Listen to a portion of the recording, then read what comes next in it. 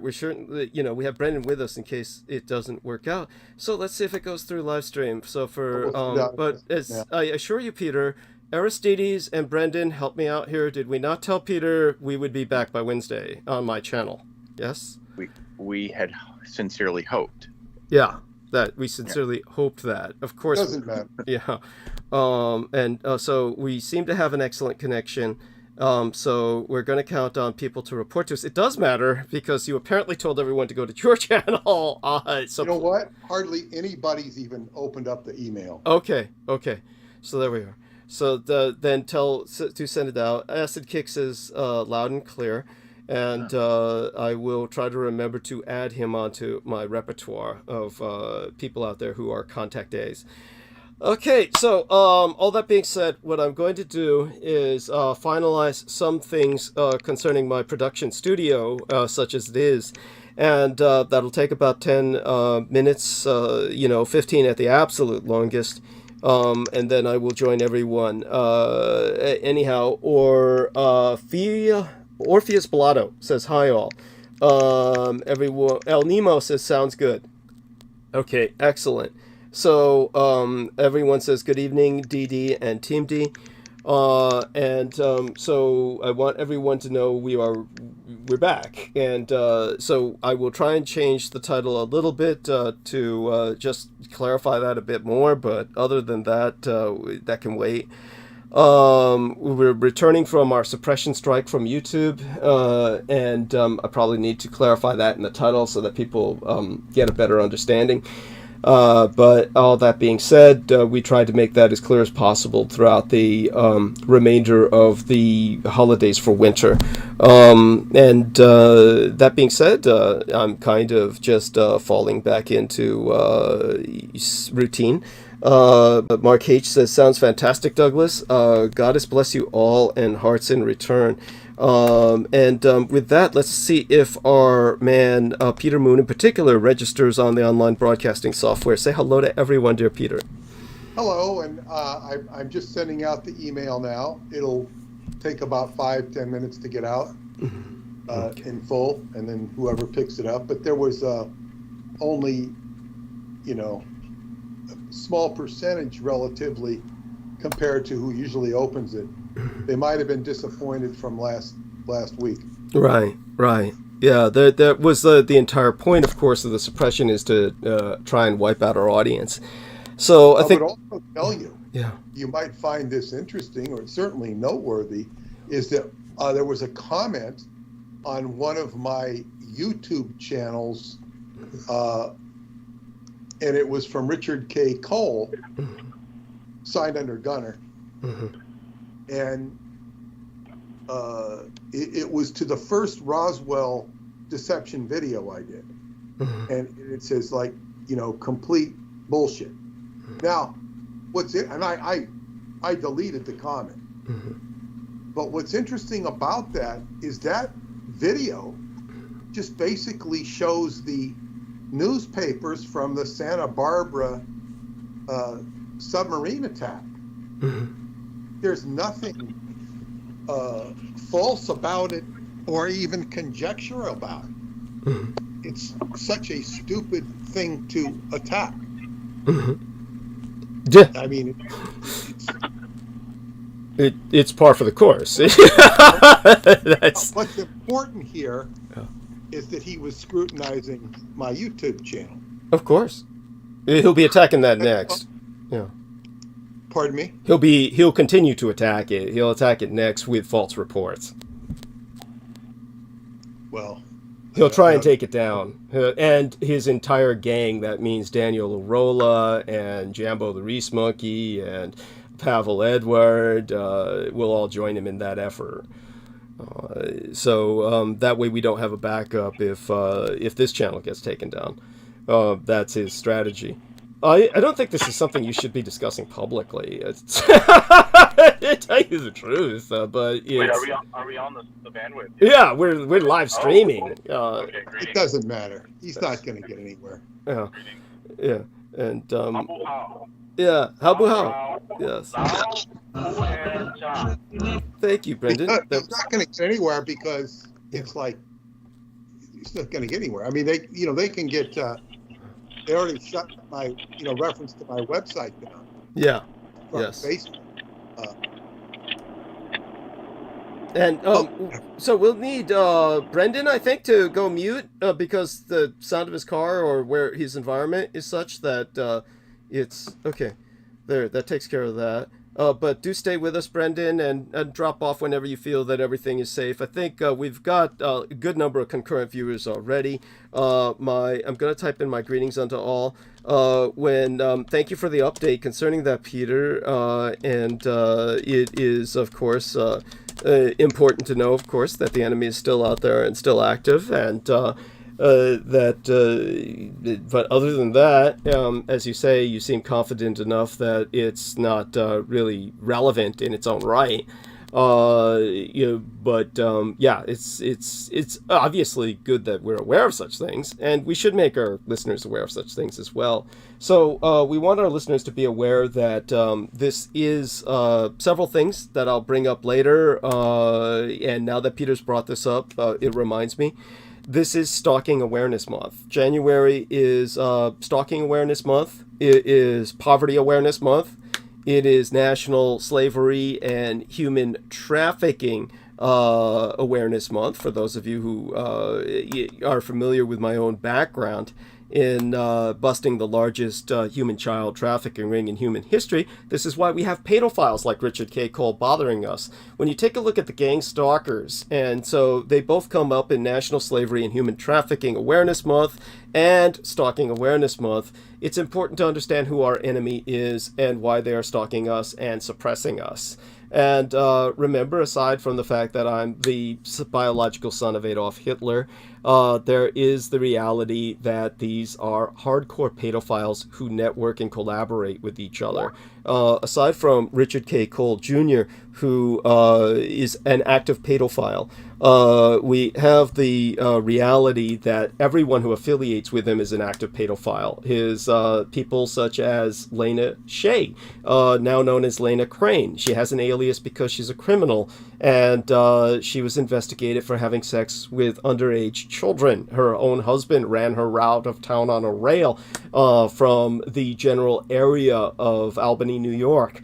And she had to escape to Vermont so she can escape into Canada across the border whenever the feds come for her, because he was afraid to have her as the mother of his own children, because of his fear of what she does to children.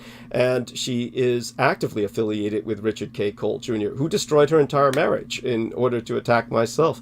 We are talking about Stephen Outram, a multi-millionaire who was responsible for cyberbullying, and he was someone who stalked young ladies until they killed themselves, young lady celebrities in Australia, where he situated himself. He was born in New Zealand, but he ultimately situated to Australia.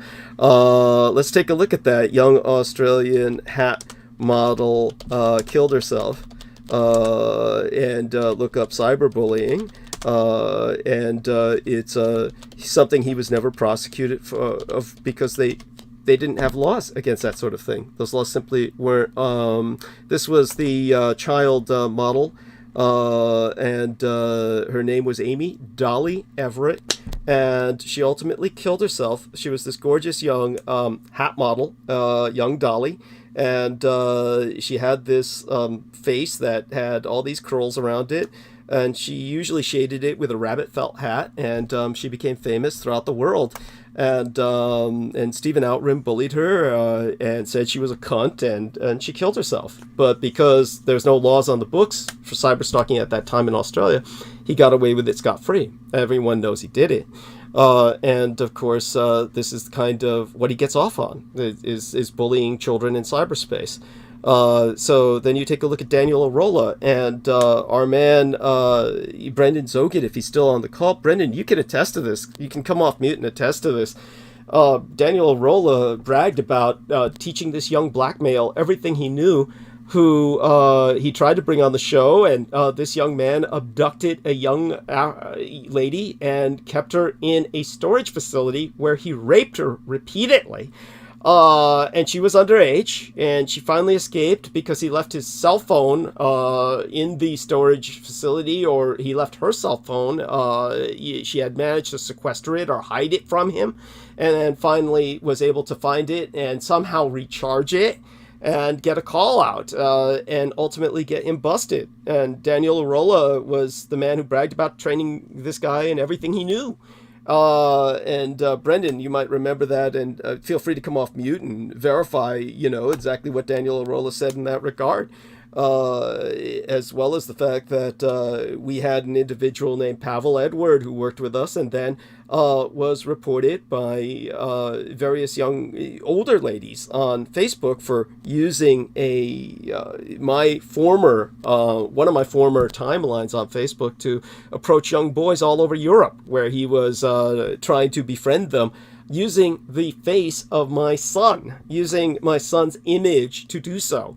I could go on and on. Every single person who was affiliated with myself or affiliating themselves was assigned to myself to sequester themselves, quote unquote, and try and provide help. This is why I always have to be cautious about anybody who volunteers. They were all pedophiles affiliated with Richard K. Cole Jr. proudly, actively, loudly, brazenly, gormlessly, because they are literally above the law. These are people who have gotten away with everything all their lives, and therefore knowingly act with impunity, because they will continue to get away with everything all their lives, because all their victims refuse to report them. And because nobody affiliated with myself will ever report them, they are allowed to get away with murder. This is what they do, because they have the effective collaboration of everyone around me who refuses to report them. Okay, so all of that being said, I'm going to leave this to you guys for the next 10 to 15 minutes while I set the production studio up. I obviously had to, take time out to prepare the entire studio again virtually so that I could get it to operate tonight. And now I have to deal with the physical aspects of the studio so that I can sit here throughout the night. So let's get started, and I'm going to leave Peter with Aristides and Brendan Zoget, and certainly I think Peter can well hold the conversation by himself, and Aristides and Brendan can join in as they see fit. Let's make certain that people can hear Aristides. Aristides, say hello, and let's see if you register on the OBS, okay? Hello, here people can hear me. Okay, and let's see if everybody hears Aristides. We know they hear Peter. And with that, let's take a look at, Tolkien is greeting others, and here we are. So Brandon Young points out that Stephen Outrim got off YouTube and internet for promoting psyops like QAnon and Trump and LARP. El Nemo says we can hear Aristides. Brandon Young says we can hear Aristides. And so our man Brandon Young says, Happy New Year of the Dragon. Wonder what Peter and Douglas think about the stupid film, The Sound of Freedom. Just so people understand this, I don't believe Peter Moon knows anything about that pseudo-documentary called The Sound of Freedom. And I believe there's a drama film now that's being modeled on the documentary. But there's this big-ass dude who looks like a linebacker.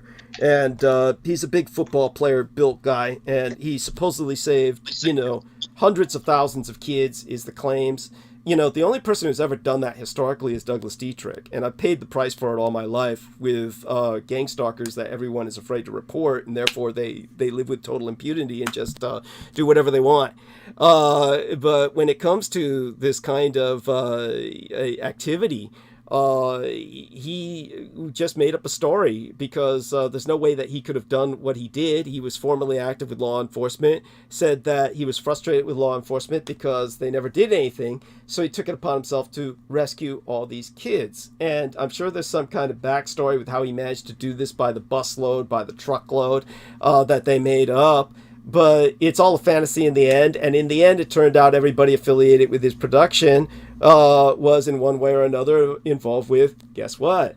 pedophilia. So it turned out one of the big financiers for the documentary turned out to be a serial child molester and wound up imprisoned. And he ultimately was forced to resign himself from the entire affair. So he ultimately resigned from the Sound of Freedom bullshit he had created because it's, guess what? It's full of pedophiles and child traffickers, which is how they get involved with these things in the first place. So there you go. It's all shit. And guess who the executive producer is, according to Wikipedia? I would guess it was probably Epstein, Jeff Epstein, or Tony Robbins.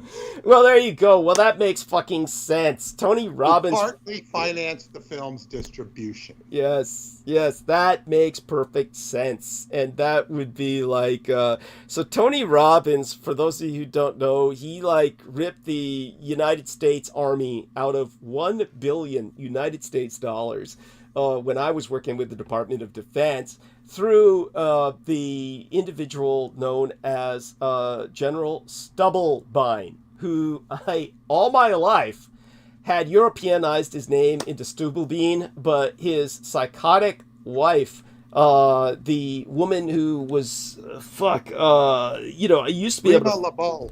Yes, thank you. How do you remember that? Oh, I remember her because she came up in other stuff. Yeah, Dr. Rima LeBeau, for those of you who don't know, produced YouTube videos that they've since scrubbed from the internet, where she boasted about being the psychiatrist of Adam Lanza. I believe that's the Sandy Hook shooter. So we're talking about this young man killed all these people, and she was the psychiatrist that effectively produced him. And she bragged about it. She produced videos about this. I am Adam Lanza's psychiatrist by Dr. Rima LeBeau. And she was the wife of Stubblebine, and they had resided in Central America for a while, where they were establishing a Jim Jones type cult. So Stubblebine gave Tony Robbins $1 billion in taxpayers' money. And this was supposedly so they could make everybody in the Army shoot as a grade A marksman, top-of-the-line expert with their Colt 45s, which I don't even believe they issue anymore. And to show you how far in the past these generals are, I mean, the Colt 45 was invented for the Spanish-American War. We were probably using them through World War II, probably into the Vietnam era, early days, maybe, throughout the Korean War, most certainly, because that's still an extension of World War II. And all of this was a joke because they weren't even using them in the Army anymore at the time that Stubblebine gave $1 billion for this guy to train U.S. Army soldiers. By that time, it was like the Desert Eagle. Thank you. It, and then now it's like SIG and stuff also. Is like further in. Yeah. Thank you so much. By the way, while you're here, verify to people about Daniel Arola and this black guy who locked the girl up in the storage facility, and how Daniel Arola at first was bragging all about him and introducing him, trying to glad hand him onto the show and shit, and then didn't he come on your show at one point? He did. I think he did at one point. I don't remember his name. I try to bleach these things from my memory. The embarrassment. I don't remember the name, but I remember him saying that he's my protege in Kali. Yes. The Filipino martial art. Yes. And they would like go out and like caveman throw rocks and chop wood and shit. Thank you. But that was his training. He was saying we were doing like calisthenics and something like that. So he trained this guy to be a killer. Yeah. And then he finds out later, quote unquote, he didn't know. Yeah. I didn't know you had this young girl inside the storage facility. Yeah. And then you kept making jokes about it, and he was like, I barely knew the guy or something. He came up with something like that. Right. Yeah. Thank you. Yeah, no, thank you. That's right. Yeah. And the guy was finally caught because how was it with the cell phone again? It was either the girl's cell phone or his cell phone, because he was so full of impunity because he was getting away with it for so long. He finally forgot he left his cell phone there or something like that in the facility, right? Exactly. He like left the phone or something. Yeah. That story I totally bleached from my brain as well. Yes, thank you. Oh my God, I appreciate that profoundly. But if we call Daniel Rolla, he'll have it all timestamps for us. Yeah. And also there was that Pavel Edward, who was the old Italian lady who reported again that he was approaching young kids in Europe using my son's face.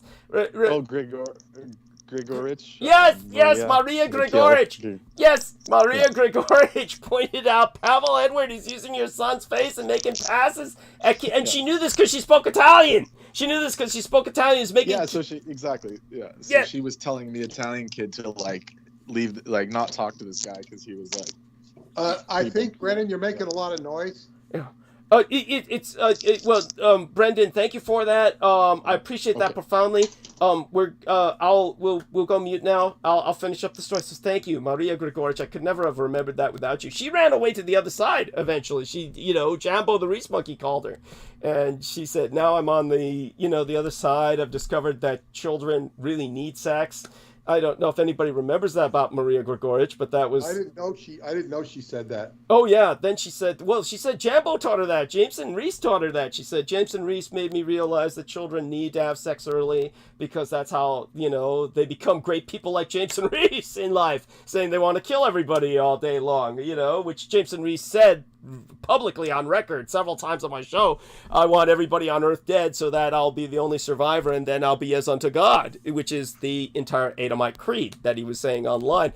This is also what affiliates these people is the Edomite cultic religion or anti-religion, the contra-religion, the anti-theism. It's not atheism, but anti-theism that they espouse and that they follow.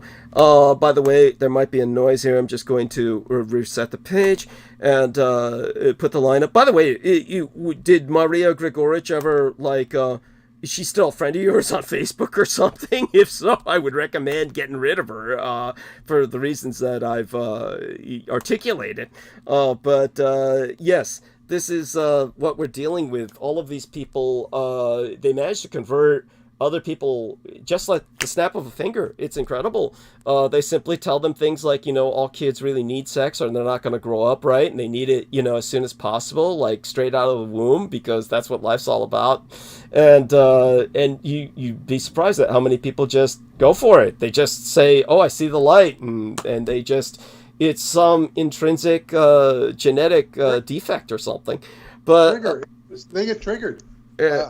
It's hard to imagine that somebody could trigger that quickly, especially listening to somebody like Jameson. Yeah. They would just buy what they're saying. It's. Oh, but I can tell you why. It's like Brooke Gibson said. Brooke Gibson, and both, it takes 3 witnesses in a court of law, I told her, for something to be accepted as a fact. If you have 3 witnesses, the news can take whatever they say and run with it. That's considered a basic rule of journalism.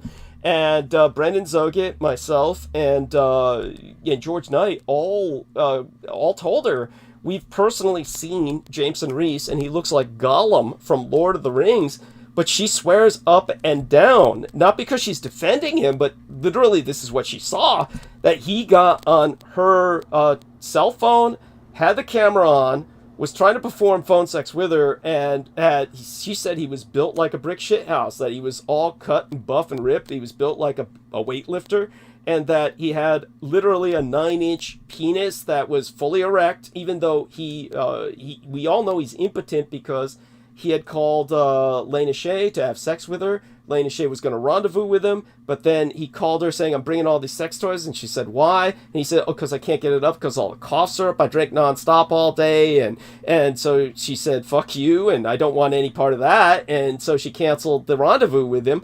But so we know he's impotent, so we know he can't get it up. So whoever's displaying themselves to Brooke was the same person who displayed themselves to Maria Grigorich. So I guess to these ladies, a lot of different ladies, I mean, Brooke and Maria Grigorich were at opposite ends of the spectrum.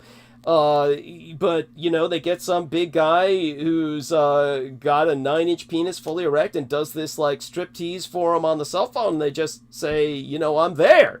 Now, notably, Maria Grigorich surrendered to that, but Brooke Gibson didn't. But that's what we're contending with. So in that case, it's not necessarily Jameson Reese they're seeing. He may be the voice behind it, but there's some other guy that's working with these people who's doing a striptease for these ladies, and then these lonely ladies will run to them. I guess that was the difference, really, between Maria Grigorich and Brooke Gibson. Was one was lonely and the other was not. So it's understandable that they could fall for a man, but for them to buy into the bullshit over sexuality, it doesn't. I mean, it's so stupid. It's like bizarre. Saying, I'm going to give you a stock tip, and because I'm having sex with you, you're going to believe it. It seems to work. It seems to work. Yeah, you're quite right. That's it's frightening, and aside from that, as we've said about these individuals, everybody do take this into account. Shout out to Amy Como, who's with us in the chat room. And I just want everyone to know that, so what happened was, Peter Moon tried very hard during New Year's to appear on his channel with Aristides and myself, and Amy Como was with us to act as a backup on the call to see if she could monitor our stream showing up in Vermont. And there's simply too many technical things that made it impossible. I do want people to understand that it worked out well for me. It worked out well for Peter. Peter's and Paula were having a ball at the Montauk event. And maybe you could share a little bit about everything that went down, and hopefully we'll have some guests who, wonderful lady, Regina, I believe her name is, who may join us. Yeah, may join us in the near future. Hopefully even that young lady who was with Peter and was helping him with the phone. But when it came to everything that went down, a lot of excited people there talking about their experiences, and what was important was that Peter was enjoying himself, and we tried to share that with our listeners. We simply could not technically make it happen. A number of factors that we can get into later, none of which are ultimately important, but we tried. I ultimately, of course, called my son to take me back to the estates, and I was able to watch the ball drop in Times Square with the Blood Boys, and had a feeling that was where I belonged that night, really. And so it all worked out. Hopefully things worked out with Aristides and Amy Como that night, and the Aristides was thinking about a party, and Amy, of course, was had a lot on her mind. There's a lot of developments in her life that look really positive, and I feel really excited for her. A lot of job opportunities and offers, and she's doing some work on the side, so a lot better space she's in now in some ways than she was when, not all that long ago, she was in a homeless shelter. So, we're all trying to progress with the year, and I do want people to know how exciting this is for me and for Peter. We're working on this book that we are definitively going to get published this year. I mean, we know that much. And I would agree with that assessment. Yeah. And and we just are excited about a lot of things. So what I'll do now is, we got a lot of people here. We got at least 30 people as concurrent viewers, which means there's about 300 altogether. When it uploads, it'll be beyond that. So we're back to, heading towards more normal numbers. Some time was taken for us to amass that, and that's the best time to turn it over to Peter.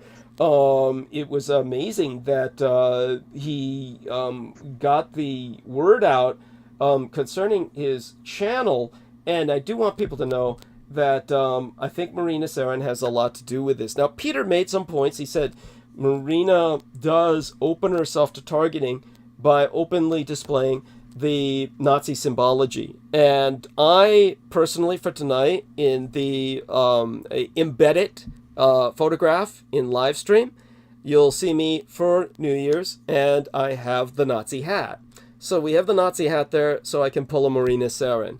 And this is because we have to show ourselves. We have to show ourselves because we cannot allow a neurotic minority to shut down an entire culture of people that had such a historic impact on the world. The Zionists have made it so that the Native Americans no longer display their swastika. They have made it so that the Japanese try not to display their swastika internationally, their Buddhist swastikas, even though the Japanese certainly have them on display all over Japan itself. They try not to publish or circulate the image in their media.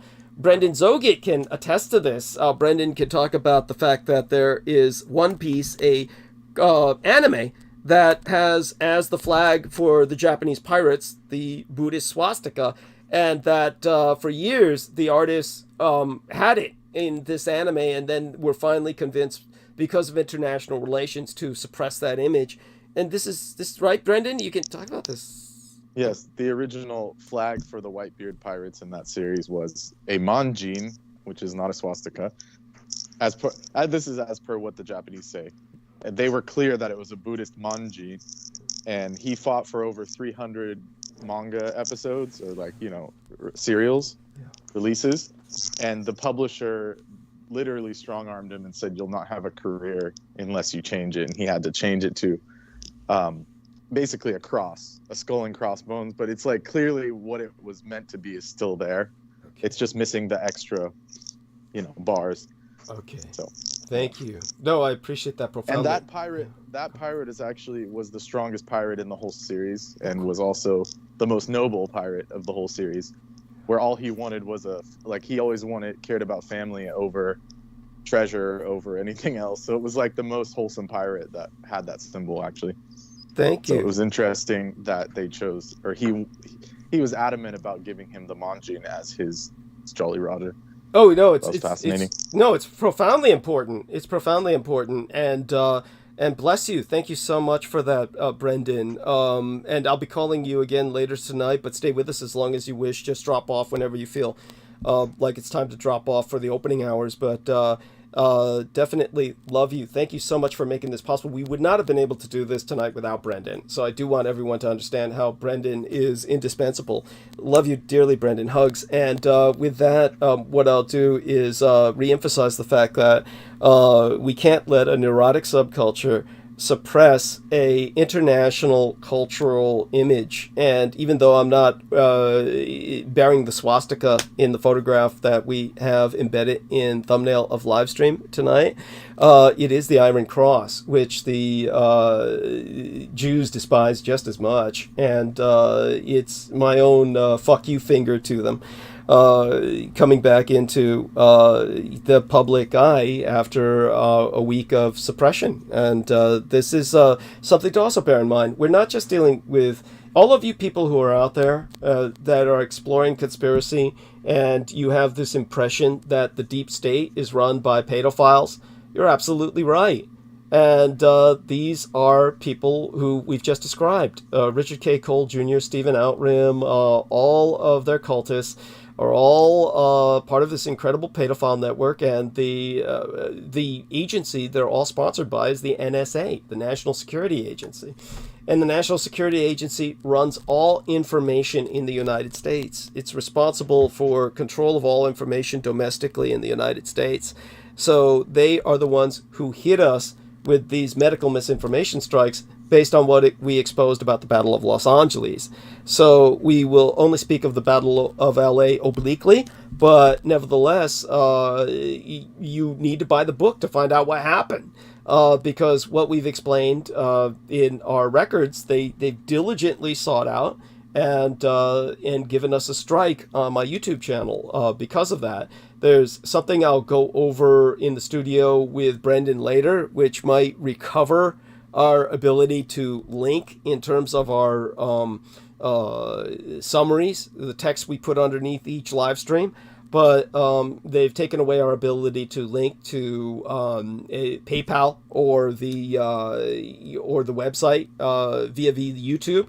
So we might be able to get that back. I'll go over that with Brendan to see if that's possible. If not, I don't believe anything has ever come of that anyway. So the important thing is that my PayPal is on display on the screen. So just use that and go to the website, which is also on display, and Peter can tell you which button to hit. And other than that, I'll be back in about 10-15 minutes at the absolute longest. But Peter will definitely talk about the Montauk Party, and he'll get the ball rolling. And thank you all for your patience with this. And we're back, and we're making a statement. And Peter Moon, take it away. It's all yours. Are you going to be able to hear me while I talk? Unfortunately, no, but I'll be back as soon as possible. I'll certainly let you know as soon as I'm back, but I'm going to go mute, and I will not be able to hear you for about 10 minutes, but I'll be back. That's fine. Okay, bless you. Okay, I'll let you know when I'm back. Thank you.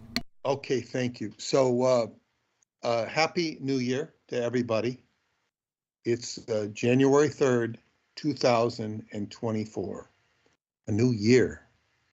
Very positive new year. And what I would say is it's very real. I don't hear from Richard K. Cole very often, practically not at all. But he was showing his, flexing his, tiny muscles on my YouTube channel, letting me know he was there, which was not a smart move on his part at all. But what I'm trying to say is this stuff is very real. These opponents that Douglas talks about are indeed very real. And he does not only need, but warrant your support. So I would encourage you to donate to him, start off the new year. Thank you to those who have and do. DouglasDietrich.com, upper right-hand corner, yellow button. So that's my first statement. I really like Douglas to be here when I begin talking about the events at Montauk that took place, because it intertwines with what's currently going on. And I think it's best to contextualize this. What I would say is that I am not into celebrating New Year's. I'm tired of it. Paula, on the other hand, it's a big deal to her. Big deal. So I said, how about we go out to Montauk? And I called my friends out there, and they said, we go to bed at like 9 o'clock And I said, well, you want to do something? She says, okay. So she revved up a party. She's been trying to get me to come out there for a long time. She loves it when I come out there. So that's what we did. And we had, it turned into some incredible serendipity, which I will talk about. I'm going to kind of recapitulate so much of the Montauk experience, because it's not something that I think about very much anymore, because so much of it's past and so much of my focus has been on Romania.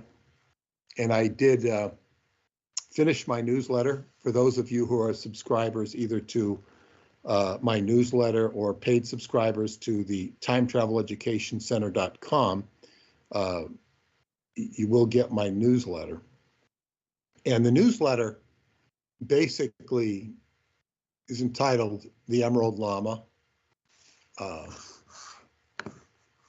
let me see, what is the subtitle here? I don't even remember.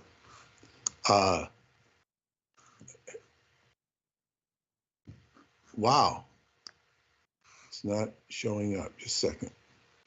I'm going to give you the title of the Emerald Llama, Enlightenment versus Illusion. And I went into the role of Neptune, which I've addressed many times before in my newsletter as well as on the show. Neptune is the planet, is the highest octave of spirituality, but it's also the planet of illusion, or the archetype of illusion and deception. And Douglas, and I integrated it with what Douglas said about the Emerald Llama and Mata. Mata is the literal anti-Buddha, because he's the tempter of the Buddha under the Bodhi tree. And Douglas was explaining how when you get to,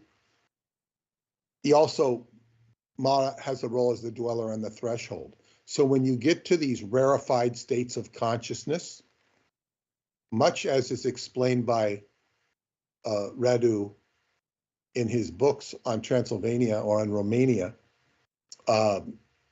you're dealing with negative elements or evil elements that will tempt you, throw you off the beaten path.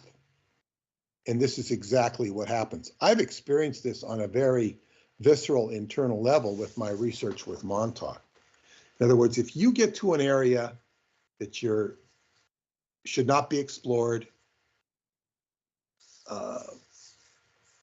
and then you're going to find these evil forces coming out of the woodwork. Sort of like is depicted in the Indiana Jones movies. There's always this menacing presence that's there to thwart you. And this is, and of course I integrate all of this experience into what Douglas has recently taught us about the Emerald Llama. And I just have sort of a bare bones description of it, but the book will go deeper into it.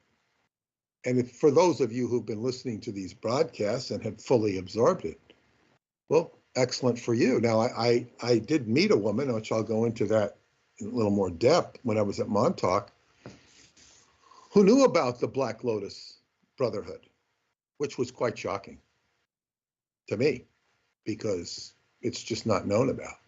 And I'll talk about how she came to know about it and why she knew about it, so on and so forth.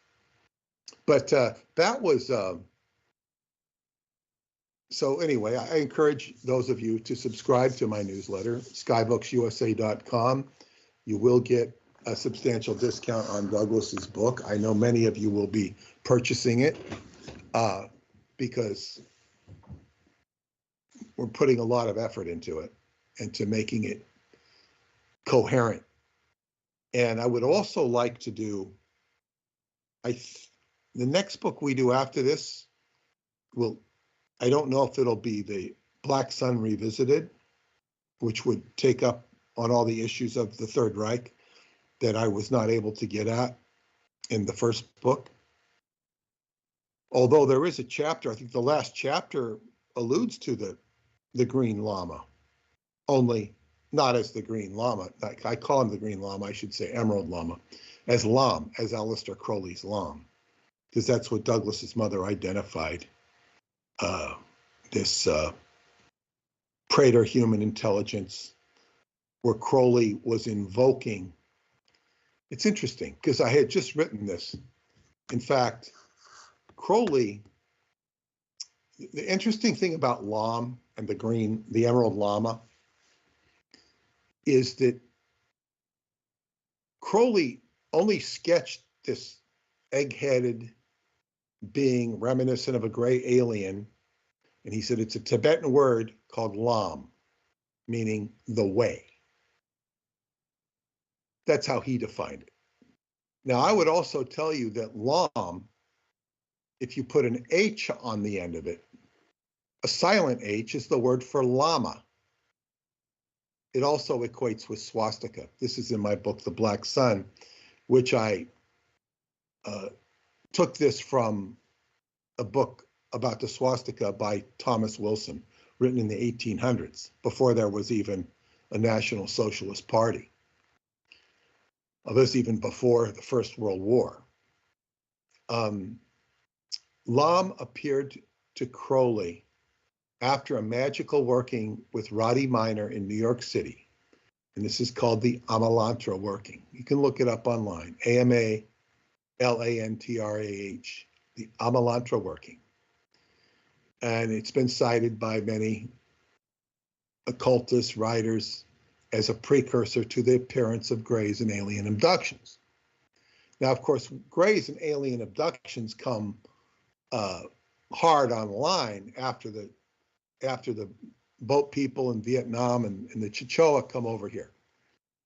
And this is when, in the 80s, the Greys start getting on board in mass, which are attributed to dream state abductions from the Chichewa.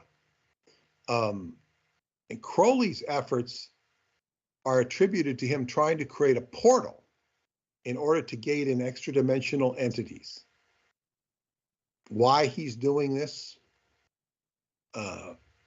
I can't answer that. But nevertheless, he's trying to get them to come into this dimension. Now, that's sort of like the work of the dweller on the threshold. He's penetrating dimensions, and he's cavorting with or gating in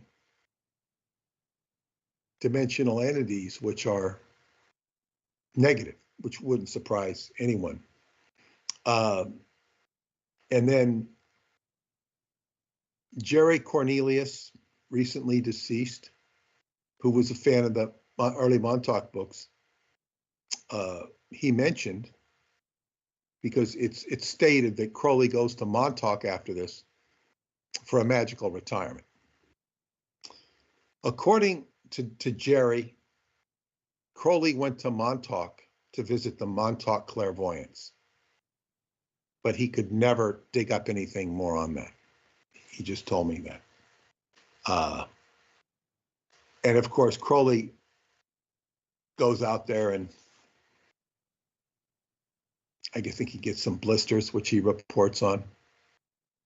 And what all of this alludes to, vis-a-vis what Douglas has taught us, is that Montauk was a nearby portal where Crowley was. It was probably the closest major portal. And what Montauk represented was an inversion of Shambhala, with the Emerald Lama being intrinsically involved, if not behind the entire operation of what we know as the Montauk Project, because you have Crowley's seed with the Emerald Lama, and then Crowley going to Montauk, having very deep connections with Germany,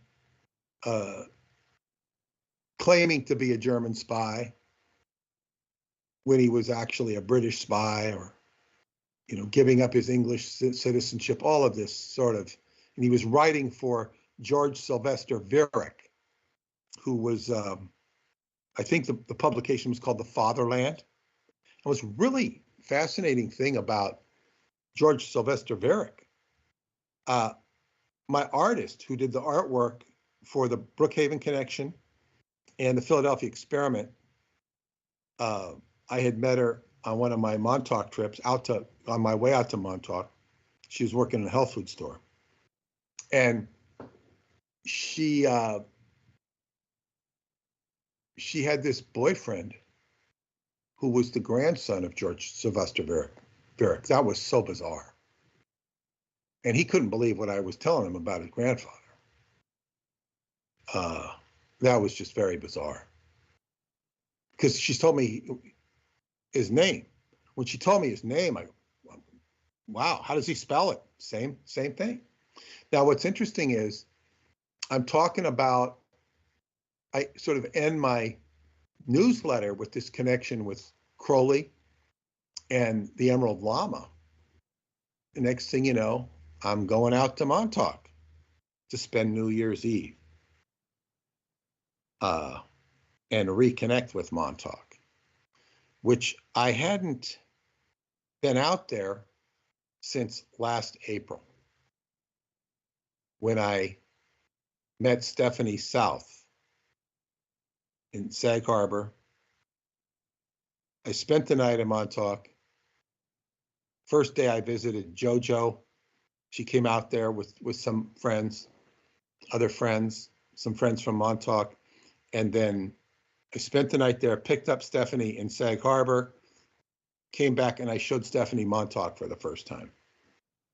Of course, Stephanie South is the former partner and disciple of Jose Arguelles, the author of The Mind Factor. And she is has her website, which I highly recommend, The Law of Time. And I was with two of her best students and best friends when in Transylvania this year. They did the Dream Shop workshop. And I'm going to conduct a dream workshop in Montauk in April. I don't know how long it's going to be. I don't know if it's going to be an afternoon. I don't know if it's going to be 2 afternoons. Probably should be at least 2 days, because you want to play on the dreams that you all had. But the way we started off the dream workshop was based upon what Jose did at his first art history class he was doing it at University of California at Davis, where I was, a mile or so away going to high school at that time. And he basically divided all of his students up into different astrological signs. All the Capricorns, okay, work on your dreams. What are your dreams? All the Aries, all the Tauruses, what are your dreams? And what they came up with was the first Whole Earth Festival, Whole Earth Week, the Whole Earth Catalog. This is what manifested out of this. And it was a big deal. I was there, I attended it. I walked down just as if I was under a trance or something. The pull was so strong. And I walked down there by myself. Normally I'd go somewhere with somebody, but I just walked down there and attended it, which of course touched Stephanie very deeply, because she wasn't even born then. But nevertheless, that was the inception of the dream workshop, what he did. But he was working with Chaldean or Babylonian astrology at that time. He later, his consciousness went deeply into the whole Mayan calendar. So when we got to Transylvania, to Choclavina Cave Scout Camp, I did my thing the first night. And we didn't have enough people to divide up into, I think we had, multiple Virgos. So I'd say, okay, what's the moon sign? Say if you have your moon in Virgo or your rising in Virgo, you go over here with the other Virgos or whatever it was. So we divided up into probably 3 or 4 groups, because, and then the ones left over was Stephanie's two friends that are married couple, and they had whatever they had in their charts. My chart fit my Aquarian moon and my Virgo rising. So I said, oh God, we all fit together. And we became the executive committee for the dream workshop.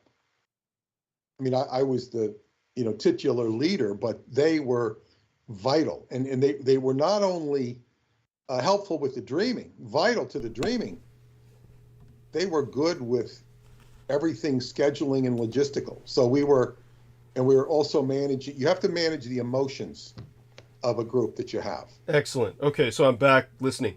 Okay. Thank you. Yeah. I'll just, because I'm talking about the dream workshop I did in Choclavina Cave. Excellent. And of course, yes, and in doing this,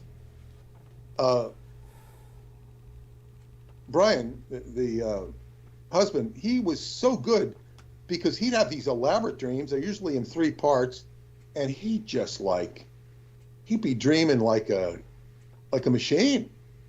And I could sometimes, I could interpret certain dreams or say, this is what that's about. And his dreams might relate to somebody else's dreams or my dreams. They might intersperse. So it becomes like an aggregate of, or an egregore of experience. You're all having a group dream. Mm-hmm. And and at one point, his dream, he didn't know what he was coming up with. I said, and then I had to explain the context of who Douglas was in all this, and it was very organic.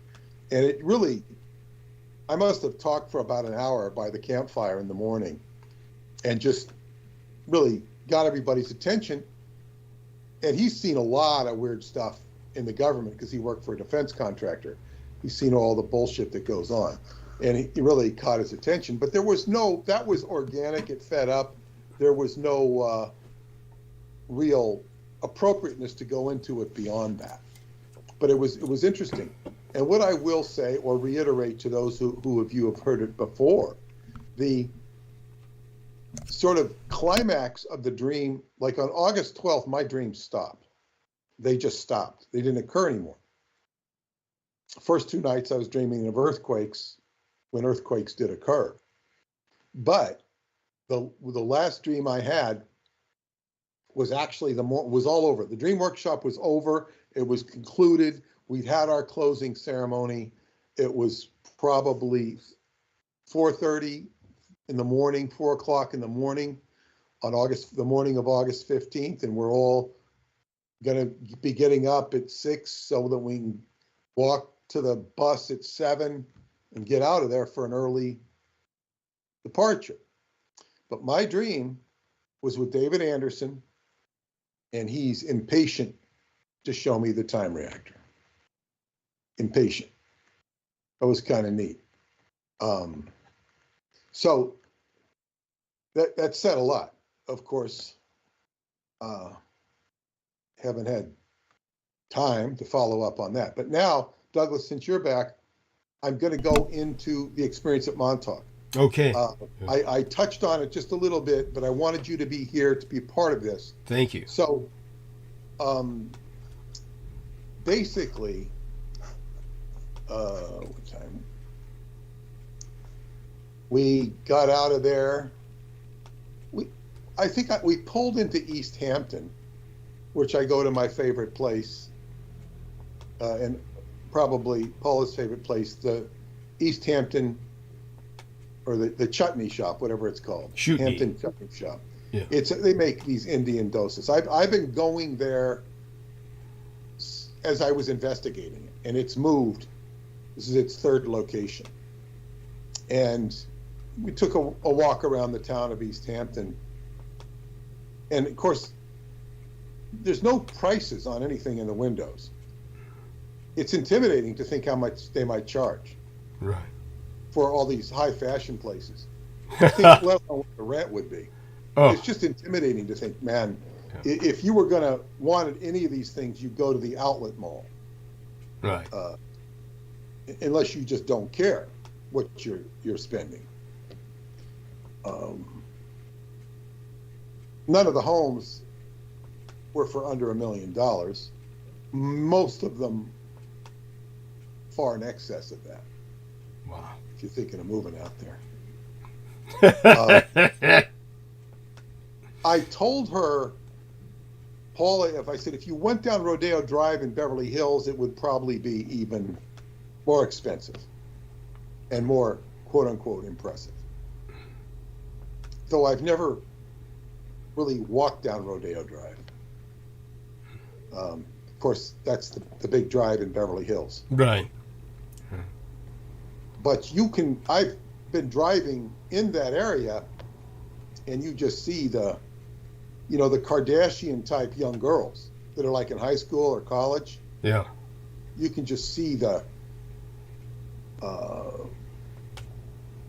affluent dripping off of their eyes and ears and cars. You don't see that in Manhattan. Interesting. Or even Long Island. Yeah. You can walk into, expensive stores, even out in the Hamptons. You can have your bum walking next, and the people aren't too dressy out in the Hamptons. They're not too dressy. It's like beach attire, fashionable beach attire at best. Some chic look, but as I say, you can,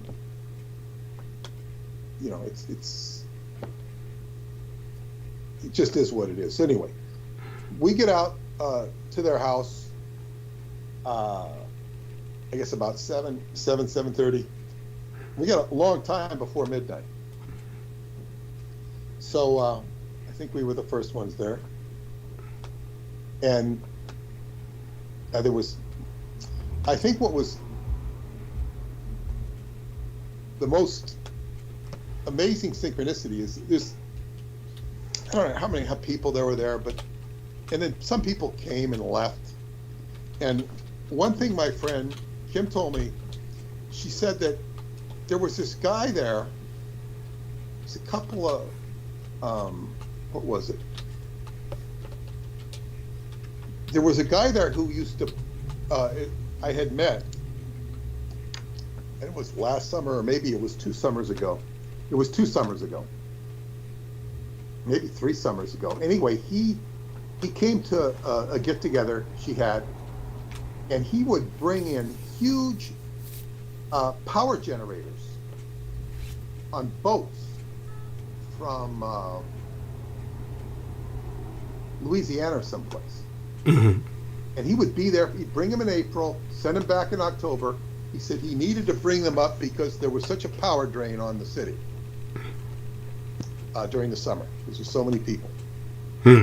Now, Preston had pointed out to me that there is a power station out there. He says it makes no sense because all their power comes from what was then Long Island Lighting Company, became Long Island Power Authority, is now PSEG. And it comes from the electric company, all their power. Well, why do they have this backup plan? Preston said this is a sure sign of, you know, energy to feed the Montauk project. We also found strange stuff around the cables at the very end of the trunk line for the power, because it's right out there by the lighthouse. You can see where the Long Island Lighting, or whatever it's called now, PSEG, the lighting cable ends.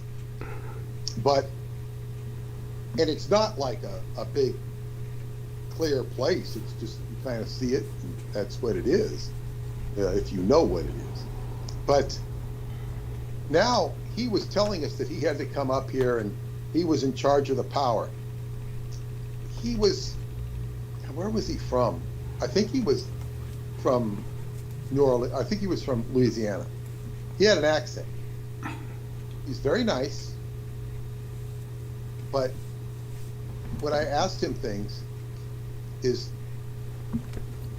I don't know, it's her and her partner thought that he was making stuff up, covering, and basically saying, well, we need all this extra power.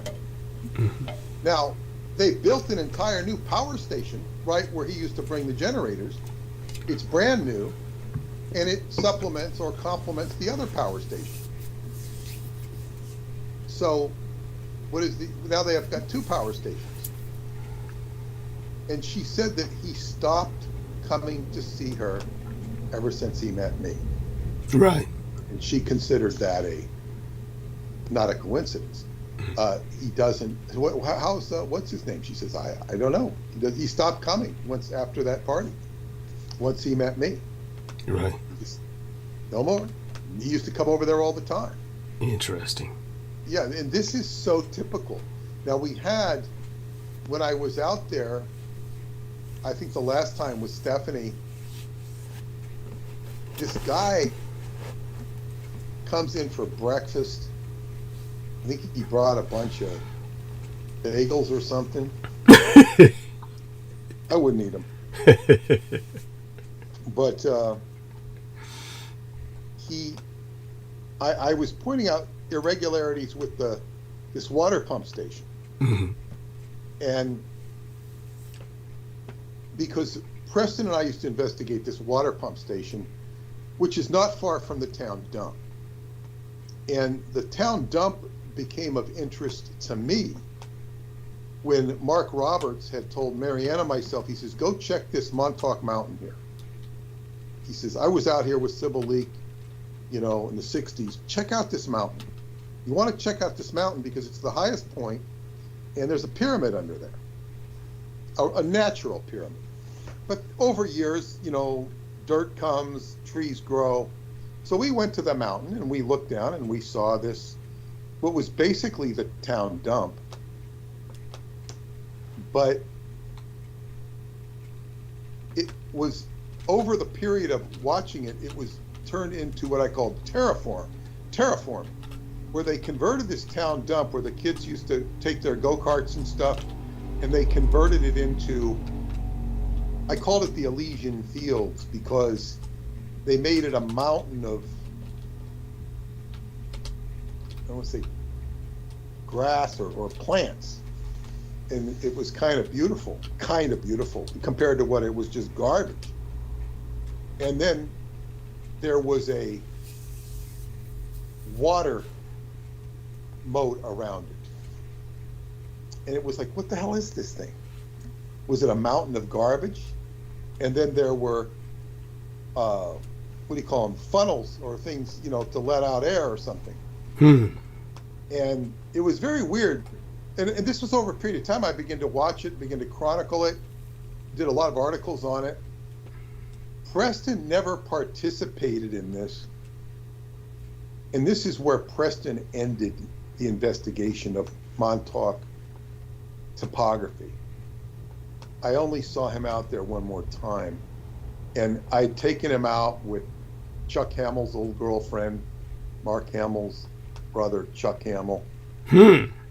And she and her sister and another friend of mine, or hers, and became a friend of mine, we went out and picked up Preston. And when we got out there, this is an area that's off of Old Navy Road. You get there, and it's hard to explain if you're not familiar with Montauk, but it's about 7 miles from the base where the town of Montauk is, not far from the town of Montauk. The point, the Camp Hero, is actually about 6 to 7 miles east of the town.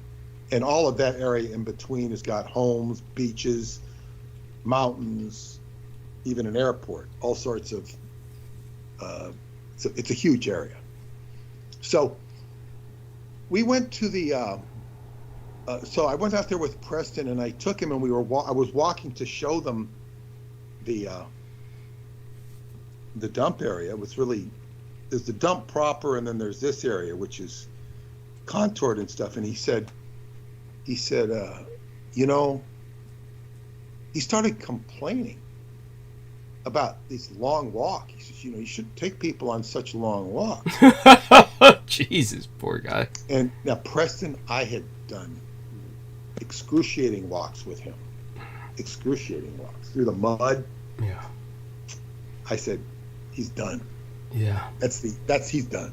Yeah. No more. This was Preston getting old. Yeah.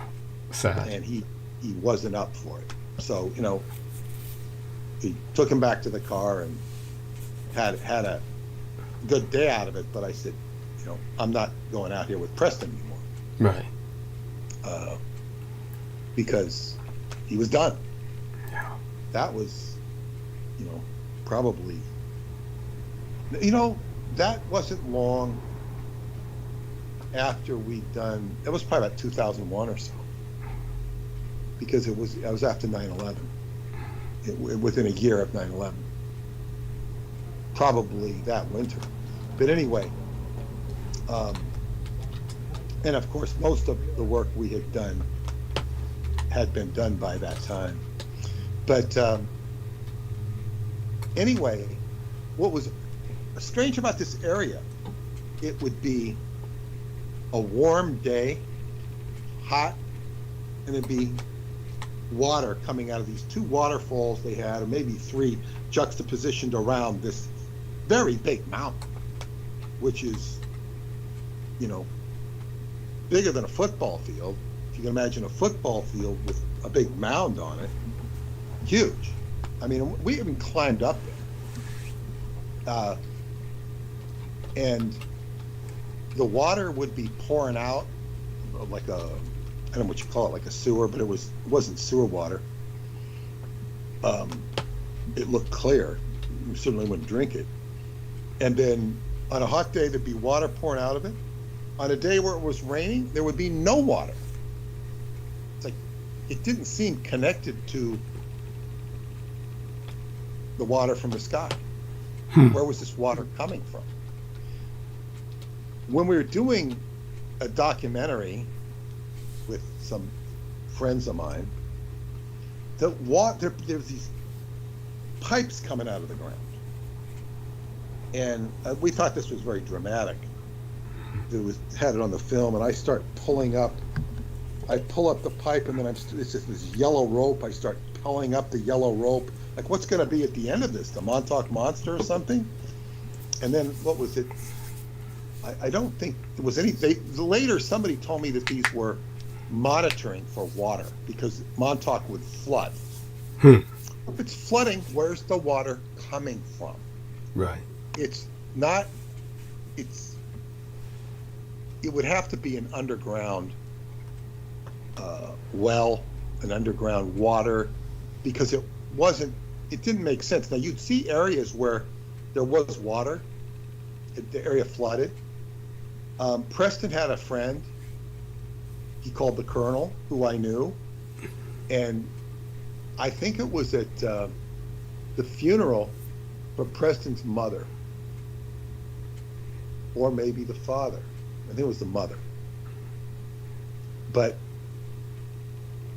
might have been the father. Anyway, we were out at a diner, and I started talking to the Colonel. He didn't come anywhere. Usually when I saw him, went to his house. He was a physicist, a nuclear physicist who was hands-on. And he used to go down and service the underground, he told Preston, through a blue hut on the base, a little blue shack.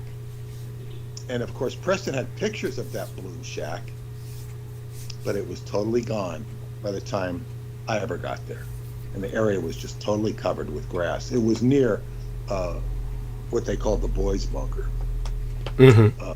So he... Why did they call it the boys' bunker? Because that's where the boys were supposedly kept and sodomized and tortured and generally abused. Right. So anyway, that's why they called it the boys' bunker. That's what Preston called it. Yeah. So anyway, the Colonel, when I was asking him about this area, he knew the area backwards and forwards topographically. If you talk to many people, they don't know anything about it. Now, the Colonel did not live at Montauk. He lived an hour and a half, 2 hours away from this area. He wasn't a Montauk citizen, but he knew this area precisely because he knew exactly what I was talking about. And he talked about this water pump station, which is on the other side of the highway, off near Cleveland Avenue, off of Cleveland or near Cleveland Street in Montauk. And he knew it so well. He said, "Oh, that's a submarine pen underneath there. And this is, the water this is where the water overspills or whatnot." He told us it's a submarine pen. That's not something we could prove. It was an interesting story. And then if you went to a place called Stony Hill in Amagansett, that was supposed to be a submarine pen as well, possibly even a German one, or traditionally. And because we had a friend who was investigating out and weird stuff at Stony Hill, which is Amagansett, about, a couple miles away from that location, maybe 3, I don't know. So anyway, this was of keen interest, this whole area. And then this water pump station, the way I found out about that was separate. Preston was not with me at the time I found out about it, but he subsequently investigated it with me. And off of this near Cleveland Street, some of the local residents said they saw a car go into this was parked inside the water pump station, which is the garage. The garage was open. There was a car. They walked up to the end of the block, which wasn't very far. They came back, and the car was gone. Now, there's no way the car could have parked, taken itself out and went back down without them seeing it. They thought there was an elevator in that building. I was later able to see that building. There was no indication of an elevator. If I accept these people's testimony at face value and the car didn't go down an elevator, it would have had to have disappeared or something strange. But that was just the intrigue to lead us into the area. There was vents, air vents coming out, one air vent coming out of the ground, maybe two, with too many. Then they began to renovate the place. And the colonel had told us this was a pump station connected to the submarine base. And there was renovations done, multiple vents. They kept putting new vents up. They weren't that far together. So here's where this guy, last time I was there, he tells me, now he worked at that pump station. He was an insider. And I asked him, he says, well, why don't they have those vents? He says, because when you take a vent, put a vent up, you can't take it down. It's got to stay there because there's still fumes. They just close off the area and then we make a new. And I went over there with Stephanie afterwards. All the vents were gone except for one. It was bullshit. And it was just like, so what I'm trying to get across here, there's this like, oh yeah, that just tell you bullshit. It's like they had an article today on the internet saying, we released the names of the Epstein. Names released. Oh yeah, there was Trump and there was Clinton and Alan Dershowitz. Well, you know what? They didn't release any names in the article. We've already heard of Trump, Clinton, and Dershowitz. We've already heard these names. They didn't release any new names. Like, it's just diversionary rhetoric. There's nothing revealed from any of this, at least in the article, per the article. Yet they tell you, here's the names. There are no names. So this is what people do, and it seems like the disturbance is such that they're not even aware that they're doing it.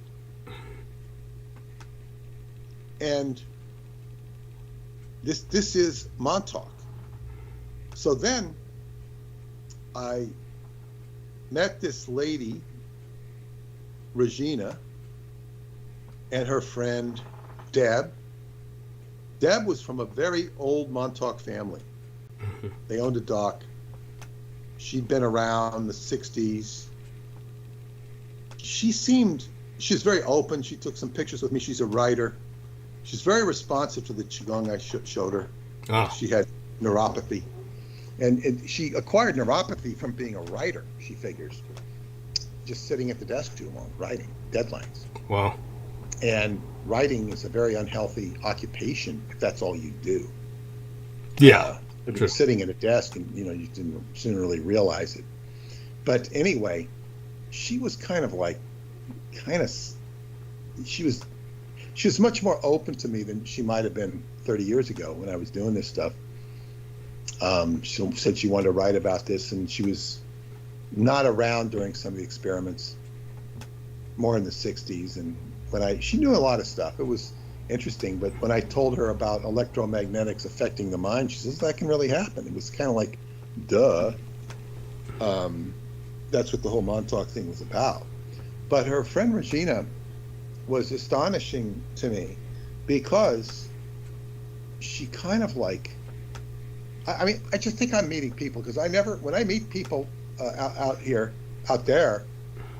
they can have a very strong acumen or they can have no acumen at all.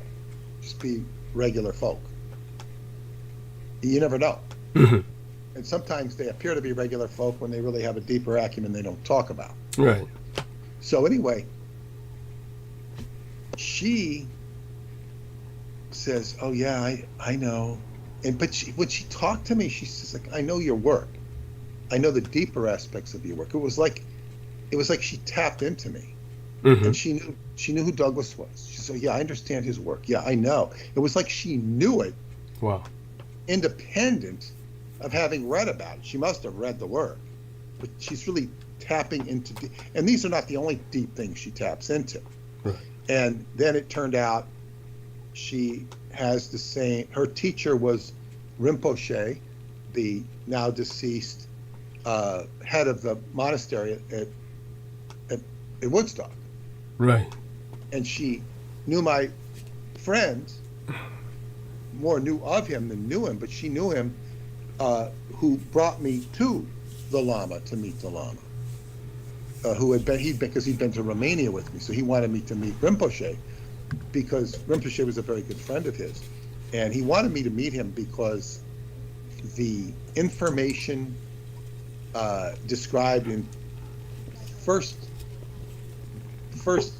initiated in the books in Transylvania Moonrise, the parchments that are given to Radu by the goddess, the blue goddess Mashande, these are what my friend Alan determined were a terma, a sacred writings of, I can't say his name, Brahmadara, the second Buddha, okay. The one who founded Tibetan Buddhism. Right. And I keep thinking Pramayana, but I'm probably mispronouncing it. Not no. Yeah. Rama. I don't like Indian names because they're too tongue twisters. Yeah, they're incredible. Go on. Yes, no, I hear you. There was one guy in San Francisco who was a comedian who took on the name Swami Beyondanandra, which was, like Swami Beyond, but it was a joke, but it was a play on how difficult these names are. Go on. Yes. He could have added about 6 syllables. Yes, and that would have made it more authentic. Yes. But anyway, so he thought this book that Radu was writing was totally in keeping with this long-honored Buddhist tradition, and he wanted me to meet the Lama. So on the Labor Day weekend, it was the Lama's 93rd birthday, and like 300 people waiting to meet him with gifts. And I was taken up the back stairs. He couldn't see all those. He wouldn't see all of them. He didn't have time. But he was willing to see me, and Alan said he was surprised at how long he spent with me. He was very interested to hear about Dr. Anderson, wanted to know he'd like to avail himself of that technology if it could make him younger. Oh! Yeah. And then when I took Paula and her brother and her stepmother up there, we stayed at Woodstock. And we visited the Lama, and he was willing to not only see me again, but meet them. And we were taken into, now this is where it gets interesting, taken into a room of scrolls. I mean, there were thousands. It was a library, a monastic library. All this stuff was written in Pali or Sanskrit or whatever it was written in. Possibly even Tibetan, although I doubt it was Tibetan, but I don't know. It wasn't. They were all scrolls. Wow. Archives in the original script. These were not done by a typesetter. Right. No, so I was like, we were in that room for a good while, into the temple. But into that room, we showed this room. Now, this is where it was interesting, because the woman I met, Regina, was, she'd studied translations. I can't imagine she studied them all. A very deep student. And she knew about the Black Lotus Brotherhood. Yeah. And that surprised me. And, we couldn't even have that discussion because there was just too much going on. Yeah. We have multiple discussions. So I had wanted to do a dream workshop at Montauk in April. That was my plan. Mm-hmm. And now I realized with her, I need to do one up in Woodstock. I mean, she's got homes in multiple places from up there to Long Island. So I said, well, I have to do a dream workshop up near Woodstock as well, in Woodstock probably. Yeah, she knows the place for it. So this was able to feed the dream, and that was all connected to my work with Stephanie. And Stephanie decided, we formed this plan together when I was at Shasta. That's where it started. She had met me up there. And Stephanie also followed my trail to Transylvania. I told her where to go, and she followed it. Very helpful to her. I gave her, this is when I didn't really even know her, I just met her. I told her exactly where to go, and she followed the trail. So anyway, this was like sort of the deeper elements of Montauk for me. This is where it sort of crystallized out. I was not expecting this. I was just expecting to go see my friends, right, and to have a New Year that Paula would like and appreciate. She had a really good time talking to whoever the hell she was talking to, because we were having separate conversations. right. And this was very interesting just to have all this dynamic stuff going. Now, I was hoping to have my friend Clint on with me. He was there ready to participate. He'd given me his Wi-Fi because he's an experiencer of Montauk. And when I told him about I think because I'd come back to the house after we'd done the investigation, Stephanie and I done the water pump investigation. I came back to the house, and I was telling him about the fact that these vents had all been cleared out, and he started talking about it. He says, yeah, they don't see what's going on, they don't acknowledge what's going on. There's vast needs for water to cool things down.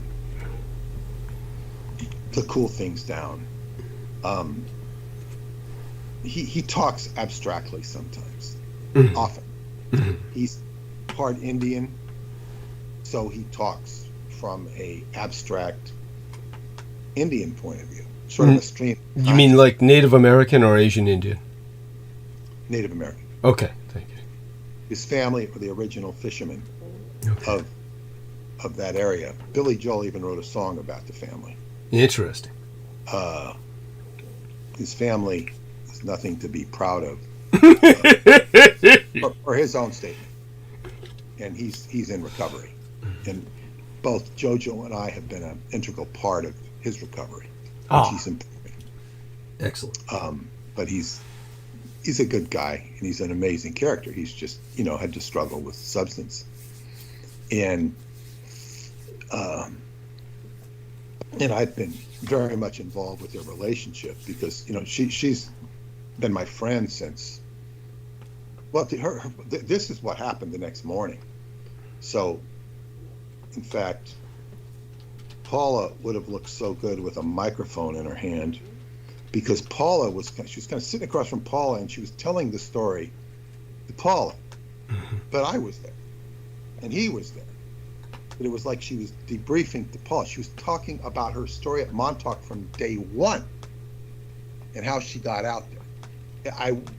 I said, I really like to have this on tape. She said, oh, people tell me to write it, I should write it. But I said, no, you don't want to write it. It's much more dramatic if we hear her emoting with it. And she talked about going out to Montauk, and it was just riveting. Wow. I can't even begin to duplicate it, about how her and her mother both had successful businesses in New Jersey, Fort Lee, which is right across the river from the Bronx, the George Washington Bridge. If you want to live in New Jersey and be real close to New York, Fort Lee would be a great place to be. The other one would be Jersey City. But in any case, she said they were treated like celebrities there. her mother Lola owned a tattoo parlor, Wow. and she was very, very popular. She was an amazing woman, and so when she came over to Montauk, she came over first. She started having like strange experiences there. I'm not going to go into them, but she brought her mother. And her mother, they went to Camp Hero. And she says, her mother said, there's all these dead people in the trees. I saw all these dead people in the trees. Jesus. Like, "Grrr." And then they were at the beach, and these surfers came out, and Lola was very attracted to this blonde-haired, muscular surfer, and he started like playing game. Like he met them, he asked for her number. He eventually called her in New Jersey, said he was coming over to New Jersey. This is a long way. I want to get a tattoo. He didn't want a tattoo. He wasn't. Surfers aren't necessarily in the tattoo. Good point. Yeah, that's true. But he wasn't. And he was going to go over there, but he never showed up. He called her, and years later, or I don't know, years, months, whatever, they went to his door. I think maybe after they moved it, she says, and he denied everything. Why would I want to go there? He just they were bringing, there's a whole weird story in the way they were brought out to Montauk. They were brought out there by people that, it was like Spirit was operating through these agents to bring them out to Montauk. Now, she would probably tell you I've been a very special person in her life, but it's also the other way around. Because when she got out to Montauk, she says, what is all this crazy stuff going on? I know, her and her mother were saying, this is stuff crazy. And then they were in Martell's, where my books are for sale. And she looked at this book, The Montauk Project, what's that? And the owner says, oh, you don't know about the Montauk Project? No, what's that? She saw the transmitter in the picture. Oh God, I know. And then the book explained everything. The book was not, this was not a case of somebody reading the book and saying, oh yeah, oh now I'm gonna now identify with it. She already identified with it. The book confirmed for her. So she had to get in touch with me. And she became really my greatest ally at Montauk. I have another good friend who she knows, who's my original first friend from Montauk, Joe. He's the one that had, been abducted after he went to Preston's for the first time. But Joe's still my friend. He couldn't make it out there the other night. But Kim has become my best friend out there, and her mother too. Her mother's passed away now. But so Kim brought her boyfriend with her from New Jersey, and she was a subscriber to my newsletter, and when I had gotten this strange postcard from David Anderson with in code, I didn't know how to do the code. Marianne had hired a top cryptographer. He couldn't break the code. Eventually, I don't think she did it right away. I put it in my newsletter, sent out my newsletter. Within 24 hours of sending out that newsletter, she's calling me on the phone with the code from her boyfriend. He broke the code. In time and space, nothing happens by accident. If it happens, you can bet it was planned that way. Now, that's David Anderson copying an old quote by FDR. He says, in politics, nothing happens by accident. If it happens, you can bet it was planned that way. Mm-hmm.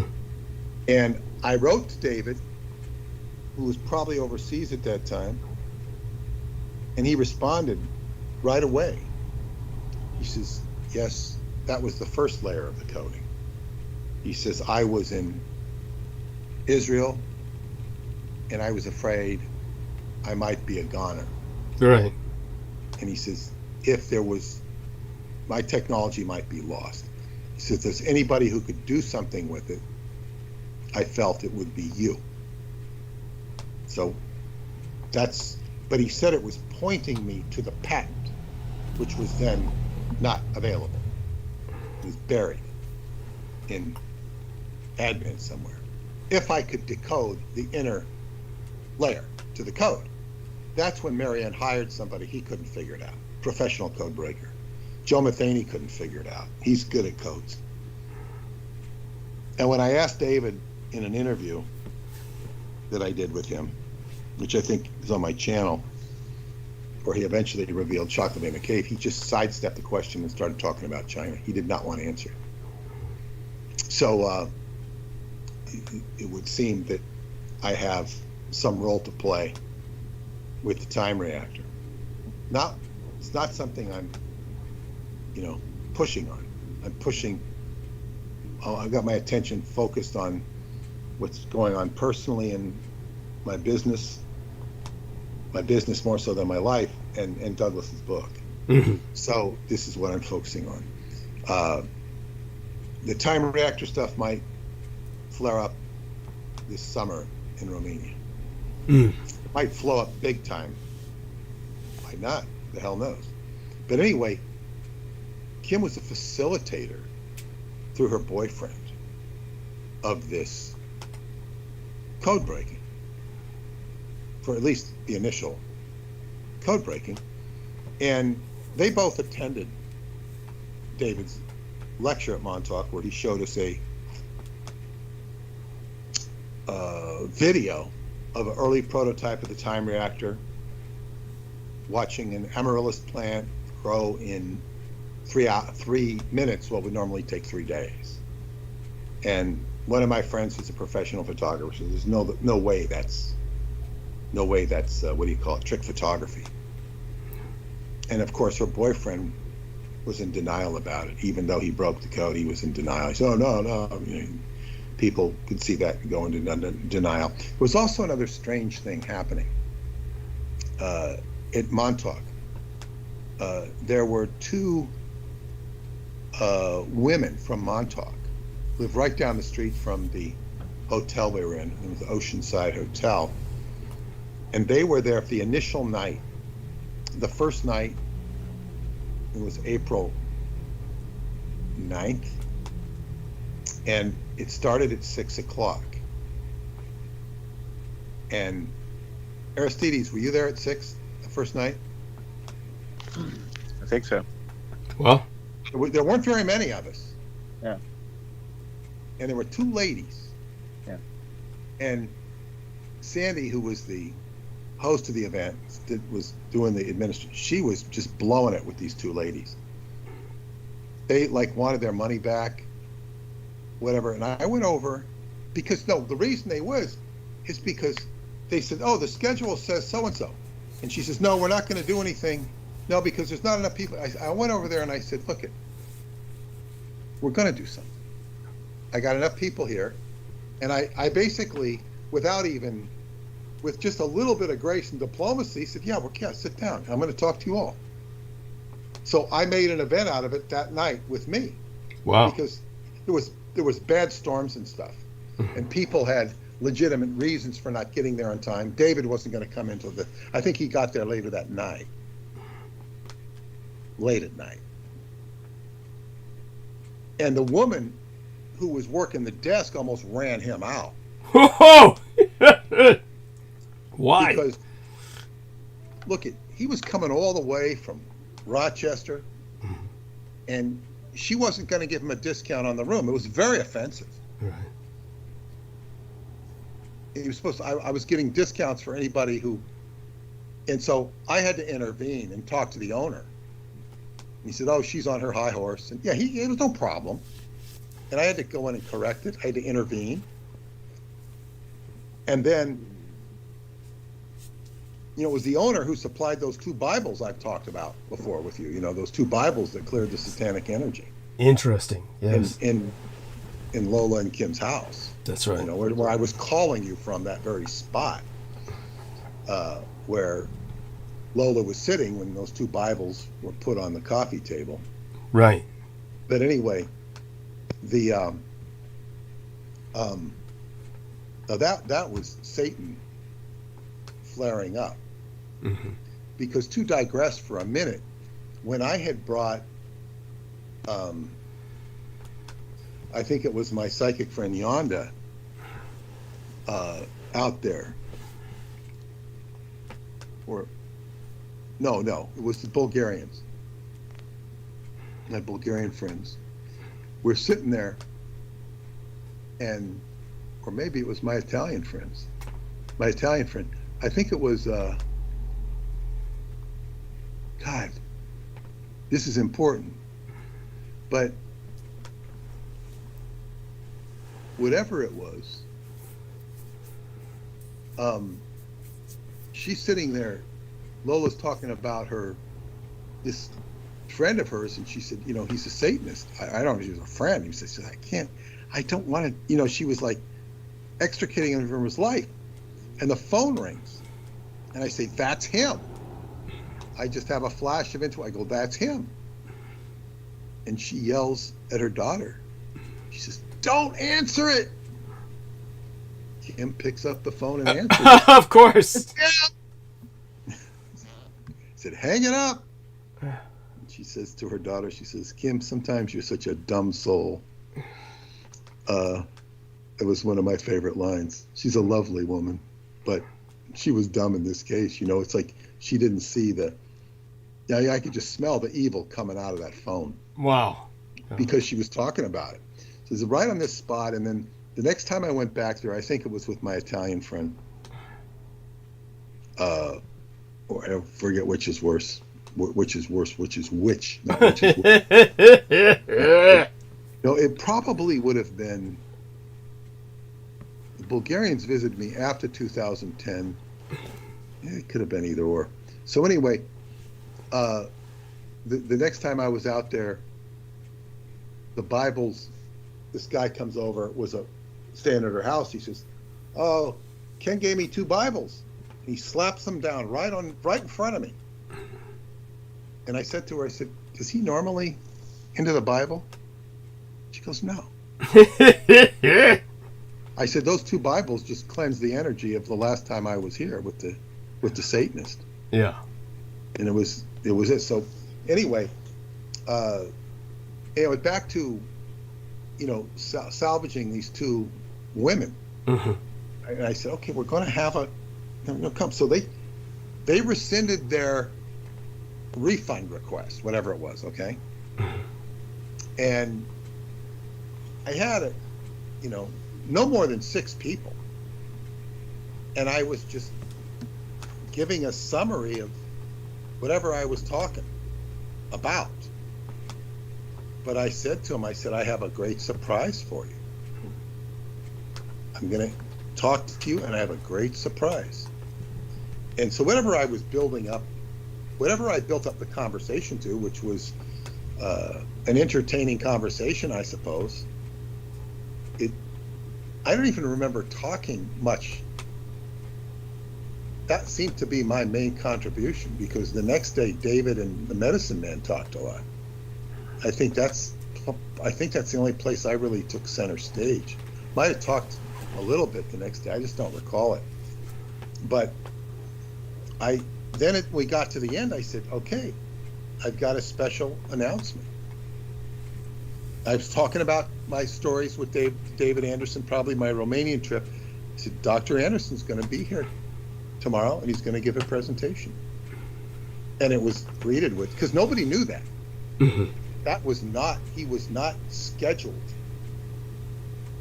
And I invited several people, and the only 2 that would come were the Montauk shaman, because the medicine man was coming, and she came. She got to meet Dr. Anderson, and my girlfriend Marianne. But it was like pulling teeth to get them to come. The shaman didn't have a ride, so I got my think I had my Chinese doctor drive her. But then I ended up picking her up on the train. I went to the train twice, once to pick her up and once to pick Mariana at a Montauk. But it was like pulling their teeth to get them to go. But the other people whose teeth I pulled, they didn't come. Ugh. Friends or acquaintances. My Qigong teacher would have come, but he had obligated to go. He wanted to go. But he was going to, one of my fellow students was going to have his first fight. And he needed to be there to support his student. Right. So he didn't get to meet Dr. Anderson. So anyway, but these two women that were trying to back out of the event wanted their money back. They were very excited and interested. They disappeared. They never asked for their money back. They didn't come back. Nobody knew what happened to them. Now, I thought that was very curious. Yeah. If they came back and asked for their money back, I suppose they could have been entitled to it. I don't know what the rules were. I wasn't collecting the money. I just thought they were being treated. They're being treated very inappropriately. Whereas very easy for me to come over there and give them what they wanted.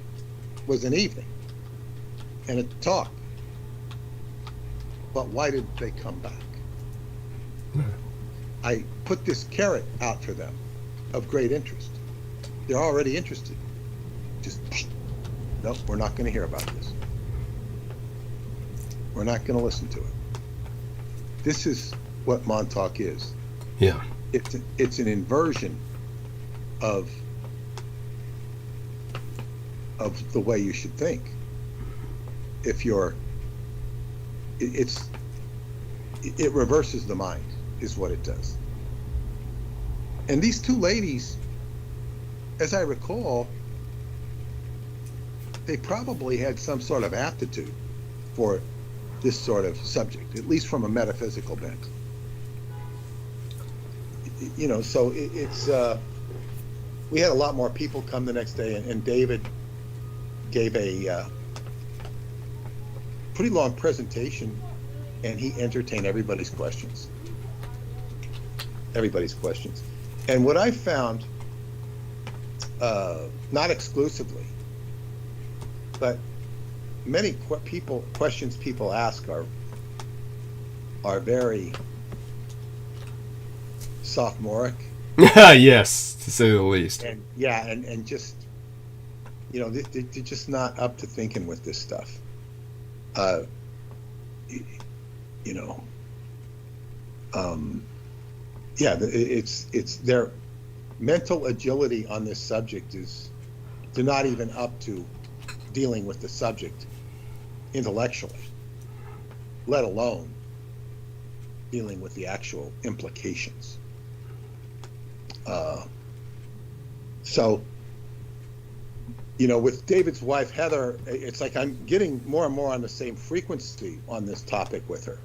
But our interactions are, you know, few and far between. You know, we meet every few months with the World Genesis Foundation, and then when we interact, we seem to be having a very, we seem to work together very seamlessly and very well. We seem to understand each other very well, and, you know, she's kind of pointing out to me where my role is with regard to him, because it seems like something that she needs or wants to facilitate. And as I looked at her chart, I said, you know, you would benefit more from his technology than anyone.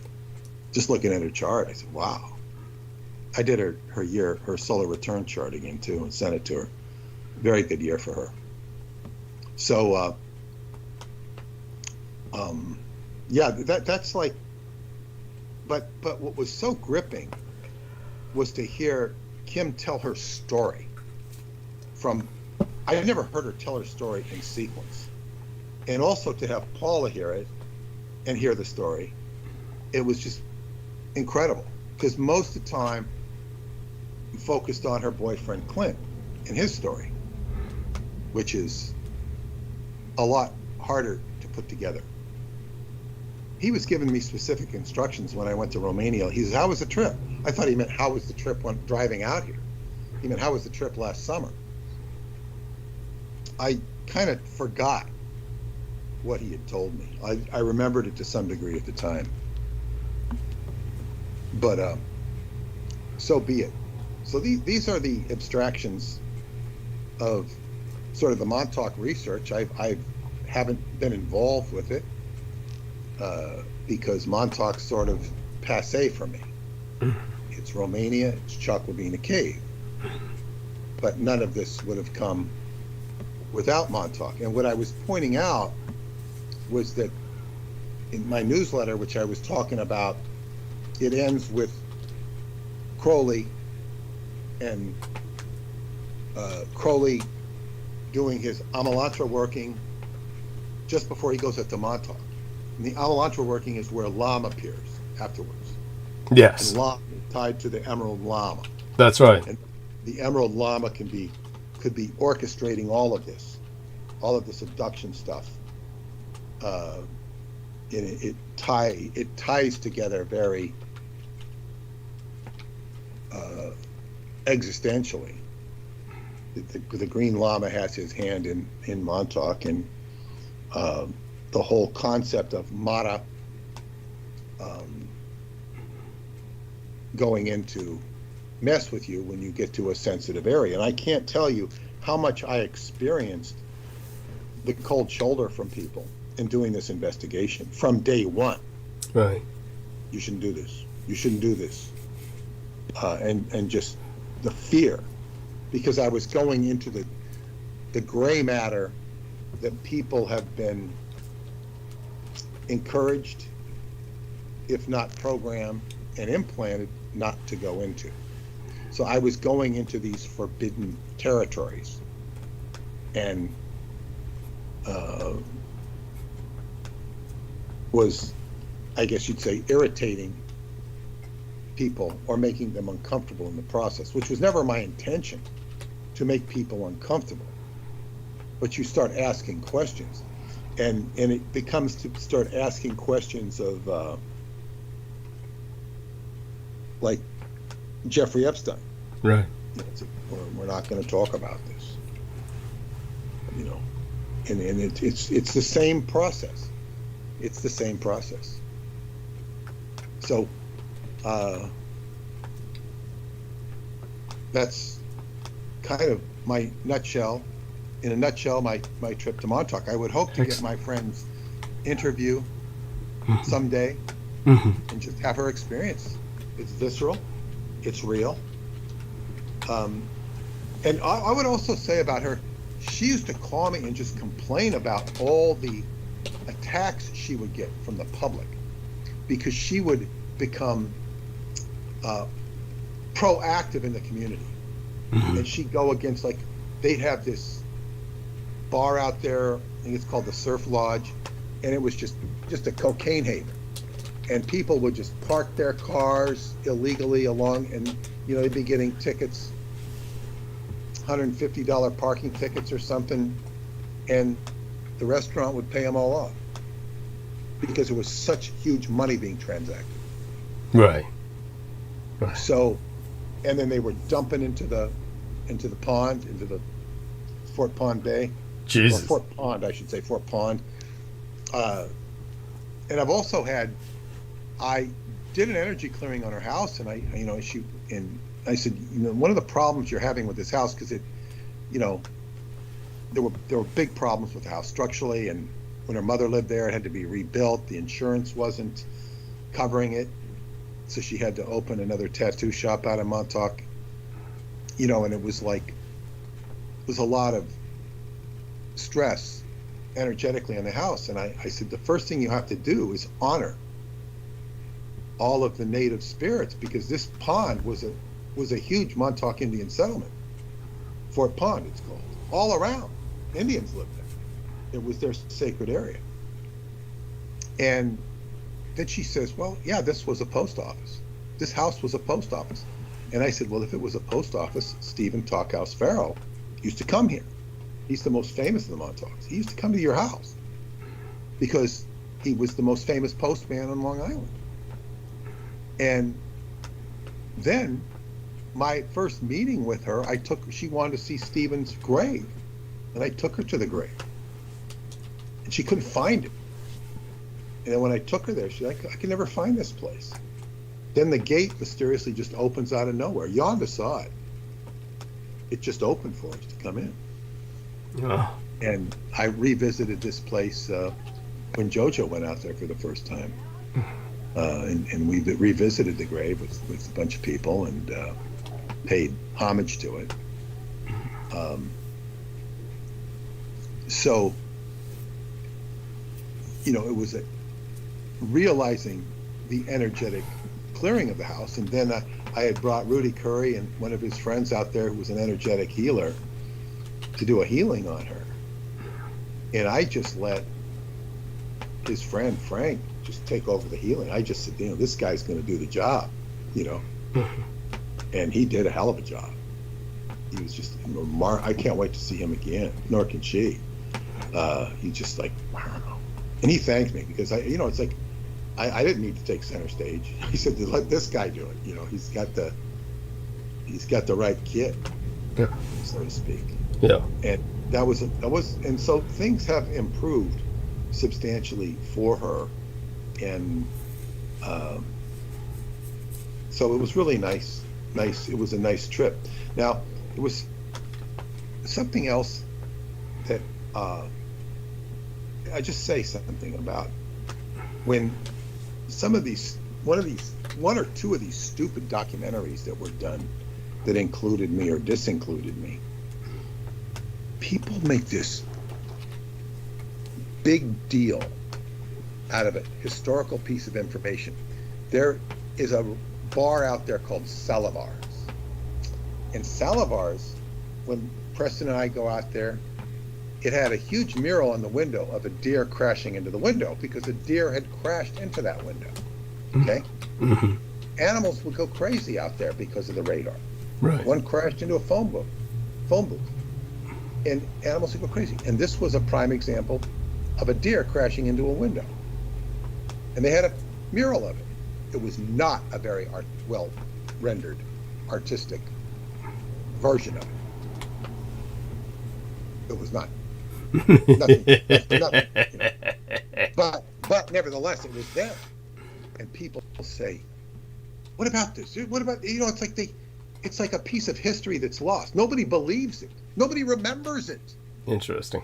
But it was right in your face. And so when the documentary people go, what about this? What about this? You know, they're acting like it's a piece of evidence.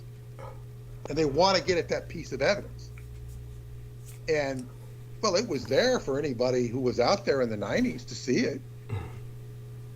But then you got to remember people that have been out there all their lives. They don't even remember it. I remember it. I saw it every time I went out there. Wow. It wasn't a big deal because it wasn't, okay, so the deer went through the window. So what?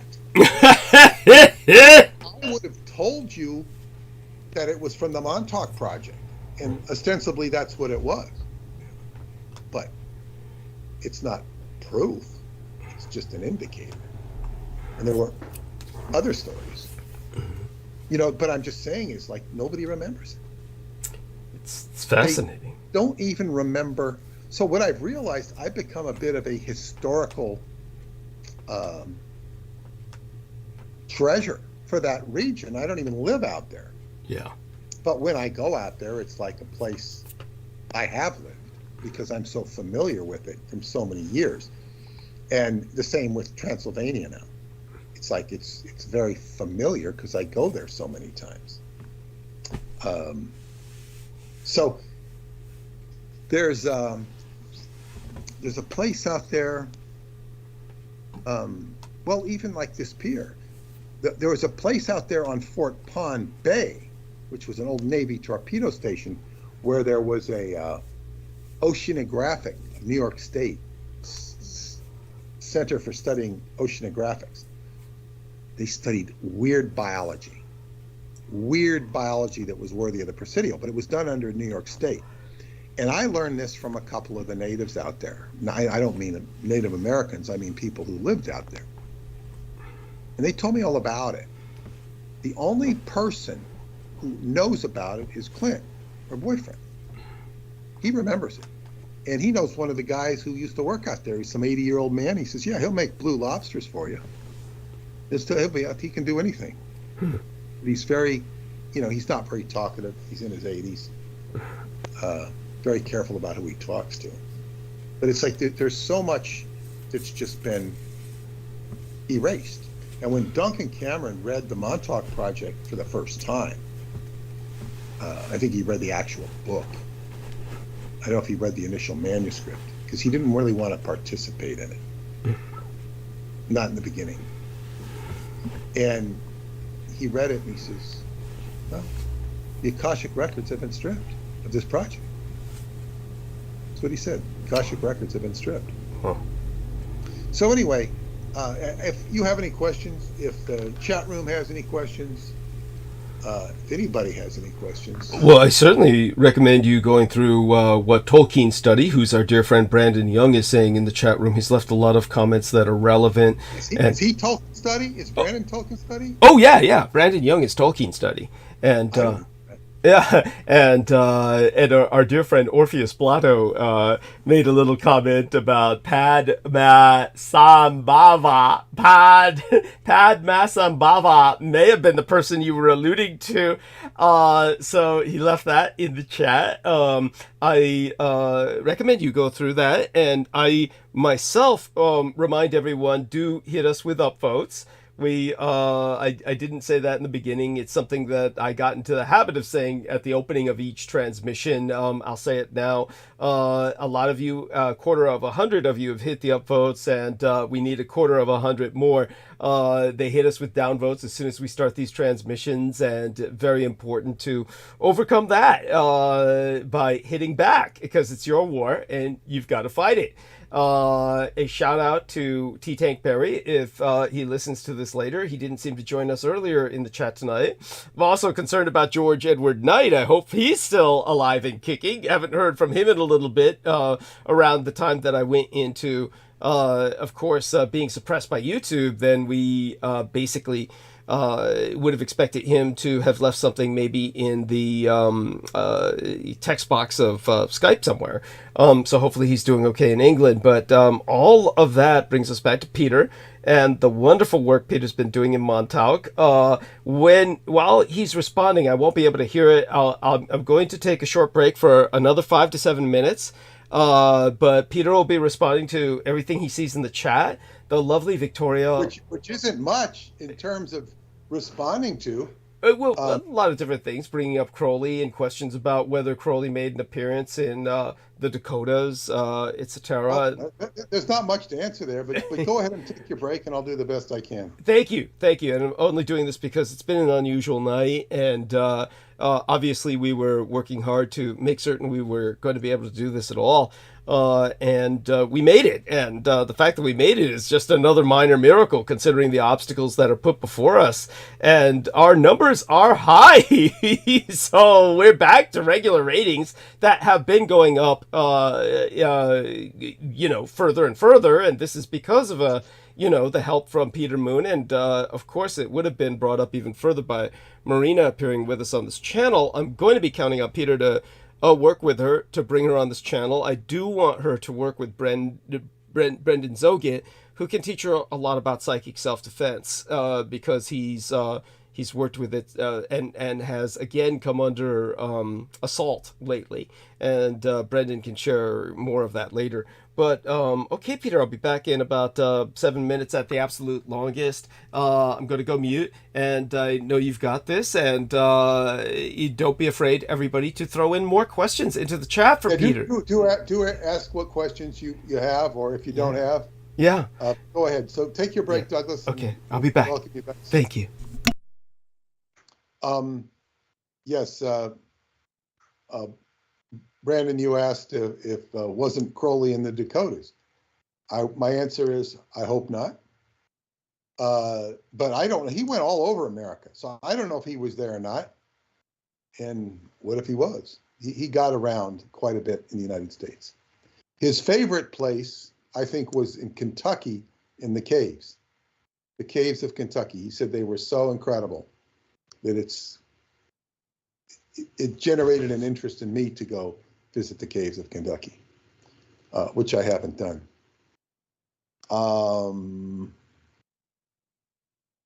Let me see here. I know Tara's the author's daughter who writes about Jung and Tolkien. Becca Tarn's out in Santa Barbara. I don't know what that's about. Whitley Strieber, I don't know what that's about. These don't seem to be questions directed at me, but thank you for your input. Crowley makes an appearance in Hemingway. I've been reading lots of his work again. Tolkien study, that's Brandon Young. I would like to know where Crowley appears in the work of Hemingway. Hemingway is considered one of the quintessential authors of that century. I find him incredibly boring. I think I read The Sun Also Rises. It was tough. Old Man and the Sea is pretty simple, but it's such a sad story. Definitely not one of my favorites, but I'd like to know where he appears. Where Hemingway was, Farewell to Arms, I think, was the first book, and he was a correspondent. He was a correspondent in World War I. He was over there. So he became an expatriate. And all of that, he had a ready audience because of all the soldiers who'd been over there, and they're reading about what life was like over there. Europe was a completely new experience. And you have to realize most of the people who were selected or who went over there, I don't know if it was a draft or not, Douglas would know that, but many of these people were from the farm, and they hadn't even been to a big city like Cincinnati, let alone Paris or any of the haunts of Europe, which was primarily, I think, France was the main battlefield. So most of them were exposed to France and Spain. So that he had very much a canned audience, and he's considered one of the iconic literary authors of that. So because Crowley was over there, it wouldn't surprise me if he encountered him in one way or another, but I don't know. And yes, the correct pronunciation is Padmasambhava. Thank you. Left many termas. And of course, in the book, The Secret Parchment, the terma that's released initially in Tibet from Mashande to Radu is coincident with this antenna-like structure appearing in Antarctica. It melts and it has a signal, which is a triangulation of sorts in between this Antarctic beacon or antenna that runs between, I think it's, which moon is it of Jupiter? Don't remember which moon. I want to say it's Io, but also with Mount McKinley in Alaska, which makes us think of the Harp area or the Alaskan Triangle, but also with Sarmisegetusa in Transylvania, where I go every year, and this area. And this was what created quite a shock in the American faction that dealt with Department Zero. Why didn't you tell us about this area? Why is it so important? And of course, that book deals with a discovering of an underground cavern that went into golden tunnels and ancient hieroglyphs. And there's high concentration of gold down there. This is geographically true. But and ultimately what it leads to is golden thrones that are the size of 9 feet, for the size of 9 feet tall beings, with hieroglyphics in gold in a different language, and a accompanying vortex that goes to another world. And the professor who discovered it looked down there into a great, he was looking into outer space, and he saw a planet. Instead of the cloud swirls with green and blue, he saw clouds swirls with orange color. And that was supposedly another planet. And the young man he was with, they discovered it together because it was after a dig. They were doing a dig and they discovered this kind of opening in the ground, and they pursued it. And the young man who discovered it with him was the son of the leader of the construction crew. And the young man fell down into the vortex, or whatever you want to call it, the portal. Professor Constantine was frightened. He went out of there. He called Securitate. They came to him, whisked him away to Bucharest. He was never heard of since. People in the area have shown me that's where Professor Constantine lived. It's apparently a real character. In the story, Cesar Brad, they call him Cesar, is how you say it in Romanian. He gets to Professor Constantine before the Securitate and interviews him, and describes what happens in a short paper. And that paper is pretty much what I just described. There's probably more to it. And that was of the most guarded secret in Romania. And the Romanians didn't know anything. Department Zero didn't know anything more beyond what I just told you. The Americans were very upset that they were hiding information from them when they weren't. It was a mystery to them both. I guess the diplomatic edginess wore off. And then this book and these incidents that I just described impelled me to look further into this area. It created a very strong interest for me in Transylvania. And when I went there in 2012 with Jeanette Crowley, she had brought me there to serve as the esoteric guide in 2012. And of course, I told her where to go because she had been up there. She's a medium, and she was up in the area of the Sphinx. She said, there's something underneath this area. There's something underneath the ground. And one of her friends said, you need to read these books, which she did. And then she got in contact with me. How would you like to go to Transylvania or to Romania with me? I will sponsor your trip. And I said, sure. It took a few years.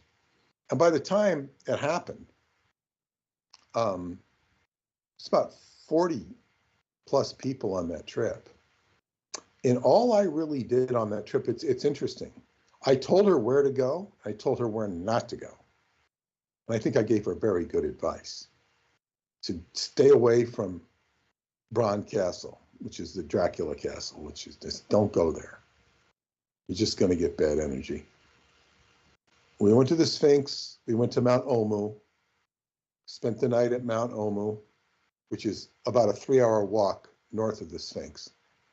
It's an incredible trip.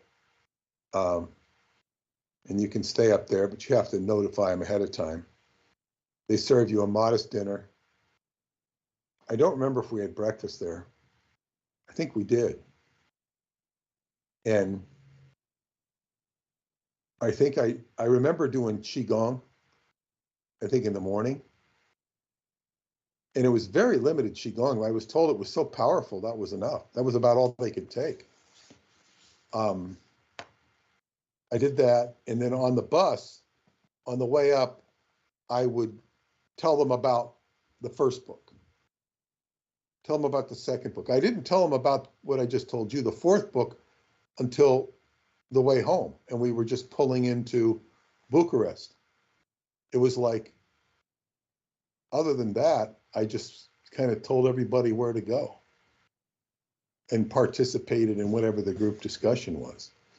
But I had some incredible dreams on that trip.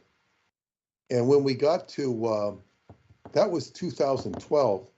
And this was the first time I'd returned to Sarmasejituza since my initial trip in 2009 with Nicole Vasilkovsky. And so that particular trip and sort of seeing where Professor Constantine lived and learning about the Solomonari from our guide and how to get into caves by meditating them, that was like the precursor to sort of everything. Vonda Osman was with me. When we heard about the Solomonari, she says, we got to come back here. You and I have to come back here, do another trip. And she says, you should be doing workshops here. So what are you talking about?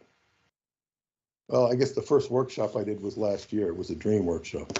I don't have plans to be doing workshops up there. But whatever, this was a, but this is what, that story I just told you sort of think, wow, this is the Valley of the Golden Thrones. And our guide said, down there, that's the Valley of the Golden Thrones. I said, like in the book? He says, yes, because he'd read the book. And the next year, when I went back with Vonda, I said, we got to go back. Yeah, we got to go back. She said, that's we got to go back and see this area. So when we got back, this was the trip on which I met Paula. We got our guide. We rehired him. We didn't hire him the first year. I think we paid him something, but the second year we hired him. He showed up drunk. He didn't show up. Big problem. There was a lot of contentiousness on that trip between Vonda and one of my friends who she invited to come with us. And there was a lot of tension between those two women. And when we got the guide back to the hotel we were staying in, he was just going off in circles. He wasn't saying anything. And he was not going well. And then I started pinpointing him. Well, last year you told us about the Valley of the Golden Thrones. And he wasn't, now he had to go to a translator because he didn't speak English. He speaks English somewhat now. But so it was very confusing until I just kept at him. And finally, I got it out of him. He says, oh, I was pointing down to where we are now. You're in the valley. So we went on this journey to find the Valley of the Golden Thrones, specifically. Now, not knowing that we were in it. Paula's brother had told me that the night before, that this is the valley. I didn't understand what he was saying because he was pointing to an area. Well, he says, now, yeah, I was at the top of that mountain pointing down here. This just happens to be in it. Now it all made sense. But it was so funny that we're going to a. I'm back. You were going on the journey. Right, we're right in it. This is like I'm just telling a story of the Valley of the Golden Thrones. It's like let's go find the Presidio. Well, you're sitting right in the Presidio. Yeah. But where is it? You know, the Presidio sounds like a fort. Right. Right. It's a park, it's buildings, it's everything. Fuck. And so this is just, the experience I had, and this was 2012, which impelled me to look further. Yes. And it was that, and I say I had met Paula in 2013. Yes. At Sarmasejituza, and then 2014, the next year, I had visited her in May for a couple of weeks, and then went back in August to Atlanticron where I met with her and her family again, and we were taken with my current driver and two of my friends, Alan and Joan, and we were taken by an archaeologist to Chuck-Lavina Cave. Not being asked, we were taken there. And this is what the Solomonari do. They take you to a cave and introduce you to the cave. And this particular Solomonari was an archaeologist who was carrying out the role of a Solomonari. But anyway, that I was just talking there. I think I didn't have any more questions to answer. Well, I think that certainly the questions that people have, a lot of times they don't know how to articulate them or express them, but people are always interested in the personal, and they're always interested in aspects of your life story that are fascinating in and of themselves. It's not just so much your research that you bring up in terms of Montauk and how it's impacted so many people, but I think that one of the things that people are interested in, aside from the more lurid aspects of Montauk, which tends to bring all too many people to the table, and that's understandable. Of course, it's one of those things that Peter and I have both tried to actively discourage in telling people that they shouldn't have so much interest in, say, for instance, the boys' bunker or elements of that. When it comes to Montauk, that there are other elements such as the technology that might be more pertinent or relevant towards their greater understanding of the world around them. But nevertheless, when it comes to such things, even if they're just an initial draw towards people because of the horror story nature of, or maybe an intrinsic desire to actually do good in the world, many people do have a sincere desire to do that. Then one of the things that we encourage people to do is, of course, continue listening to our program and find out more about what I did in the past, to at least know that things have been done. But when it comes to what Peter uncovered at Montauk, as he said himself, there's kind of a feeling, if not necessarily of closure, because there will never be a closure to that scab, that scar, that open wound, really. It's always going to be open and bleeding in so many ways. Rather, his moving on to a different part of a new frontier, Romania, Bulgaria, his Eastern European journeys and sojourns, and where they brought him, but also what he's doing with myself kind of closes the entire circle in all directions. We're going to have to ask people to just come up with some other questions about that. I'm very distracted right now. You have to forgive me. I'm dealing with what's basically, there's no other word for it, what appears to be a supernatural attack. Basically, every stack imaginable in this house has started to collapse. So, What has started to collapse? All the stacks of books I'm surrounded by are collapsing. And so I have to deal with this right now. It's a survival issue, because if I wind up buried alive in these things, I'm never coming out. So I have to go mute, and you guys got to cover this. Aristides, I believe you're still here. So do talk with Peter, and while I restack these books, and just to prevent myself from being buried alive while hosting this show. I'll be back in a few moments. I'm doing the best I can. Go ahead. Go ahead. Yeah, all right. Thank you. Well, I would also tell you, people listening, that I know you'd be interested to learn of his supernatural attacks. He has spoken of poltergeist phenomena in his house that his father saw. Very active. You have to remember, it's buried over a graveyard. It's also next to I think what is referred to as a dead house. And then for the books to start, look at those books are stacked precariously. If you've ever seen the picture of his bedroom with the hull of a ship, it's but of course, what's making them move right now? That's the curious thing. I don't think there's an earthquake going on. There's always an earthquake going on, but it's interesting. And you know, how do you deal with this you're an engineer, Aristides. I don't know what you recommend. How do you deal with a stack of books coming down?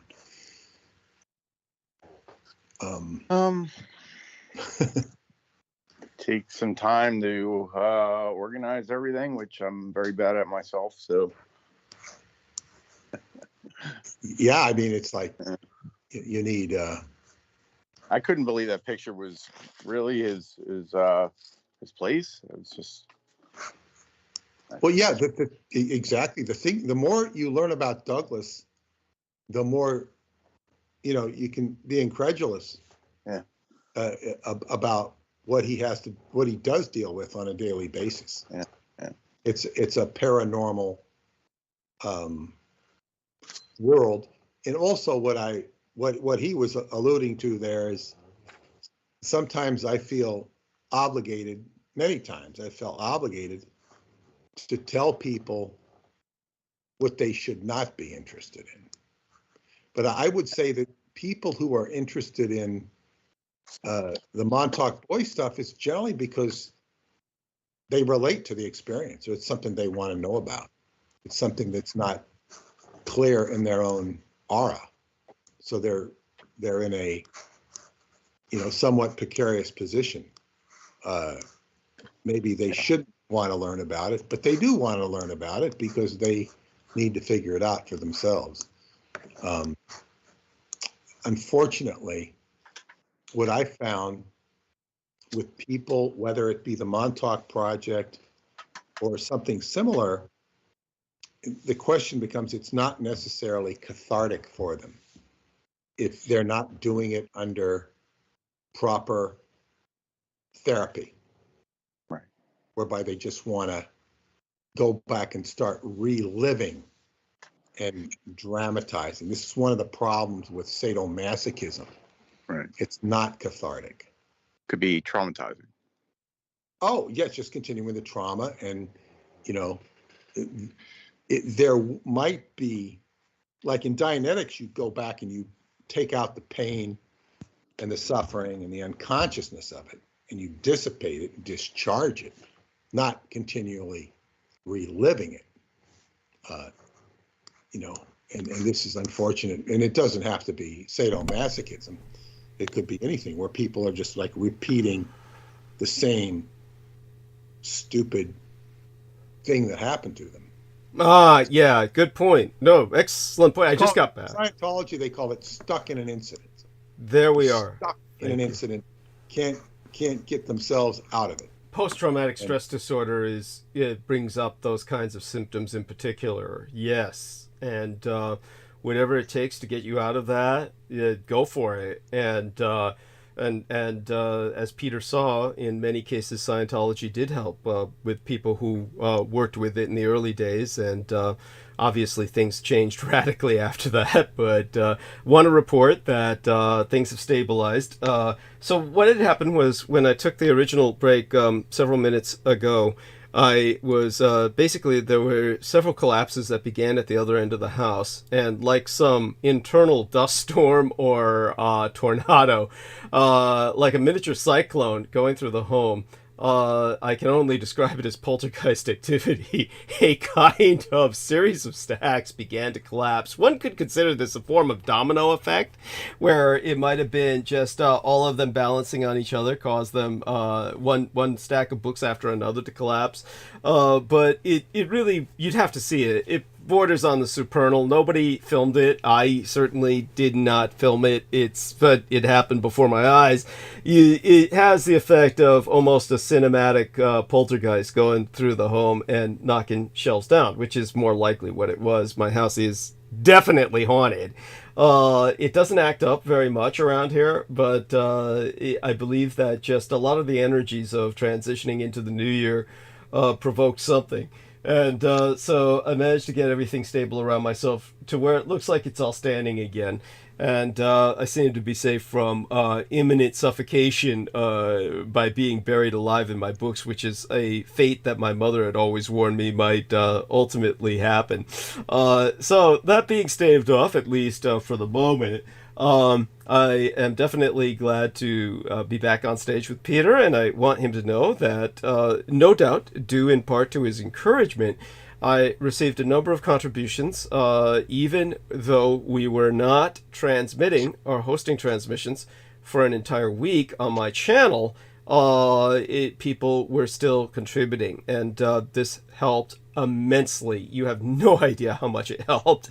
Not only was I able to make the rent thanks to earlier contributions by people such as Aristides, Brooke Gibson, Dennis Marshall sent a money order.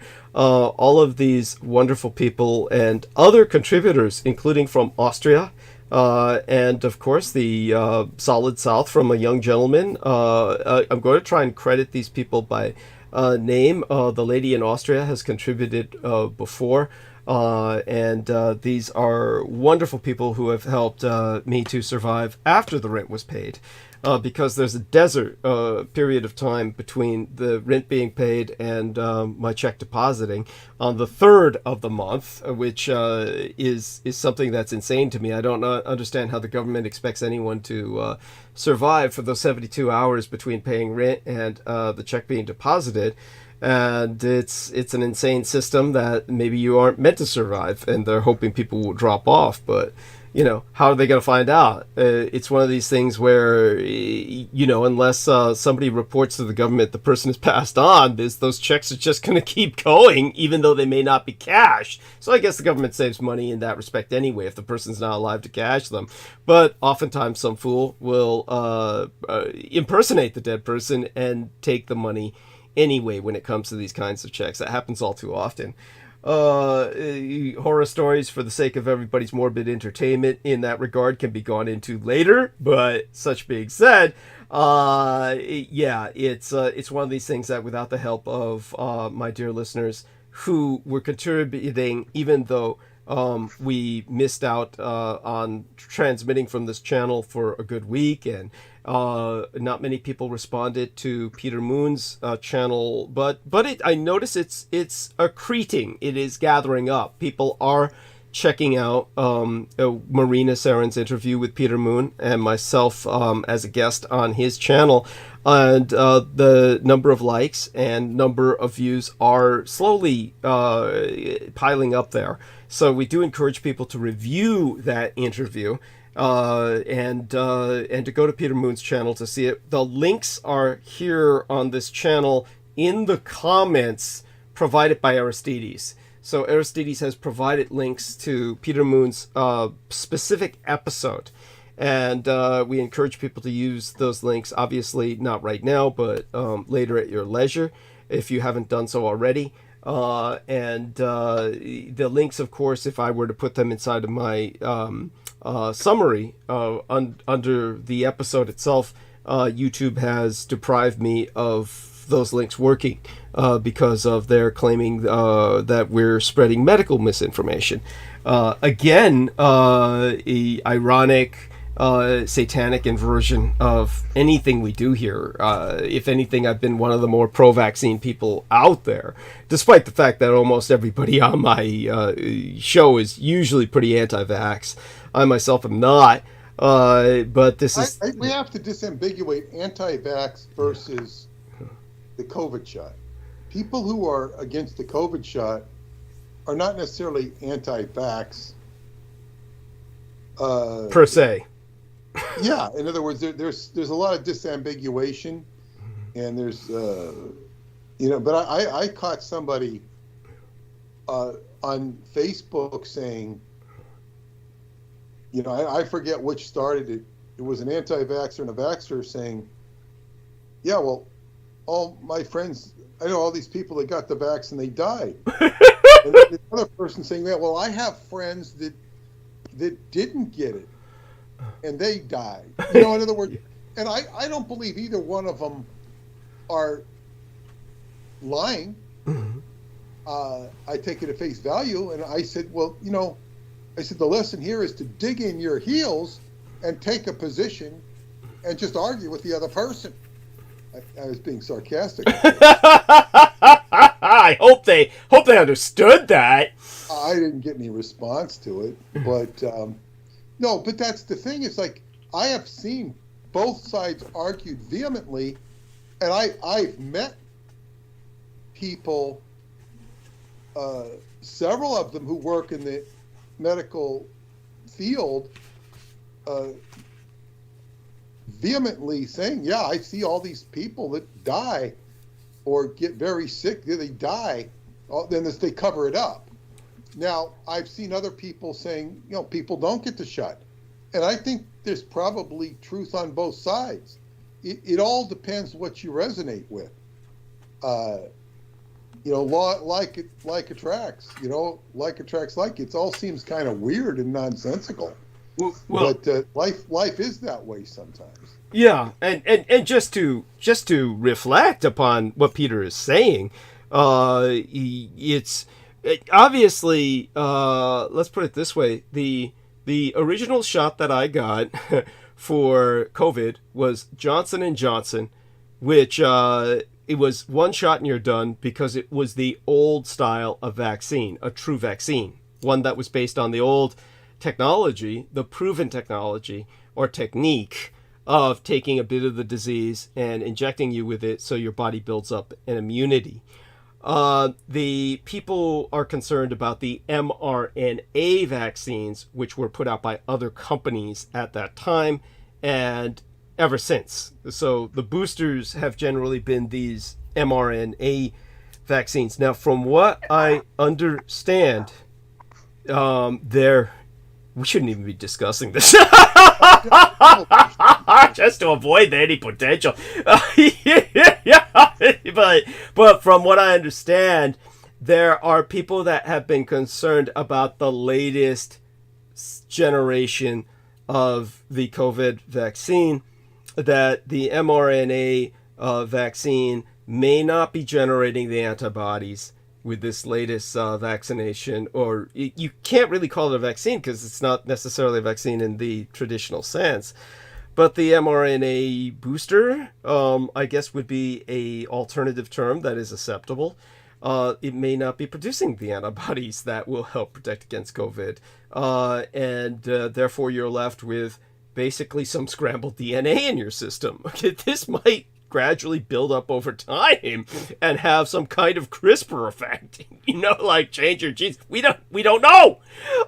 So it's that being said, hopefully it doesn't get us into trouble. But understand that so far the attacks have not been against discussions like this. They've been specifically against very old episodes in which we're discussing the Battle of Los Angeles. So it brings us back to the book, The Roswell Deception. Buy the book. Find out what the fuss is all about. And this is the controversy that could theoretically ultimately get me banned off YouTube.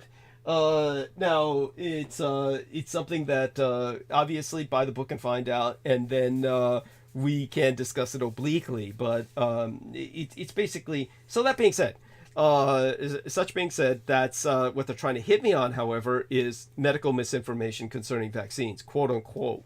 And so all that being said, what else comes to my mind? There was, aside from that, there's some other questions coming up in the emails. And these are people, of course, who are asking about different things concerning, what I'm going to do is I'm going to look up some of these people who contributed and give them credit soon enough. We'll do that later in the show. And as the show goes on, I've already named some of the people who are regular contributors. Some of these people I need to memorize their names because they're fairly regular contributors.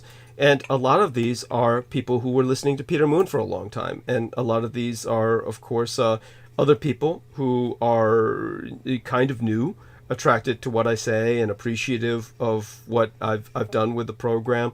And all of you, without you, I could not live. Literally, I could not live. Like, I buy water with this stuff because I don't have potable water in this home.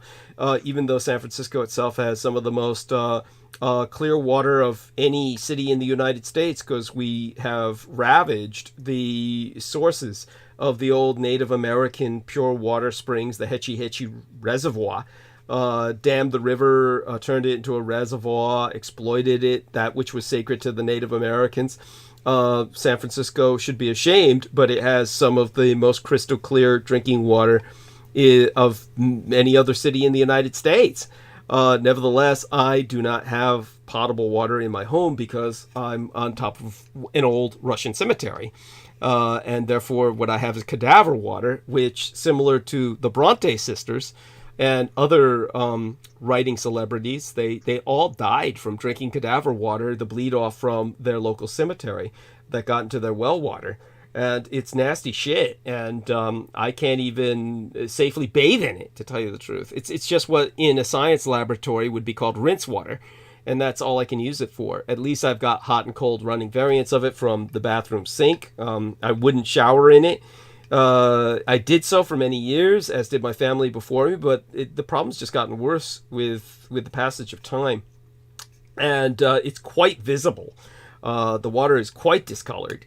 But such being said, thanks to all of you, I can buy potable water. And but the supply runs are expensive from the local store.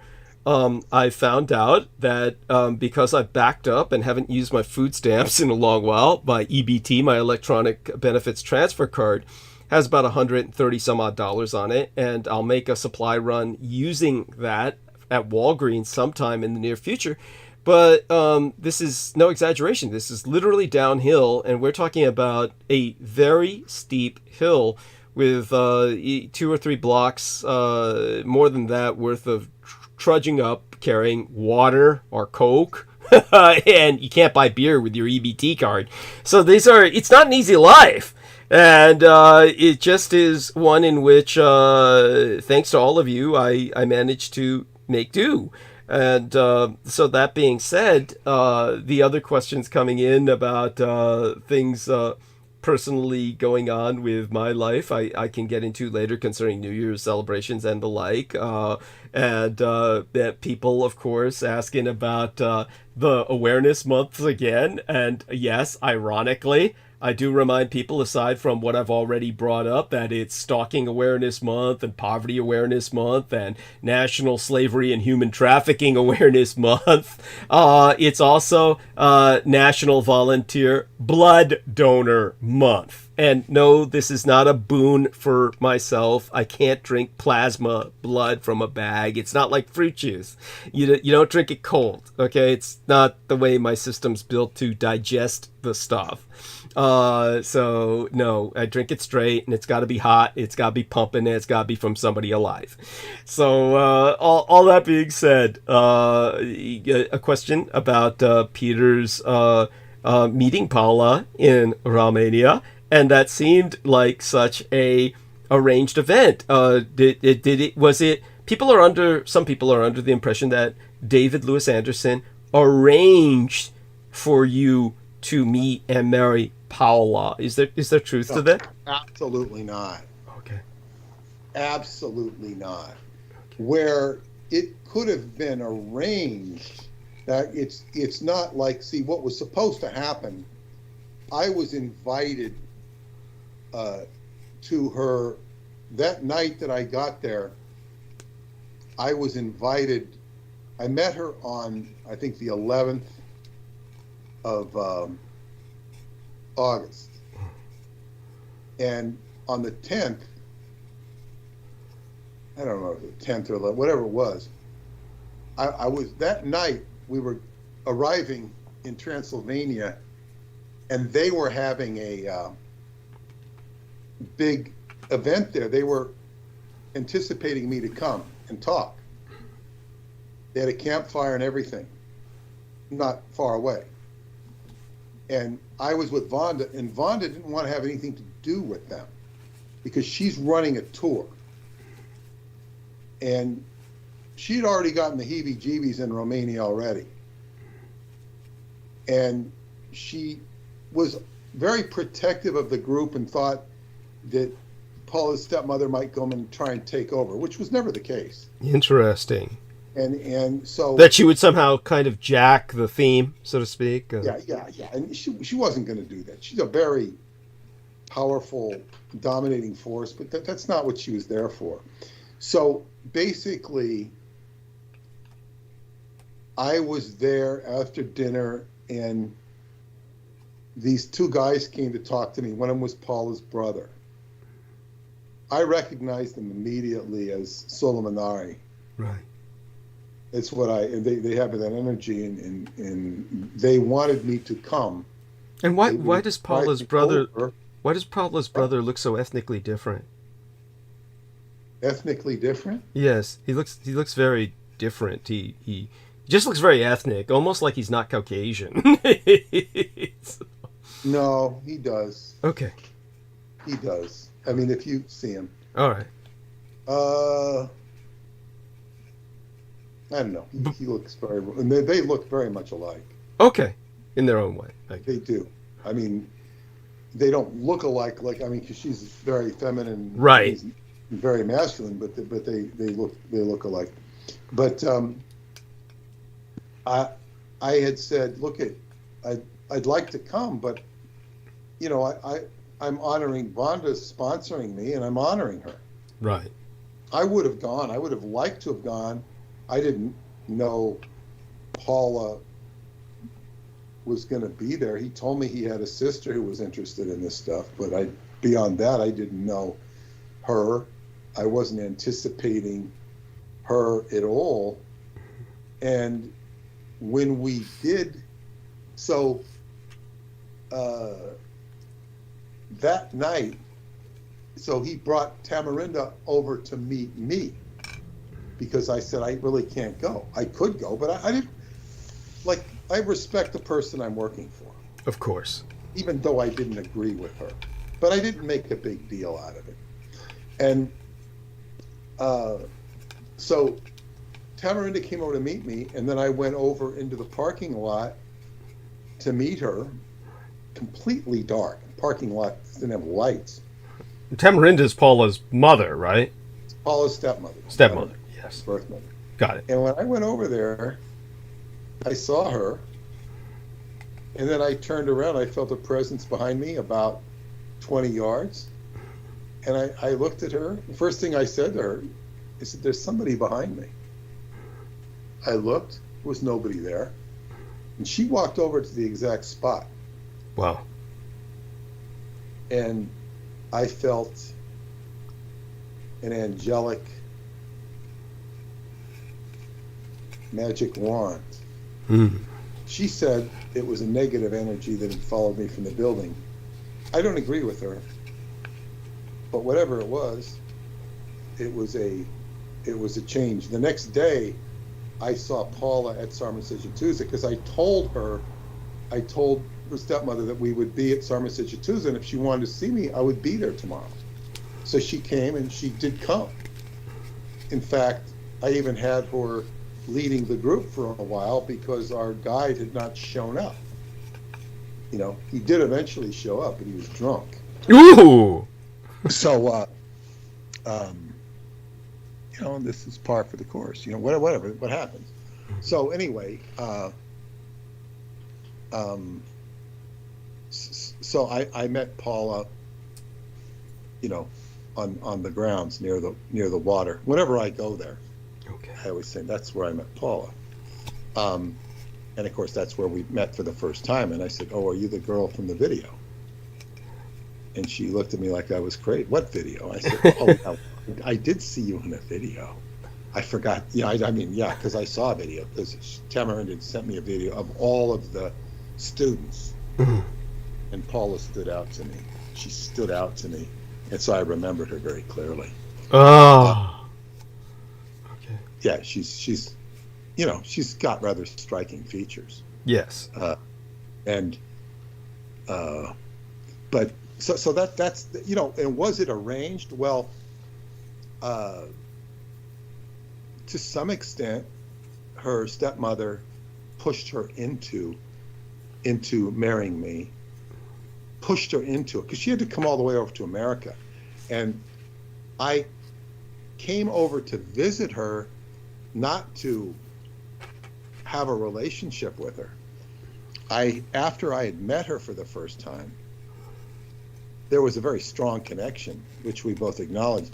But I came because she told me that Mashande would appear between the 23rd and the 26th of May in Mashande's cave, and that the white bat was her mascot. She would appear every time this year in May. So I went over there in May, not because I wanted to see Paula or have a relationship with Paula, but because I wanted to go to Mashande's cave. And then this friend of our guide, the guide had introduced me to his friend, his friend, and says, oh, she will bring you, she will take you.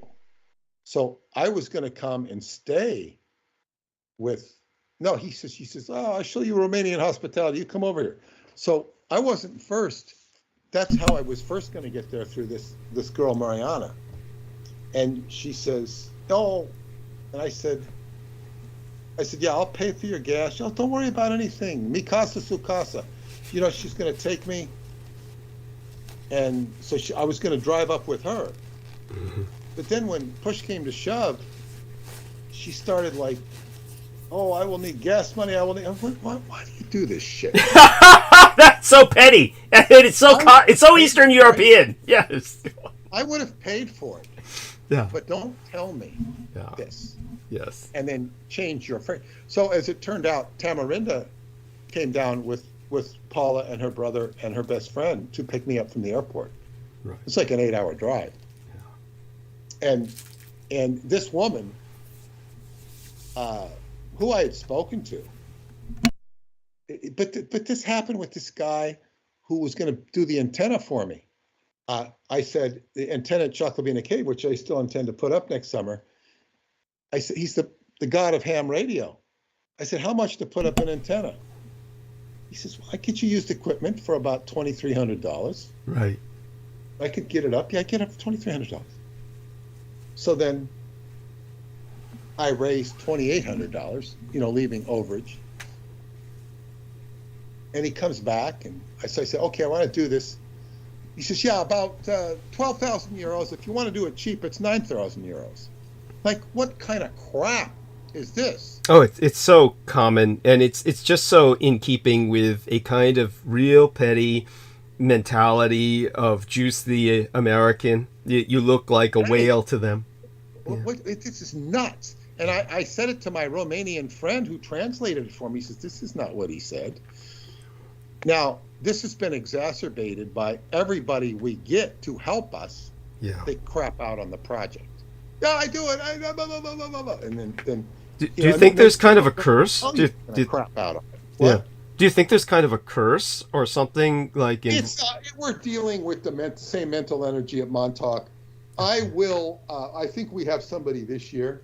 Uh-huh. And if we don't, I have a backup plan. I'm not going to say what the backup plan is. Right. But I'm going to, because this is, we'll talk it over. But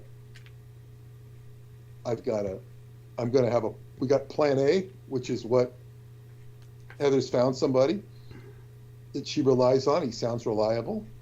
And if he doesn't work, I have plan B. And because which is basically taking it into your own hands. Yeah. But it's just like, how can you, and I take great umbrage with this. Is like, how can you say one thing and it's not something said casually. Right. It's not like, oh, about how much it costs? Oh, about $1,000.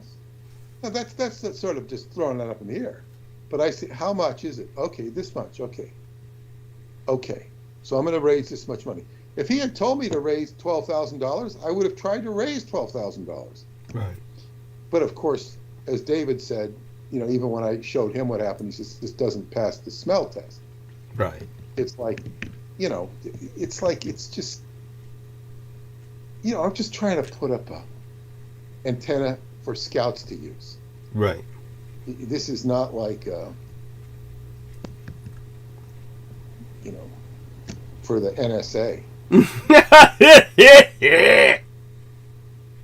And to teach people ham radio, to teach young people ham radio, and it also serves as a communication.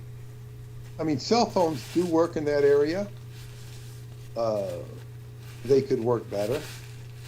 I was talking to you from that area with my Chinese friend Maggie. That's right. Yeah, we talked from that area, and then so, but yeah. So anyway,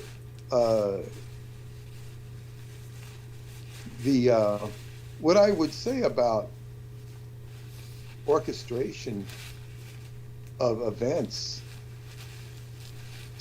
and I've told the people, and this is my experience, there are very few people you will meet in your life that are compatible with you for the purposes of getting involved in a marriage. Right.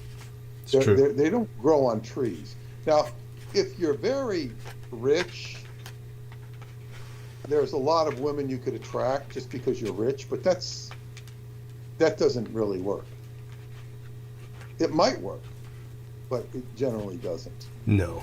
But I mean, somebody that you really feel comfortable with, and then they have to feel comfortable with you. Yes. And then what is it? It's circumstance. Do they fit into your life? Do they fit into your house if you have a house? Do you fit into their house if they have a house? All of these things fit. And many relationships are based upon need. So you find people like, I knew one woman that got divorced and her husband was always looking for, according to her, a new woman to take advantage of financially. And so sad. He did. and yeah, it was like, you could see the pathology of it. Yeah. And so, and just like, what did you say? Daniel has this, he went for Richard K because he needed money. Yeah. Or he needed a support system. That's right. His sugar mama died. well, yeah. And so everybody, some people choose to have a support system by going to work.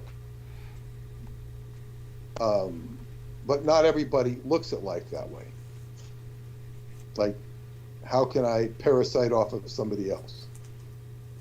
And that's just it's just the way it's all too common. Life works. I had this one former Scientologist. She used to write. She's very, very vociferous. She communicated way too much information. Okay. And she was a high earner. Wow.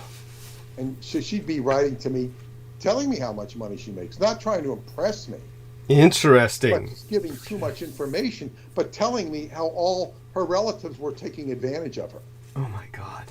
Whether it be ex-husbands, children, and they looked at her as a cash cow. You would think her time in Scientology would instruct her or enlighten her to be aware of this and preempt it. How did this... One would like to think that. But, one might think that one's time of being abused on the street might tell them not to act in such a way that'll get you further abused on the street. It's like, right. How many times do you have to learn a lesson? Yes. I don't know. It's like people, what is it? They repeat the same thing over until they learn the lesson. Right. And you see this all the time with like, just even with this woman the other night, she's very much enlightened onto the fact that she shouldn't eat sugar. Uh-huh. And I saw her going for the sugar. I said, wait a second. She says, how can I do this? I said, well, there's a lot of sugar substitutes that are authentic, like allulose. Mm-hmm. You just have to try a little bit. You have to bake your own cookies instead of buying somebody else's. But it's like, I'm trying, but they're not trying. It's like, okay. It's like, And of course, the world does not make it easy No. to get yourself off of sugar. Oh God, no. No, it's beyond, it's so insidious. It's honestly, and people may think that this is a rather innocuous subject, and yet it impacts us all. You know, every American is basically quote unquote pre-diabetic according to medical analyses, or the vast majority of Americans are. It's simply the diet. When I bought, you know, big I don't know what you call them, plastic tube containers of fiber from Costco, and only to find out when I brought them home that it said, like it was a positive, like it was a selling point, it said, made with real sugar. I was like, you don't need sugar in fucking fiber. I went down to Walgreens and purchased sugar-free fiber with no sugar in it. I mean, oh my God. And so there you go. I mean, just one example of just how ubiquitous it is. And It's an excellent example, and it's just you know, the absurdity of the world we live in. But what is the world we live in? It's like you can get very judgmental about it, and it doesn't pay to do that, because you get very cynical. This world invites cynicism if you get outside and look. I just saw a bit of a, well, I did see a documentary, very controversial Italian filmmaker, Pasolini, I think his name was. I've heard of him, yes. Yeah, and it went into, it was fascinating. I think he did one of my favorite movies. My Italian friend just hated him. He hated him because he thought he was disgusting, because he was, well, let me see here. I'm gonna see if it, yeah, Arabian Nights. That's my favorite movie. He did Arabian Nights. He did a good job on it too. Well, he also did the Salo, which was an obsession point with Ian West. But go on, yes. Well, I'd like to hear about that. But see, this is the film he was killed over, Salo. Yes. Which is, you know, the 120 Days of Saddam. Yes. As Sodom and Gomorrah, but it's not about that. It's actually about contemporary society, and how he was actually the kid who was convicted of killing him, who admitted to killing him, came out years and years later saying, no, I didn't kill him. I was forced to do this. And it was all a setup. And it was like, it was kind of like Eyes Wide Shut. He was exposing the hypocrisy of the power, in this case, Italy. Mm-hmm. And he was very much fighting the status quo. And they warn you that the film is very disgusting. Yes, to say the least. Yeah, but he's also making an artistic point. But what the point is that he was killed because he was threatening.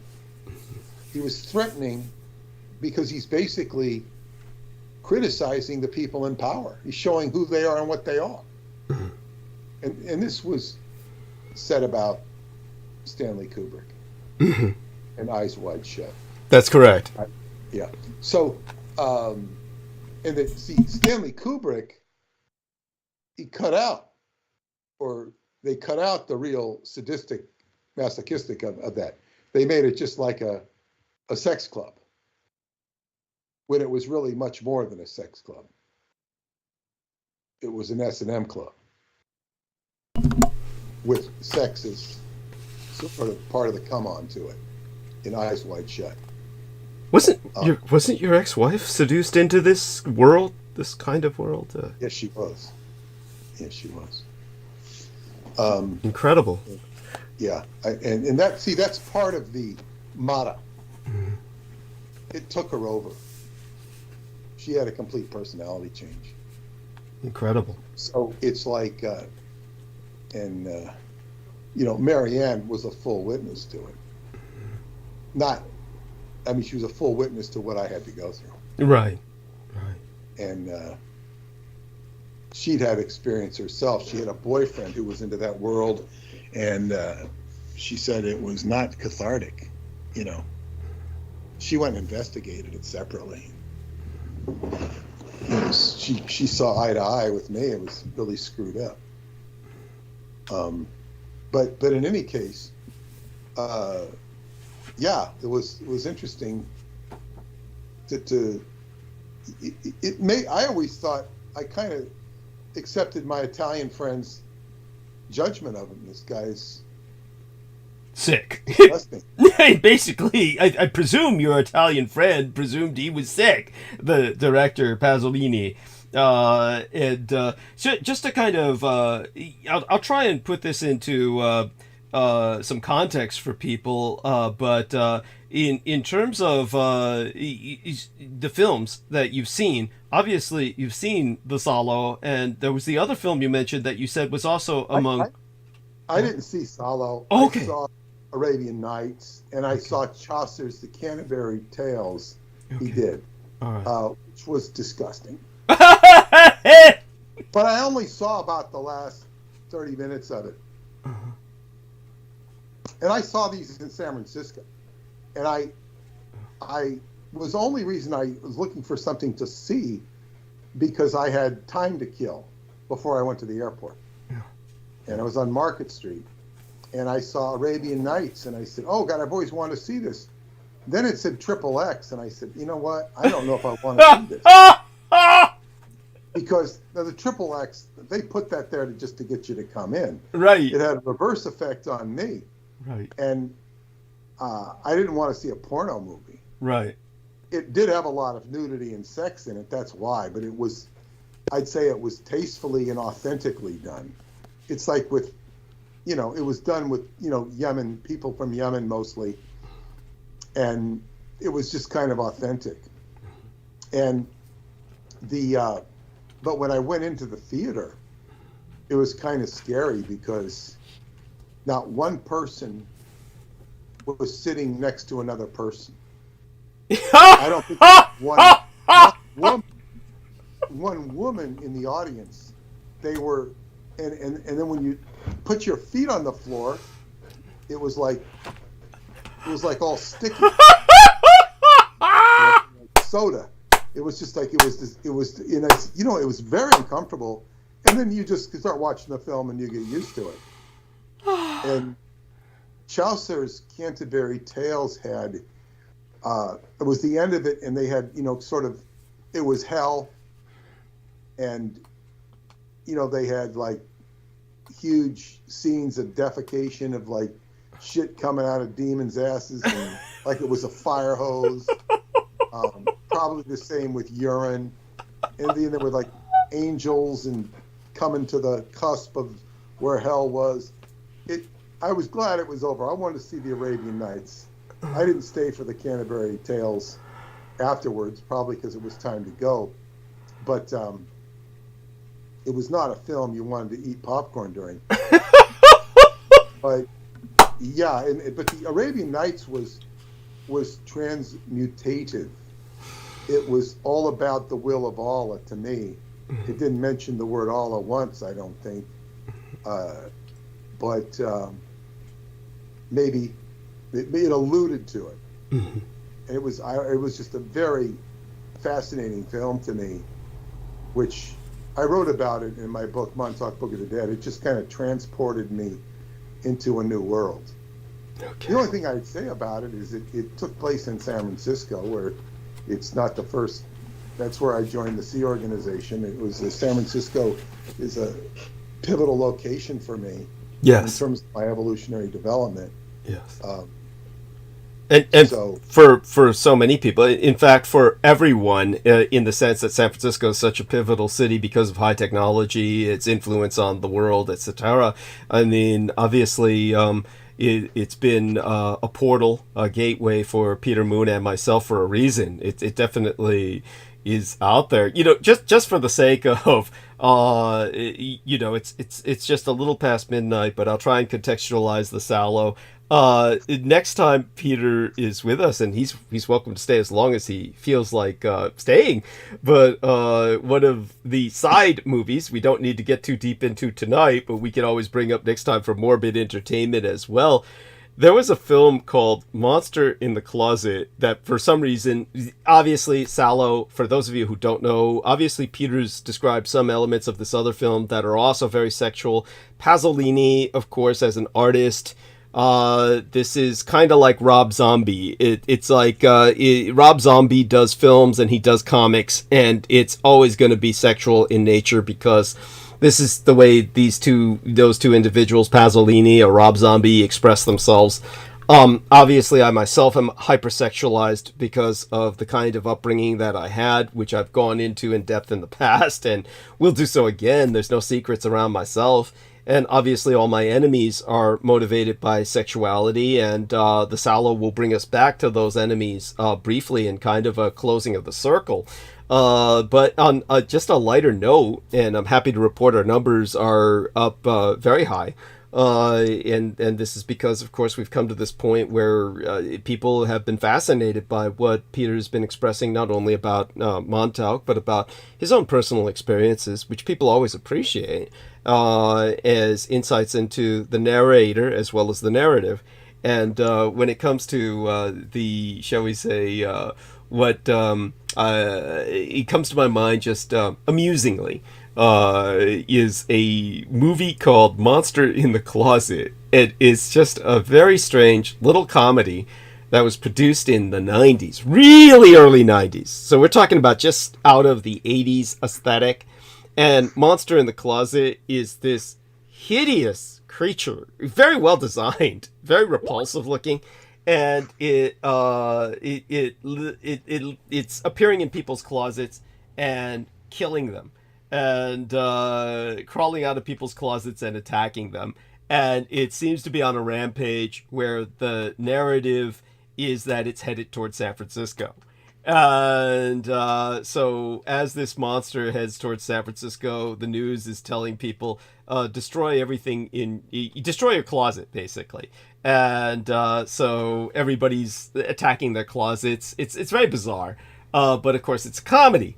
And then they finally show the monster appearing and wreaking havoc in San Francisco.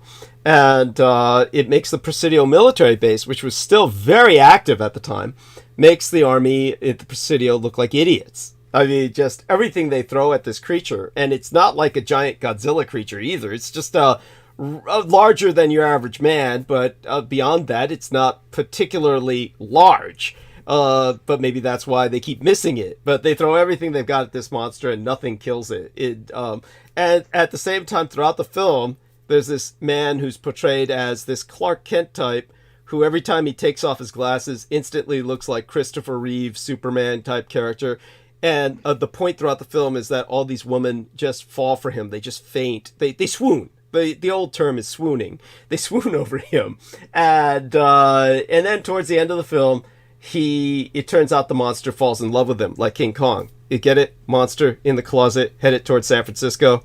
Get it? It all comes together. The monster in the closet, headed towards San Francisco, falls in love with the main character of the movie, who's a man, and then that's how he gets killed. And then that's, at the end, the priest in the film says, it was beauty killed the beast, referring to the man character. It's very bizarre allusion to homosexual humor. There's a reason you've never heard of this film.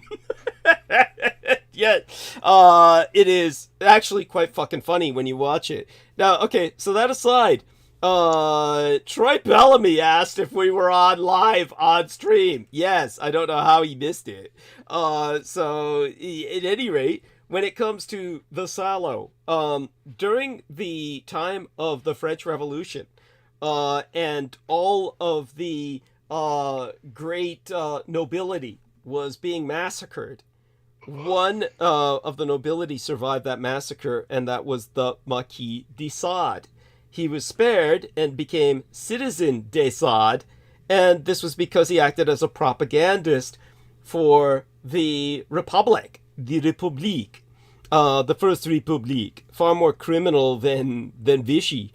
And he ultimately was institutionalized in an insane asylum because he became simply too radical. And beyond that, once he was in the insane asylum, they deprived him of ink and the ability to write, and he either killed himself or he died. He may have been murdered by fellow inmates. It's somewhat of a mystery. But Marquis de Sade, he's the very name we get the term sadism from, as in sadomasochism. And Massac was another Frenchman we get the term masochism from. So there, in case you didn't know that, these are both men. One who was a person who thrived off punishing others, and another man who thrived off being punished. At any rate, Marquis de Sade, in his work, The 120 Days of Sodom, he said, this was around 1785 when he wrote this. He was talking about a castle high on a hill in the Black Forest named the Silling. And the Silling, or the Silling, S-I-L-L-I-N-G, but probably pronounced more like Silling. It was made inaccessible by impregnable walls and a deep moat.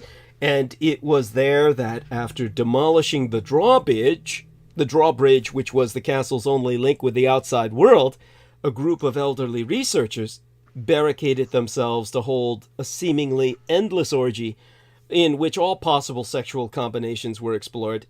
And the group consisted of 4 gentlemen between the ages of 45 and 60, and 42 carefully selected men, women, and children, who acted as pawns in their erotic games. The wives of the 4 gentlemen, 8 young boys, 8 young girls, 8 monstrously endowed sodomites, 4 ancient madams, if I remember, about half a dozen cooks or servants, and 4 highly qualified procuresses, like a female pimp. Now, if I remember correctly in the book, it was significant, the dates were significant. From November 1st to February 28th, the end of that very short month, of an unspecified year, towards the end of the 1800s, it was the task of the 4 procuresses to narrate some 600 perversions, 150 each, while the 4 gentlemen put into practice the most original ones. All other members of the congregation were carefully tortured and then murdered. Now, this all actually happened. And when he wrote the book, Marquis de Sade was essentially writing a confession. It was actually the reason he was institutionalized, to prevent his execution. So, all that being said, what Pasolini did was he was making a film called The Salò, which was trying to implicate the fascist government historically while making a comment about the current regime of Italy. Since you couldn't really attack the current regime of Italy, the so-called democracy, and bear in mind that after the death of Mussolini, Italy suffered from just incredibly rapid changes in government. It almost suffered a communist revolution, one which was so serious that the Pope seriously considered evacuating to the United States. And there was serious consideration of even electing an American Pope, something which has never yet happened, certainly not a North American or United States citizen to the papacy. This has never happened historically, but it was seriously considered at the time after the fall of Mussolini because of the serious communist insurgency that was threatening Italy culturally. And as a result, of course, the different radically changing regimes were often extraordinarily leftist. And if you attack them, you would be a victim of terrorism. So what Pasolini did was he tried to project it historically onto fascism, the crimes of the leftist communist regimes of Italy. And he paid the price for it anyway.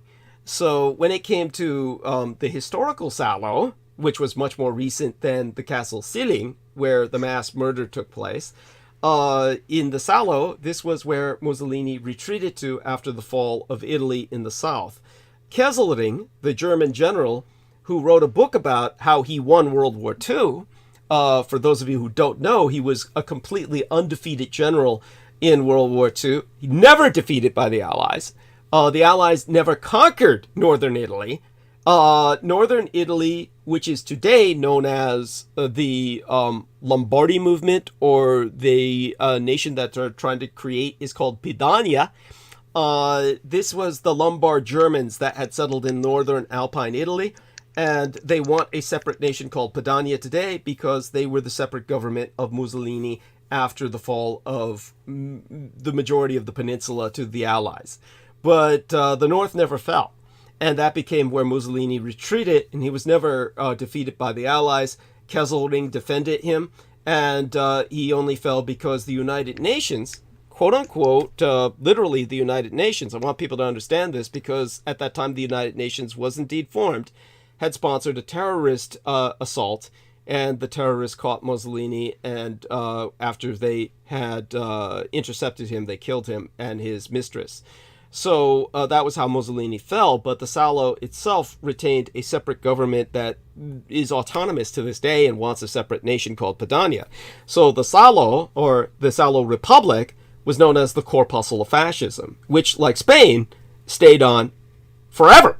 The police throughout Italy still wear fascist uniforms from the days of Mussolini. They wear the same Nazi uniforms in Italy, as well as other branches of service, including the Bersaglieri, the combatants, or the combat units of the army that wear the black cock feathers on their helmets, are wearing the same fascist uniforms from the Nazi regime of the fascists of Italy.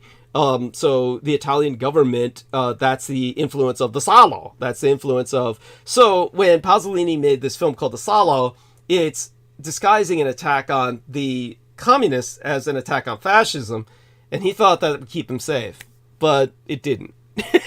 And he got killed. So that puts it into some context, and it brings us back to our enemies because people were asking other questions about them. And yes, for those of you who really want to understand what Peter Moon and I are fighting against, understand that all of our enemies are the people that Pasolini is attacking in the Salo. But he's doing a chicken shit, shall we say, backhanded slap by attacking them, by projecting it on fascism, which is no way to get your message across, and ultimately failed. And he paid for that failure with his life. So when it comes to what we're fighting, think about the fact that not only are we talking about people like Pavel Edward, the man who was using my son's face to try and basically prey upon young boys in Italy. You're talking about somebody who was constantly masturbating over the Salo. That was his favorite porn. To him, that was porn. And Ian West found it fascinating and bought several copies of it because he claimed that this was exposing the deep state.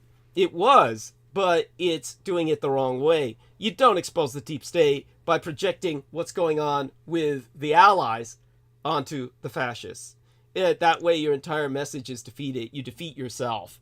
And he paid for that defeat with his life, the director, the producer, Pasolini. Well, when it comes to Pavel Edward, he had spent time in prison in Canada for his child molestation, his child predation, and had to be put in isolate because he was known to be a child predator to the other prisoners, and they were going to kill him. So he had to be put in an isolation chamber for the time he was in prison to protect his life. And it brings us back to people asking about Lorien Ann Fenton's connection to these people. She is deeply connected to them and boasted openly about eating children. Boasted about this in front of my own eyes to David Schroeder and Doug Millar, who both confirmed what she was saying because they had both eaten children.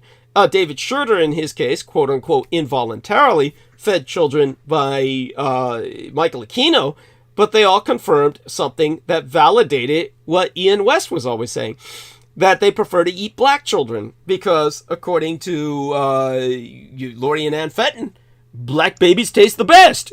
That they're just right, really muscular, a lot of flesh that's muscle tissue to dive into, whereas white people are fatty, and the Asian babies are just like shrimp. They're just crispy, but that's all they are. You eat them for the batter, is what she was saying. So she was boasting about this in front of Doug Millar and David Schroeder, and they both confirmed they had gravitated towards each other on the subject of cannibalism.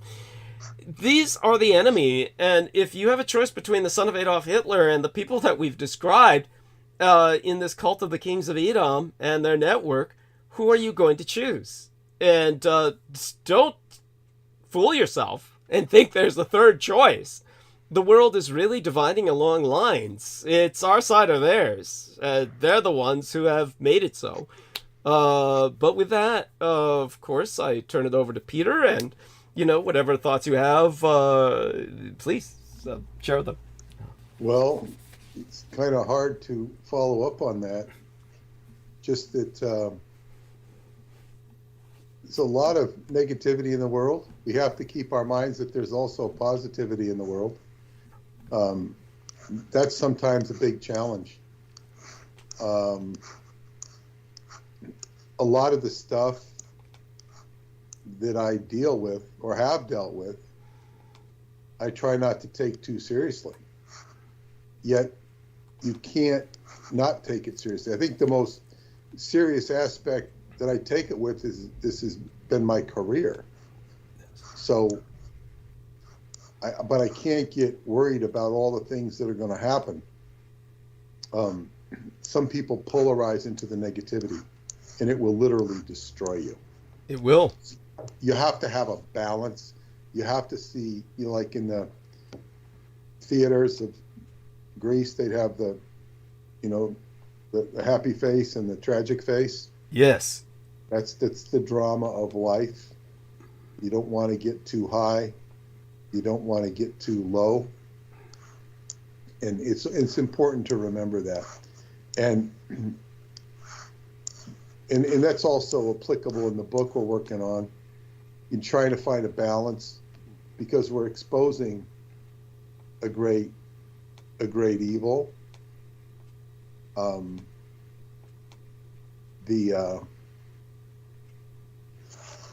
There's I'm going to pull this up before I go. Mm-hmm. I have it's a quote from the Tao Te Ching.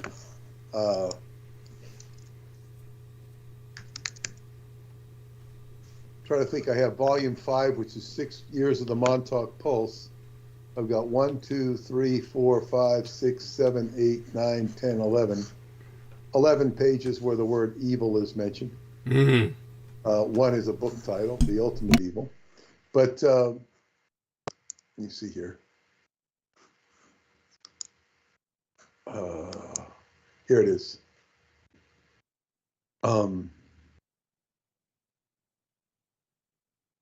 It's a quote. Let me see. I didn't find it. In fact, I've done a whole collection of what's in evil with Radu's Cinemar's books. Well,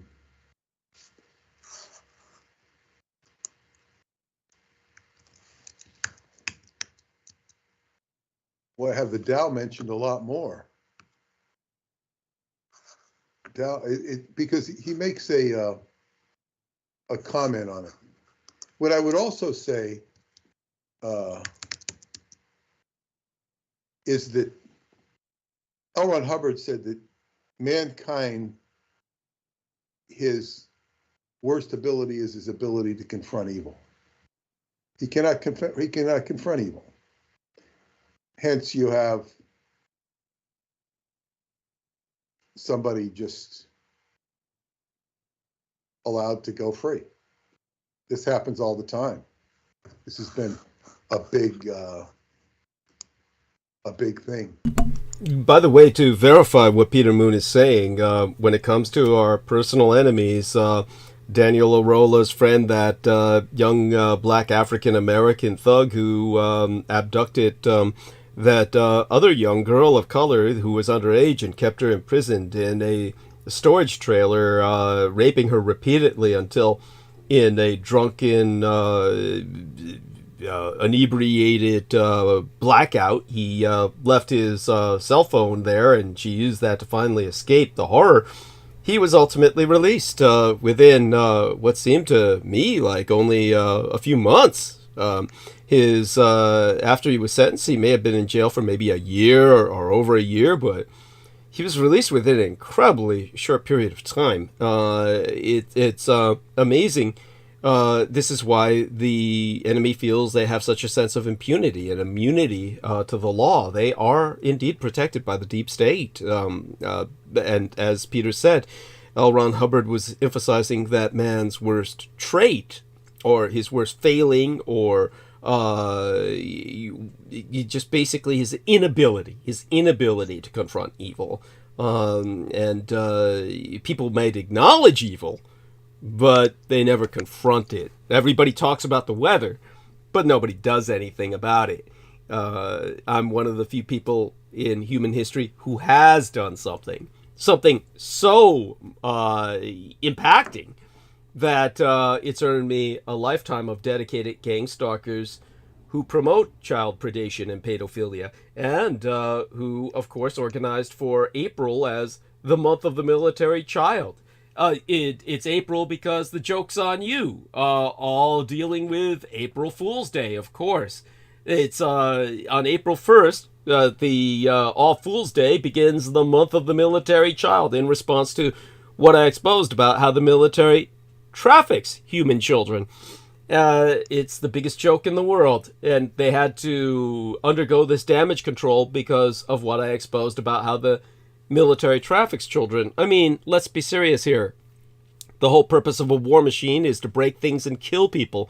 When on earth did the North American war machine suddenly take pride in being the world, as they claim, the world's best care provider for children, the world's best administrator of child daycare centers worldwide, which is what they claim throughout the month of the military child? They promote themselves as join the military, and we provide the best child daycare of anyone on earth. When did a war machine whose mission statement is to break things and kill people become a family environment? This is the most deranged, perverted paradox I've ever seen in human history. It goes to show you how sick the situation truly is. This is what Pasolini was trying to allude to through the symbolism of his films. Back to Peter with that.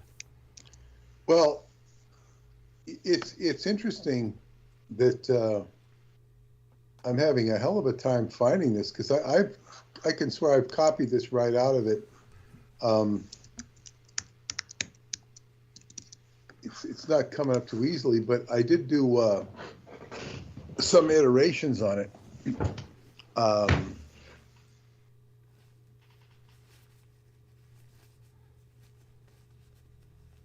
Evil is like a divorce from paradise. If you think of evil as being related to frequency, it is a frequency that is oppositional, degrading, frustrating, and suitable for anything that you might imagine is recognizable as negative. Now that's very interesting. It's oppositional, it's degrading, it's frustrating, and just negative. So if somebody says, you can't do that, you're not worth shit, or any of the things that can oppose you. And that's what happened in Scientology, because you had this renaissance happening, and then all of a sudden the internal synod, as in the bishopry of the church, became oppositional to the enthusiasm of the parishioners, and degraded them and frustrated them. It became evil, and people could not give it up. It's like they couldn't give it up. It's just because it worked before. This will pass. It wouldn't pass. And it would take gyrating circumstances to get people to to change. But this is what we have going on right now with Israel and the Palestinians. What's oppositional? What's degrading? What's frustrating? The Palestinians view everything that Israel has done since 1948 as oppositional, degrading, frustrating. Absolutely. The Israelis will tell you that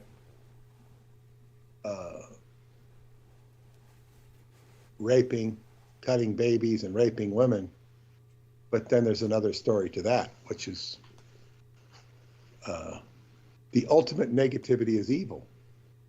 And those who are wrapped up in persistent negativity are indeed beset with evil. It is not the people who are negative about things are inherently evil. What happens is they become preoccupied and consumed. And then they start resonating with evil in an evil mindset. And then it generates low self-esteem. So it's like you have to take the focus off of that. I've had that issue with the media, that I didn't want to participate in media because it's evil.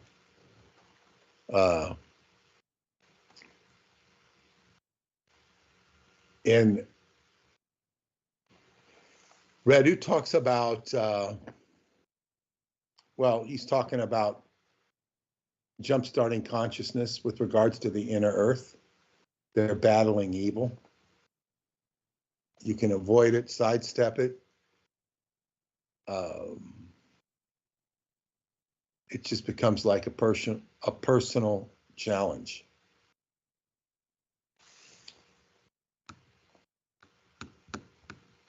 Whatever great quote I had, and it's a quote from the Tao Te Ching.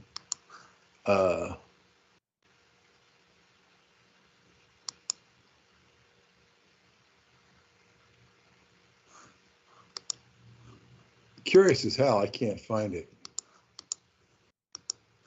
I'm going to sign off, and if I do find it, I'll come back. I'll look for it for a few minutes. Sounds good. And I think I'm going to sign off, and because I'm curious as to why I can't find this thing.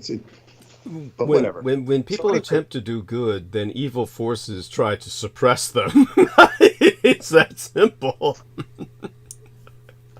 Exactly, and this would seem to be a prime example of why I can't find it. Yes. But go on, please, with your... I'll just say goodnight to everybody, and probably won't be back. If I do find it, I'll come back. I'll just go on mute for a while, and then I'll shut off. So I'll be back here on Sunday night.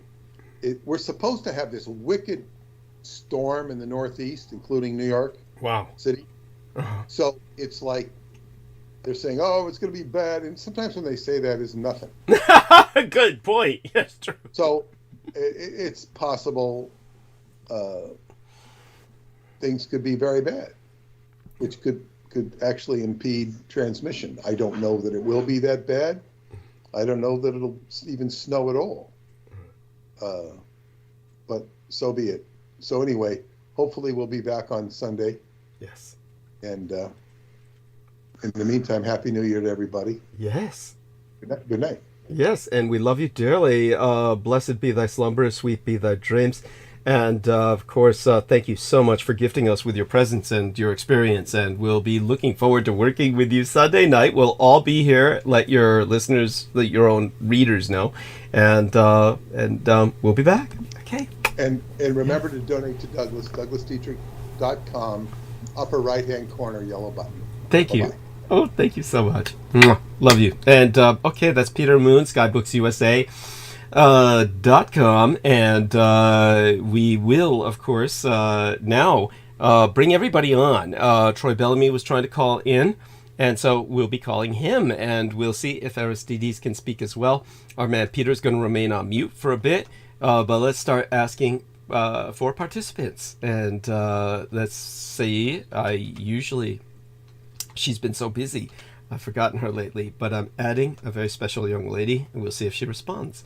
and we'll add in others as well. So let's try. Okay. Bryn and Amy and Jennifer and George Knight. Hopefully, gosh, everybody's got to check into that guy. If only we knew more people in England. I was asking him to check into John Warrington, but oh my God, we're gonna have to have somebody check into our man George. Let's call Samuel Romero. His birthday is coming up very soon. Real Tech Geek, and of course Amanda Ute. That's right, she wanted to come on our latest episode, but felt it was best to refrain. That was on New Year's, of course. And Andres Active, shout out to him, good man. Now we've got the new Acid Kick 96. We got his account up and running. Let's check into him. Amy Como's got old accounts that still show up. Who the hell is Ben Westhoff? Do I remember that guy? There was some other lady whose name was vaguely familiar to me. Okay, and of course Amelia Willard. Hopefully one of these days she will be joining us. Let me yeah. Excellent. Please share it. I can't believe it. It's like I feel like I wrote this a few years ago. It's from 2015. Mm-hmm. It's Tao Te Ching. Mm-hmm. Approach the universe with Tao, and evil will have no power. Yes. Not that evil is not powerful, but its power will not be used to harm others. So evil exists, but if you approach the universe with Tao, and evil will have no power. And Tao is, of course, the word that cannot be defined. When you define it, you lose it. But it's basically power without power, action without action. In other words, you're not fighting evil. You're allowing consciousness and life to be. This is my own interpretation. Yes. Approach the universe with Tao, and evil will have no power. That's, how do you respond to something? For every instance you have, there's a different way to respond. It could be hit somebody over the head, might be the right action. It might be a wrong action. I remember reading in a book called Zen Flesh, Zen Bones. Mm-hmm. I remember reading in this book when I was 20 about this two Zen or a Zen monk, somebody sitting next to a Zen, and this man comes up and asks him, and the monk just kills him with a sword. And he says, "Why did you do that?" He says, "Well, because he was about ready to wipe out that whole village." Like it looked nonsensical to the student. Right. But the wise man knew what he was doing. Of course, it's not to justify killing somebody, but if that was actually true, it was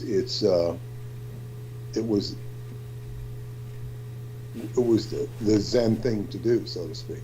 Yes. And you don't go by fixed patterns. I remember somebody who was a soldier in Vietnam told me that, and not to hold him up on a pedestal, but he'd see these guys coming up behind him, these Viet Cong, and they'd have their hands, behind their back. And he'd just kill them. Why? Because they had a grenade. You couldn't see the grenade if you're not holding your hands up, you know? Yes. It's like they're smiling at you with their hands behind their back, acting like they're friendly. Yes. So, you know, what is it? But anyway, in most of our lives, we can approach the universe with a much more gentle framework. Hopefully. That's right. That's right. Hopefully. It's becoming more challenging. Yes. For many people, yeah, as they bring in the immigrants. This is an astonishing, what is it? Open borders policy. Mm-hmm. And what's so ridiculous about it is our Mexican friends, they have to go back to Mexico. They're upstanding people. They had productive jobs. They're productive. They're engineers. Yet they can't immigrate. So they have to go back to Mexico. It doesn't make any sense. Now, I'm sure they could go pounding on the pavement and live like immigrants if they wanted to, or hustle themselves to death. It makes no sense, but so be it. Anyway. Well, yes, thank you. Another way of phrasing that is that we are bringing third world conflicts onto the streets of North America and the United Kingdom with waves of immigration that are not selective. There, that would be another way of saying that. Well, exactly. And we had, it seemed more threatening years ago when the MS-12 gang, whatever it was called. Yes, it was MS-13. MS-13, and they were an active presence, whereas they still might be. But they're not quite the same as they used to be. So there's other problems now, I hear. Not necessarily from them. They're probably more well established. I think the concern these days are what they refer to as basically the warlord situation in Mexico. Is the narco lords are very dominant in politics and effectively run the nation. So we are in a situation where that is much closer to home than MS-13, which was actually Central American, and actually had we had Mexico as the wall between us and them, at least in theory. He had a very active presence on Long Island with that. Yeah, yeah. Very active. Yeah. And I haven't got, my car robbed, but that's only because I didn't lock it. right. But you notice you shouldn't need to qualify that. I noticed that that's very New Yorker of you. You would used to approach people in New York and you'd say like, oh, this person didn't leave their car locked and something happened. Then people would say, well, then they deserve it. I mean, you've got to break out of that mindset. We should live in a world where you can leave your car unlocked and not worry about something like that being done. But you see, you understand, it's like I'm playing football and I'm about, less than 50 yards away. Yeah. And there's a reason I would leave my car unlocked. Right, right. But in other words, I'm not going to be watching it every minute. Right. And what had happened is some guy kind of wandered up and looked for me. Oh, you're playing football. He's looking at all these people. And then one of the guys I was playing with, he was reaching into his car and he went over to accost the guy. Uh-huh. And the guy was taking off in his car, and our friend was trying to hold on to the car and stop it. Ooh. Which is a big mistake. Yeah, please don't ever do that. Big mistake, but the guy just took off, and the police called and assured us they could do nothing. I didn't even notice I had anything missing until later. I think I lost about $60 and some credit cards, which they used. Of course, those I didn't have to pay those, but it was more of they left the driver's license. So I didn't even realize, they just took it was only about $60 I lost. Wow. Which wasn't too expensive of a lesson. So after that,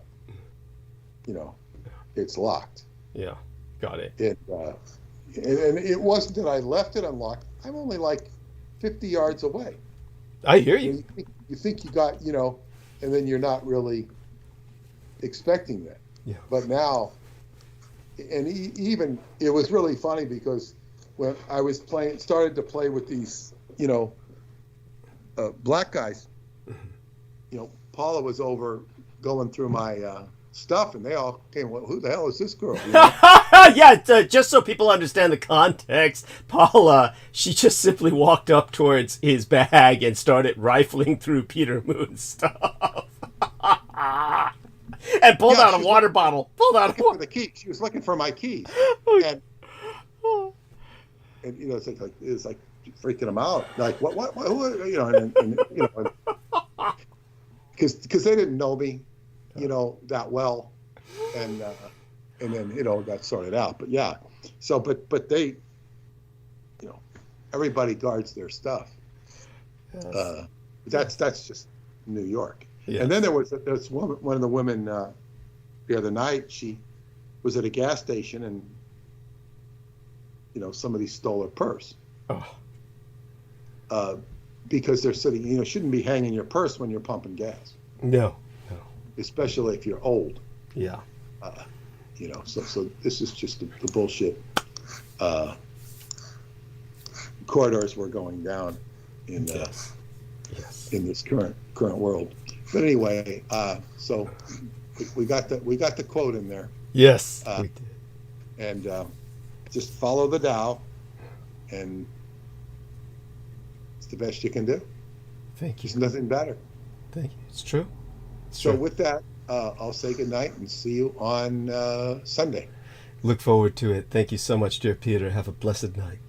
Okay. Bye-bye. Share our love with Paula. Okay. Wonderful. Okay, now I'm going to press the add button, and this will add, theoretically, everybody in the world that I can remember consciously at the moment. And we'll see who responds. Brendan Zuggett joined, and George Knight just asked if I'm on tonight, so okay, now we know he's alive. Yes, hello! Oh, hi, Douglas. Yes. And this is Troy Bellamy joined us as well. Thank you. Hey, buddy, how you doing? Yes, so glad to have you with us. Now, I neglected to call our dear friend, Steve, but he can come on anytime he wants. He can just call, and I'll merge him into the call. Troy tried to call earlier, but I could not merge him because we were still on in the Peter Hour, the Peter Hours. And but now he's with us, and will hopefully share with us his thoughts on the new year. Obviously, there has been some incredible things going on in academia, and these include, of course, the presidentiess of Harvard being forced to resign after only 6 months of serving as Harvard's first black African-American presidentiess. And so this is something that I personally feel is outrageous. By the way, for those who didn't recognize the other voice, that was Acid Kick 96, who was joining us for the first time. We're glad to have him with us. And of course, we now have on the call, so far as I can ascertain, Aristides, Brendan, Troy, and Acid Kick.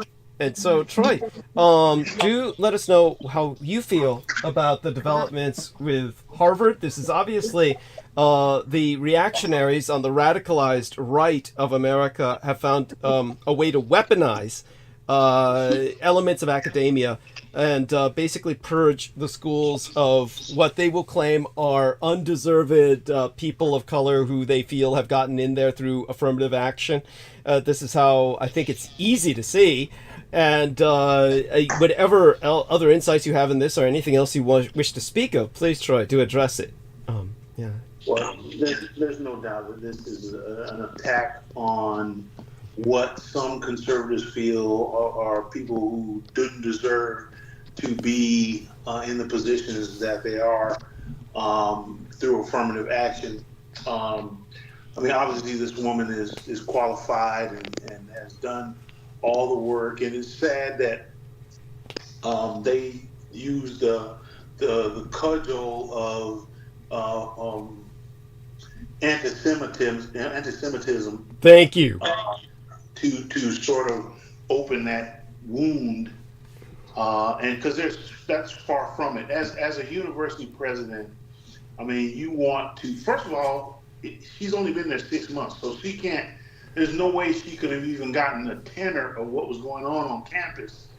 You know, nobody's going to condone students being bullied or anything like that, but you also can't stymie free speech on these campuses. You have professors and you have people of all different walks and different philosophies on that campus.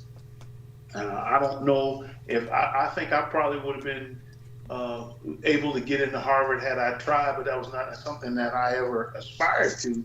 But I've been on liberal campuses where there's a lot of thought. I'm here in Florida, and this guy, Christopher Rufo, this guy is ruining the education in Florida. The university that he's now been appointed to on the board of, that DeSantis put him on, is called New College. And it's right here in Sarasota. I was in elementary school when they built this college. And it was supposed to be a liberal campus. I mean, there were kids out there throwing frisbee and smoking weed and hippies and all that kind of stuff. And that's kind of like what that university was set up for. And a lot of the professors who teach diversity and the DEI elements were professors and people who were published authors and people who've written books, and they got rid of all of those people. They got rid of all those people. Oh my God! So this is a direct attempt to preserve, not conserve. I don't call it conservatism. This is preservatism. They're trying to preserve what they think is white culture, or the culture that is predominant or has been predominant in the last 50, 100 years here in America. And they're circling the drain. This is the last ditch effort to do everything they can to make sure that, when everything does change over and they become the minority, that they don't get smashed. And it's sad. It's really sad. Yes. No, it's beyond that. It's outrageous. It generates outrage. And it's something that I'll go a bit more into soon enough, but we all know what this is going to be followed up by. This is going to be followed up by a chorus of this kind of like, oh, her resignation was long overdue. And I noticed that aside from the cudgel of quote-unquote anti-Semitism, Judeophobia, which is outrageous because you had people who were talking about the Palestinian cause that were being doxxed, not only that, they were denied job offers. Job offers were turned down that these students were originally offered and then retracted because they simply stood up for Palestine. This is political persecution dividing the nation. But beyond that, they were accusing her of plagiarism. Which they use that as pretext. Yeah, and Brendan, help me out here. Is it not true that my enemies like Lena Shea and Richard K. Cole Jr. and Stephen Outram always say I'm plagiarizing? They say, stop Douglas Dietrich from plagiarizing these male models, quote unquote, which if you were to publish these photographs that I publish, you will be struck down on Facebook because they use facial recognition technology and they'll say Douglas Dietrich is banned on Facebook. So it is me, people, under a lot of makeup and with the right lighting. But yeah, it's me. But these people are saying I'm plagiarizing someone else instead of saying impersonating. They don't say impersonate. They don't say theft outright. No, they say plagiarize. So that's the term they were using. They even get more nonsensical with like the historical. They say, oh, there's this this biographer that writes about the same stuff Douglas does, as if history is like some kind of somehow owned by these people. It's like, and then they say, oh, Douglas is plagiarized. It's like, it's so silly. All truths are parallel, and I can't believe that they use the fact that everyone used general knowledge to say that somebody plagiarized something. What's crazy about that? She would have never gotten her degree as a doctor had she done play. They have too many software programs and other people who watch and monitor these dissertations and everything. Yeah, they're called peer reviews. Go on. Yeah, there are peer reviews and stuff, but also there's a lot of corruption in the Ivy League. But at the same time, whether or not she was part of that or not, it's like, it's very convenient that she gets in and within 6 months she's like thrown the book at her, when you know that everyone else in that echelon, in that kind of field, they all are suspect. Thank you. So go on. They basically scapegoat. They used her as a scapegoat. So whether it's not even political to me, it's like they just were, in my view. Obviously it is, but I'm saying in my view, it's mainly just they literally scapegoated this poor lady. It was like they all knew, everyone's in on the gig, right, to get these jobs. Yes. But then the second she comes in, they're like, oh, look at this lady. She's doing all this. Yeah. And that way, when the hammer comes down, it like they can just point at her and be like, oh, well, she got caught, you know. Yeah. It's the same irrational fear they had when Obama became president. Oh my God, she opened the door. There are going to be 20 more that'd be just like her, taking over these universities and teaching black kids how to be, think better of themselves. Yeah, the offensive part is that they're all suspect, but. Yeah, well, let me bridge what these two men are saying. See, what our man Troy Bellamy is saying is quite true, and it's based on intergenerational trauma of the black experience. What our man Brendan Zoget is saying is based on the universal pervasive corruption in the system that conveniently chose to target this one person of gender and color for political reasons. But when it comes to the way to bridge this gap, I used to work in the Department of Defense as a research librarian, and I was paid to write the papers and essays for officers seeking promotion.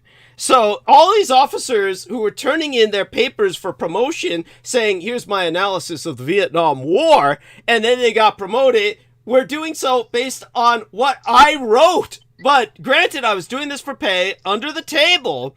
But then by the time I got to UC Berkeley, and I was aware of some degree of what it would be like in the civilian world, this type of corruption. But it was really brought to my attention when I started trying to write a book. Now, when I started trying to write a book and was looking for a co-author, one of the people I ran across was a guy who I'm not going to name. Honestly, I don't remember his name. I'd have to go look it up. And it's on the wall in my kitchen, the billboard, so to speak, along with 100 other names. But I could find his probably pretty easily. It sounded rather feminine, but it was a white guy. And when I asked him about, you're a professional writer, I'm looking for a co-author, turned out what this guy did was he plagiarized term papers for a living.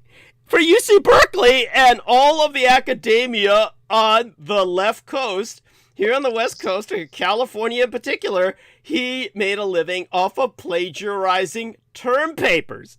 So what Brendan is saying is that the entire academic edifice, the industry, is based on people having faked their credentials, essentially having gotten in through guys like the guy I'm talking about, but they're all guilty, but they pick on this black African-American woman. If indeed she's guilty at all, she's no more guilty than they.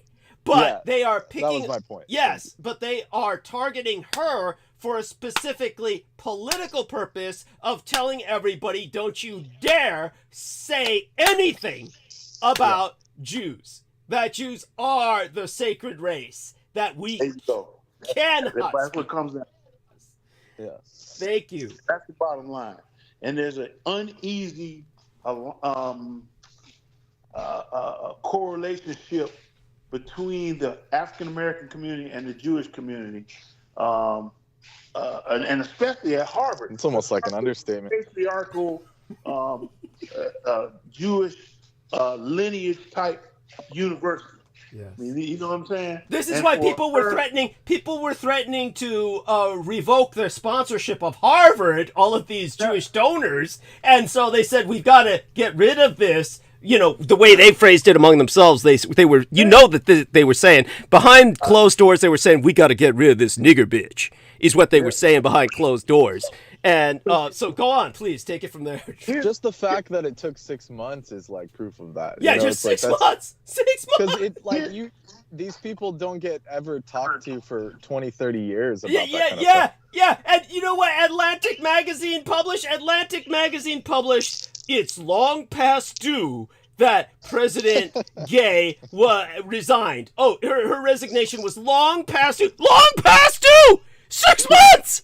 6 months! Yeah, they basically already had that article written on day one. Here is the real indignity, that she is going to remain on campus as a professor of African American studies. That's the bullshit. You understand? See, so yeah, she that's can't wild. Really That's wild. She can't really just walk off with dignity and say, okay, well, I was the first African American president here at Harvard, and I'm just going to try and find me another university to be president. You really can't find it. Everything else is a step down. Yeah. But then they're going to make her stay. They basically destroyed her career as a professor on campus. Now, what does that do? That way they don't have to pay a severance. Alienate all of your black students, the few that you do have there. That's going to alienate all of them. Yeah. No, it's outrageous. That's why I said this is outrageous. And what's more is you could say, oh, it's trying to play the races off against each other, but don't give the whites that much credit. This is, you don't talk about Jewish people, period, is what it comes down to. And Jewish people portray themselves as being, well, we've reached out to the black community and we've done so much in terms of civil rights. No, the black... Well, I would argue.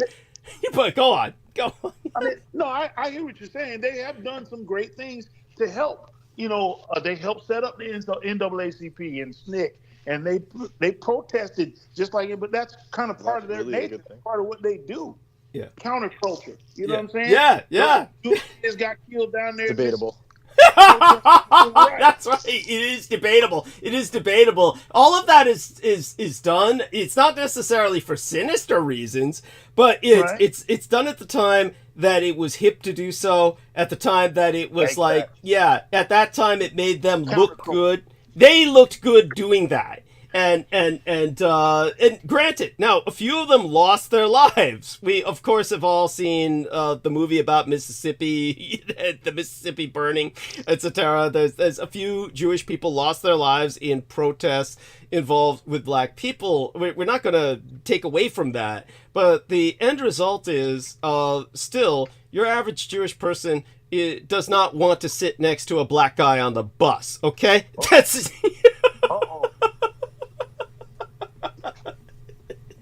They don't want them moving in the same neighborhood. They don't want them marrying their daughters. I mean, it's clear even the way they operate, like how they treat the Ethiopians who are Judaic, Hebrew. Yeah. You know, like it boils down to even like just that kind of level.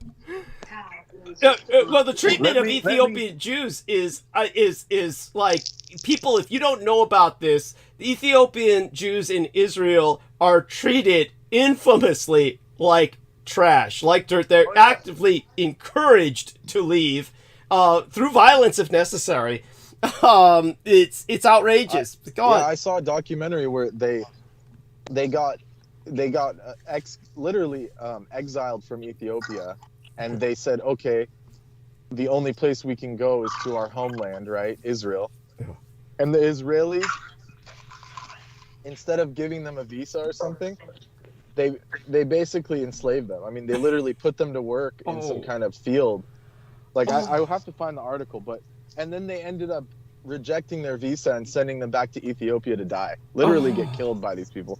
I need to find the article, but it was on Deutsche Welle. These were Japanese television. Right, these were Ethiopians escaping Afro-communism. And and the best part was that they had documentation in their lineage that proved that they were Jewish. Yeah, outrageous. I mean, it's. Let me find this article. Yeah, go on, Troy. Absolutely no question about it. In Georgia, there is one of the first places that the slaves came to America and landed in Georgia. There's an old church there. It's like 200 some years old, and the Bible and their writings are all in Hebrew. They have inscriptions all over the church in Hebrew. So these are things that the Africans actually originated. They didn't copy any stuff. Oh yeah, and it's even worse. Literally they sterilize them. They force them to stay in Israel. They had to forcibly get injected with depot shots. Wow. This is an academic journal right here. Yeah, oh my I just God! sent you guys. I mean, this is bullshit. Can you imagine that? And this is what several critics claim, which is not a claim because it's what happened. Thank you. That depot, quote unquote, was administered as a part of an official policy to limit the number of Ethiopians in Israel, thus crossing the line from birth control to population control. I think that crosses a line into a crime against humanity. But go on. Genocide. In many instances, patients did not receive adequate medical follow-ups for side effects or other consequences. And this is from 2013. This is literally they were killing them. Yeah, inhuman, and these are the Why same. aren't people talking about this? I'm glad we brought this up. This is fucked up. Thank you. And this is the same Jews who complain about, look what the Nazis did to us, and they sterilized us, and they did all this. But it's okay for them to do it to the Ethiopians. Oh, of course. Of course. They're the chosen people. Yes. Yeah, it says the phenomenon was uncovered when social workers noticed the birth rate among Ethiopian immigrants halving in a decade. It's there we are. Cut in half in 5. An Ethiopian who lived in Israel, Sava Rubin, lived in Israel since 1984, interviewed more than 35 women from the community, found that 25 were still receiving contraceptive shots from the healthcare providers. So they didn't even know what they were getting. Thank you. Outrageous. Now, George Knight has joined us, and I welcome him. Yeah, I was going to have people inquire into whether or not you were alive, dear George. Oh, bless. Yes, thank you, Douglas. Thank you for having me on. Happy New Year to you all. Thank you. And welcome aboard. Now, we're going to let Troy continue with this for a few minutes, because because obviously this is vital, and it impacts his community so severely. But basically what they're saying is that black people do not deserve not just to be academics, but not to be in any position in academia of responsibility. And this is what is, I think, for someone in Troy's profession, this is really personally just hurtful, because it impacts every black person's career. Every black person's career is impacted by what was forced upon Presidentris Gay of Harvard. And like Brendan said, they had that article written for Atlantic Magazine on day one. The moment she became presidentess, they wrote that article that's titled, "Oh, her resignation is long past due, long overdue."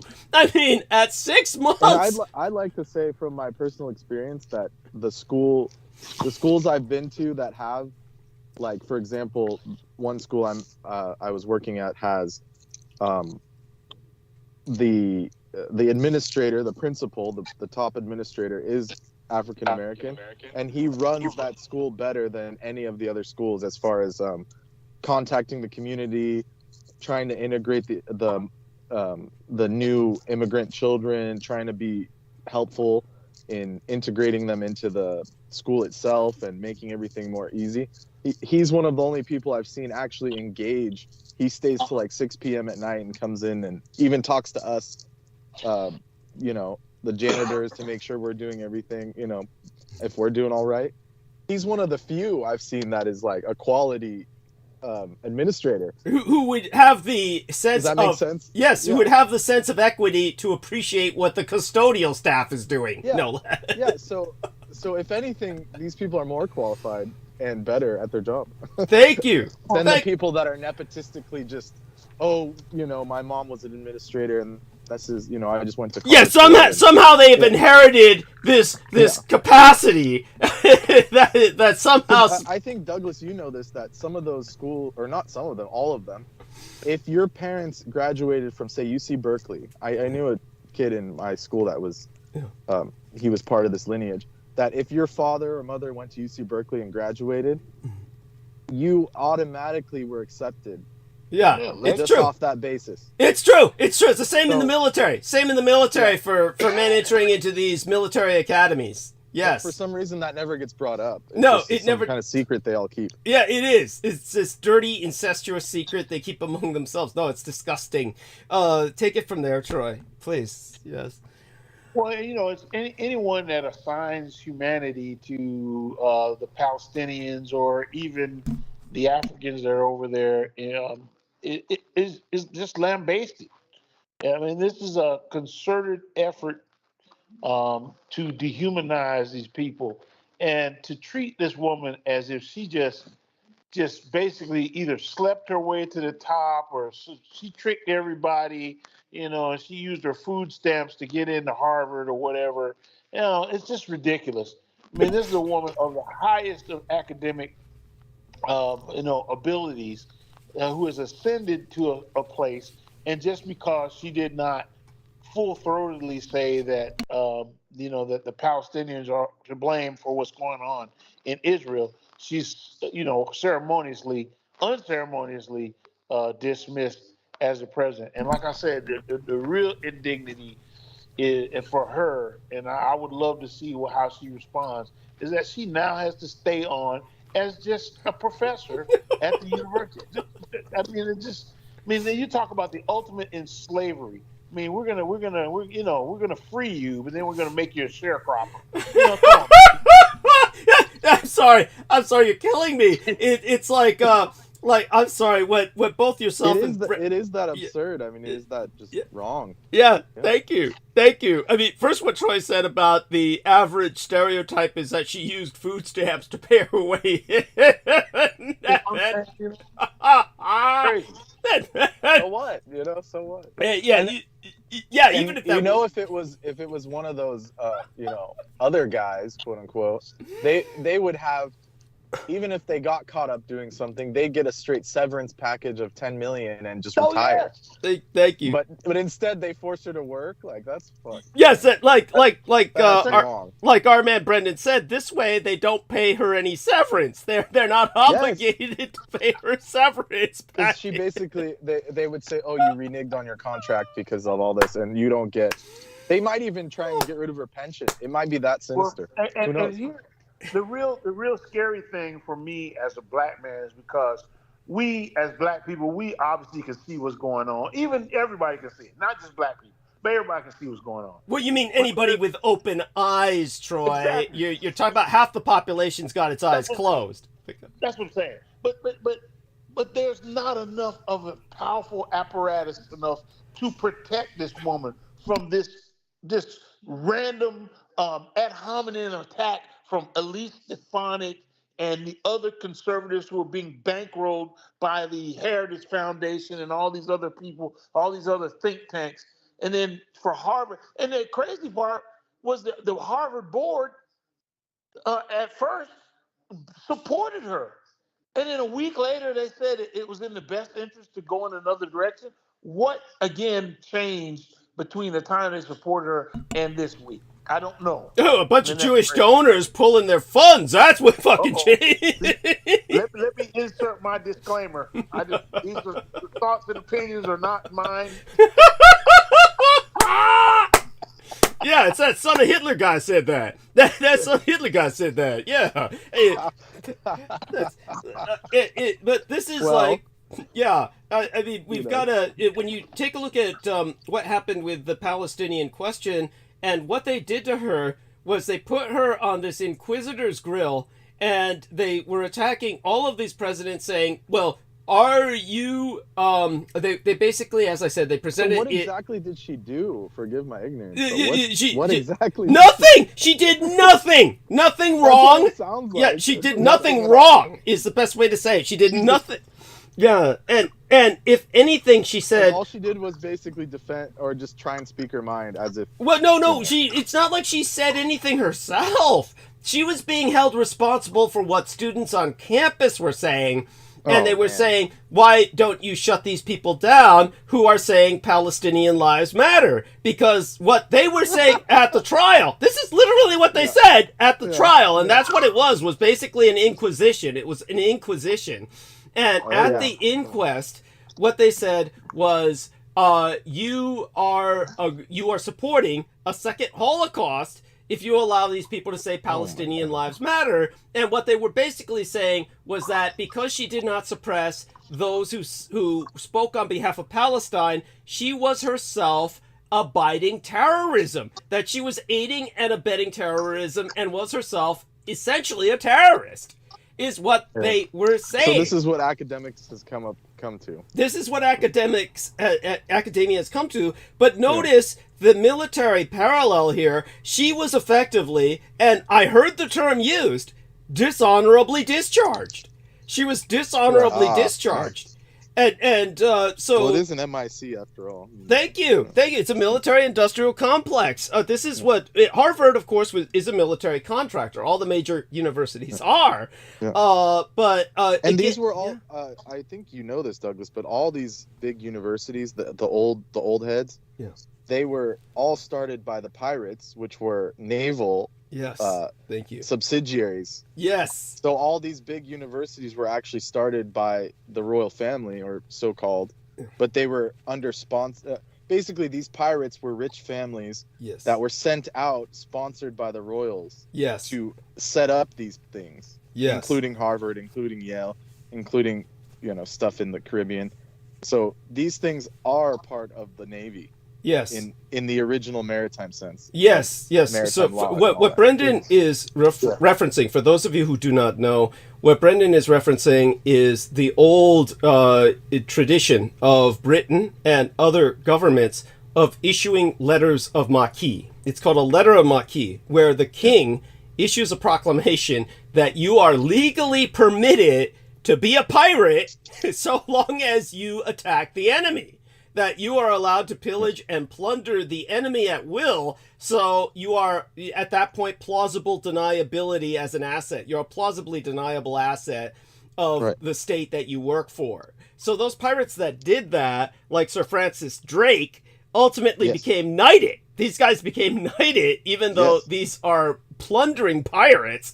So what happened is that Brendan is referencing the fact that with their vast fortunes, many of them established educational institutes to try and, quote unquote, give themselves a sense of reputability.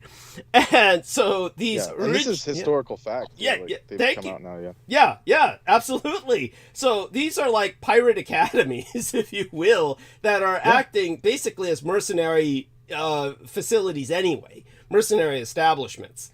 And they contract with the Department of Defense. They're originally from that background. And this is why they use terms like dishonorably discharged for this woman who has spent her life... Just like places like the Presidio. Thank was you. originally Spanish privateers / Spanish Navy base, naval base. Yes. So, anyways. Yes. So it all goes back to pirates, funnily enough, me bringing up pirates this last couple of episodes. Absolutely. So the irony is... Or it's not even irony. The truth just is wholesome. In other words, the truth is what fiction merely reflects. Fiction merely reflects the truth. But back to Troy, please. Yes. Well, again, I hate to sound alarmist or conspiracy theorist, but I've been black long enough to know when things happen.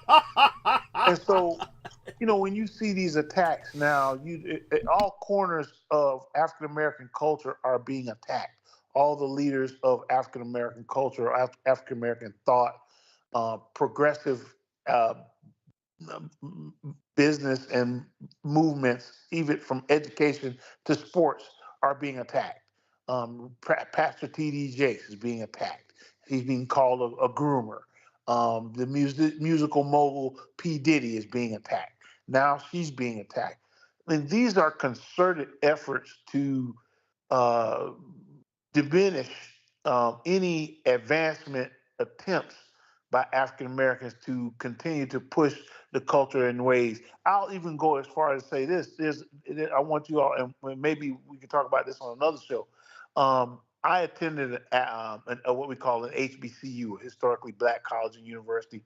At first, I attended a private white college when I was playing basketball in college, but I graduated and finished at my father's alma mater, and it's a land grant university, and they did an audit a few years ago of a lot of the land grant universities, and they found that there's been a total of over $13 billion that have been shorted to these land grant universities, HBCUs in particular, over the last 25 to 30 years. Imagine what $13 billion could do for a small black university.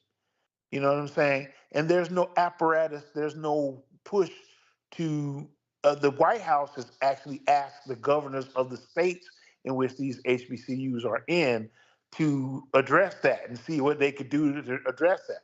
So for example, in Florida, there's a university, the university I'm talking about that I graduated from, Florida A&M University, is owed $1.3 billion over the last 20 years that they had not received in land grant money that was apportioned to them through the Morrill Act. And several students have sued the state to try and get it back. Now, we can send all kind of money to Israel. We can send money to Meanwhile, Ukraine. Ukraine's all getting this $100 money, but you won't pay what you owe, what you owe. They know it. You're talking about an audit. So anything that looks like it's in the form of reparations or anything that looks like it's going to even the playing field, they just act like it doesn't matter, like it doesn't exist. They're saying, they're just holding out their hand like, you owe me this, but it's like on paper. I mean, it's clearly, like that's the hypocrisy. It's amazing. It's amazing. It's amazing. So there's this, like I said, these are the last vestiges of conservative thinking. And when it gets to that point, they started off with violence. That's where you get January 6th. They start with violence first. Then they start going with legislation, and then they start doing the demotion and demeaning of leaders in different communities. And that's where it starts. So I've seen this play before. I know exactly what the next play is going to be. But we as a country, we've all got to see this, and we all got to do something about this. And I hate to say it because conservatives, they're just misguided. They're human. They're Americans just like us. They're just misguided. But something has to be done about this.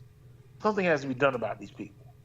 Oh, absolutely. Well, I think that we'll ultimately get to that point where, as I said, it's civil war.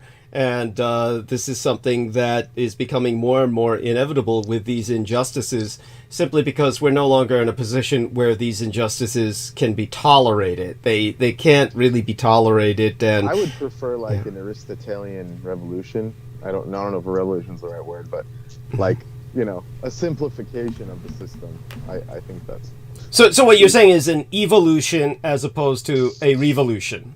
Yes? Something like this, more along the lines of distilling all the good parts of what we have instead of just straight up fractioning. Well, I understand what you're saying. Your concern is for balkanization. Your concern is that we would fragment, but that's not what I'm advocating. What I'm advocating is essentially that the one side win. And so this is the part that we have to be. But then even that goes back to Blake. The fist that crushes the tyrant's head becomes a tyrant in its stead. So. Well, there is that, but you have to look at it this way. It's kind of like what Peter said when he's quoting the Tao, or rather, what he's quoting is an allegory or a parable, an anecdote of the monk. No, I'm not talking about his quote. I'm talking more about when he was kind of trying to relate the anecdote about the Buddhist monk who is asked for directions by an individual on the road, and then he kills the individual rather than giving him directions. And his student is puzzled, obviously, and says, "Why?" And he said, because he had every intent of wiping out the population of that village. And this is why this is where we have to come into the disclaimer. This is not something that Troy Bellamy is in agreement with, or anyone who's on this call. This is something the son of Adolf Hitler is saying. This is why my father killed the Jews in Europe, is because he foresaw what's happening now. People have to come to terms with that historical reality. My father, Adolf Hitler, was the version of that Zen monk. Why did you kill all those Jews? All he would have to do is point at Palestine and Harvard and say, this is why. This is what my father, Adolf Hitler, saw. Unless you see what my father saw. Because of his precognitive abilities, which I've articulated in the past, he was definitely a precognitive who escaped hundreds of assassination attempts. Hundreds of assassination attempts. Where enhanced by the vegetarianism and various techniques, no doubt. Yes, by his following of Vedic traditions, as well as others. Yes, he definitely was able to hone his abilities, and ultimately... And I found this article, speaking of what you're saying, just on the same vein, it's like I found this article about that Ethiopian scenario. Yes. This person, Alex Dumas, saying, assessing claims that the Ethiopian immigrants to Israel receive birth control. He's saying, and his first line is, pro-Palestinian activists are resurfacing claims that Israel subjected Ethiopian immigrants to long-term birth control without their knowledge. And then the previous article I sent you guys is from 2013, where this lady's crying on camera. Yeah. This Ethiopian old lady, she's saying, why did all my kids die? Why am I giving these shots? They didn't tell us anything. Yes. And this guy's saying it's a claim. Yes. So this is, these people are criminals. Talk about Holocaust denial. Talk about Holocaust denial. And they're slamming this, some lady on Instagram for mentioning it. Yeah. And they're saying she's a pro-Palestinian. But you see, this is what they were saying about Presidentitress Gay of Harvard, that she's pro-Palestinian. Exactly, right. In other words, you are quote-unquote a terrorist. That's the first line. Yes. That's the first line he says. Thank you. As if all those journalists from 2013 were just pro-Palestinian. 10 years ago. 10 years ago. That's insane. A decade ago. Yes. We're all terrorist sympathizers. Yes. Yeah. This is also, they call you a neo-Nazi. Why can't they just say, okay, yeah, look, that was messed up. Okay, no, they can't. This is a different situation. They're like, total, that would be the reasonable thing. Say, okay, yeah, that was fucked up, but this is a different scenario. Yeah. No, they're just straight up saying, you're a terrorist for saying this. For even bringing it up. This is, like, yes. That's crazy. See, this is it. Wild. This is what it comes down to. That you are advocating terrorism if you don't suppress criticism against Israel. If you say Palestinian... Go on, Troy. If you don't expressly say that Israel had a right to defend itself. That's really what they want, is justification for doing the things that they're doing, even killing the civilians while they're supposedly trying to exterminate Hamas. Well, we're talking about extermination. Where is the diplomacy in any of this? There's not been a call for that. So even when you say ceasefire or diplomacy, now they're basically saying you're anti-Semitic. The only thing they want to hear, the only thing Netanyahu and all the Zionists want to hear is that Israel has a right to defend itself. Yeah, but the insanity of that very position, that's exactly what the Nazis said when they were brought to trial. That was their defense, was that the Jews were an insurgency in Europe that was threatening European civilization, and they were simply defending themselves. See, the Jews say that, and that's supposed to be a given. We're supposed to accept that. Right. And this is the insanity of their position, but it goes, of course, well beyond that. When you are able to analyze the context of what they're saying, and they say that, say, for instance, the right to self-defense extends to the right to assassinate individuals. This includes, say, for instance, the bombs going off at the funeral of that Iranian general, or rather the honor of his memory a year after his assassination. Then you had bombs going off in Iran that killed hundreds of people. Now, the Iranians are saying it was the Jews, which of course could be a reflexive claim, or it could quite likely be quite accurate. But the Jews are saying, well, this is within their right, just like they assassinated one of the heads of Hamas. And they warned Lebanon, this is not an act of war. We're simply assassinating a terrorist. Well, when you kill people... So they have that impunity to just bomb another country. Thank you! Thank you! The universal right to go to other people's nations and kill people. That is a preemptive strike. They are, which is, of course, what Japan's attack on Pearl Harbor was a preemptive strike. But the Americans claim it was criminal. When the Japanese do it, it's an instant problem, right? Yes, that's right. When the Jews do it, it's supposed to be self-defense. No, this is why my father had to do what he had to do. This is what he was faced with. And so when it comes to what we're faced with now the entire point about, say, for instance, when somebody is in established academia and they are dealing with the concept of free speech, you are basically asked to act the role of an unconstitutional censor, is what academia is now assuming the role of. You're basically like a sock puppet or like a marionette. You know, like you have no freedom. No, there is no freedom. We live under the dictatorship of a neurotic minority based on ethnic selectivity, ethno-religious selectivity. This is an ethno-religious elite. So it violates the separation of church and state. Even with their own so-called religion, it's like this Ethiopian Jewish community was in, it says here in this article, the claim, the straw man article, it says they've been there since the 1860s. Since Israel was, they have more right to be there as Zionists than the Israelis. Thank you. So the Ethiopian Jews should have their own country there instead of these guys. Thank you. Like, I'd rather have them. But then it's another case of black land being stolen, right? I mean, this is kind of like those black free towns that existed before the whites said, oh, no. It's like almost worse. I mean, giving someone birth control without their consent is like... But they were doing that to black women in the United States as well.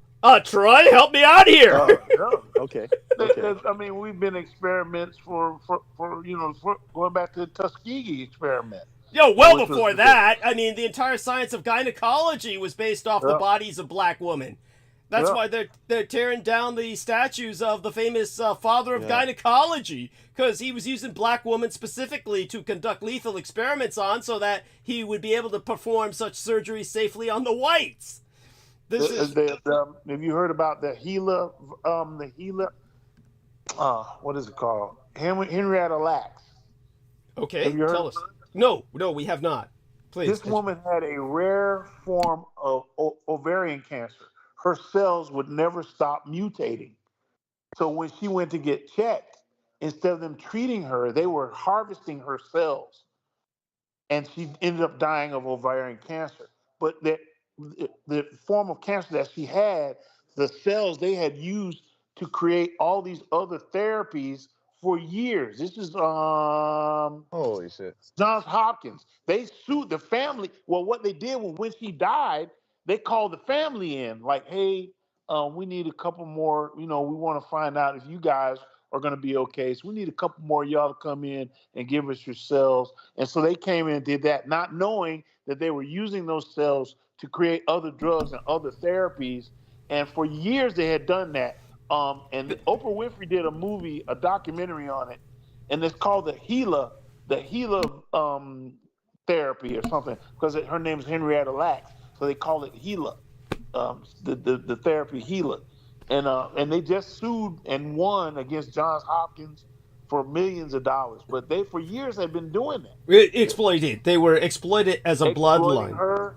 They told her they were treating her, and they were just harvesting her cells because she had this rare form of her cells did something where they would replicate themselves I mean, Over. that's like super mutant, super heroine X shit. Super mutant X shit. George, you're typing something. Are you with us? How long are we gifted with your presence before you take off, George? George. Oh, bless. Yeah, thank you, Douglas. Yes, I was just about to say goodbye, but thank you so much for having me on. But next week I'll be on for a much longer period of time with you. Will you be able to check in later tonight at all, perhaps?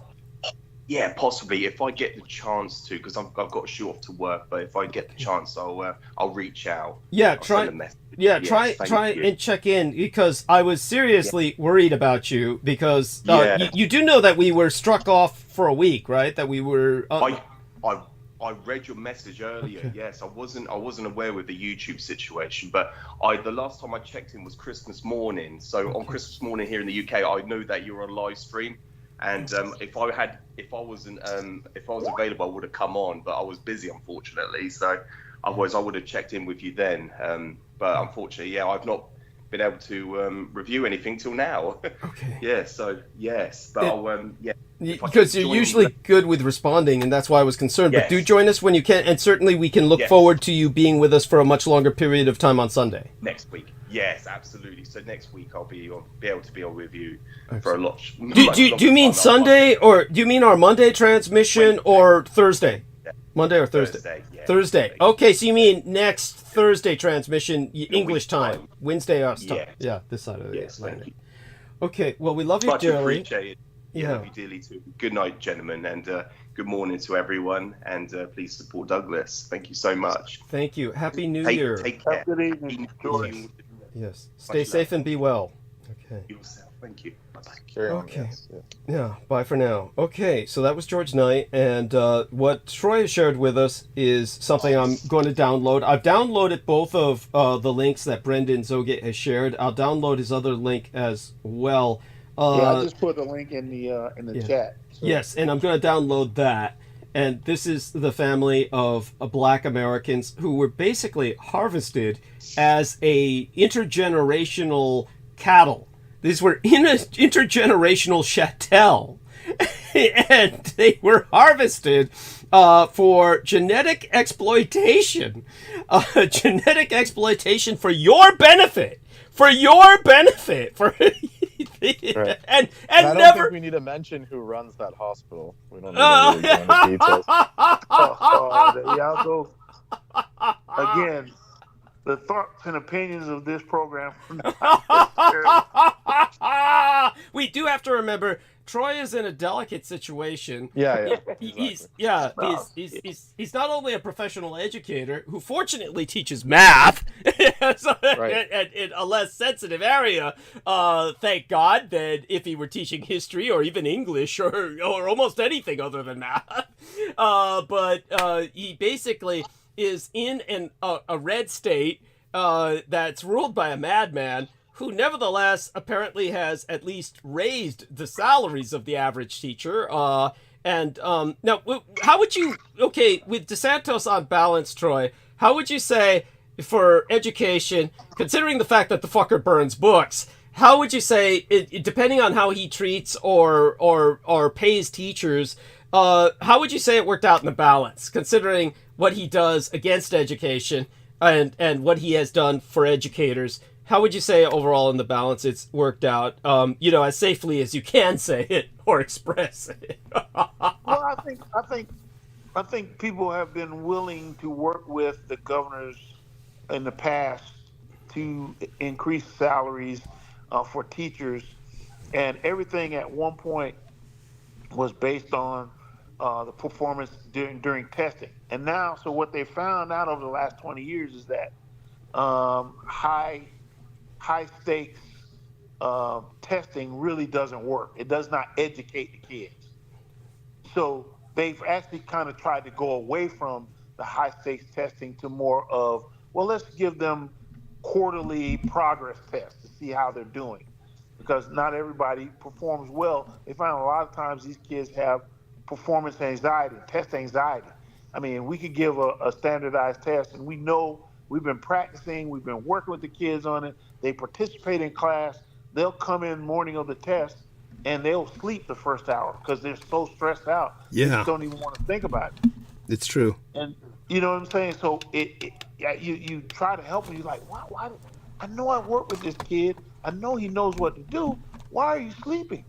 I mean, it's test anxiety. It could be something. They didn't get breakfast that morning. The bus was late. It's a number of different things that could work against their success on those tests. So for years, school performance and teacher salary were based or were tied to these performances on these tests, you know. And so DeSantis just came in and was like, you know what, this is not fair.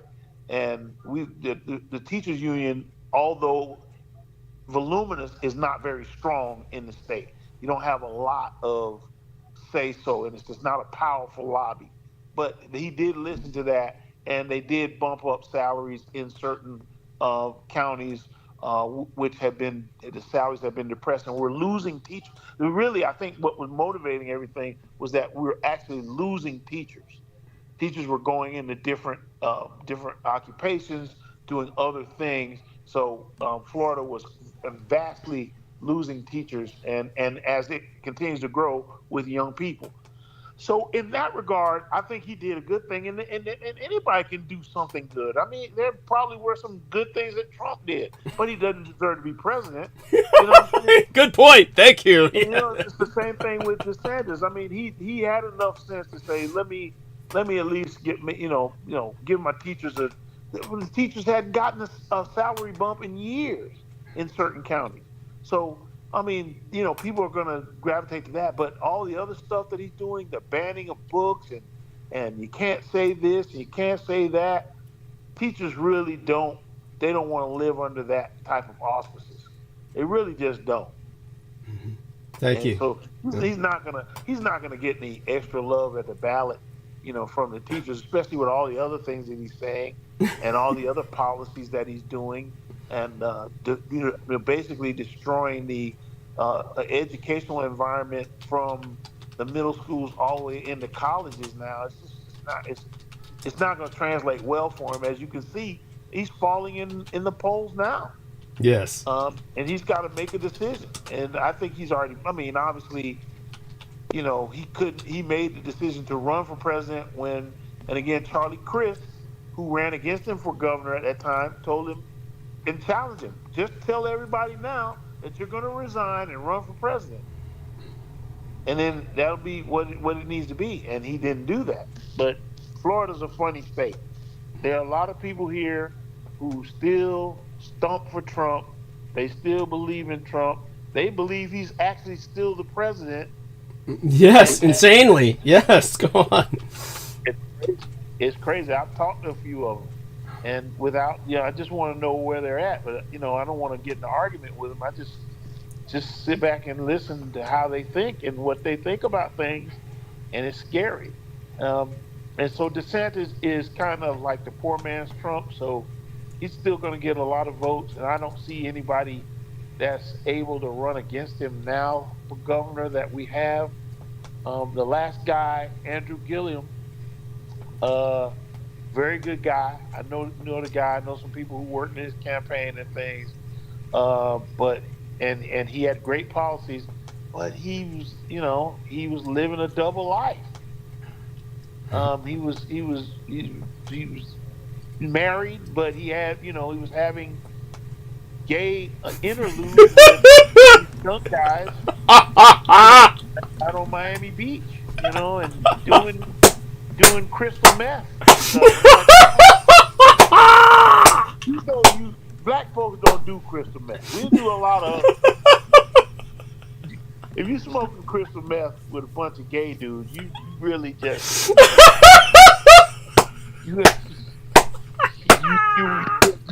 you're out there wild. You know what I'm saying? I'm just saying, Doug. I mean, I have nothing against it. I love everybody, but no, I get it. I totally fucking get it. No, that's wild. That's outrageous. It's funny as hell. It just is inherently, intrinsically funny. And it's I'm glad that they outed him and were able to do something about this, bring it to the public's attention, and hopefully, unfortunately, there's so many people. This sort of thing is exposed, and it does nothing. People still keep voting them in, and we'll see what happens with this individual. But definitely, it's thank you for that. That's incredible, and of course, it's also. We're not really shocked. None of us is really shocked when we hear these stories, because it's with these politicians, you expect them. It's all a facade. Politics is Hollywood for ugly people. It's all acting anyway. It's all acting anyway. So they're all full of shit, and they're all just like Hollywood. They're all a bunch of gay guys, fucking young boys. This is what they do. That's what goes on in Hollywood. With the House of Cards guy, and I think it might have even been Ian West that brought this to my attention. The House of Cards guy had a bunch of young men coming out against him, and then I think it was Ian West who pointed out to me then, because I was saying, but what happened? They all backed down or disappeared, and he said, oh, they all died, and then the one survivor then retracted everything he said because he didn't want to die. And with Ian West, of course, I take everything with a grain of salt, but it was Victoria, who then, a young lady who, of course, has been appeared on these calls in the past, and hopefully will do so again in the future. She has been in the chat tonight. Probably has to go to bed early and go to work in the morning, and I understand that. But she pointed out to me, no, it was all true, and she gave me evidence for what Ian said in this case was quite true. So what about, that brings us back to something that, while we're gifted with Troy's presence, Troy, what do you think of the young lady we had on the other night when, Brendan Zogit and Nemo and Aristides was kind of in and out that night, but it was the friend of Victoria. Victoria had a friend who she was, housing, providing shelter to, while this young lady was withdrawing from heroin. And then this young lady got into this whole notional idea that her mother had purchased or been gifted a 23andMe genetics test. And they included this utterly fantastical, truly notional, just an imaginary strand of Sephardim DNA. It was something like 0.00. At that percentage point, it's ridiculous to even mention. It's almost certainly a fantasy. And so they just put this into these things, and I'm convinced that 23andMe, now Brendan Zogit and I have pointed this out. For those of you who are unaware, in case anybody out there doesn't know it, 23andMe has suffered a horrendous scandal where all of their data has been leaked and stolen and crossed. It's all tainted and damaged data anyway. So there's nothing you can get from 23andMe that is reliable in the slightest. But people change their lives over this. And this young lady did. She grabbed onto this single fraction of a strand of DNA. If it were like a helical structure of DNA, it would have been unraveled and cut in half. And she took this and she ran with it. And she came on here basically saying, but then this Chinese woman she brings up, who could very well have been my mother, describing this Chinese noblewoman, and says, but she's a Nazi, fuck her. And then, went on with the Chinese were Nazis, fuck them. Japanese are Nazis, fuck them. This whole thing where there was this hatred for herself as a white person, this decision to identify as Jewish, and it all came down to the Ayn Rand argument. The Ayn Rand argument was, where would you rather vacation, Israel or Palestine? And that's like me saying, well, during the time of the Third Reich, where would you rather stay, in Berlin or in Dachau? It's not like the people in Palestine have chosen to live the way they live. The Jewish people themselves will say, well, it's a ghetto. Yeah, it's territory, occupied territory. So it's not like the Palestinians have the ability to front a good beachfront hotel system. It's not where tourists will go simply because the Palestinians are not given any opportunity to develop that sort of economy. So when somebody even asks that, it's an affront to the sensibility. It's offensive in and of the very nature of the question. The very nature of the question is offensive as the questions that were fronted to Presidentress Gay, where she was basically asked, are you saying that Palestinians' lives matter? Then you're saying that Jewish lives don't. I mean, when you're confronted with a question like that, if you're saying Palestinian lives matter, you're saying Jewish lives don't, your only way to respond to that is to say that is an invalid question. But none of these people could say that because of the situation they felt themselves to be in. They were in circumstances that they felt they had no control over. The reality was they should have just said, fuck it, and went with it and said that's an invalid question by any logical argument or any academic standards. But, instead they allowed the politics to destroy their lives. But with this young lady we were dealing with, what was your impression over that entire event? To be honest with you, I missed that that part of that segment of the show. Okay. So I couldn't really speak on that, but it sounds like it was an interesting exchange. Yes, if you go back, you laugh yourself sick. I'm sure it's entertaining, if nothing else. It was bizarre. It was absolutely bizarre. Okay, so you didn't hear that. That's fine. Wait, Brendan, what night was that? What night was that? That was the night that was. It's the episode where my son's picture is on the thumbnail. So I can give you the date so you can go back and review that at your leisure. And that's for all our listeners, not just Troy. So let me go take a look at the live stream here and look up which episode that was. That was 1 month ago, and it was dated. Let's get this up on screen. My computer's so slow. Sunday, the November 19th. So Sunday, November 19th, it was when this happened. And, oh my God, Christina was her name, a professional sex worker in heroin withdrawal. And and that's something that we were all open about from the beginning, was her profession. And, she just went off. And, I also, discussed in that show in monologue, or even dialogue, actually, I discussed the offensive absurdities of Zionist war propaganda. And just the fact that they are just beyond offensive. They were like showing calendars on the wall and saying that these were terrorist plots, in the hospitals they occupied. And this was after they killed all the babies in incubators, which, by the way, is not myself saying something that's rumored or something that is just meant to fan flames or inflame the dialogue. This is just a fact. It's a fact that when the Jews occupied those hospitals in Palestine, they killed all the babies on incubators because they killed the power. They cut off the batteries, saying the terrorists are using the Jews, and that killed all the babies on incubators. And so these are literally baby murderers we're talking about. And they want you to love them for it. And say that they have every right to do this in their defense. How does this serve defense? Honestly, this is why Douglas Dietrich, not Troy Bellamy or anybody else, this is Douglas Dietrich saying, this is why my father, Adolf Hitler, knew he had to do what he had to do.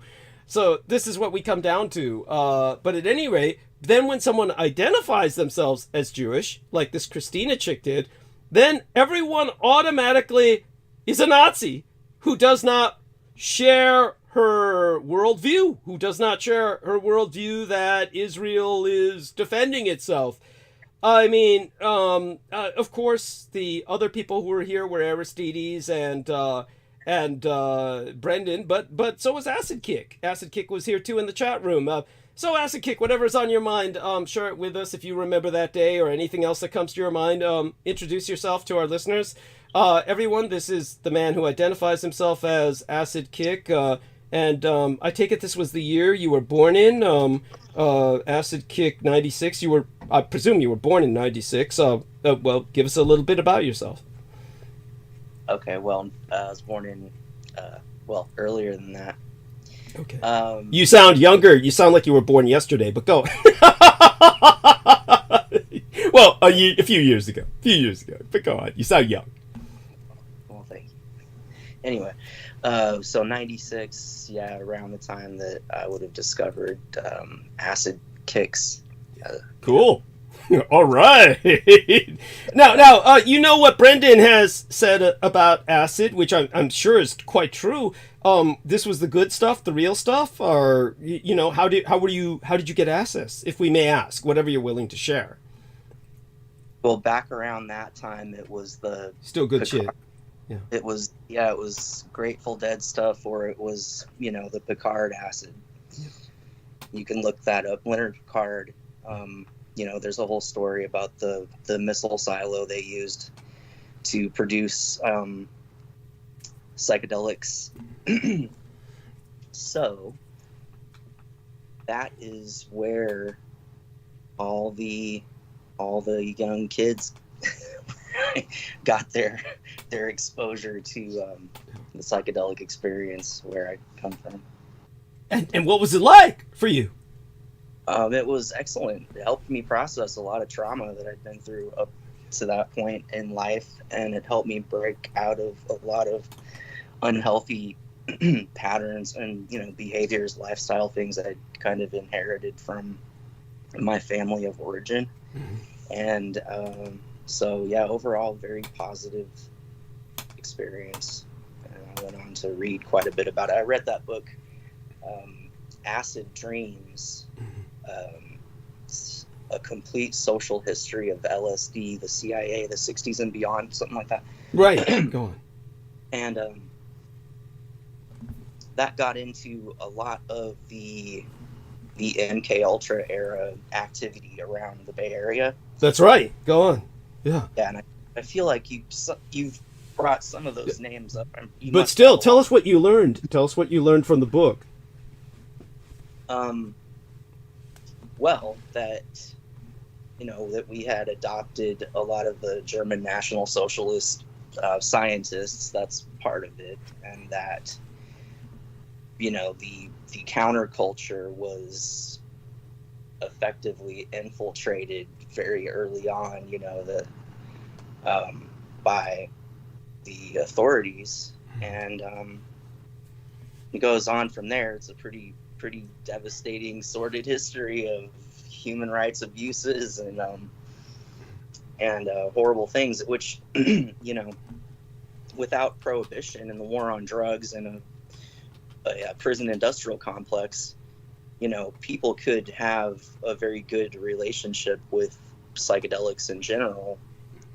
And if you take away all the corruption of prohibition, a lot of really positive things can happen.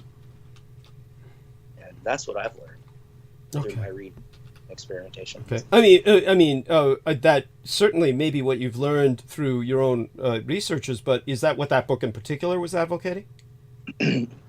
Well, that was more of a history of names and projects and things like the First Earth Battalion. Mm-hmm. A lot of the people involved with the Presidio activity around that time. The men who kill goats crowd and the way they saturate. So the book Acid Dreams brings up the First Earth Battalion. Yeah. Thank you. Very important point.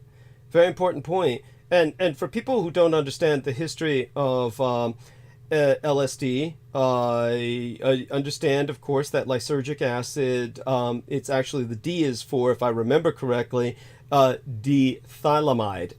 So it's lysergic acid, diethylamide. At any rate, it was associated on its discovery with a plant-derived chemical, or a combination thereof. Plant-derived chemicals known to produce psychedelic effects, but by 1937 it had been synthesized by the Swiss scientist. It was ergot fungus that grows Thank on you. rye. Bless you. So Thank that's you. where it would be from. Thank you. Yeah. Yeah. Appreciate that. St. Elmo's fire. Yeah, St. Elmo's fire. Yeah.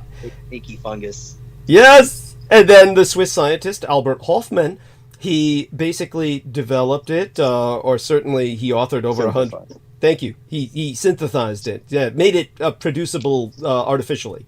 And so he basically, I want people to understand that the acid he produced, the lysergic acid he produced, is still, that same original bottle is still there in Switzerland or Prague in Czechoslovakia, where he synthesized it, artificially created it, derived it. And so basically he did something that was incredible, and it lasted forever, but it definitely is very different these days. So Brendan, your impression is that our man Acid Kick 96 got the good shit, right? Pretty much at the time that it was still available. Yeah. As he was saying, there was a resurgence in the 90s when this guy from the Midwest or Texas, perhaps, he got a hold of a space, which was an old missile silo, and he was producing pretty much 90% of the U.S. supply of LSD-25 lysergic acid dialthymide. Yeah. And that was the real deal stuff, you know. All right. So. Yeah, and so in terms of what I wish to say is that I noticed when Acid Kick 96 was trying to reiterate or share with us what he had learned in the particular book, Acid Dreams. The reason, of course, I, being a historian, focus on that because it's a history. You'll notice that there's this blame, or this what you'd call a shift, a kind of projection onto quote-unquote Nazi scientists. Now, the reason I brought up Albert Hofmann was because what he developed in 1937 was at the time of the Third Reich. In other words, Albert Hofmann was a Nazi scientist. Okay, so understand that this was back when there was no Czechoslovakia. There was the Reichsprotectorate of Bohemia-Moravia. But the fact that the Nazis developed this, that this was a Nazi drug, understand that while Nazi scientists were brought over to the United States in what both George Knight and myself explained as a technology exchange program, and they were monitoring what the Allies were developing, what the Americans do every time is they'll say, but you see, it was all bad because of the Nazis. Okay, it's not, the Nazis did not instigate MK Ultra. MK Ultra was an American program, and the Americans were slipping this shit into people's coffee and without their knowing it. Yeah, it's not Germans that were doing this. It was Americans, but Acid Kick knows that. Go on, It was DOD. No, I didn't mean to suggest it was the... Understood.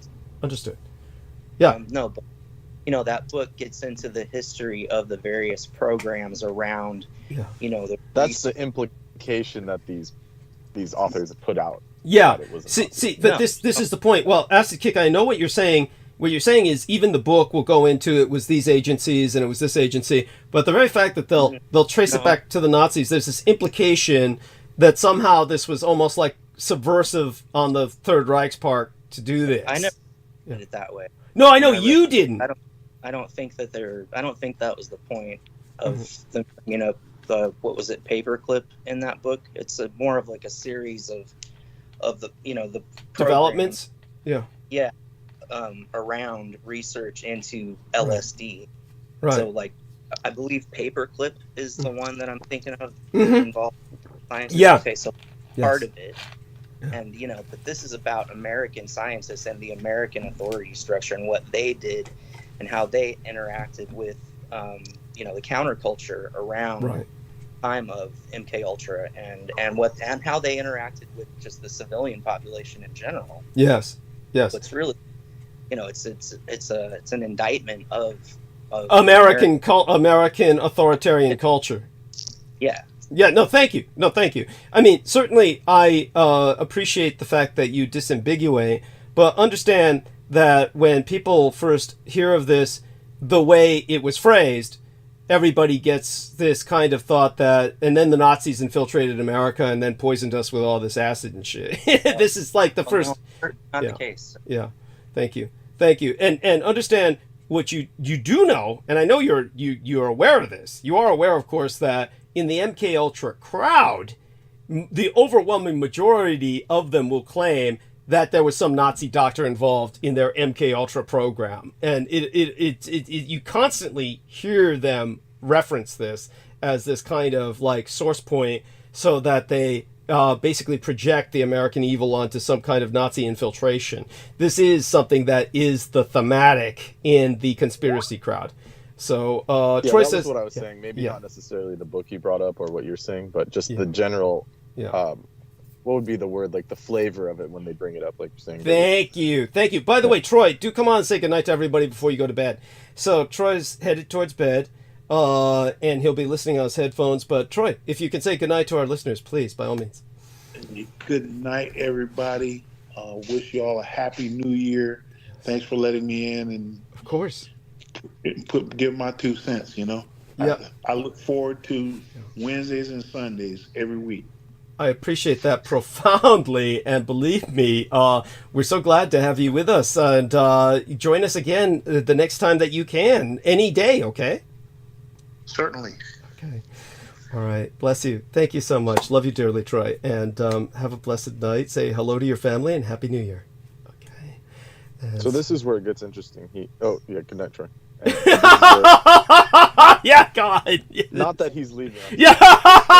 Now that Troy's left, now it can get interesting. Now that Troy's left. Yeah, I know. That's got it. Hoffman. So he synthesized it from ergot derivatives in 1938. This is the LSD-25. Yes. But his initial discovery was set aside until April 1943, when he returned to the earlier therapeutic research on the compound.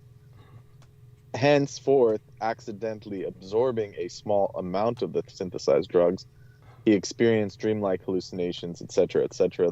The bicycle ride, the famous bicycle trip. And then in 1958, he also synthesized psilocybin and psilocin, which are the hallucinogenic compounds in mushrooms such as Psilocybe mexicana, having been sent the samples by an amateur mycologist intrigued by his work. Basically, that was the Timothy Leary crowd. Those kind of people started interacting with him afterwards, and from Harvard and various places, and ended up, that's literally where he was. Leary was from Harvard, so was Richard Alpert. These counterculture figures. Yeah. That, they came out of those places, and also. Ken Kesey, who was, I believe, from UC Berkeley, these big heads in those communities, those counterculture forces that started the 60s, quote unquote, the roaring, or, started that whole hippie acid trip vibe. They got the 60s swinging. Let's go on. Yeah.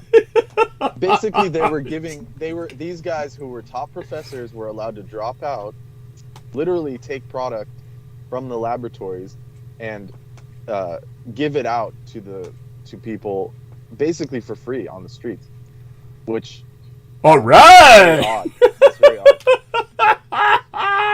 Well, I'm saying, doesn't that seem odd? Like, Well, you're talking about these guys were doing that in the environment of the Third Reich, or this side of the Atlantic, or both? 60s. No, I'm saying that these guys were doing it. This was in the 60s. Oh, by the time of the 60s. Got it. Yeah. Okay. Yeah. This was like 64, 65. Because, see, me as a historian, I get stuck. I get stuck in compartmentalized thought, and when I think Albert Hoffman, I'm always thinking of the 30s. See, but now that's why I brought it up, is because why was it later that he synthesized it in that time, and then he revisits it at the end of in the midst of World War II. Yes. Yes. So the Germans must have wanted him to weaponize it in some form or fashion. I think that's where this is happening. This kind of. Oh, okay, excellent. So what I'm saying is the long-term implications are it's like a weapon deployed a decades later. It's I love it. No, I love it. It actually adds validity to the Nazi insurgency. Well, That's a trip. But what's interesting about that, I mean, I don't think Hoffman saw it as that. I mean, he had a very positive view on it from the beginning.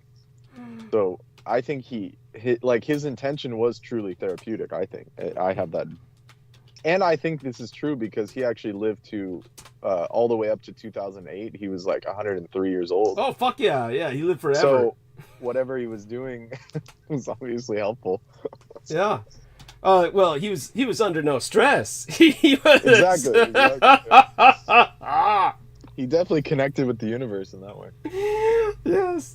And so Mary Kiskonin, she's in the chat room. Hello, honey. Kisses to her. Carl Lindbergh, when Peter Moon was saying about positivity, maintaining positivity in a negative world, Carl Lindbergh said, edibles help with the positivity. We know what he's talking about. And of course, Mark H is with us, and he can join us. Sheila Gavin says, greetings to DD and all. Love you dearly, Sheila. And so hearts to all everybody in the chat. And Aristides, you if you're still awake, feel free to join us in conversation. And let's see if he joins. If not, then we'll continue regardless. But I'll just let everybody know. Coming back from the holidays, I'm just really love being spacey. I'm happy to be spacey, and just kind of avoid not going into monologue for as long as I can. Eventually, I probably will go into monologue. But definitely, I want to give everybody here kind of a taste of what we're in for this month with my schedule and everything else before Brendan has to drop off at least. And aside from that, let me give Sheila some kisses here. And both of you gentlemen continue. I think you're on a good roll here. And Acid Kick, how did you find out about myself? Where did you get your introduction to myself? How'd you come to know of me? Strangely enough, someone came to my school very, very early on who was going to school with yourself, and she was training to be some kind of public speaker, and she was trying out some of her material on us kids. And she mentioned yourself and that you were the basis of the character Data. Okay. So that would have been back in the late 80s. Mm-hmm. Wow. Holy fucking shit. Could you tell me privately at least who this was? I have I would like to ask you about that privately, and then a couple of other people I met long before you'd gone public mentioned yourself and some of the people around yourself, people who were involved with so-called psychedelic therapy, people who were involved with the Burning Man crowd, and people you mention regularly. Mm-hmm. Wow. Yeah. So you feel more comfortable talking about that privately than bringing it up publicly. Is that the case? Yes, I'd like to be careful about some of that. Okay. So, all right. Well, now that we've got each other connected on Skype, then we definitely need to talk about that. I'll be excited to do that. And so we'll just hit and miss and decide when we can arrange for that. What's a good day for you to talk privately? Well, I'm generally a night person, and that's about it. I'm free to talk whenever. Yeah. Okay. Great. So I'll just call you sometime at night. That's wonderful. Yeah, and I'm happy to hang out on the Skype call if it Of course, by all means. And I want you to participate aggressively, if you will, at least until I start monologuing. This will give us a chance to, give me a chance to finish this sandwich I've got. Brendan and yourself, please carry on. You have much to educate the public about in this regard. and I think you're doing quite well. Let's continue in this direction for now. Both of you gentlemen, I'll go mute. I'm right here. I'm listening. Aristides is joining us. I don't see Brendan here. He's here. Brendan, you're here, right? In here.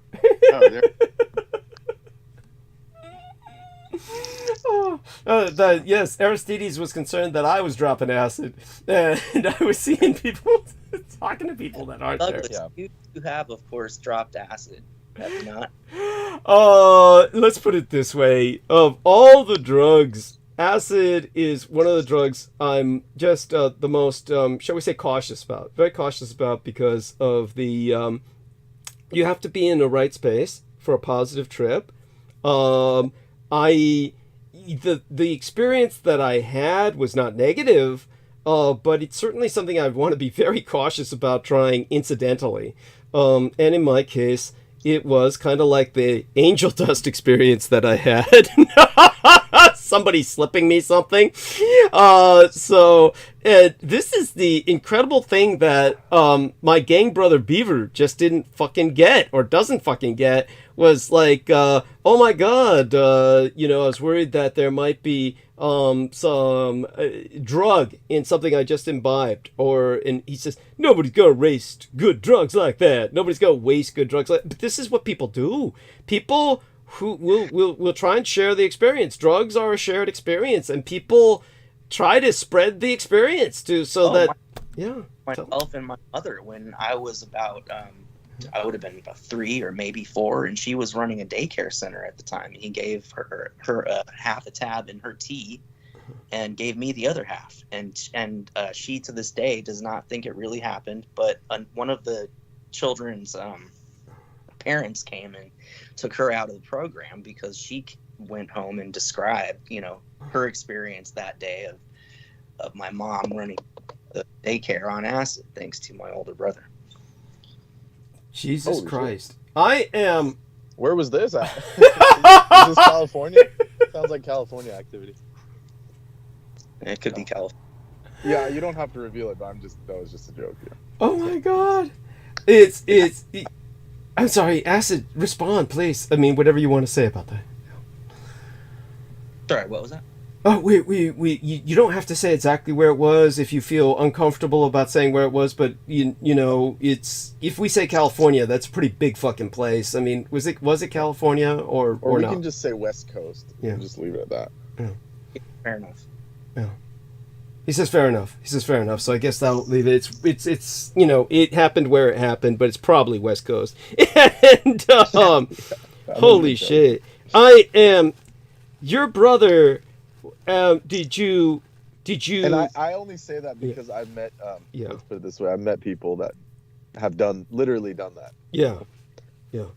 It's like, and there you go. I mean, my gang brother just doesn't fucking get it because he's using a certain kind of logic that most people just do not operate by. I remember my cousin, who's an artist. He told me a story of where they had a friend who was a school teacher, kindergarten teacher, and they literally took the dropper and just indiscriminately put like dozens of drops in his shoes. and one day he like woke up and just put his shoes on. He was in a rush, so he didn't put socks on. Mm-hmm. And he didn't know that they had like just dropped, they were tripping, so they just like dropped it in his shoes like it was a joke. They were like, he's gonna get high one day when he goes to the beach or something. But he was going to work and he put those shoes on with no socks, and it all absorbed through his feet, and he was like basically incapacitated while at work and almost lost his job. This is just and they thought it was hilarious. They were like, like when my cousin was telling me about it, it was like the funniest shit that ever happened, and I was like, ooh man, like that's really not what you should do with that. Yeah.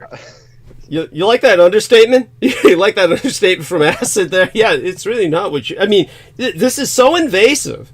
This is such a violation of... Oh, it's terrible. Someone did that to my mom when she was a kid. They gave her a joint. And while she was babysitting, no less. Okay, so she's safe enough to smoke a little weed. So it's laced with fucking PCP. Sorry. PCP. And so having a PCP trip while babysitting and clinging on for dear life. Yeah, I mean, this is lucky that didn't result in some urban legend horror story where she put the baby in the microwave. Sure. I mean, It's not funny, but it is. Yeah, no, this is all hideously funny. It's hideously funny, but it's only, yeah, it's not something anyone want. That you don't want the joke on you. I mean, believe me, and you really don't want it on anyone. But it's horribly funny to hear these things. But you know, like what was just said, you know, these guys thought it was funny that this guy was incapacitated at work. He'd put on his shoes without putting on his socks, and, you know, and everything converged where God just said, I'm going to fuck you up the ass. And so he's spending all day at work with God's cock up his ass, and he's just like and by the way, that's not an inaccurate analogy, because there are people who used to scrawl on the streets in San Francisco. I remember this one that was there forever, this graffiti scrawled on the sidewalk in front of El Cerrito Apartments where I lived: LSD is the sperm of God. And this is like yeah. Maybe that's why you have such a strange view on acid, because you're from SF. That makes a lot of sense. Yeah, no, I have a very sinister view where, you know, every other person is slipping it into your coffee and shit. Yeah. And like I said, and the thing about, you know, here you got Beaver, who's a fucking gangster, and, you know, and he still can't conceive that druggies don't have this concept of saving money. Like, oh, I spent good money on this drug and I gotta save it for myself. He doesn't get it because he's fucking Chinese and they're all cheap as fuck, and they think like that even when they're on drugs. But, you know, other people don't. Like if they get spiked, it's like a free. Yeah, it's or if they were to purchase drugs, they would never dream of sharing it with somebody else because they're too cheap, right? Because they spent money on it. That's what I was thinking of more, but that makes sense. Yeah, but because we used to have a joke in high school where it was like your parents or some older person would be like, "Oh, just don't try, you know, like you can't smoke weed because it's going to be laced." And I'm like, "I wish it was laced. I mean, that way I don't have to pay for extra." No shit. No shit. Because like people like the, you know, I grew up with like hippies and stuff. It's like for us that would be like you said, a waste of money. Like, someone spikes your drugs, it would just be like, woo, you know, like woo. Yeah. Why would they? You would wonder, where did they get the money to splurge like that, or how could they just waste, you know, good drugs like that on, you know? But this is, people are out of their fucking minds, and it's like throwing money in the streets. But this is what people on drugs do, right? You know, take money and throw it on the streets. It's like just like what I was telling you about the droppers. It was like that was like hundreds of dollars worth of acid.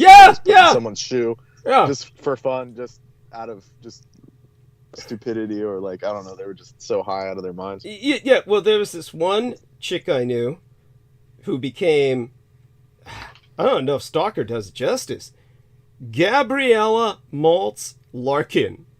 What a name. Gabriella Maltz Larkin. But she went by the name Gabby Malarkey.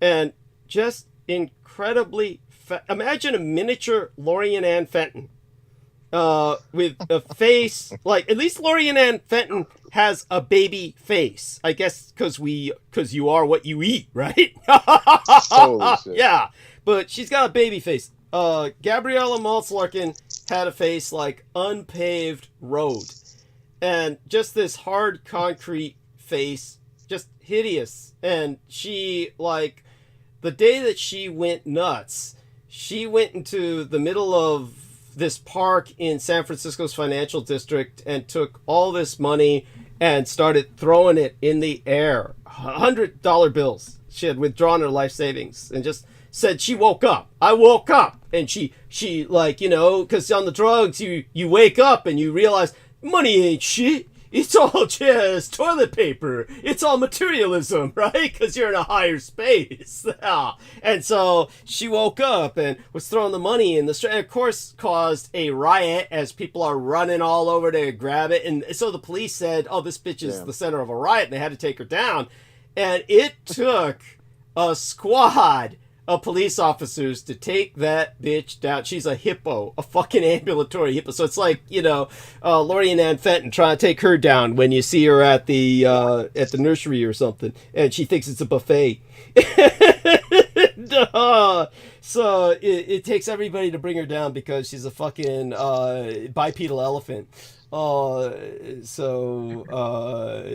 any rate, let's just put it this way. So this woman began calling me from the insane asylum, and I made the mistake of acknowledging that I knew her. So of course the staff is saying, "What do you represent to her?" You know.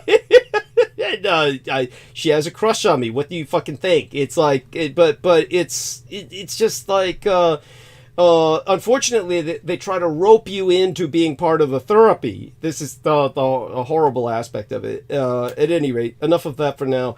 I don't want to relive the horror, but this is, you know, it is what it is. At any rate, definitely. With acid kick, I guess that's the way to put it. Yeah, thank you. I mean, I'm sure what I'm mentioning you brings up memories about other experiences that you've had with other people. Maybe you've had other people. I heard someone at in Berkeley. A Berkeley student, you know, had a breakthrough right on psychedelics and went and withdrew all of his money and handed it out to all the groovy unhoused of Telegraph Avenue, you know. Oh my god. Oh, yeah. There are stories of this group called the Yippies. I mean, I'm sure you guys have heard of them in SF in Berkeley. But explain to people the difference between yippies and hippies, please. Explain to our listeners. So hippies were like these like bohemian types that didn't have, you know, shit. They didn't have anything, but the yippies were more like middle class, and they were more. It's like yuppies, but they want to be hippies. Go on. Yeah, exactly. But they were more like altruistic, so they thought, oh, you know, we're gonna help these homeless people. So as their main, you know, they were going to like Golden Gate Park, like feeding all these like runaways and children that were like, you know, they got lured there by the hippie movement. Yeah. And basically, they, instead of just giving them free food, they would put acid in all of the sandwiches and shit.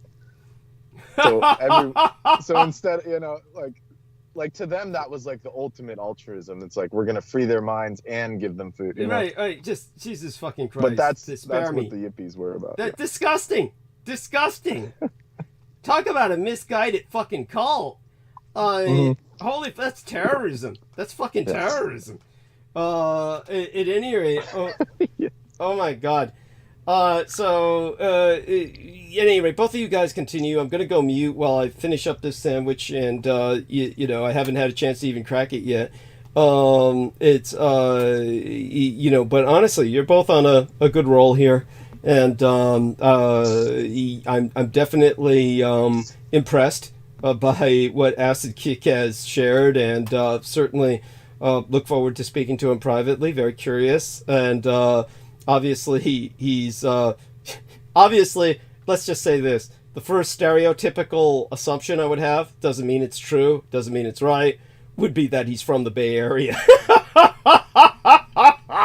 But other than that, okay, let me go mute for several minutes, and we're you know, eventually, theoretically, we'll meander towards where I start a monologue.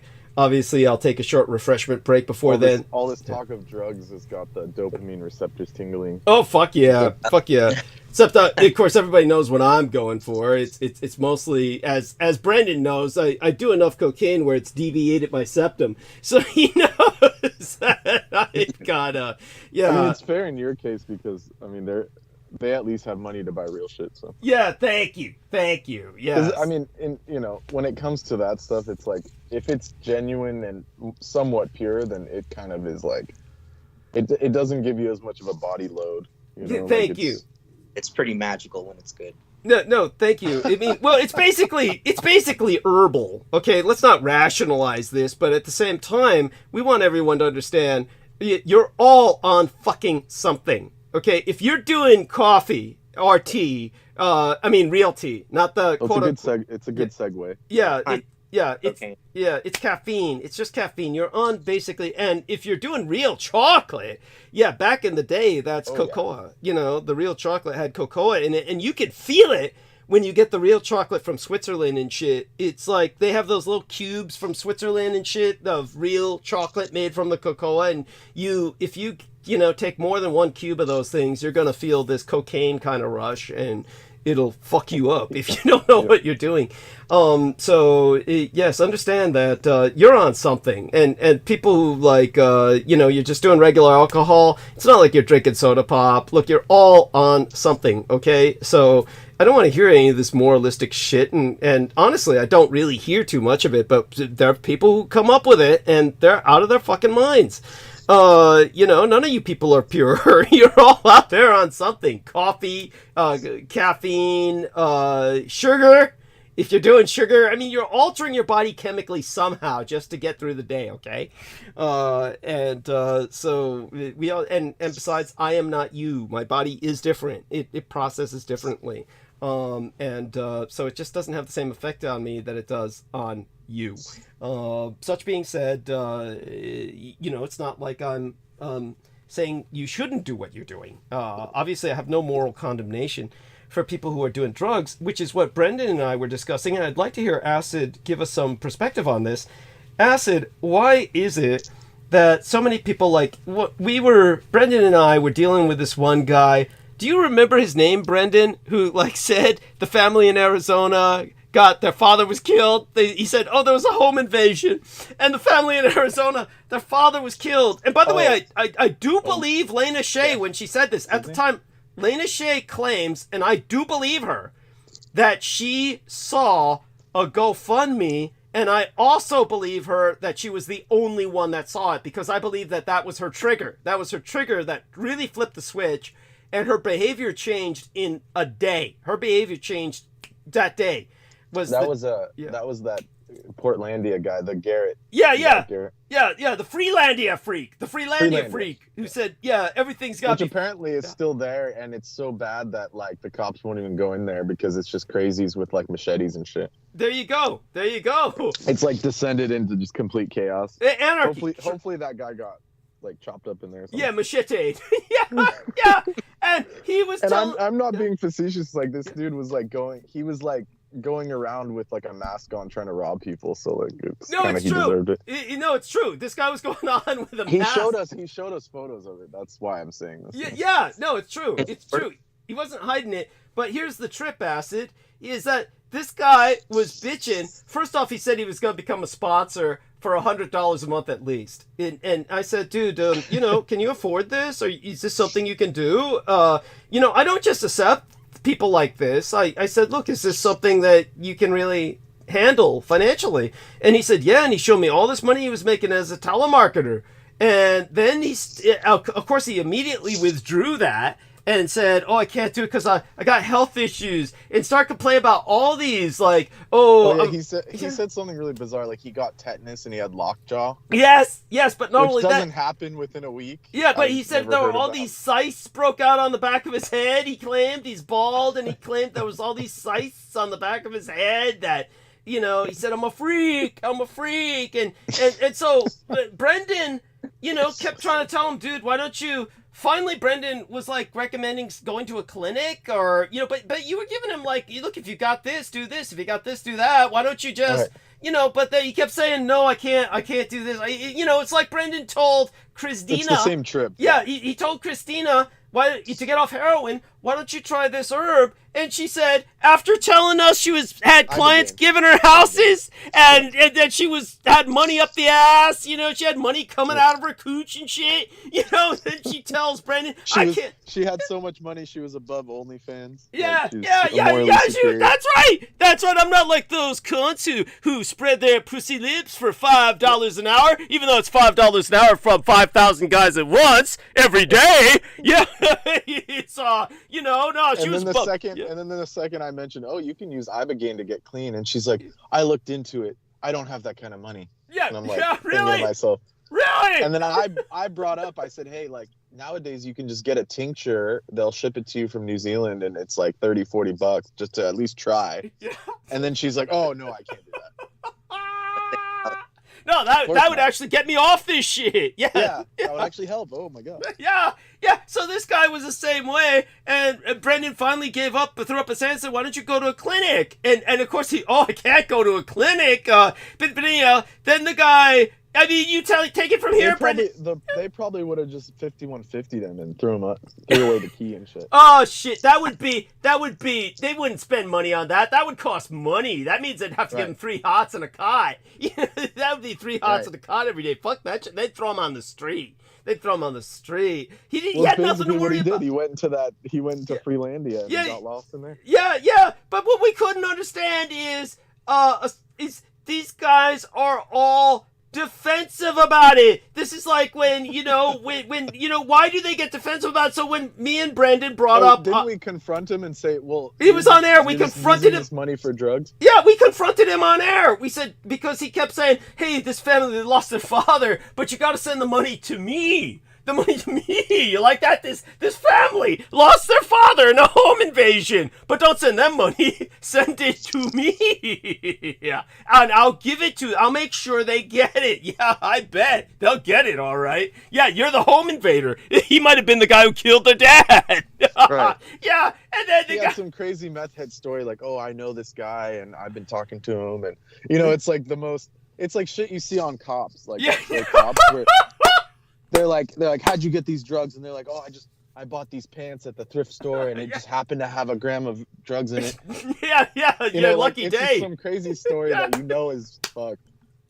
Yeah, and then, but what we couldn't understand is how he got so upset. Like, oh no, don't buy into it. Don't listen to this guy. He's lying about everything. Douglas says, don't buy into his son of Hitler trip. I mean, and it's like, dude, all we're saying is, are you using this on drugs? We don't give a shit. There's no moral judgment. It's just I think we even said that. We're like, I don't give a fuck. Like, I mean, well, we pointed out my use of drugs. I said, I use drugs all the time. You think I'm going to condemn you? Just say, dude. And then it's like, no. And it's like when, Brooke Gibson. Can't hate on a hustle, as they say these days. That's right. Now, Brooke Gibson, when she, she falls in with this guy who... Man, I wish she was around for that. She would have kicked that dude's ass. Oh, God, she would have chewed him up and spit him out. But yeah, so she's shall we say tangentially involved. She's had sex with. She's had a lot of sex lately with the guy we call Meth Head Larry. And Meth Head Larry happened to be around when I used the term. I said, oh, yeah, she said, I'm going out to dinner tonight. I said, oh, Meth Head Larry? And then he happened to be in the area. Oh, he heard that. He exploded. Oh, he was like, and I'm a redneck too, motherfucker. And you don't live in San Francisco. I bet you're right here in South Carolina. Yeah, and you're just lying about living in San Francisco. And, oh, man. Yeah, don't I wish. That means he's never been there. Oh, of course. Yeah, but oh, my God. The only people that lie about that are the tech company. Yeah, thank you. And I mean, really? But anyway, well, so Acid Kick, why are these meth users or speed freaks, why are the tweakers so in denial that they're tweaking? What the fuck what are they so defensive about? I don't get it. It's like, where's this? Tweakers are weird. I've always avoided the crank people since I was a kid. I mean, good for you, but I mean, well, you must have seen enough of them, right? I mean, what's the symptoms that stand out to you? I'll get back to my sandwich. I'll be on mute, but you guys cover this. I mean, this shit. It's like, and there's so many of them. I don't know what they say about this opioid epidemic. I mean, are most of what I keep running across are these crackheads and shit still. Where are all these opiate people? I guess they're all in the Midwest, or what the fuck? Yeah, I think so. Okay. Yeah, the fentanyl and shit. Yeah, and then and they blame the communist Chinese. Here in the Central Valley area.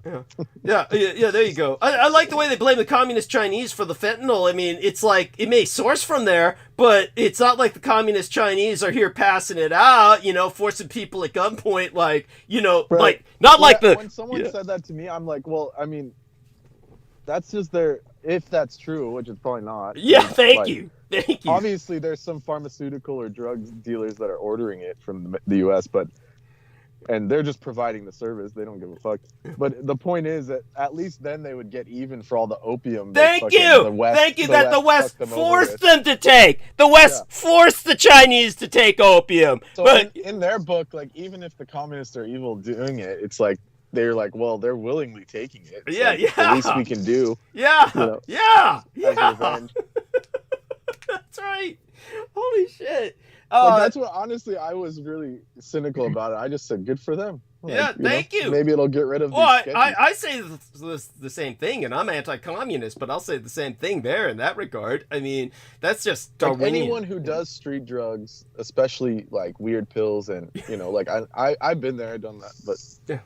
Anyone who does that, just you automatically, especially like press pills and all kinds of weird shit. Yeah. You automatically just, if you're smart, you just intrinsically know that there's a chance you could die. Yeah, at the very least, if you're lucky. If you're lucky, at the worst, you're gonna be like who's the guy I talked about with Michael MJ Fox. Thank you. Yeah, Michael J. Fox. Yes. And my parents were telling me when he started spazzing out, and my parents are, because I just shit all over him when he started spazzing out. My parents are saying, "Don't be jealous. Don't be jealous." I mean, really? I was saying to both of them, really?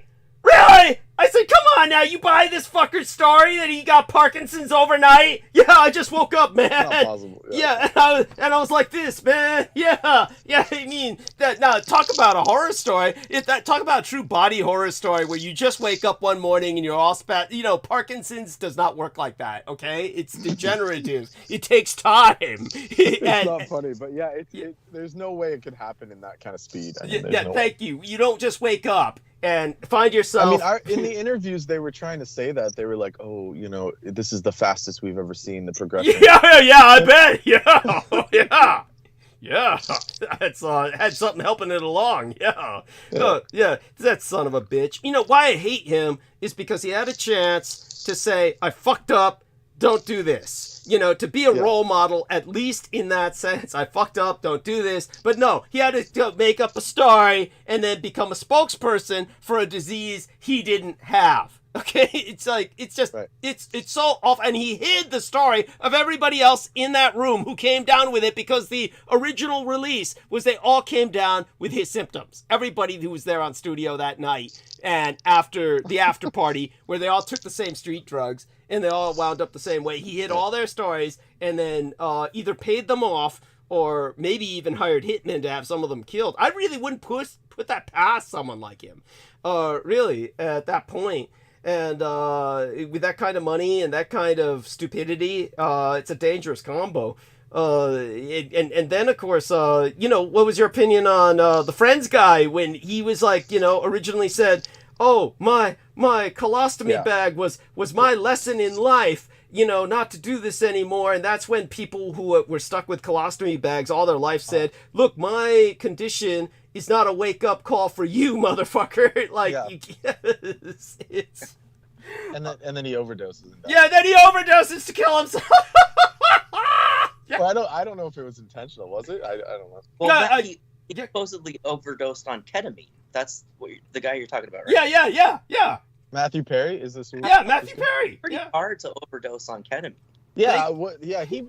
Imagine, it's a drug that, once you take it, you're dissociated. So he really had to try. Yeah. Whoa, I mean, he was in the hot tub. All of that was ketamine that he was soaking in. I'm kidding. Right. It had to have been, right? But it would have to be at that level, okay, for him to OD on it. Yeah, he'd be like, but you know what? Really, I wouldn't put that past him either. So in terms of this, look, yeah, you guys have got the subject. That doesn't even sound pleasurable. Getting being K-holed in a hot tub. That sounds like a fucking nightmare. Death? Nah. And then to death on top of that. That just sounds like the most. That's exactly, the most nihilistic way to go in a soup. I think he was at that point. Soup. Well, he was at that point. He was at that point where I wouldn't put it past him. That it probably wasn't what happened, but I mean, that guy was so butt fucking ugly at that point. That guy had lost his looks a long time ago. He had the colostomy bag experience, and I'm sure he didn't really improve after that in terms of his physical health. Like these people, they have money. This is just like that other chick. It's like they have money to actually do something about it, but there's just something wrong with their, I don't know a better word, the software. Their brain is. Oh, fuck yeah, but they're just assholes. It comes down to you don't want well-being. There's this thing called well-being. It's even people that do drugs have this kind of sense of okay, I don't want to feel bad. Right. That's the point of doing drugs, right? Theoretically. Thank you. So Yes. like these people have completely lost that. It's just completely just crazy. Yeah, no, they truly are on a trip where they're somehow addicted to the pain. They're addicted. In other words, it's there like you a go. smoker, somebody who's addicted to nicotine.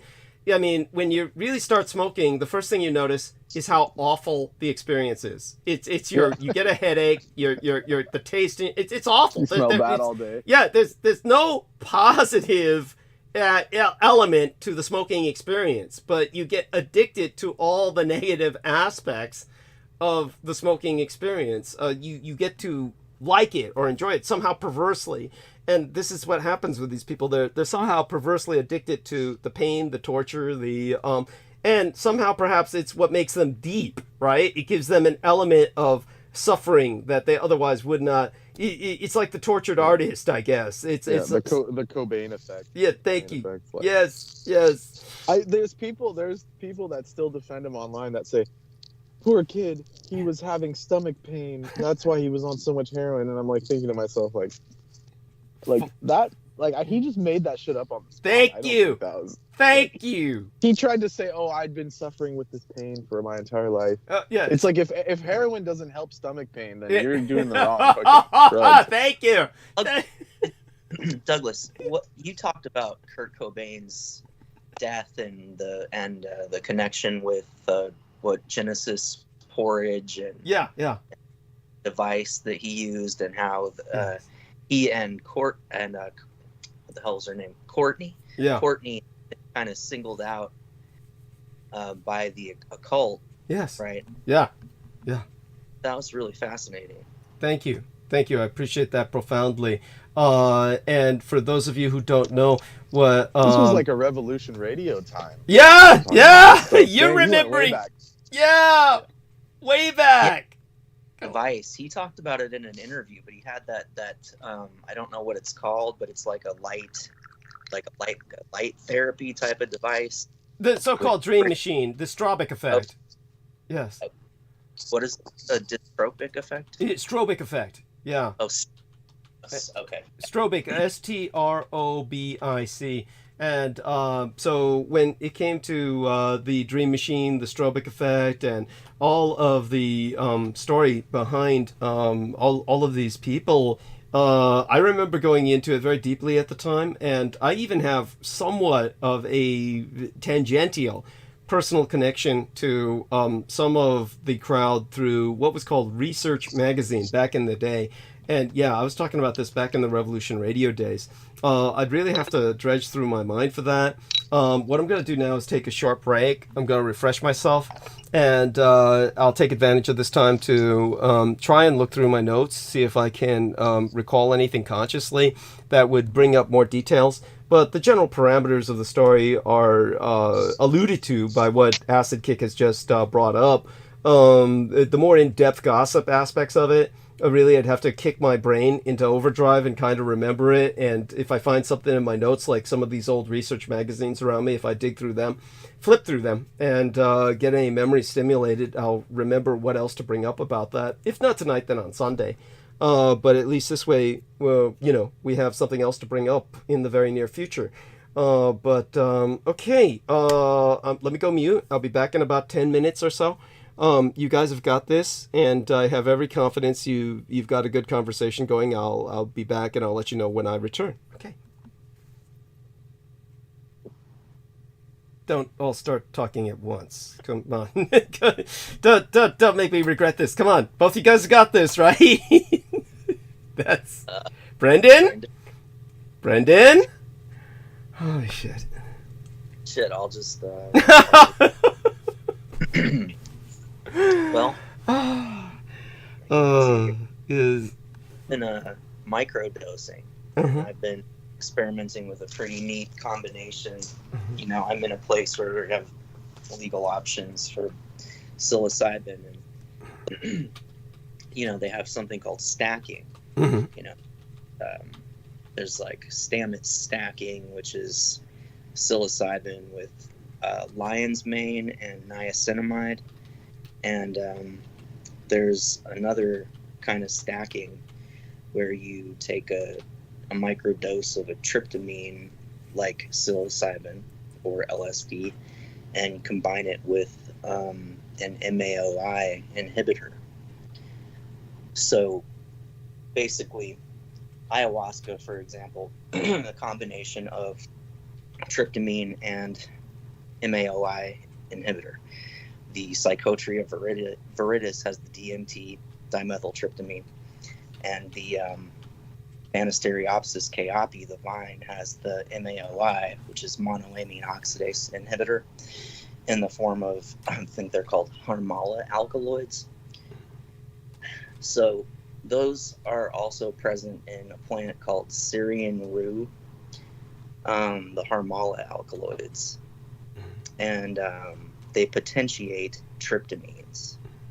So, you know, if ayahuasca is like is ayahuasca, then you could have mushroom-wasca, acid-wasca.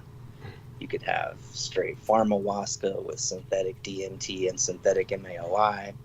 So anyway, what I'm doing is the Fetamin protocol, which is 1 day on, 2 days off. So you dose 1 day, take 2 days off. And the stack that I'm doing is psilocybin with Syrian rue. And it just is kind of interesting if you like psychedelics, you know. I mean, it's a trip for psychonauts. And it takes the microdosing effect a little bit deeper without, you know, like blowing up the psychoactive effects. It seems to. It's fascinating. What kind of like how much are you working with as far as the psilocybin, like during this process? About a third of a gram, which is so like a proper micro. Yeah. Yeah, that's a heavy-ish micro stuff. Yeah. And then You must have some strong stuff. and then you can experiment with, you know, the ratio with the Syrian rue. That's right. Yeah, the Syrian rue seeds that's a very ancient remedy as well. They've used it in medicine for thousands of years. Right. Yeah. Very cool stuff. Harmaline. Yes. What are your thoughts on like iboga, these things? Well, so the ibogaine experience, as I understand, takes several days and requires a whole medical team to be present, because there's a very real possibility of like organ failure and stuff, particularly heart failure. So if you're doing the full thing, the whole process in a medical setting and everything is like 1,000, 10,000, you know, easy. And then if you're microdosing ibogaine, there's still damage to the heart, so it may not be a great option for microdosing, at least not on a regular basis. I mean, it's certainly something I would try if I had the money to spend on. I would love to get that therapy. I mean, I've heard some things like yeah, I was able to get the tincture, and I mean it's fine. Like it's very healing, actually. How'd you find it? Like you can get it online now. It's like there let's just say there are loopholes to getting it now. Like it's easier to get than it was before. But I mean the effects, like do you take it, it's like a tincture form or tincture, just like a few drops, like, you know. So how does it feel like, a few drops of it? Basically it's like the best way to describe it is, like, first of all, I didn't really take too much, so it was very subtle. But what it does is it reorganizes kind of your patterns of thinking.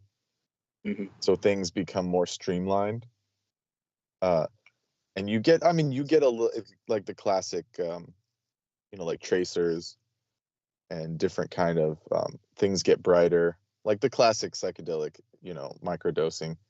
You get more upliftment, you know, like euphoria, kind of slight uplifting kind of stuff. But what it does in the background is this kind of defragging of like the mental, of your like emotional body. That's how I would describe it. Is it like it can release a lot of tension in the emotional body, and actually then things start falling into place, like you know, in the heart chakra and these different bodies, to where things either fall away or they align themselves, to where it's more, to where your thoughts flow easier and your emotional body is actually more structured.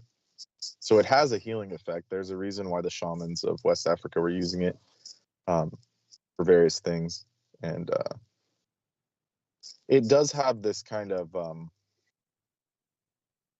like you get you kind of get these images of, like, especially like going to bed, like I would do a little bit more before I would sleep, and you can kind of, these kind of like tribal faces would come out, different like, you know, you would see like the West African masks.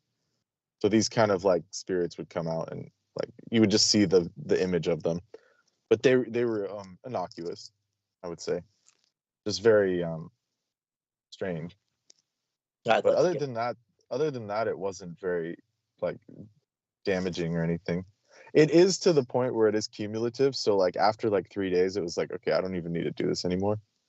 Like even on just a microdose, you just kind of like are like, okay, like it did what it had to do. It's not very abusable in that sense. If that, you know, I hope that was coherent. No, totally. Yeah. Yeah, I'd love to have that link or whatever, some way of you sharing that. I'd love to experiment with it. But I mean, you know, it's a form of it would be definitely something you could combine with some amount of Syrian rue to potentiate effects, you know, get deeper into the entropic brain, they call it. Yes. Things of that nature, yeah. But then so you're more into like the subconscious kind of delving as opposed to like visuals? Or is it doesn't really matter? Yeah, for me it has been more like reflective, you know, something it's been more, well, it's been less of the synesthesia or you know, that nature. But yeah, I mean, things definitely, you happen. know, more acute, you know, so I get some of the fun effects for sure, but yeah, I found it to be more like what you're talking about, where, you know, some things like, were you ever keen on like blasting off on DMT and such like this? That I will be trying soon. I haven't tried it yet. Really? Oh, I'm surprised you haven't tried yet. What are your impressions of DMT? DMT is it's multifaceted, as with all of these things, but DMT is one of the most like important things as far as that genre, like the tryptamine genre, or even all psychedelics in general. That like that DMT experience is like something that connects you with things beyond this realm, whereas other ones, like, you know, even mushrooms or acid, it's like things in this realm show themselves, like you see patterns of the phi ratio that build this realm, or you kind of get more insight on how things operate, how the mental construct operates, or like how relationship, you know, other people, emotional things operate. But with DMT, it shows you things, potential, I should say potential, because it's like not necessarily another dimension, but it shows you potentialities of other realms, what those could be like, you know, if you could attain that properly, in the proper way. So it gives a glimpse to like other realms. And even like in my experience, it was actually a more like a depth, like unconscious. I didn't the most memorable experience wasn't a blast off one. It was more of this absolutely, you know, this melting into the universal Shakti like itself. That was more important of a DMT trip for me than the actual, like the one everyone describes where you see the portal and there's like patterns everywhere. That's there.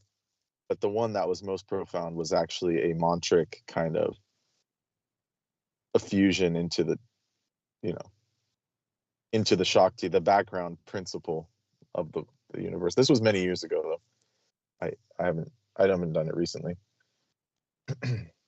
It's also something that is very short in a sense compared to the others. Right. Like, so you can potentially do it. They used to call it like the businessman's trip.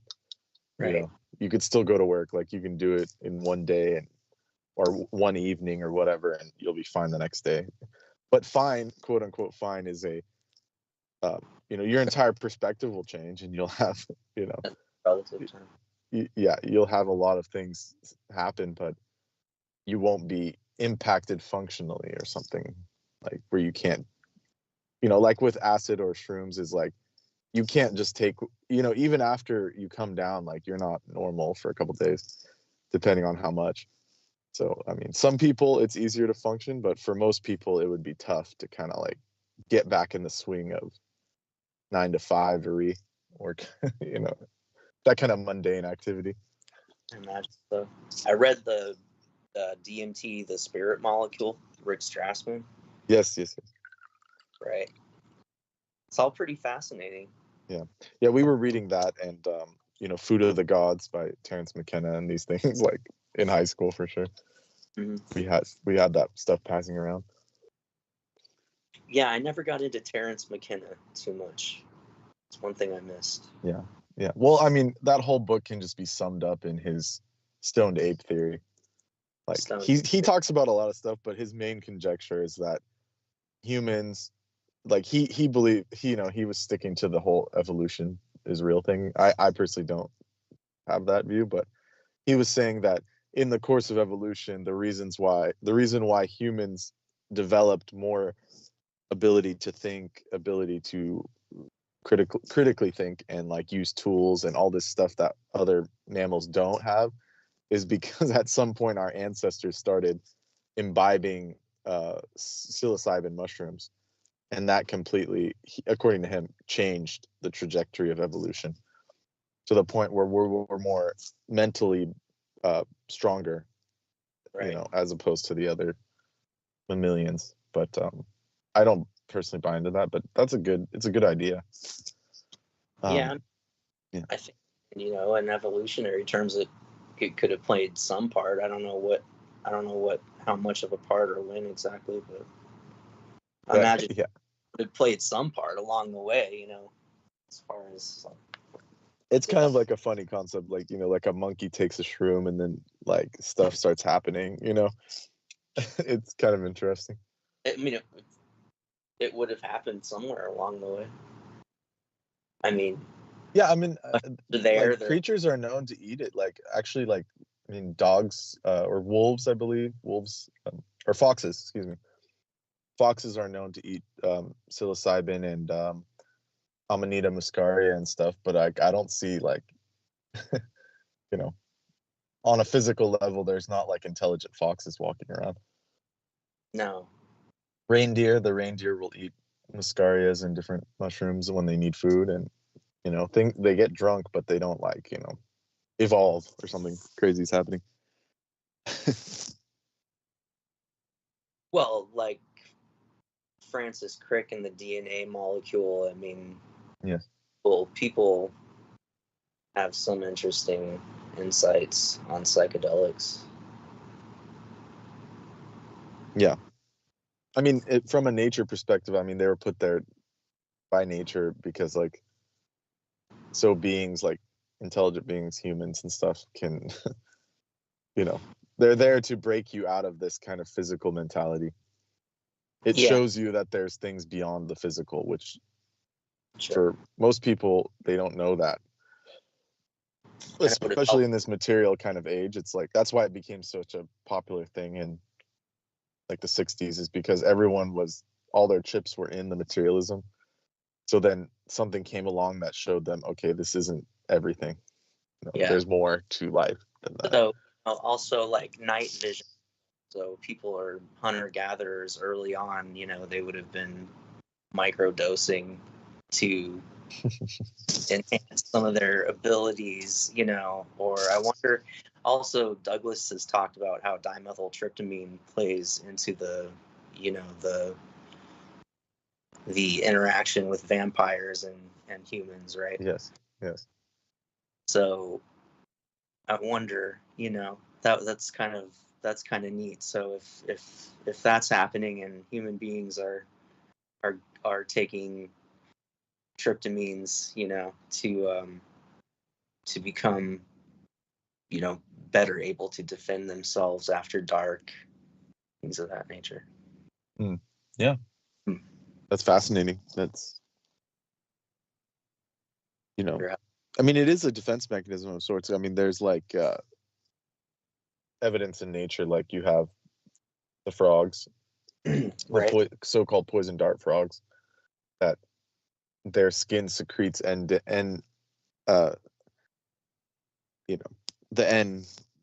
NMEO DMT, which is an active form of it that can stun animals, and various things can happen. 5-MeO. 5-MeO. 5-MeO, the one that is excreted by the frogs. Yeah, something like this. Yeah. Mm-hmm. Yeah, it's like an extreme stress reaction. Yes. Yeah, so that's and that stuff can be synthesized, like a lot of what's on so-called street DMT is that crystal. And there are other ways of extracting it, like more medicinal ways, or like you mentioned earlier, like the ayahuasca type situation.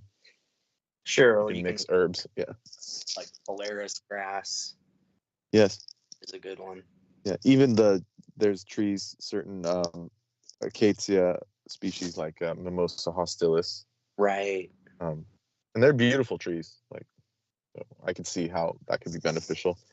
There's one called albizia, in an albizia tree, which is in the mimosa type species, and the flowers itself are actually extremely medicinal. In Chinese medicine, they're considered the happy plant. So you take that and it actually boosts your mood and various things, and they're very beautiful. Like, they're these almost Dr. Seuss looking pink flowers. They're very puffy, beautiful plants. So what is the what is the compound that they contain? Oh, I'm not sure. Yeah, it's just the albizia plant. It probably has something to do with the DMT in it. Honestly, it's or very close, molecularly.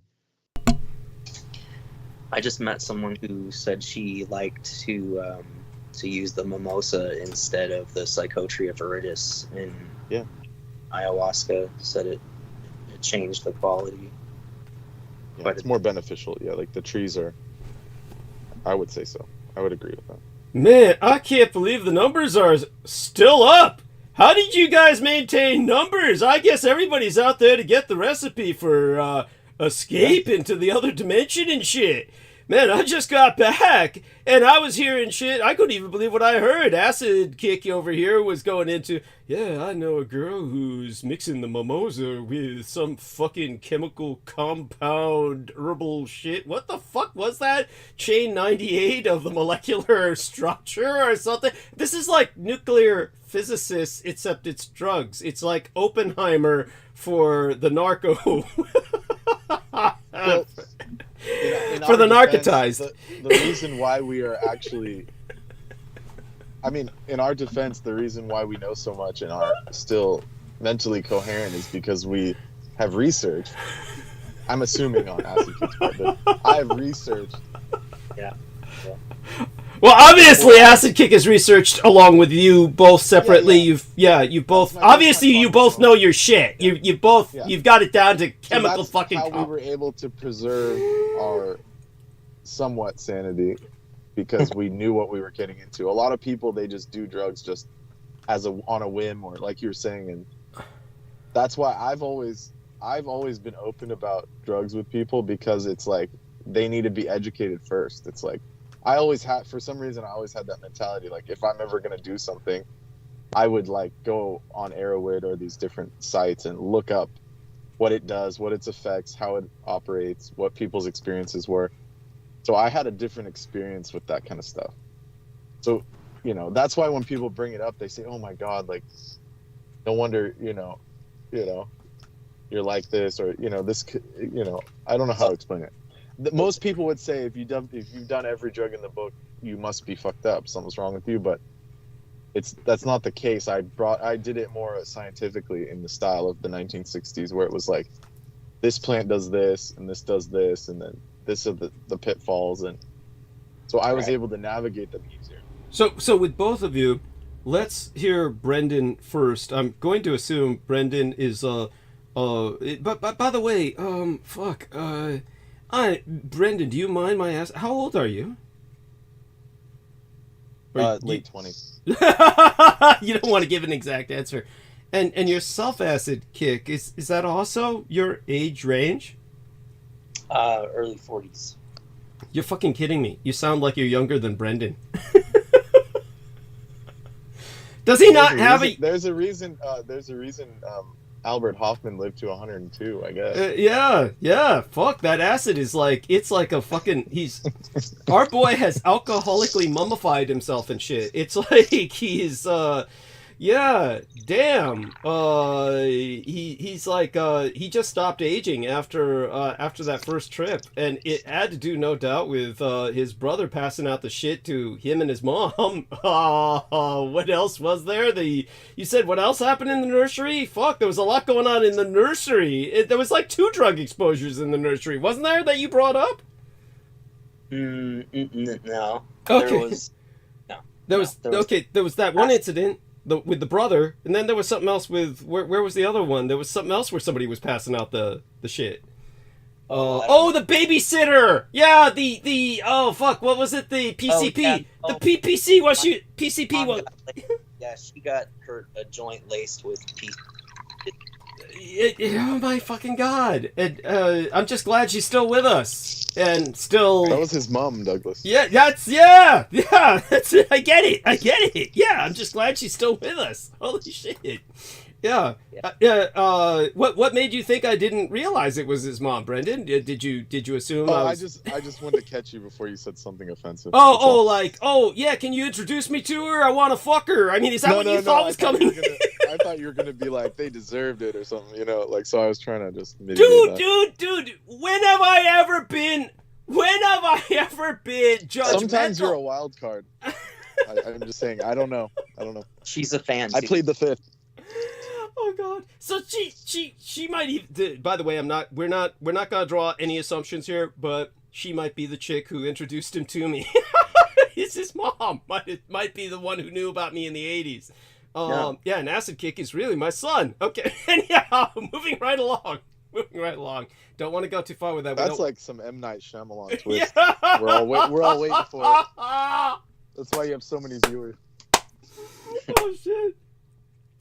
Yeah, I mean, honestly, there's some twist to the narrative I could give people, but that'll wait till like a different point in life when there's a bit more stability in society itself. Right now, the gang stalkers are still on the loose. Like, we were all hoping Richard K. Cole Jr. was dead, but the fucker was like writing to Peter Boone saying, "Yeah, absolute garbage." Yeah, you heard Pete what he said in the beginning. Yeah, it's like, oh my God. So I guess he just needs to make himself known, like he's still out there or something like that.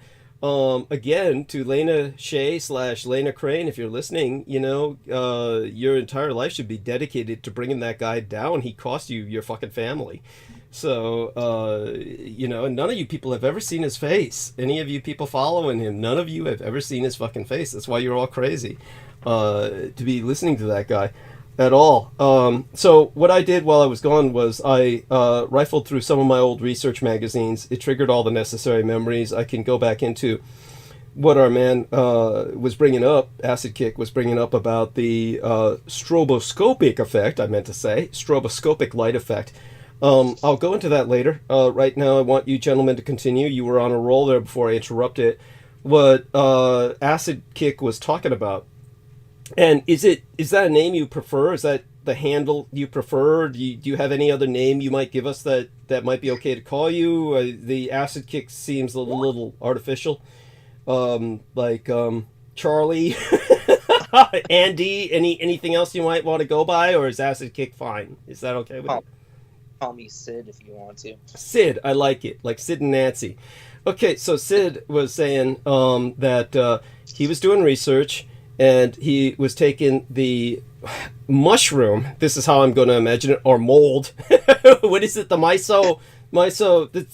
That's more like a mushroom than a mold, right? Psilocybin, you're saying? So yeah, he was mixing it with something else, and you were going to respond to that. So both of you get back to that, and I'll come in later. We went on a whole adventure while you kept the numbers up all the while you were doing it, so it must be good shit. If people, for some reason, people are interested. They're more interested in this shit than, say, for instance, some of the tangents people we know go on. We'll leave it at that. Exploring caves and the like. They prefer the Plutonian cave, I guess. Golden Thrones! Golden Thrones! Yes, that's right. Yeah, they prefer the Plato's cave, obviously. Yeah. Where you can, Yeah, it's your world, man. You see your own shadows flickering through the torchlight. It's a good analogy for psychedelics. I mean, yeah. It breaks you out of that Plato's cave predicament, actually. Mm-hmm. So Brendan just entered a link: molecular basis and mechanism of action. And the man who wrote this, what the fuck is this name? This is like Arabic / Pakistan. What? No, Al-Bazia? That's somebody's name, right? Al-Bazia? No, that's not his name. That's right. The plant. That's the plant. Holy shit. Albizia julibrizin. Oh, fuck. I'm sure I butchered it, but it's a tree that's in the Albizia / mimosa They say family. this is used as an antidepressant. I fucking bet. Holy shit. Try some of this stuff. You won't be depressed no more. You'll be flying to the fucking moon. Yeah. Right. Holy shit. It's been used in TCM for thousands of years. What? Sorry. I was wondering how DMT and psilocybin mushrooms all would have played into human evolution around the time of vampires beginning to prey on early humans, and dimethyltryptamine has something to do with the blood drawing process also, right? And then psilocybin mushrooms haven't been used to increase like visual acute like night vision, for hunting or self-defense, maybe from vampires. No, all of this is very valid, and just out of curiosity, have you read the half of the book that Peter Moon published? Peter Moon only published half the goddamn book. He keeps promising to publish the other half as a full book at some point in the future, but did you or did you not get a chance to review that? Or just read it. Haven't read it. I'm going to make a very serious point of it now. Okay, yeah, please do, and I will, of course, go into what you said. Obviously, you've heard me speak of this in the past, right? Because you've heard me speak about the fact that vampires release, of course, the DMT into a person's system when they're extracting blood. This is why people tolerate the blood being extracted. So again, I'll be happy to go into that. And what we're talking about here is an element somewhat similar in its effect to LSD, and the dimethyltryptamine or N-dimethyltryptamine.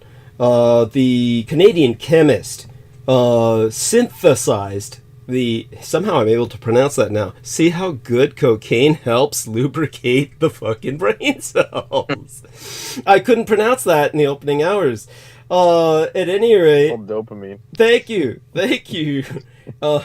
Yeah, the Canadian chemist who synthesized the N, just the N. I've never seen what that stood for. I believe it's just in and of itself part of that chain of acids from dithylamide, from which the N was actually synthesized from the tryptamine, from which both serotonin, which for those of you who don't know was isolated the year that both my biological sire, Adolf Hitler, ascended to power, and the year that Franklin Delano Roosevelt took over America as a dictator.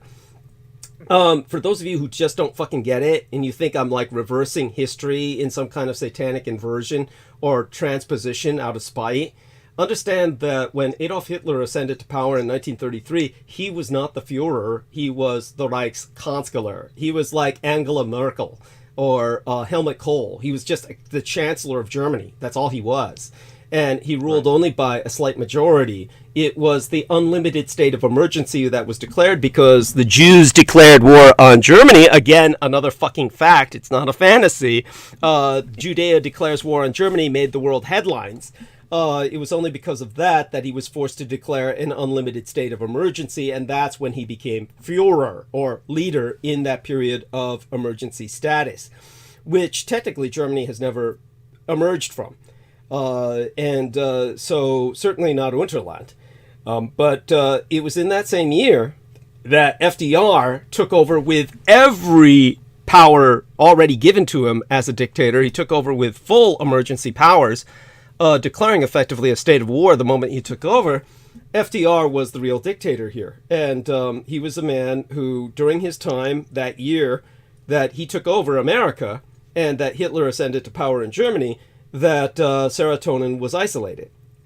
And at that time, it was associated with plant-derived chemicals that were known to produce psychedelic effects. So by 1937 was when LSD had been synthesized by the Swiss scientist Albert Hofmann. The tryptamine class of the entheogens in general act upon serotonin receptors. So that's where that comes from. Thank you. So all of this was all known when the Soviets began to investigate vampires as a material phenomenon, as opposed to some kind of myth. And that's when they found out about vampire physiology and its connection to these chemicals. So I will go into that happily, but right now we're going to return to these two gentlemen and let them continue with their discussion because it's relevant. By the way, A has come into the chat room.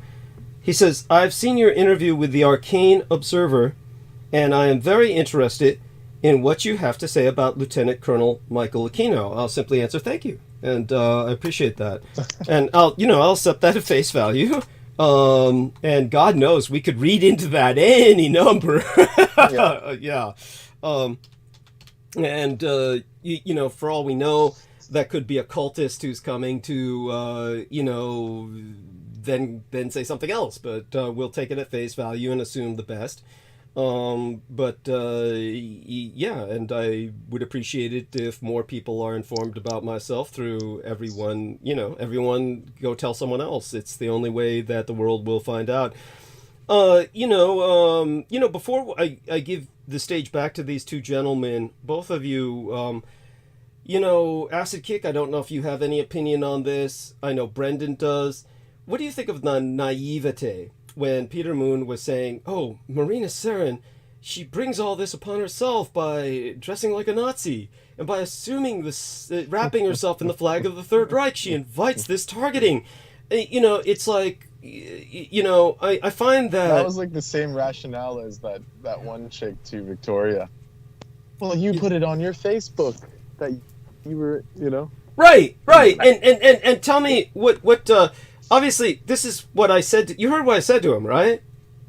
Which is basically, you can't allow a neurotic minority to suppress culture, and worldwide. I appreciate that. Thank you so much. Thank you. And at this point, it's like, I don't know how else to put it, but it's like, at this point in history, it's like that's not only is it true history, but it's at the point where you know, like, I mean, just even showing that shouldn't even be an issue. I mean, like, just like the thing with the Whitebeard pirates, it's like, why is that even an issue after 60, 70 years? When 67, it's been 80, dude, it's been 80 fucking years. Well, I'm saying not only just that, it's like they're scrubbing Buddhist symbolism that's thousands and Vedic symbolism that's 5,000 plus years. Thank you. That Thank you. was, you know, in the worst case, they can even say it's plagiarized by the Nazis, quote unquote. You know, why has it become this kind of madness? Like, so what if it's there, if it's even shown? What's the big problem?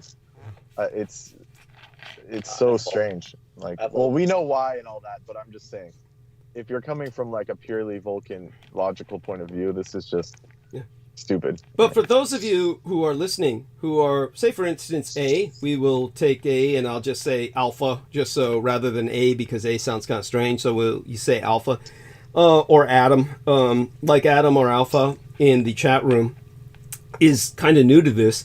So let's explain it to someone like that. And basically, what I'll say to them is, as quickly as possible, Howard Phillips Lovecraft, in the only novella published in his lifetime, he had short stories published in his lifetime, but never a single novel, except for what is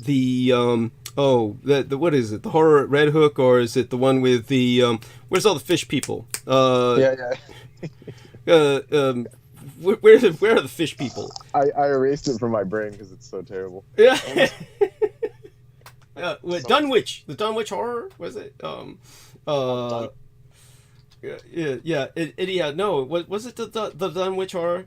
Fish people. Something like that. Innsmouth, Shadow over Innsmouth. Shadow over Innsmouth. Yeah. It was the Shadow over Innsmouth.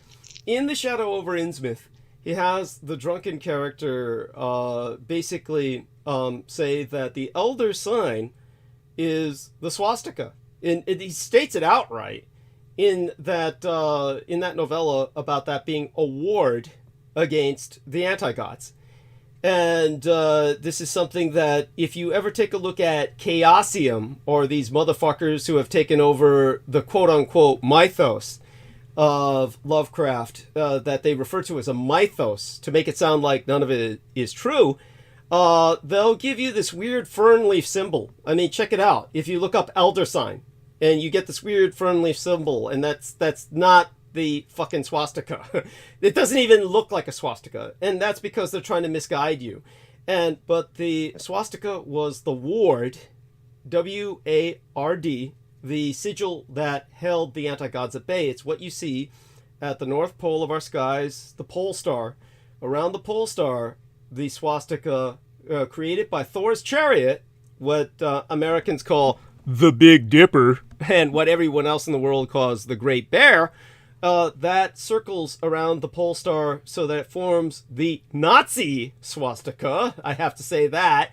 The sigil pointed in the right direction, in such a manner that it keeps the anti-gods at bay. This is why Cthulhu can't emerge from the seas, and if he's awoken from the seas, like in the short story Call of Cthulhu, he has to retreat back into the seas. Now, all of this is why the swastika is being scrubbed by the Edomites. The people are the cultists of the kings of Edom, basically the Zionists, and their ilk. The Zionists are but a branch of the cult of the kings of Edom. They're but a schismatic, just another sect of the Edomic cult. And so when it comes to their desire to erase the swastika, it's to deprive you of the sigil that wards off the anti-gods. This is why it's being erased. So when our man Brendan Zogit says we know why, but he doesn't express it that way, he knows why, but you don't know why. Not the majority of you. Yeah. So understand that this is the reason why. It's not simply an imposition of cultural supremacy where they say we're supreme and we rule you. It's to deprive you of your protection so that they can ultimately invade your very soul, steal your very soul, deprive you of protection from that which would annihilate you in body and soul. This is their ultimate intent. So yeah. So that being said, back to you two gentlemen. And in the Vedic, Yeah. in the Vedic, it's the sign of the Muladhara chakra, which is the basic foundation of being human. Thank you. Also known as the Red Road in the Native American, spirituality. So it's like this this foundation of being a being and being humble and understanding, learning and wanting to learn. It's like by even suppressing that, it's suppressing one of the chakras themselves, which is the base, the root, it's also a goddess like the Devi. But the Suastic just means the proper auspicious, direction. It just means auspicious direction. Like, yes, thank you. It means auspiciously manifesting. Like if you translate it from the Sanskrit, Su meaning positive, benefic. Astic means self-going, something that's self-going. So it's the positive life force of life itself. So that's why it's in Asia, it's considered one of the most beneficial things to have around. In Buddhism, in Hinduism, so-called Hinduism, and the Vedic, it's one of the most important symbols for that reason. It's the life force. It's something positive that the universe sustains you, and you got to be humble. That's in a positive way. So. Yeah. Absolutely. Thank you so much. That's positive in the sense that, say, for instance, the Muslims, the very word Islam, submission, they view that as in a positive sense, submission unto God, or the very term adul, the very name, slave unto God. You are proud to be a slave of Allah. This is something that when people enter a state of hubris, like that individual we knew, the Abdul Kadim Haq was his old name, and then he finally went nuts because he was online, swimming through a sewer of shit, all that cyber shit, picked up the parasites, the intestinal tube worms that glow in the dark. They infected his brain, crawled up through his ass and infected his brain. And he then said to himself, oh, online they said Muhammad was a child molester. I mean, this is an age that Muhammad lived in where people died when they were 20.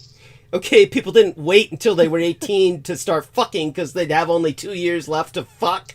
No, people were fucking each just other. Wait until they hear about Genghis Khan and all these other people. Well, how about Thomas fucking Jefferson, dude, who was fucking all the children of his slaves? All the monarchy of the West. I mean, it's just like you said, it was a reality they had to face. I mean, if you die at 30, I mean, there's no other. Yeah, I mean, if she's old enough to bleed, she's old enough to breed. That's how it was with the normal human cycle forever, okay? Until we got into some stupid cycle of laws where we just said arbitrarily that you wait until, I mean, look, let's get real about it. The reality is people can live to be 100 and most of them never mature past the age of 9. So the idea that you wait until a certain age before you fuck is just preposterous anyway, to a degree. So obviously, when we speak of underage children... The trip is the free will part. You don't want to violate that. And in the ancient times, it was the woman always chose anyways.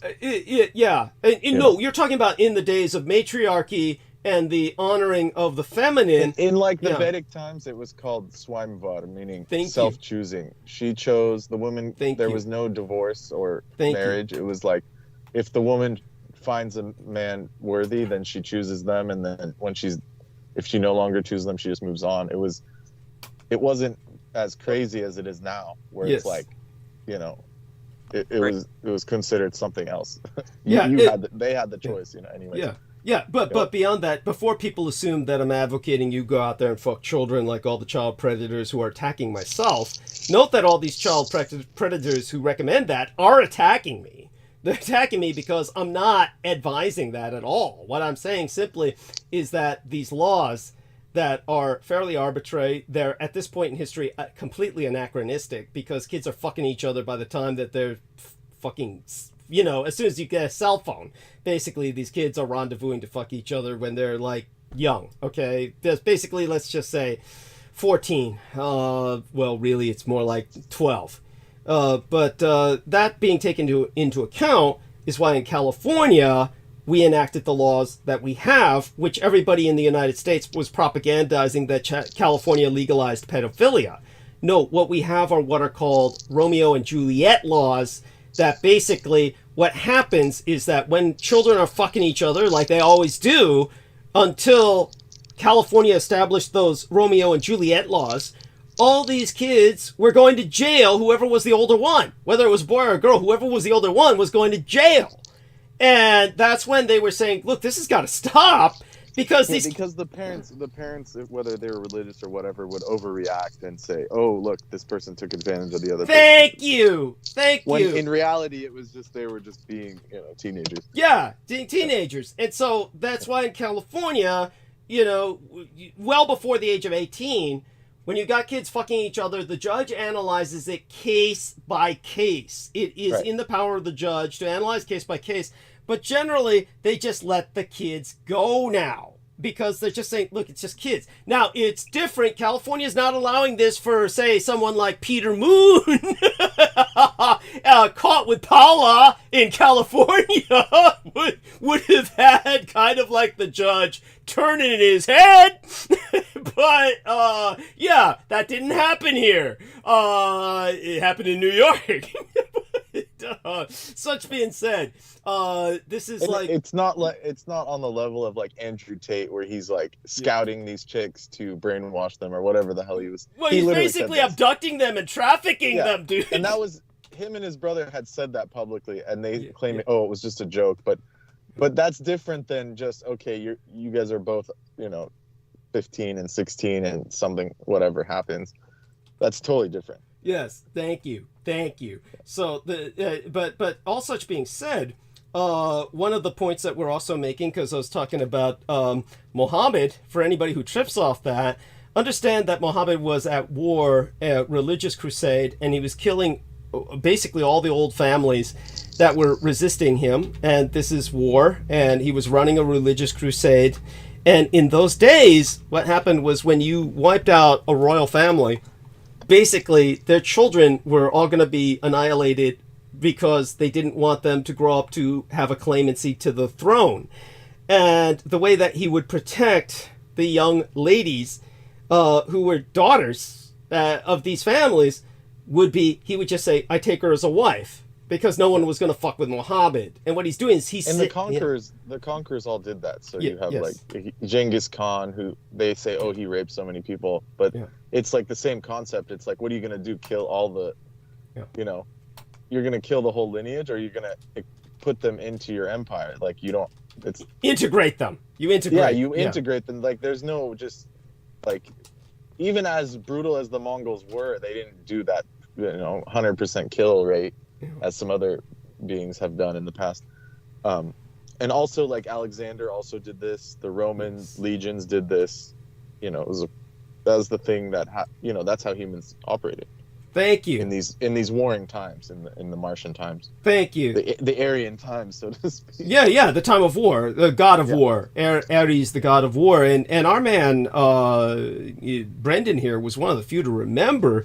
What I had exposed years ago was that Mussolini was dealing with the fact that Mussolini had said beneath the city of Roma is the body of the god of war. There is supposed to be a mummified body of a giant being that was part of the curse of Rome. And what Mussolini had pointed out was the curse of Rome was that when they had did exactly what Brendan has described, annihilated the people of Carthage, annihilated them completely, wiped them from the face of the earth, that Rome was cursed to a state of eternal war. And also the Canaanites, and that's why that whole area is still cursed. Yes. Philistine and Israel. But anyways, let's not go there. No. And the Roman one is a much nicer story. Or, well, not nice, but I like that one better. It packages a lot more neatly. It's a nicer presentation. Yeah. But you like how Kristina, when I said, when we broached the topic inescapably of the Palestinian conflict, And she just said, "Oh, you're gonna, you know." She ultimately made it inevitable. For people who remember that, she made it inevitable. Well, I just straight up asked her. She kept dodging the question. I was like, "Whose side are you on?" Like, thank you. But like, then she was just saying the most like oblique shit. Yeah, you like how she started off, oh, we gotta go back to, like, fucking, Canaan and shit and all this, and I said, no, we don't! Do you remember that? That was like, no, we don't need to go back that far, no! But it was like, there you go with that. It's like one of these stories that, where they'll claim, you know, that, you know, when you try to get to the heart of the issue, we're dealing with a contemporary event. But they'll say, oh, no, this goes back way. No, it doesn't. Yeah. No, you're killing people now. At any rate, so there we go with that. But we will return to these topics. For right now, let these two gentlemen talk about. But, the point to be made about that Abdul Karim Haq. So he reached the point of hubris when he was swimming through the internet, and the glowworms crawled into his brain, and he said Muhammad was a child molester. And so he said, so he gave up all his life. This guy had been pounding his head on the floor towards Mecca for so long, he had an indentation on his forehead, okay? I met the guy personally. This really is true. And then he gave all that up, 40 years of devotion, because he read something on the internet. And then he said, nah, I'm no longer Abdullah, because that means slave. I'm changing my name to Abu, which means father. So he's now Big Daddy. In other words, he's assuming the role of the God. He's assuming the role of God himself. You know, he is now the father, as opposed to God the Father. He is now, but he's really just, daddy in the sense of Big Daddy Pimp is really all it was. He pulled his kids out of school. His daughter was in honor roll. He pulled them out, both his kids out of school before COVID, and said, now I'm saving $600 on car insurance every month because I don't have to drive them to school. I'm selling the car. Yeah, I'm no longer taking them to school. This kind of sleazebag this motherfucker was. What a piece of shit. Destroyed his kid's future. And all on the basis of something he read on the internet. So he could say, who's the real child molester? This guy destroyed the future of both his kids. And Hamtramck. He was in Hamtramck, Michigan. Big Muslim community. And said, don't tell anybody I'm an apostate. These fucking Muslims will kill me. And I'm like, thinking to myself, and they'd be right. Jesus fucking Christ. I want everyone to know he's an apostate. And, he's probably fucking them both, motherfucker.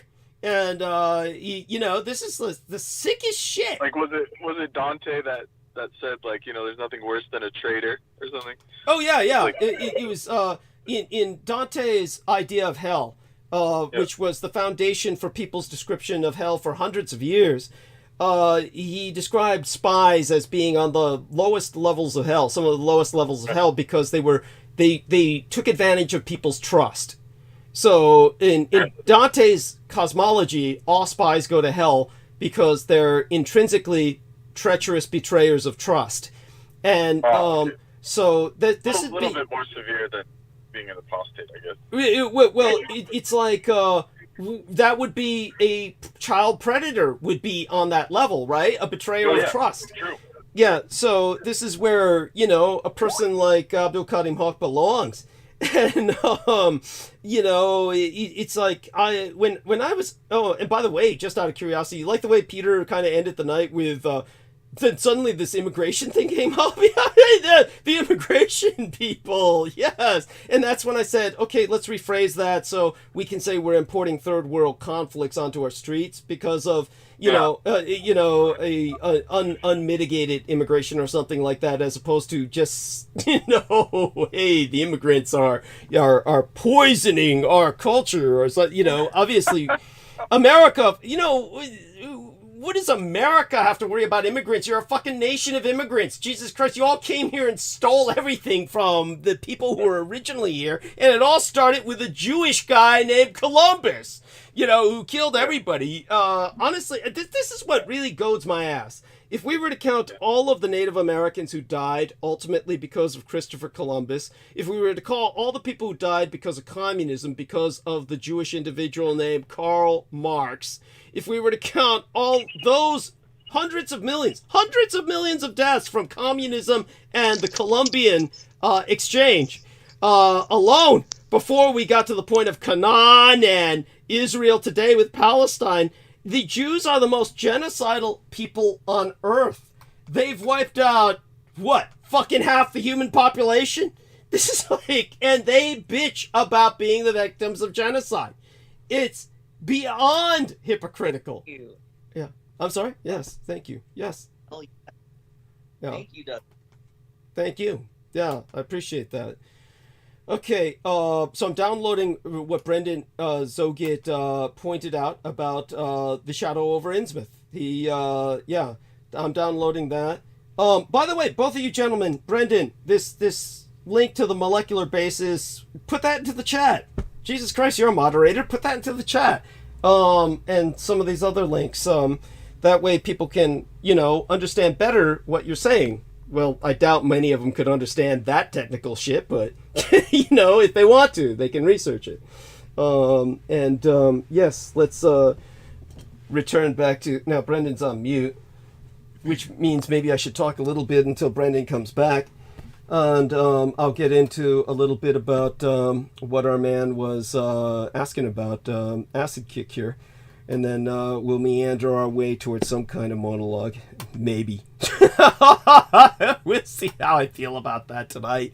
Numbers are maintaining, considering how late it is. But in terms of what I flipped through with Research Magazine, in San Francisco, there was a man named Vale. I hang my head in embarrassment and shame. I don't remember the name of this wonderful woman who was involved with Research Magazine, who was his girlfriend, but I guess she really wasn't involved with the magazine. The woman who was a woman who was not his girlfriend, and that was Andrea Juno. Now, a little bit about these two people. Vale was Japanese, is Japanese. I'm assuming he's still alive.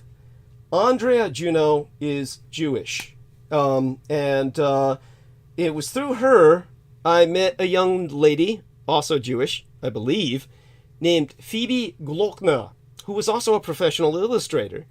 And Phoebe Glockner illustrated what I personally would call medical pornography.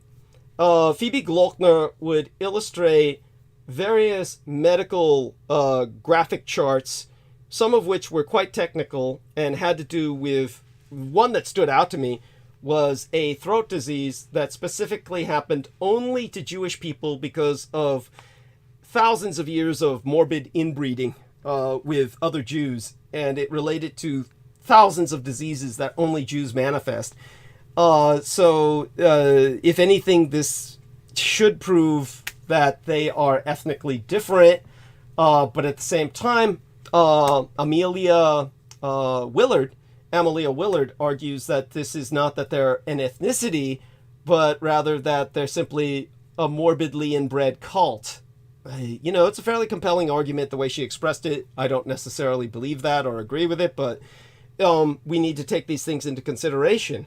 Nevertheless, regardless, Phoebe Glockner would illustrate these conditions, but she would also illustrate sexual positions and their medical impact. So believe it or not, certain people who copulate in certain positions can be prone to certain medical conditions, like if all you do is doggy style or missionary position or something like that, and you do it regularly. So she would actually do medical illustrations of people copulating, only they were like cut in half so you could see the insides.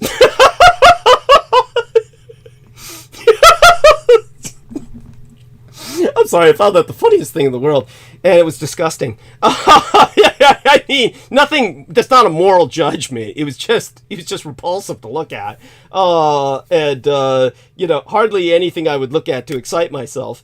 But at any rate, Andrea Juno, who was Jewish, was, as far as I'm concerned, a nice person. I really need to emphasize this. And I'm sorry, I know it's lame, and it's just not going to come across as right, and it's just going to sound stupid as hell, but all I can say is that I try to remember all these positive Jewish people who were nothing but nice to me, and always retain that, and retain that memory. And again, remind everybody that my biological father, Adolf Hitler, when it came to the Jewish doctor named Eduard Block, and Edward Block, first name Aduard, Block, like Bloch, but I believe he changed it to Block when he came to the United States. Edward Block had taken care of Adolf Hitler's mother in her dying days, and Adolf Hitler made certain that Edward Block was taken care of throughout the time of the Third Reich. And when the Americans began carpet bombing the Third Reich, Adolf Hitler made certain that Edward Block, he called the Americans, he made certain the Americans were diplomatically contacted, and he said, please take Edward Block into America as an American citizen, because your carpet bombing risks the life of him and his family. So please make certain his family can safely immigrate to America. And the Americans took up that offer, and they brought Dr. Block over to the United States to try and use him as a propaganda tool. And they tried to make him claim that Adolf Hitler was insane. Now, this man was not a psychiatrist. He was a general practitioner. And he was a family doctor. But they wrote a propaganda book called I Was Hitler's Doctor, which nobody republishes because everybody can tell it's a hack work that's pure propaganda. And so it's not like Adolf Hitler hated every Jew. This does not make up for 6 million Jews killed, and I don't pretend it does. I'm just bringing up this fact that I try to remember there are Jewish people who have been positive to me, and that when I speak in generalities, we always have to remember that there's a difference between the macrocosmic level or the macroscopic level and the microcosmic or microscopic level. So we all tried. Oh, so our man found it. Okay, so I'm going to find out which man entered this. They both entered by Acid Kick. So Acid Kick, do me a favor and enter both those links into the chat room. Oh, matter of fact, I'll enable you to do that. Let me make you a moderator. So let me go into the chat. I'm going into live stream right now, and I'm going to look up Acid Kick's last entry. Let's see if I can find it here. Fuck, you last spoke in the chat room early in the part. There we are. Okay, so let me click the right button here, and I'm going to add you as a moderator. Okay, it says managing moderator, standard moderator. You're a standard moderator. Gonna press the save button, and you're a standard moderator now. Enter those links into the chat room, please. Thank you. And so with that being said, we're going to add the fact, of course, the caveat, the qualifier that it still sounds lame as hell, and you can only take that so far. Just the fact that, I say, oh yeah, certainly there's been wonderful Jews in my life, and I try to remember that and not condemn all Jewish people in blanket terms. But it still doesn't come out right, and I know that. Such being said, it's sad. And, okay, back to the discussion at hand. Were you going to say something there, Acid Kick, before I would meander on for a moment? I was just saying hi, and thank you for making me a moderator. I went ahead and put in the link on Edward Block. Excellent. And I can actually see it. I can actually see the link. So good. So we know it works. Okay. And, yeah, I had to make Peter Moon a moderator so he could do that. And he didn't get it at first, and he was like, saying, oh, I don't need to respond to certain questions. And I'm saying, look, there's sometimes you want to put a link out there. This enables you to do that. So when it comes to the Jewish state's war on those they consider responsible for an attack, which I would argue that they themselves generated under Netanyahu, that Netanyahu generated this attack, orchestrated it. Understand that it's important to appreciate the fact that it's something that you have to deal with the nation state as a nation state, and this doesn't mean the annihilation of the Jewish people at all. It means that the state has to be dealt with. It's a rogue regime, and it's a dangerous regime, and to advocate dealing with it in a sense, ultimately, that will inevitably, inescapably involve conflict. That doesn't mean you're out to kill everybody. It just means you're out to deal with a rogue regime. Certainly, people need to get rid of Benjamin Netanyahu. I mean, that fucker's got to go. And right now, Biden is just allowing all of this to happen. And the Jews feel he's abandoning Israel. And that just goes to show you how crazy they are. And you know why they feel that? Because the Navy is pulling out some assets. This does not bode well for Israel, but it's the Israelis feel they're being abandoned. Well, you know, look at the world you created. It's not like the Israelis were powerless and this world came and landed on their heads. They created this world. And we are in the, you know, they're going to basically reap the whirlwind for the seeds they've sowed.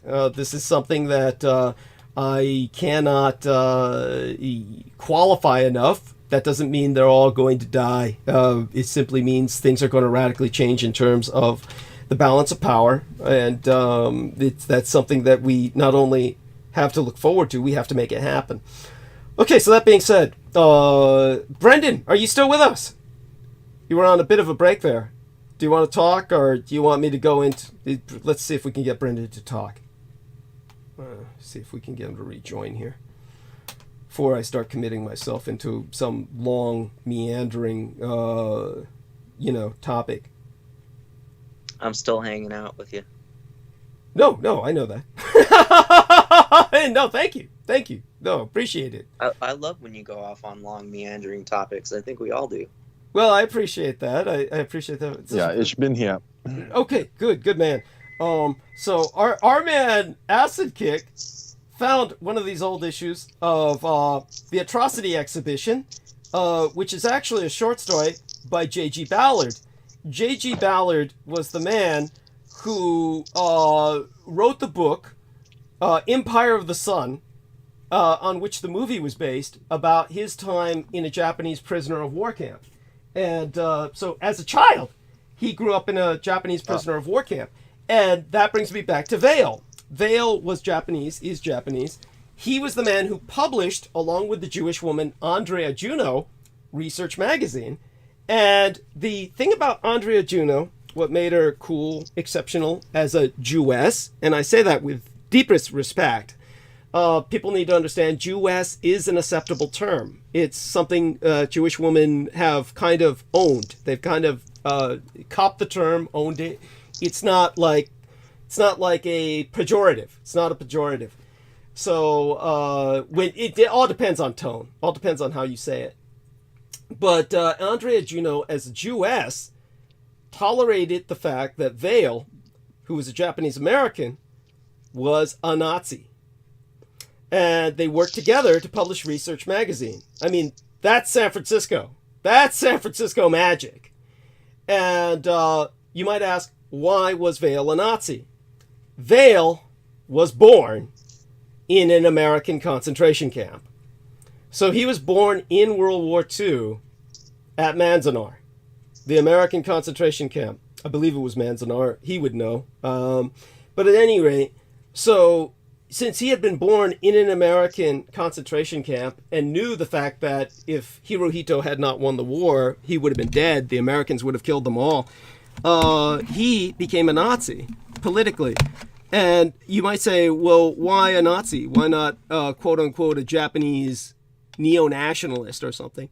And he himself felt that the Japanese experience in World War II was not political, that it was a racial experience at survival, national survival, but it was not an ideological war in the sense of, now, of course, people could argue this, and I could bring up several facets of ideology, but what he was simply saying was that for the Japanese, World War II was more like the Germans in World War I.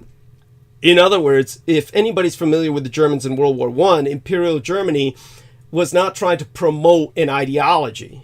And so he felt the Japanese were in the same kind of cultural matrix in World War II. And they were not promoting an ideology per se. For instance, like when I was talking about the original days of exposing Roswell, and some idiot wrote in one of these YouTube responses to what I said, this is Japanese propaganda. What would be the ultimate intent of Japanese propaganda? Obviously, Russian propaganda is trying to communize you in the days when there was the Soviet Union. What would the Japanese be trying to do? I mean, what would Japanese propaganda's objective be? To strengthen our economy. Yeah. Practical ways. Yeah. I mean, yeah. It's like, what would they be trying to tell you to do? Convert to a better style of industry? More culture. Yeah, thank you. Thank you. You mean to actually gain some culture? Actually have some. Yeah, I'm just being facetious. Yeah. Thank you. It's like just such a stupid thing to say. It doesn't even make any sense. Like, Japanese are one of the few people that, like, despite like what they did to Korea and China, it's like if you're like at least dealing with them, you'll get a better deal out of it than most other countries. Oh fuck yeah! Oh fuck yeah! And every Westerner knows that. Every Westerner knows that. They're afraid to say it. Well, I sent you that article about they bought U.S. Steel. Yes, thank you. Steel now owns the biggest company in all of the United States. And my question is why? What? First off, I didn't even. Just because they can. It's basically a statement. It's just basically a statement. And by the way, just all credit to Brendan Zoget. He sent me this article on Japan buying U.S. Steel. But I want people to know that before Christmas, maybe around the time of Thanksgiving, it wasn't that long ago, but I could look up the date. Crystal River actually sent me an article to that effect. So it happened maybe about a month or two ago where this was going into effect. So Crystal River sent it to me first, just to be fair. But, I haven't had a chance to properly credit Crystal River with that yet. And I really want her to come back on the program. She's promised that she would, but we'll see what happens. I got to talk to her more. The problem is synchronizing this because she also works at night. This is the problem. She works at night. And she does telephone work, and what she does is she does this psychic work for people throughout the night. And so that's why she hasn't come on. So we'll see what can happen in the near future. But the point was, again, my question, which I never asked her, was, why would Japan want that? But, it's like Brendan says, it's not because they're getting anything out of it other than a sense of total victory from, it's like kind of like finalizing the victory of World War II. It's like really, driving the point home. And probably has something to do with my book, where some of the Japanese are just saying, hey, why don't we just drive the point home since none of the Americans are fucking getting it, So there you go. Yeah, it's kind of like if there was any doubt that the Japanese won, it's like, that's pretty clear. Thank you. I mean, really.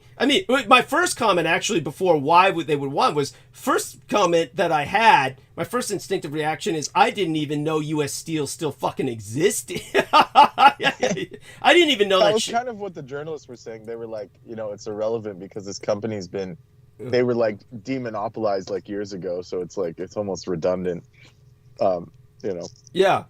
And then on top of that, it's like, I lost my train of thought. Oh, no worries. We were talking about U.S. Steel, and we were talking about it's various. Shall we say the fact that it was demonopolized years ago, and then the Japanese bought it. So does that ring any bells or? Yeah, there's so many ways you can go off this. I mean, it's like the point is they've already have the majority share in the vehicle market, the automobile market, the Japanese and the Germans. This is stuff we've gone over. I mean, I've gone over with you many times, and of course, just to emphasize what you've said in the past. And then there was that's what it was. There were people that were it was like a scandal, quote unquote. They said, why would our government just let the Japanese buy this, one of our biggest industries, as if they had a fucking choice. Like our government could just be like, no, you can't buy this. Like, I mean, they had no ability, nor did they care. I mean, obviously they all make money from it, but it's like, like people were insinuating like, why doesn't our government stop the Japanese? It's like, this is just crazy. Yeah, because You you know why they lost. didn't Because stop you lost. Go on. Because you lost, and it, you know, obviously, the Americans couldn't manage it. Thank you. Thank you. They Yeah. lost enough money where it could be bought by a foreign assets, you know. Like, Yeah. so But something went wrong. yeah, absolutely. And so thank you. It's The definitely government knows that the American management system would just destroy it, so they just might as well let it continue operating Thank you. in Japanese hands. Like, that's basically what they said. I mean, that's almost what they said.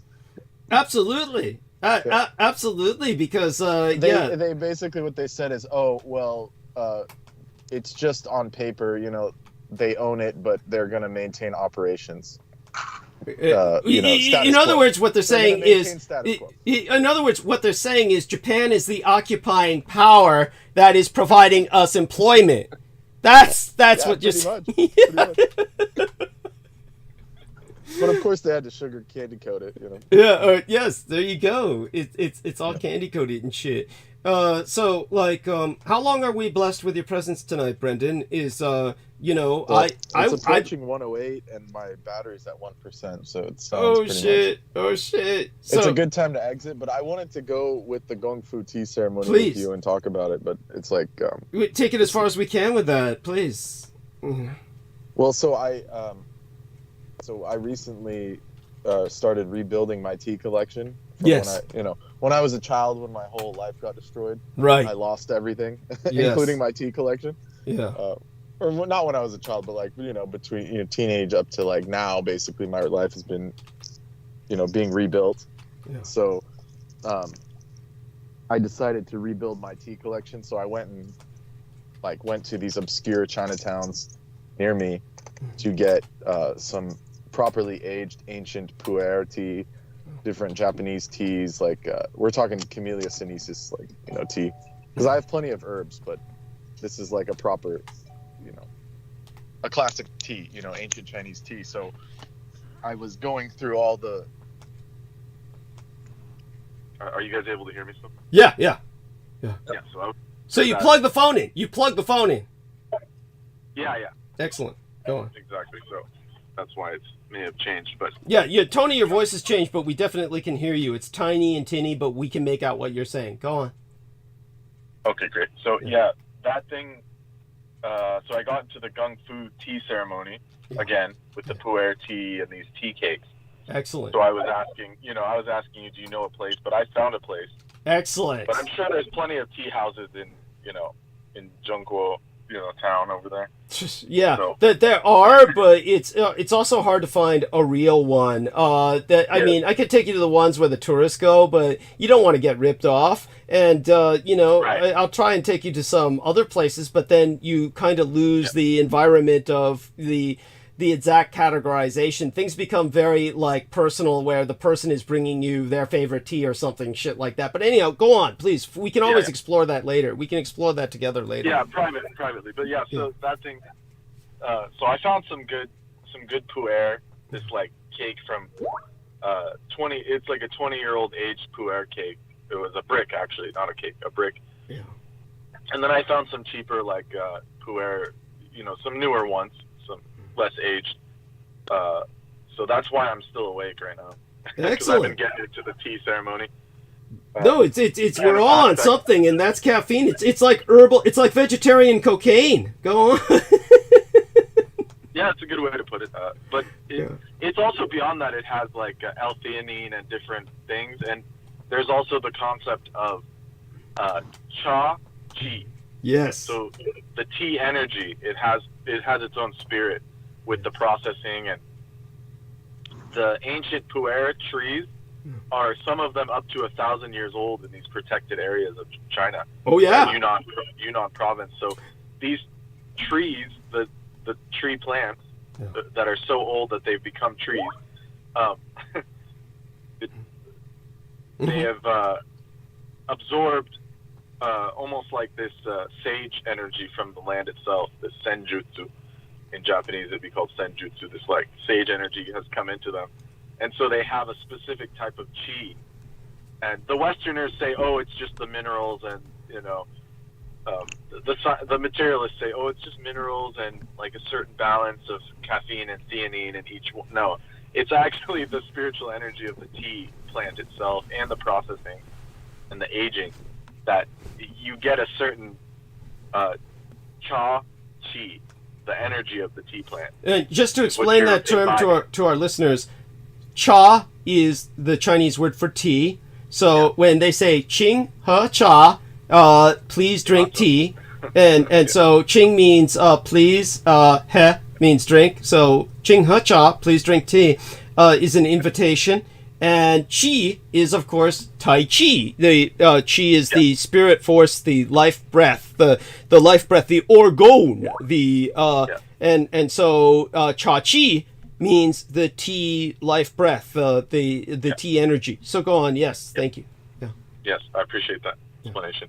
Yeah, and so what had happened is I saw a couple of these channels on whatever social media, right, where the dude's making tea and he's doing it Chinese style, and then I go to his site and it's like nothing against him or Jews in general, but it's like this dude was like just a Jewish businessman that he lost his job in Beijing. He was like a comedian in Beijing, lost his job during COVID, whatever, started becoming a tea dealer. And his prices were like absurd. So I was like, screw this. I'm just going to go to Chinatown. And then, but when I go online. But by the way, what a fucking predictable development that is. A Jewish guy whose prices are through the roof. Go on. I didn't want to go there, but basically that's what had happened. Yeah. Where it was like, I mean, he was providing a cool service and everything looked nice, but it's like, come on, dude, like you're really juicing these people on TikTok and shit. Yeah. But and then I went online where I got a gift from this tea place online, and so I looked at their website too, and I'm looking at the website and I'm like, what the hell is NIS? I was like, what is this currency, NIS? Why is everything in NIS? It's fucking new Israeli shekel. I'm Holy like, what the fuck? So, fucking shit. So this other tea company... Is that some kind of weird crypto shit? Go on. No, that's their currency. It's called the new Israeli shekel. Oh my god. It's the Israeli currency. But the point is like, why are all the... How did the Jews end up in like business with the Chinese to the point where all of the best organic tea is going through Jewish sellers online? Yeah. So I said, I had nothing against the, they're doing business, whatever, online. So I said, I don't want to deal with them. I'm just going to go straight to the source. So I went to Chinatown. I took a friend of mine who's lived in China. And, by the way, good for you. Good for you. And this is, we want to encourage everybody to do this, to escape from under the Jewish yoke. Go on. Go on. Yes. That's one way to put it. Yeah. So I said, screw that. And I just went to Chinatown. I went to the herbal shops and, actually got, the guy gave me his card. I got a rapport with some of these. Because the Chinese are very magnanimous when it comes to tea. Like, once they realize you know what you're talking about, they're very generous with it. They're saying, oh, you can contact me. We'll get you different kinds of tea, whatever. Yeah. We'll show you the right stuff to get. And so when it comes to tea, that's one thing you can trust Chinese people on. That's how I put it to people. Yes. Because I've had people say, oh, how do you know they're not lying about 20-year-old tea? I'm like, if there's anything you can trust Chinese people on, it's tea. Thank you. That's their thing. Thank you. So I tried to explain that to people, and whilst it was expensive, the tea cake I bought was expensive, but it is some of the best tea I've ever had. Yeah. So it reignited this kind of collection vibe, this feeling that I haven't had since I was young, where I enjoyed collecting something that was tangible and nice.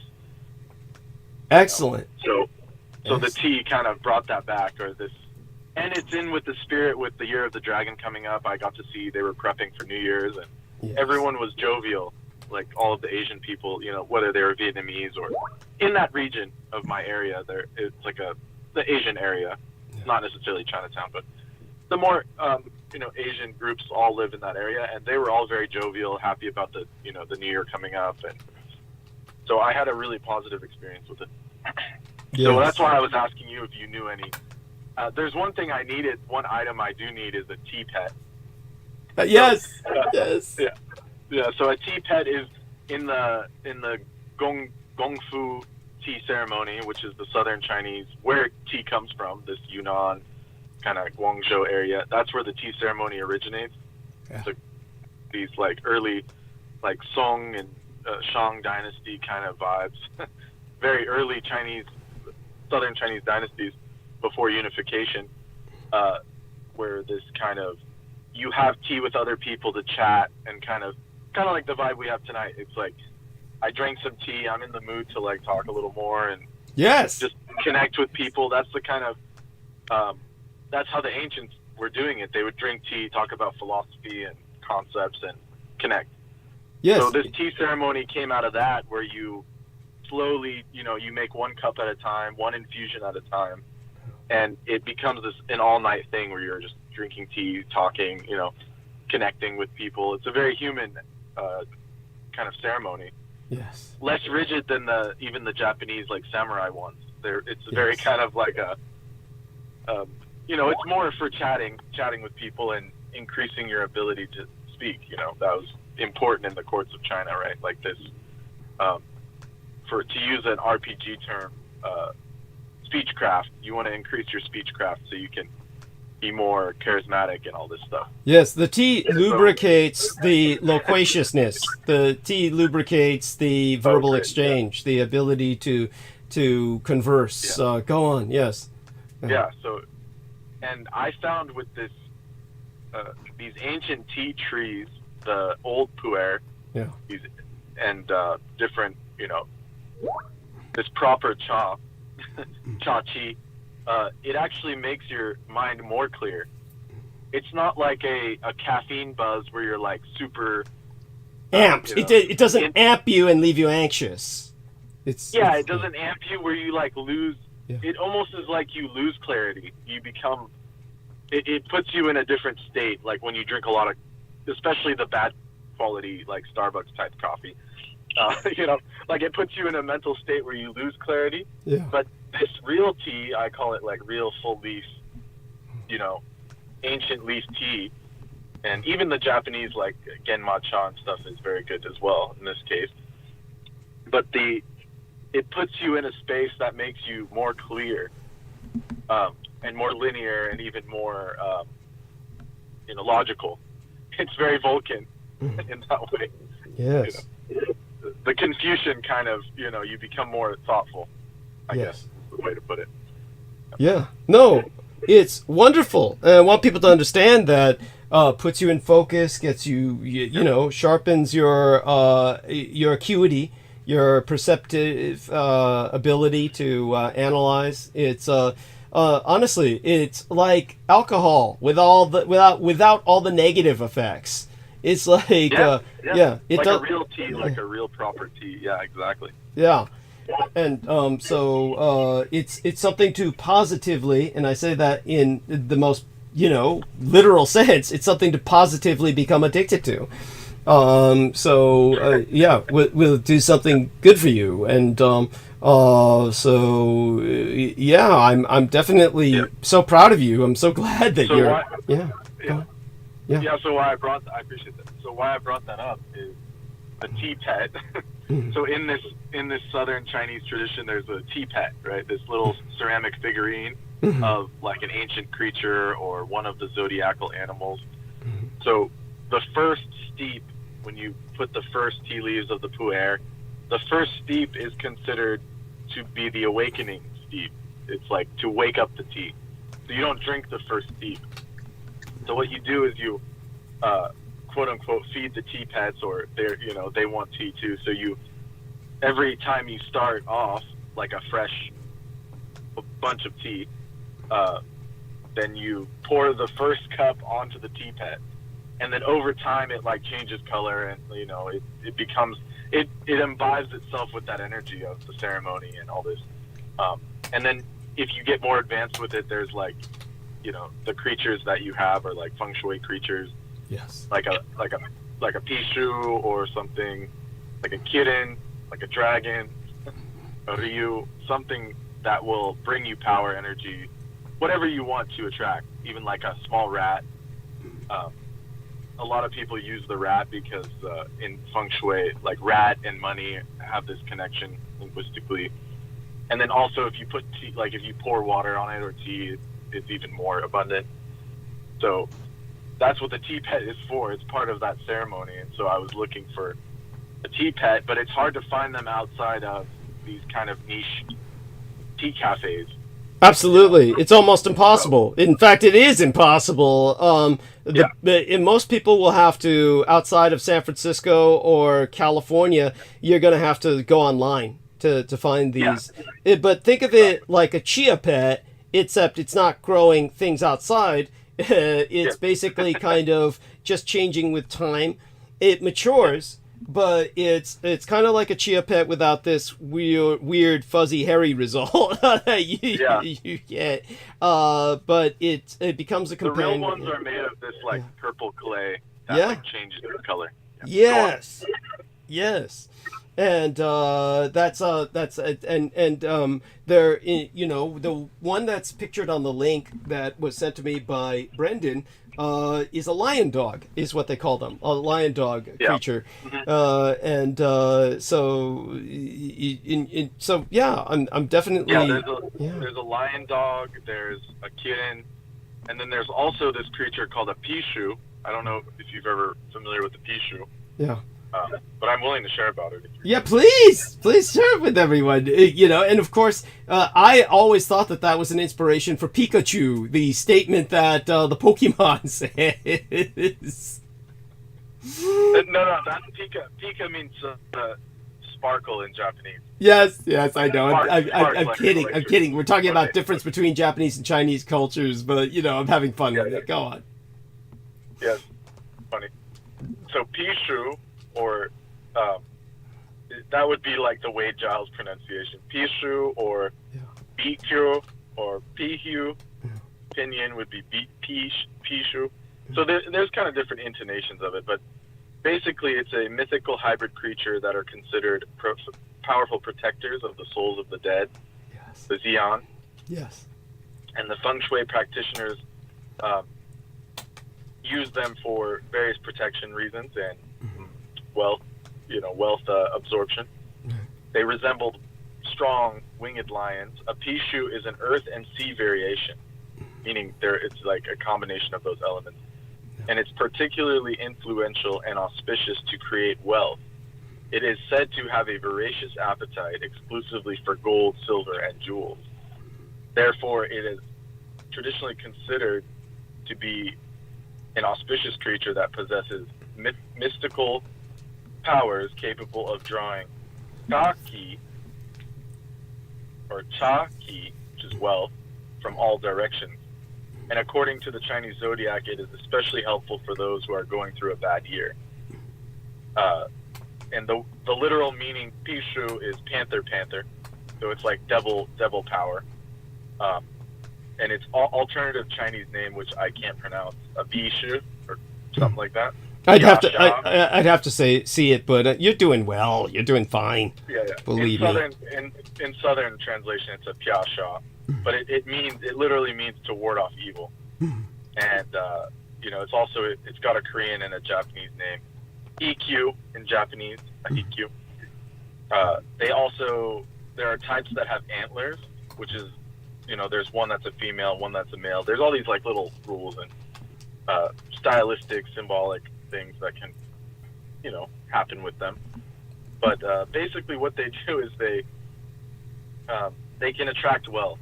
So what had happened is, the original story of the Pishu is that it was in the court of the Heavenly Emperor, the original Dragon Emperor, like the Heavenly One. Yes. And this creature defecated on the floor in front of the Emperor himself and was punished for violating the law of heaven. And it's like kind of like a cute, funny story. He was spanked by the Jade Emperor, but it was hard enough to seal his butt permanently. So the Jade Emperor further declared that its diet would only be restricted to gold and silver, because that way it would never lose. You would always be accumulating money. Yes. So that's the symbolism of it. Is it like it could only accumulate; it had no ability to release. So it was only able to eat gold and silver. That was like their solution to that issue. Yes. And then yes. also, Yeah. Yeah. Yeah, you can speak if you have something. Oh, no. It just reminds me of a lot of pleasant memories of my mother telling me these stories as a child. And we have some of these statues around the house. So go on. Yes. Oh, great. Yeah. Maybe you can dust one off and get some more gold from other. Maybe it'll attract them. I'm just going to leave it at that. Yeah, we'll see what happens. Yes. One day, so this is also the Pishu's known as the youngest son of the Dragon King, who was very spoiled. And one day the Pishu played on the Dragon King's workstation and broke a seal, which is like a stamp, a royal seal. Yes. He broke the royal seal. This is what they call a chop. What they call a chop, and this is a jade stick, a very long stick that has at the end carved the character, so you can rubber stamp your imprint on or your brand on various communique. So this is what he's speaking of. This is what was broken by the creature.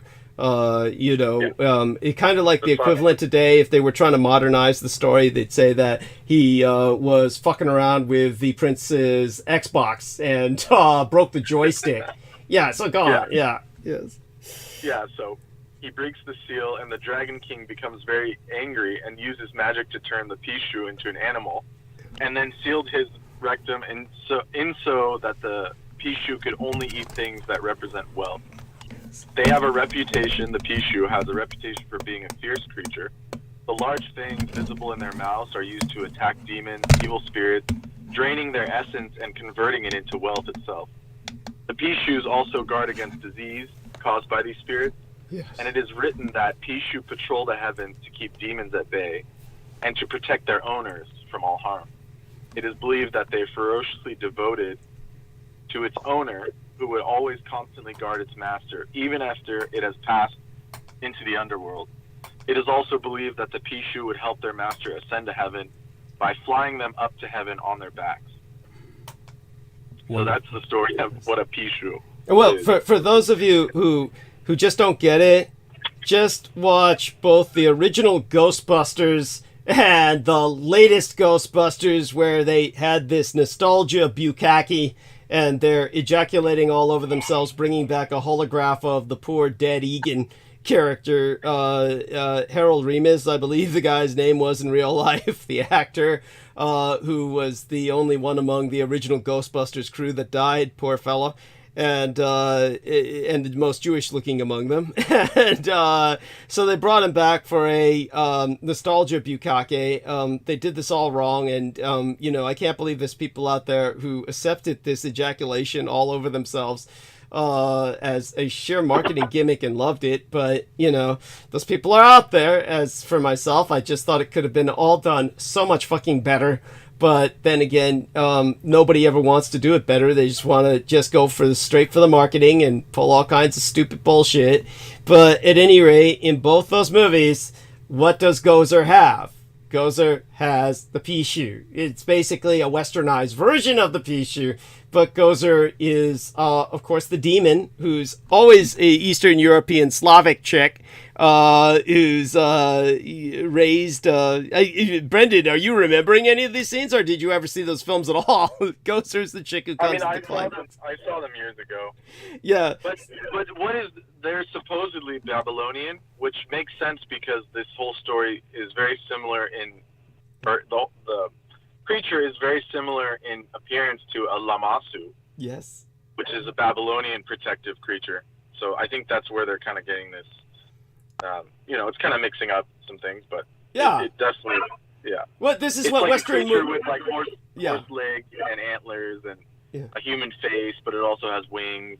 This kind of mixing. Yeah. I mean, they couldn't do it like the way Lamash to really fucking look, because that would look scary as fuck, and Ghostbusters... No, not Lamash. I know, Lamassu. You're talking about Lamassus. Yeah, the Lamassu. The Lamassu are more like animalistic, feral, kind of like, guardian animals of these, someone like Lamashtu. Lamashtu would be the person who had the chains that held them by the collar, so to speak. And when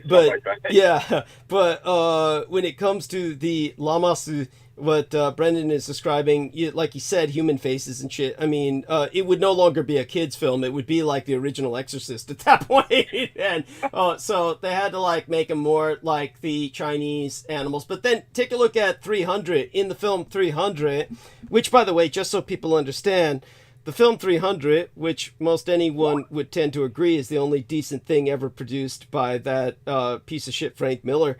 And if anybody wonders why I dislike Frank Miller, I could go on for a while about that. There's no need to. But Frank Miller completely... Talk about plagiarism.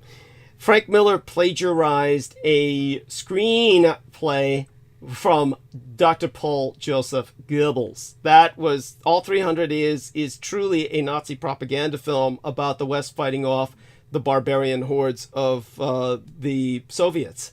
And so this was taken, and then the allegory that Joseph Goebbels was presenting about the Spartans in this anti-Soviet film, this gets taken and ripped off by Frank Miller, and he basically makes the enemies black. They're all black Africans, including black African animals, like rhinos and shit, that they're using against the Spartans.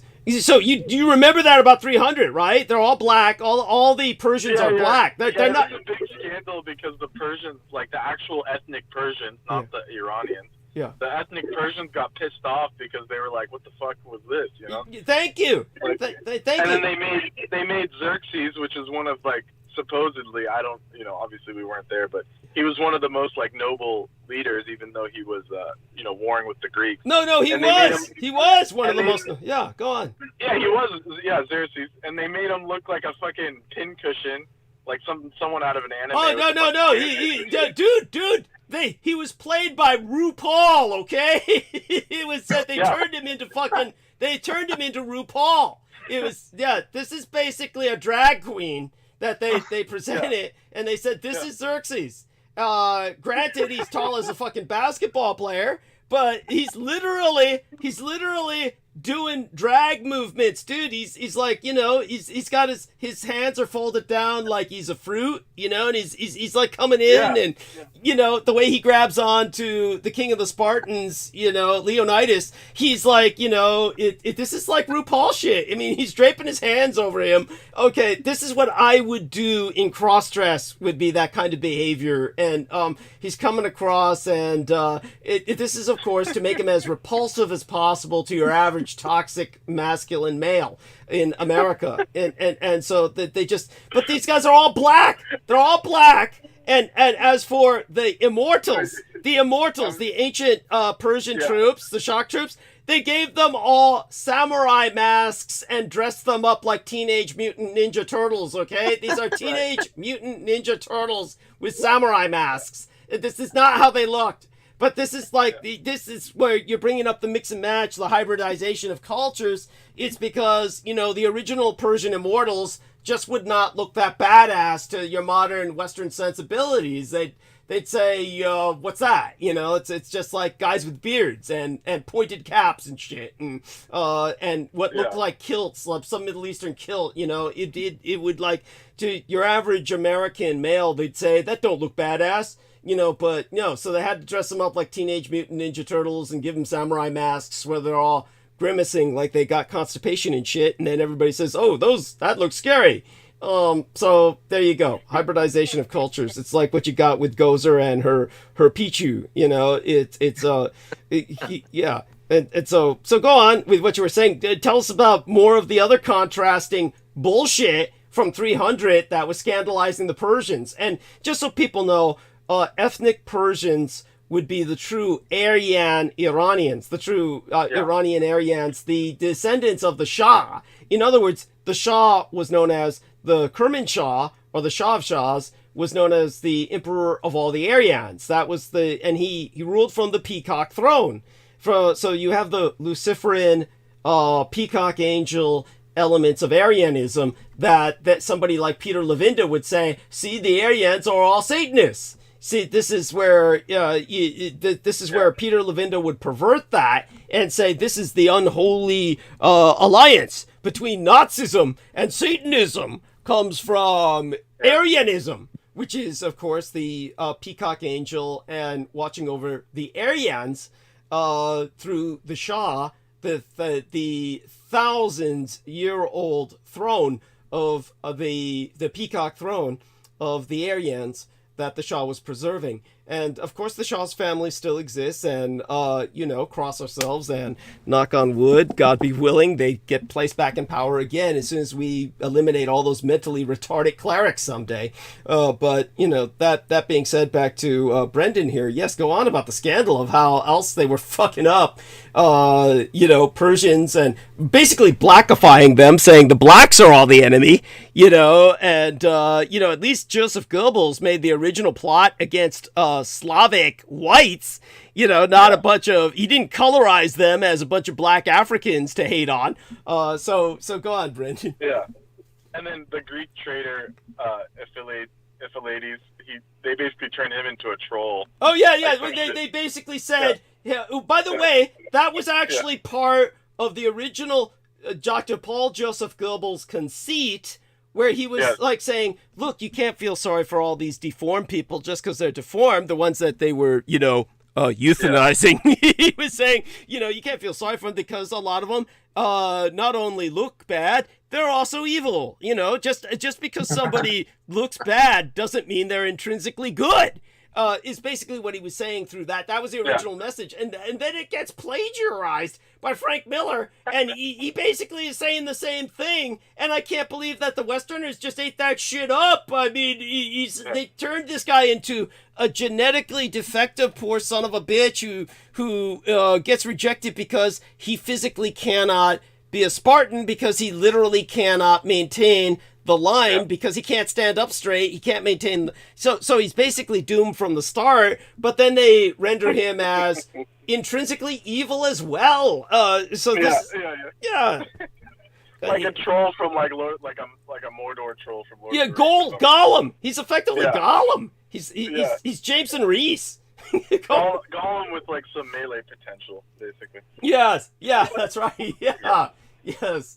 And it's like, for what it's worth, remember that scene? It was the most poignant scene in the film, or one of many, where, you know, he basically says, Xerxes says, I can give you wealth, I can give you flesh. But you notice all the prostitutes, all the female sex slaves are all like, what do they call it? Amputated and shit. They all like have missing limbs and shit. You know, so they have like thalidomide fins. They have like thalidomide babies. They're thalidomide babies with dolphin fins and shit.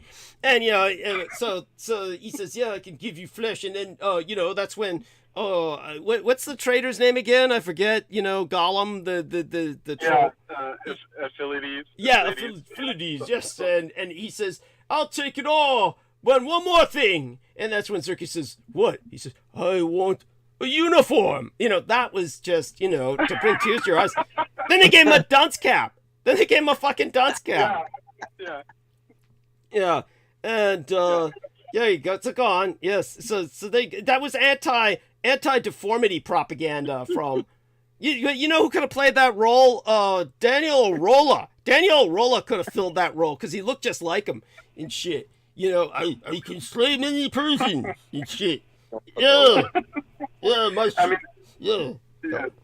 whole film is so like bad that it's become a meme. You know, it's like the whole film itself has become like a meme. Like, you know, and people love it. All the toxic males love it. But go on, like the 4chan people and all these people. Yeah, and they like kick. You know, like when he kicks the guy into the pit at the beginning. Yeah, the black guy. The black guy. He's like, I'm a messenger, you know, and he's like, this is Sparta, and like kicks him in. Yeah. That you know, that was just ridiculous. Like, because the whole scene is like, I get it's supposed to be like visually striking, but you know, why was there a giant pit in his throne room? You know, it's bizarre. It's let's cheesy. Yeah. It's just cheesy. Historically, the two messengers, I believe, historically were actually thrown down a well. By the way, that's a hell of a statement to make, because you're poisoning your own water supply when you do that. You're basically denying yourself water, and this is something you would only do like in a statement that is like life or death. It's like truly something that there's no going back at that point, because you have to fight to gain territory to gain another water supply at that point. But this was done historically. But in the film, they try to dramatize it, and yeah, it's just all comic book style, and it's done with this kind of flair. I wouldn't say as a propaganda film, it is an excellent propaganda film. The problem is the message. The message is that the blacks are attacking and the whites are defending themselves from an African invasion. This is basically the message. And for those of you who don't know, Xerxes was the most progressive leader of his time.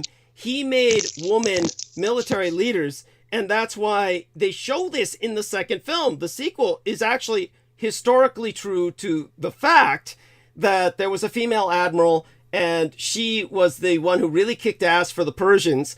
And that's when Xerxes said, all my men have become women, and all my women have become men. And he meant this in the sense that the women were taking all the leadership roles and the best warriors, and that the men weren't worth a shit.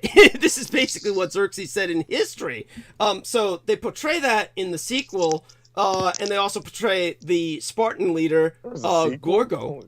Yeah, Gorgo is her name. Gorgo. The British named a fucking kaiju monster after her in the 1960s and shit. But Gorgo was the name of the Spartan queen, and so it's not that these things are historically inaccurate at the base of it, but then they take it all and they comic bookize it and they turn it into something like weird. The hyperbole is just ridiculous. I mean, too much. Yes, the hyperbole is done. It's effective as a propaganda film, but it's again the message. I have an argument with the message, as anyone should. It's like. So the message is just perplexing. It's perplexing and it's problematic. And I'm surprised blacks did not complain about it. But I guess some blacks probably did. I'm sure, or should have. If they didn't, they fucking should have. But I know, it's like you would think with all this like backlog canceling they're doing, why don't they pull that shit out, dust that shit off? Yeah, thank you. It needs to be dusted off. You know, it's like, yeah, all the blacks are shown as a bunch of perverts, fucking, you know, they're invading and shit, you know, it's and also they're shown as like, I don't know how to explain it, like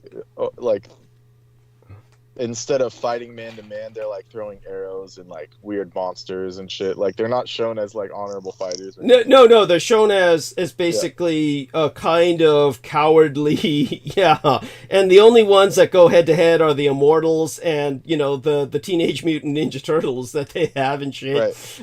But you can't even see what ethnicity they are. Oh yes, that's right. When they pull off their masks, they're not even human. That's right. Remember that? They pulled off their mask and they're fucking like orcs and shit. Yeah. That's what the Persians were so pissed about. Like they were like, "What? You know? Are you serious?" Like their ancestors died like fucking fighting that shit, and they basically say they're orcs and. Yes, that's right. And in Tolkien's defense, he wasn't like those creatures. The orcs were actually like. The Fomorians and shit, they were like an ancient race of people that weren't Africans. Thank you. Thank you. Know, like people have said that about Tolkien, like, oh, he didn't include blacks because they were the orcs or some bullshit. It's like, that's totally not true. I mean, interesting. Oh my fucking god, that must be from some racist 4chan site or something. Holy shit. It is. It's like the judges of the internet where they just make theories. Yeah. Shit. Because like Tolkien, like his main thing was he was just taking from European mythology. But let me tell you something. That explains 300, because that's the Frank Miller approach. Yeah. The Frank Miller approach was that the elite of all the black Africans are these orcs. That he's probably the guy who, under an assumed name, under some avatar, wrote that on the 4chan racist site that Tolkien doesn't have blacks because they're the fucking orcs. It's probably sourcing from Frank Miller. Or George R.R. Martin. That's right. But and just so people know, the fucking Frank Miller, if you ever look at his comics, and this guy has the Incredible Hulk, quote unquote. He did like V for Vendetta too. Is this a different guy? No. The V from Vendetta was the other Satanist, a true Satanist, the guy who did the Watchmen shit. That's yeah. Okay, thank you. Yeah, Alan Moore. And okay, got it. Yeah, and he's like they're all fucked up, all these people, and but anyhow, when it comes to the Miller guy, he was like doing this Hulk comic where it's like Hulk is part of a clan of Hulks, and this is like, you know, Hulk was a popular line, so they reproduced him and they made it like they did Planet Hulk, where it's like they have a whole planet full of Hulks, and it's like, you know, they did. I mean, they really did this shit. It's like, you gotta, what the fuck? It's like, what's the story there? It's like, but anyhow, people love it. They eat this shit up. But with the Frank Miller, he was showing the Hulk basically as a clan of criminals, and they're like country hillbilly mafia clan that it's like the Sawney Bean tribe. Except they're not eating people, but they dominate the economy of the local area or something. And they you know, go to the local bordello, and the ma dame lets them fuck all the young hookers. And Frank Miller just draws all these young hookers literally fucked to sleep. Okay, this I'm not kidding. I am not kidding. This is published by Marvel Comics. And so Marvel Comics has that, you know, I used to illustrate porn, and this is not jack-off material because you just see a bunch of unconscious women all on top of each other, all these bodies, but you can see that they're not dead. They're like snoring, but they're all like, it's implied the Hulks have all fucked them into unconsciousness. And it's like, you just look at that and you say, how does the guy get away with this? It's like, first off, I mean, you imagine somebody the size of the Hulk, and you imagine the bruises this leaves on the mucous membranes of all these chicks. I mean, these chicks won't be able to work for the next few weeks at least, because they're gonna, you know, just, it will literally hurt when they get fucked after that for the next several weeks at least, because of the sensitivity of the vaginal tissues left by some giant. I mean, if you men out there just don't get it, try shoving a carrot up your nose. Okay, try that sometime. Shove a carrot up your nostril and see how it feels. And that's what these women would have experienced. All right. So then, and this guy just shows them sleeping peacefully, like somehow being fucked into unconsciousness is somehow pleasant, like that they're all like young girls who have been lullabied. It's so offensive. It is just so I'm not one to really stand on. I mean, look at me. I mean, I purchased. Yeah, I was gonna say, this is coming from the author / illustrator. Yeah. This is yeah. Our man Brendan is probably the only man on earth who has read my books, my porno novels, knowing who the author truly was. So this is Brendan can know what I've described in terms of sexual assault. And so I didn't only illustrate sado porn or sadistic pornography, I also wrote it. So yeah, but for this to be portrayed, for young men to be consuming, because let's face it, the major audience for comics is young men. Sure, young girls read that, but you know, really, how many young girls exposed to that? I'd love to know what they thought of that. As for young men exposed to that, they probably think, oh, that's so neat. Oh, that's so neat. Oh, that's so cool. Oh, I'd like to fuck a girl unconscious. I mean, this is like, this is not a good thing. This is like something completely stupid, and it's unrealistic, and it's just plain, you know, it's kind of like Real Tech Geek when he was saying to Brooke Gibson, I can fuck for hours, 14 hours. And Brooke was like saying, after, 14 minutes. He said that? Yeah, he said that on air, on the shit. Yeah, but Real Tech Geek was telling Brooke, I can fuck a woman for 14 hours. 14 hours. And she was like saying, yeah.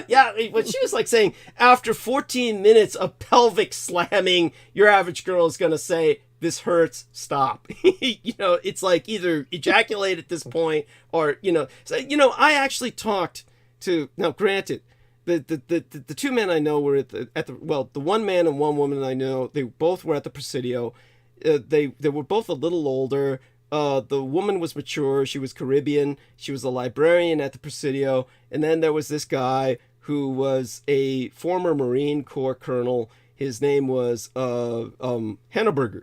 And Harry Henneberger, so he dated the Caribbean lady who, to my eternal embarrassment, I don't remember her name. But the Caribbean lady had a speech impediment. And I just say that because I remember it, and it added a certain drama to her description. But, you know, she dated the Marine Corps Colonel Harry Henneberger, and what she described just appalled me. She said, first off, he was on top of her. He put both his hands on her tits, and basically, while he's got his hands over her nipples, and she said it was just awful. He just started pounding her and started saying, "Hut, 2, 3, 4," and I said, "Oh my God." Well, I said, "That sounds awful." And she said, "Oh, it's terrible. He just wouldn't stop." And she finally just told him, "Stop it." No, stop fucking me is what she told him. Not just stop the hut 2, 3, 4. Just stop pounding her pelvically, because she said it was just painful. She didn't get anything out of it other than this sensation of pain. It's like, most women don't really enjoy sex from men because most men aren't making love. They're just pounding away like it's like they're tenderizing meat or something. It's just awful. So this is like, guys, try and go oral or something. I mean, just, get over this whole pounding fantasy, and, it's just really just, at any rate. So there you go. So that's what offended me about Frank Miller, among many other things. It's just that there's so many things about this guy that are just repulsive. As for the guy who did The Watchmen, that motherfucker, he's truly satanic, truly practices the occult. And and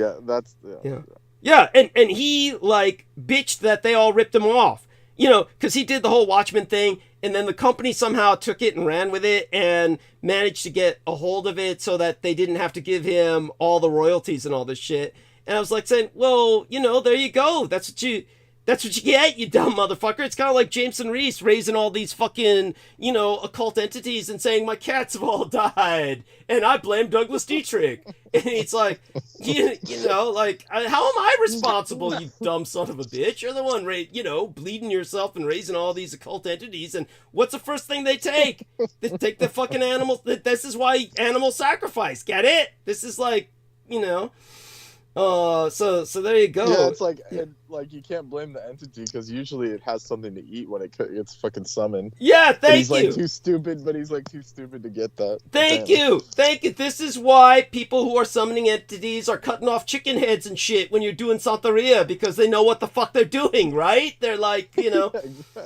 You attract the entity with blood, right? Yeah. Once you get if the entity is attracted to blood, it's gonna be wanting meat, right? This is what, right. This is it. So, and besides, he's raising entities to attack people like myself, so he's like obviously raising the entities that are the worst of the worst. And then he wonders why his cats died and he's shitting blood and all that stuff. A in the chat room was saying, I'm interested in what you have to say about Michael Aquino. Well, he's inside Jameson Reese now, or a fragment of him, and that's why Jameson Reese is experimenting the symptoms of intestinal cancer, which then he went online to tell all the ladies about.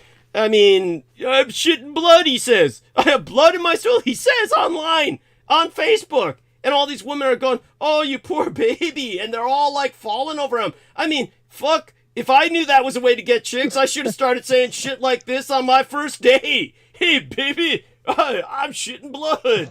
I got blood. I don't get it. What the fuck is wrong with women these days? Stupid. Yeah. Where is this? That's the ultimate question. Yeah, there's something wrong. Women are all fucked up. I think it's because their dads are beating them half to death when they're kids and causing brain damage and shit. Who knows? It's got to be that. I mean, that's what my gang brother Beaver said when this Chinese girl was falling in love with me, and I said, hey, that Chinese girl's really into me. He said, yeah, her dad beat the shit out of her when she was a kid. Yeah. Well, whatever works, I guess. Anyhow, so both of you guys take it back. So what else was there about the 300 flick that you remember that was there anything else, or we pretty much... Oh, just the whole thing is wild. Like, they totally neglected the naval battle. They just kind of... That was for the sequel. That was for the sequel. Yeah, they saved it for the sequel. But in the original film, they basically just said, oh, you know, they defeated the Greeks. And then also the fact that it was shown in that movie that they were, like, not betrayed by the Athenians, but the Athenians were, like, total cowards and didn't help them, which is not true. The Athenians and the Thebans actually helped them multiple times, but the Spartans were so reckless that they finally said, you know, like, we're not going to help you anymore. Thank you. You're going up against, like, you know, you're way outnumbered. We're not just going to send men into, like, you know, just to be slaughtered. And the Spartans said, oh, well, you guys are a bunch of pussies. And, you know, like...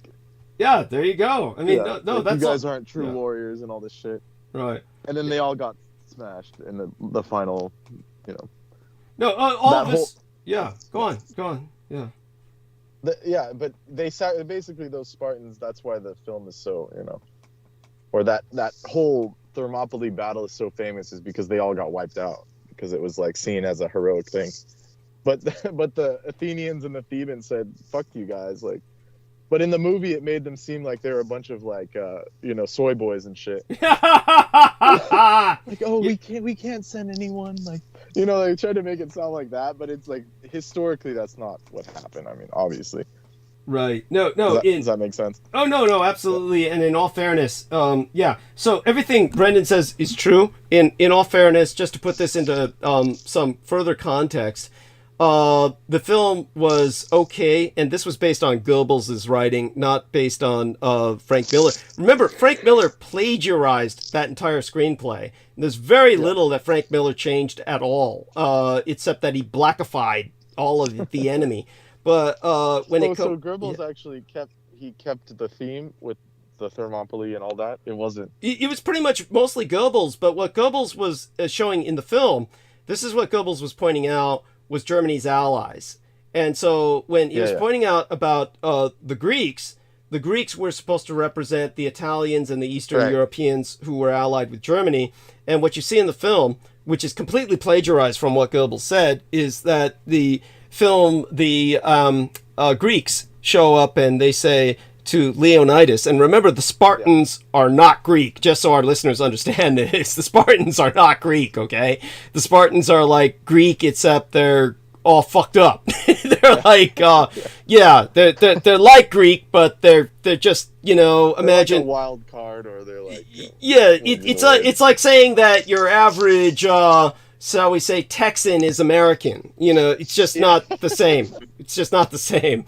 So your average Texan is, first off, you know, if they're female, it's only two things. It's big hair and big churches, which, you know, is fine by me. I got nothing against that. You know, Texas cowgirls, I love it. You know, it's great. Big tits, big hair, big, you know, I'm there.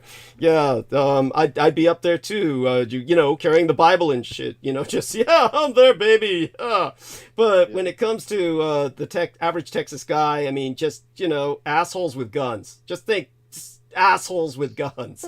Yeah, and the worst thing yet is their feelings get hurt. Their feelings get hurt. Yeah, so you know, it's kind of like I think that's the funny part about the Texans. Thank you. Yeah. They have this, you know, they're all about like freedom and stuff, and then but when you insult Texas, they get like offended personally. It's like, that's not. By the way, how does someone even insult Texas? How do you insult Texas? What would be? I don't know if that's true, but it's like a stereotype, you know, like, oh, you talking about Texas? Yeah. Yeah, they'll say something like that, but what's the insult? Yeah. The only insult I can think of is the classic, only steers and queers come from Texas, and I don't see no horns. You know, that's basically the only one I can think of. It's you're talking about an entire culture based on the Alamo. Nothing wrong with it. Right. Look, I'm not coming down on it. It's just, you know, they've got this thing. And but when it comes to the Spartans, it's like that. They're like the Texans of Greece, and so, but anyhow, so in the original Goebbels screenplay, yes, the army of the Greeks shows up, and first they confront Leonidas, and they said, "You said you'd bring more soldiers, meaning more soldiers than us," and that's when he says, "Okay, what's your profession?" And the guy says, "Oh, I'm a potter." And then he said, how about you? Yeah. Oh, you know, and I'm a forger, you know, not somebody who forges money, but somebody who works with the forge. You know, and then, you know, what's yours, etc. You know, and then he turns around and says to the Spartans, what's your profession? And they simply answer with a war cry. So that's when he says, see, I didn't lie. I brought more soldiers than you. So that's the point that the Goebbels was trying to make about the Germans compared to their other allies. And but that's just stolen completely by Frank Miller, and nobody really gets it. That because explains why that's like the one actually well-written part of the whole. Yeah, thank you. Yes. Well, there's a number of well-written parts once you see them in the Goebbels context. You see, when you see them in the Goebbels context, don't the Athenians like retreat, or they like end up leaving the battle? There's like no. Basically, what happens is the Spartans say, "Look, they approached Leonidas, and they said the Greeks want to crack at the Persians, and that's when they say, okay, we'll stand back, and they let the Greeks attack, and that's when they make the joke. You know, they said amateurs, they made a mess of things, and that's pretty much it. There's not really too much shitting over the Greeks, because obviously Goebbels wasn't going to shit over his allies. They weren't going to shit on Italy and the the Ukrainians and Bulgarians and shit or Romanians to not to any. I'm thinking of like how they maybe how the internet culture like memified it. That's what went on. The soy boy like these Athenians. Oh, right. Now they are referred to. They're referred to at the beginning of the film as boy lovers.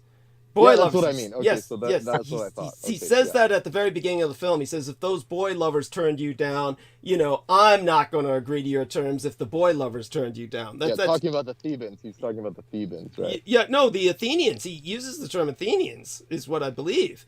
And we'd have to look at it again, but I'm pretty sure he says Athenians. And so basically the Greeks. Yeah, well, the reason why I'm conflating it maybe is because I think historically the Thebans were the ones with the all-gay army. There we are. That makes sense. That makes sense. So, I mean, but also, I mean, the Athenians were definitely sus. Yeah, well, let's put it this way. Look, I mean, take a look at the Spartans with the goddamn six-pack abs. I mean, Jesus fucking Christ, only gay guys do that, okay? It's like no straight guy cares about his body like that. The real Spartans all had pot bellies, okay? Jesus Christ. But my point is that all these armies, look, all these guys have on the march, half of them, or enough of them where just so many of them turn gay simply because that's what's available. I mean, Jesus. We were taught in like art history and like Greek, when we were doing classical history, that like the Greeks thought of the women's form as like this kind of like just it's true. It's true. They considered like the wetness repulsive. This is their words. No, it's true. It's true. They considered like, it's all like there's like wetness, and it's like it's no, like it's all true. It's all true. No, the ancient Greeks in general believed that that true romantic love unsullied. That true romantic love was only between men, and that the women were simply there for reproduction, and that and that's for instance. There is a kind of woman's play that came out of ancient Greece, and it was about the woman kind of taking charge in power. And for people who don't know, there's an island in Greece called Lesbos, from where we get the term lesbian. The term lesbian comes from the island of Lesbos in ancient Greece. And there were breakaway pocket cultures where you had women that were basically escaping this horrible patriarchy and basically establishing their own kind of cultures on isolated islands. This is all true. But there's a play that was written that shows the woman taking over society, and modern female empowerment movements or women's liberationist movements took that as kind of like a woman's empowerment play. And they were trying to point to that as, see, this is from the ancient days where people had this vision. Yeah, thank you. But the reality was that my understanding, and this might be all bullshit, but I think this is the conventional understanding, doesn't make it true, but it probably is, was that play was originally a satire saying, see what would happen if woman took over? This is how fucked up it is. That's essentially the spirit in which that play was originally written. It was supposed to be a comedy and a satire of how women could fuck things up if you gave them an inch. And so it's it is what it is. And because the women like start withholding sex from the guys. And, yes. But in those days, that's more like a threat not to reproduce, and then the race will die off, as opposed to a thought that they're withholding sex and it's something I enjoy. It's more like a duty. For the Greeks, it was more like a duty to the state. It's like a duty to the race. You know, we got to reproduce, so we got to fuck these women once in a while. But they really, in general, this is how we're taught, or this is what it's thought, is that they were generally a gay culture. And this is why the male form was so aesthetic. And of course, Michelangelo, I mean, that guy was gay as queer as a $3 bill. All he did was attractive young men, and all the women looked fat as fuck. I mean, this is like, you can tell that by Michelangelo's work, but he's following the Greek aesthetic. He's following the traditional Greek aesthetic. And they're trying to argue these days that Rome and Greece, that all those statues were really colored, meaning actually painted, as in colorized, like color TV. But they were all Caucasians, but they were all colorized. And of course, I find that aesthetically not only unpleasant, but so revolting as to be just disgusting. But, you know, that's the, you know, when we think back to ancient Rome and ancient Greece, what do we think of? We think of alabaster white as far as the eye can see, or architecturally.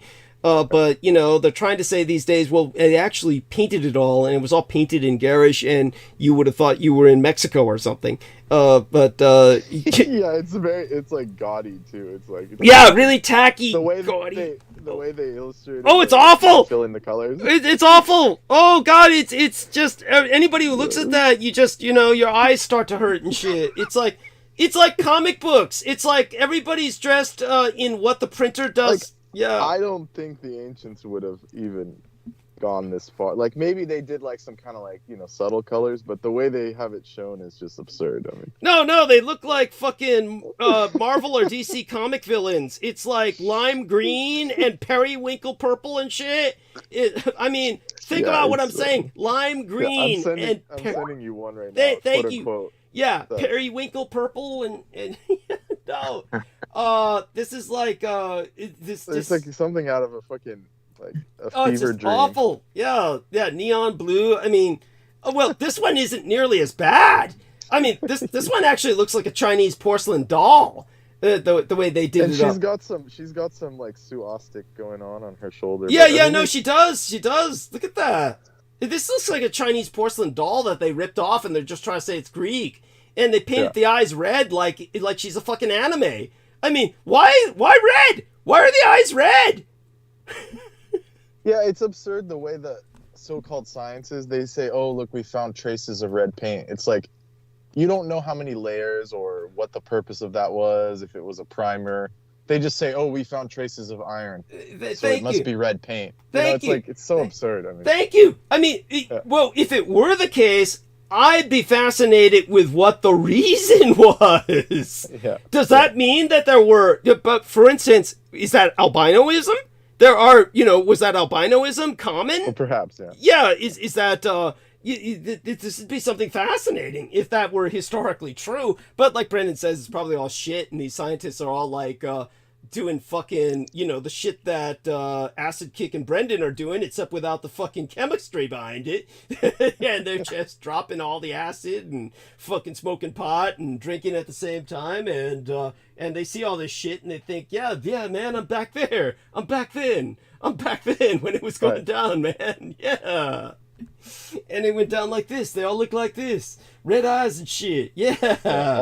All my past life recalls, and I saw statues. Nothing looked as gross as this. Thank you. And by the way, like I said, this is aesthetic compared to the other shit that I've seen. I mean, all you need to do is look up articles on scientists say that the Mediterranean statues, the Greek statues, the ancient Roman statues were all colorized. Yeah, they also taught us crazy shit like the Greeks didn't have a name for the word blue, so the whole spectrum between green and blue, they just called it green, and there was no word for blue. I'm like, yeah, they may have not had a vocal word for it, but they could definitely, you know, ascertain the difference. Yes. By the way, Brendan found it. You just entered that link, right, with this horrible Horrible the statue. This is the Trojan archer from where is he at? Yeah. It's quote unquote Paris from the Temple of Athia. Yeah. Go ahead and enter that into the chat. Go ahead That and they colorized. so you can regale our listeners so they can see this shit for It themselves. says the earliest representations of colored statuary might look like they were deemed gaudy due to the overwhelming rich color. Yet with time and perseverance, Brinkman, this researcher, proved everyone wrong. And that was his final answer. It's just total bullshit. I mean, if you look at this stuff, this is just awful. This guy looks like he's wearing what I would call this is like a jester. It's like a jester outfit from like a rave. Thank you. It's like a tie-dye. No, this is Gay Freedom Day float parade. You know, this is the parade float material shit from the Gay Freedom Day parade, where these guys are fucking each other. How they're even. What's the rationale behind this kind of? You mean the patterning? How the hell did they ascertain the pattern? The patterning and just the whole scheme is just really off. Yeah, no, it's like you expect somebody to go to war looking like that. I mean, this is like I said, put the link in the chat. This is like outrageous, and they put it in a museum. Yeah, and then that begs the question: why weren't the Renaissance sculptors doing it then? Thank you. There's something missing. Yeah, and then he acquiesces here. He says, "Oh well, while ancient bronze statues were not likely painted due to the incorporation of inlays, gems, and metals, etc., the marble statues of both ancient Greece and Rome have traces of pigment since the various rediscoveries." So they dig it out of a clay bed and they say, "Oh, there's traces of pigment." I mean, this is stupid. I mean, talk about non-scientific. Oh yeah, well it's like the same guys who claim that they can genetically trace people without the original body. It's like they say we're all genetically traced. Like that charlatan at UC Berkeley. I heard some crazies. They were saying, "Oh, everyone's related to Cleopatra because if you use modern genealogy, it's like eventually your family tree will touch hers." Oh Jesus Christ! No, that's not. Thank you. Works. Thank you. And by the way, our man Acid Kick Sid put in the picture of Xerxes from the film, and which is played by some Brazilian actor, if I remember correctly. It's some Brazilian guy plays Xerxes, and you gotta admit, I mean, the guy does is that like a cock extension they put on this guy? He's got a cock basket. And the guy pulled it off for what it was. I mean, it's nothing of this earth. It's not of this earth. This is like something from the Fifth Element. This is the Fifth Element. That you see these. This is like Bruce Willis. Dude's like completely waxed, and then the Spartans are all like hairy. It's like, they have beards and shit. Like, what is that? Yeah, well, it's this toxic masculinity, and the guys. That's why it's become like memeified, because it's like oh yeah, the Spartans. Like I'm a Spartan. Now even I've seen like dudes out here near me. They like they put like Spartan helmets, like stickers on their truck and shit. They're like, yeah, fucking Spartan. Yeah, they think they're some kind of Greek warrior when they're just like doing plumbing or something. Thank you. It's like, I don't think you guys would have lasted 5 minutes. Like in Greek times, like they like, oh, I don't have a pack of stogs and a beer, like I can't do anything. Why are you guys calling me? Yeah. Thank you. I'm out of stogs. I'm out of fucking. Yeah. And now here, our man Acid Kick just put up a link. 300's director admits using homosexuality. Thank you. This is. We come down to the crux of the matter now. Wait, what does he mean by used it? Yes. Yeah. What is Acid Kick? Explain this. Yes. Well, it says 300's director admits using homosexuality to scare 20-year-old men by Michael Jensen in March 2007. Oh, I see. They're explaining. Yeah, okay. Yeah.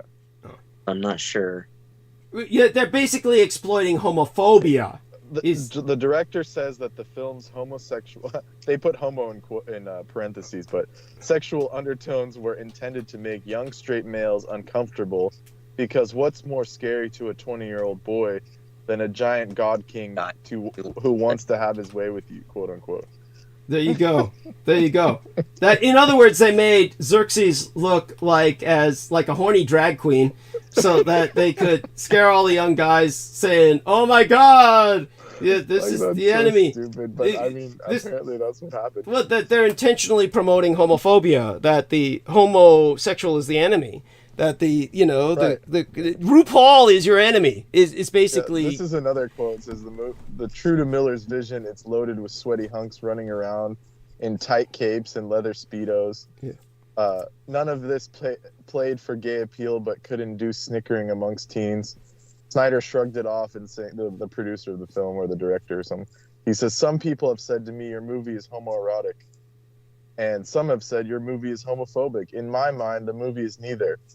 But I think it's magically both. It somehow blows and sucks simultaneously. Go on." Yeah, but he says, "I don't have a problem with people interpreting it as they like, as long as they buy the tickets." Yeah, there you go. No, it is both basically it was made to play both sides, so the more people would buy it. Well, basically, like the gays would like it, and the other guys would feel macho because, Absolutely. And then and then you even get the third category, all the closeted guys. Absolutely. Get like best of both worlds. Absolutely. Your average. But he was just trying to hit all. He's trying to hit all marketing angles. And he did. He succeeded. He succeeded. So, if something becomes memeified, that means it's like legendary. So that makes sense. Yeah. No, I mean. Yeah. First off, what happened to the Spartan body armor? At least they could have had the stomach armor, which had the abs on it, but no, they had to show them as if their abs really look like that. Obviously, and they CGI'd instead of like a 6-pack, it was like an 8-pack or like a 12-pack. It was like ridiculous. No, yeah, they CGI'd. Like not even real, like it was just beyond. No, thank you. Like all these guys did was all day just fucking just do stomach exercises, and it looks disgusting. It's like you. It's just awful. I am revolted when I see musculature like that personally. But that's me. But all these like other this article is like, I don't think it's supposed to be funny, but it is. It's like, nothing says predatory, sinister, and creepy like an effeminate hairless man dripping in jewelry. Thank you. Yeah, no, there you go. I mean that was the whole intent with Xerxes. He's and the author says, as for gay men who can't wait to see it for eye candy, do yourself a favor and get your eye candy somewhere else. These people don't deserve a cent for flinging homophobic garbage at us like this. No, it's true. It's all true. It's all true. It's like, unfortunately, half the machos who are seeing it, they're all closeted gays. And the funny part is they let us watch this in middle school. That was like, they were like, you get, like somehow we got like a rated R movie. I don't know how. Well, that was because they claim that they're promoting history and shit. I think they like the teacher would like fast forward through like some of the parts, but like we were able to watch it somehow because it's quote unquote historical. Yeah, but it's just talk about laziness. That's just. Now, the teacher could have justified all of it by saying this is all really racist, homo, etc., and you guys would have gotten a real education. Right. But no. At any rate, what was the... I could go on about it for hours, but the Spartans were just hideously deformed in terms of their abdominal muscles, and like Brendan said, that's not even 6-packs anymore. It's like a 9-pack at that point. It's a 9-pack that these guys are packing, and just awful. So there you go with that. I think we almost did that to death. I mean, believe me, we could go on for hours. Just the whole trip is such, but you've got it goes to show the latent homosexuality or homoerotic nature of your average toxic male who watches this.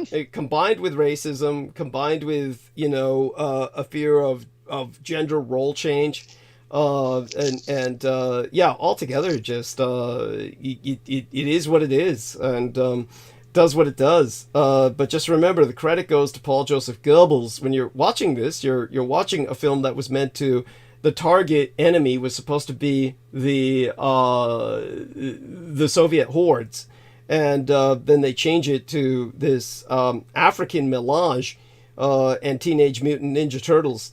So it's yeah, it just shows you what they're truly threatened by.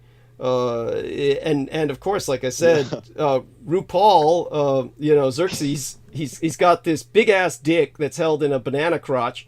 That he comes along and he's on this golden throne, and we're supposed to hate him because he's effeminate. And he always talks like a distorted voice that's similar to the V lizards from the original series, where the original movie V was the most expensive science fiction film on television to that point in history. It was the most expensive science fiction television. Was it like a miniseries? Yeah, the V miniseries. The original V miniseries was the most expensive. It was so expensive that the voice distortion they used for the lizard aliens was taken away when they made it a syndicated series. When they syndicated it into a more regular series, then the aliens' voices were no longer distorted because they couldn't afford it anymore. But they used that distortion on Xerxes. Xerxes has a distorted voice, like from the old V television miniseries, and but he speaks with this obviously self-confidence and authority, but it's very effeminate. And yeah, all in all, that's found to be very threatening by a lot of the Westerners. And at any rate, there you have that. These people still bought it.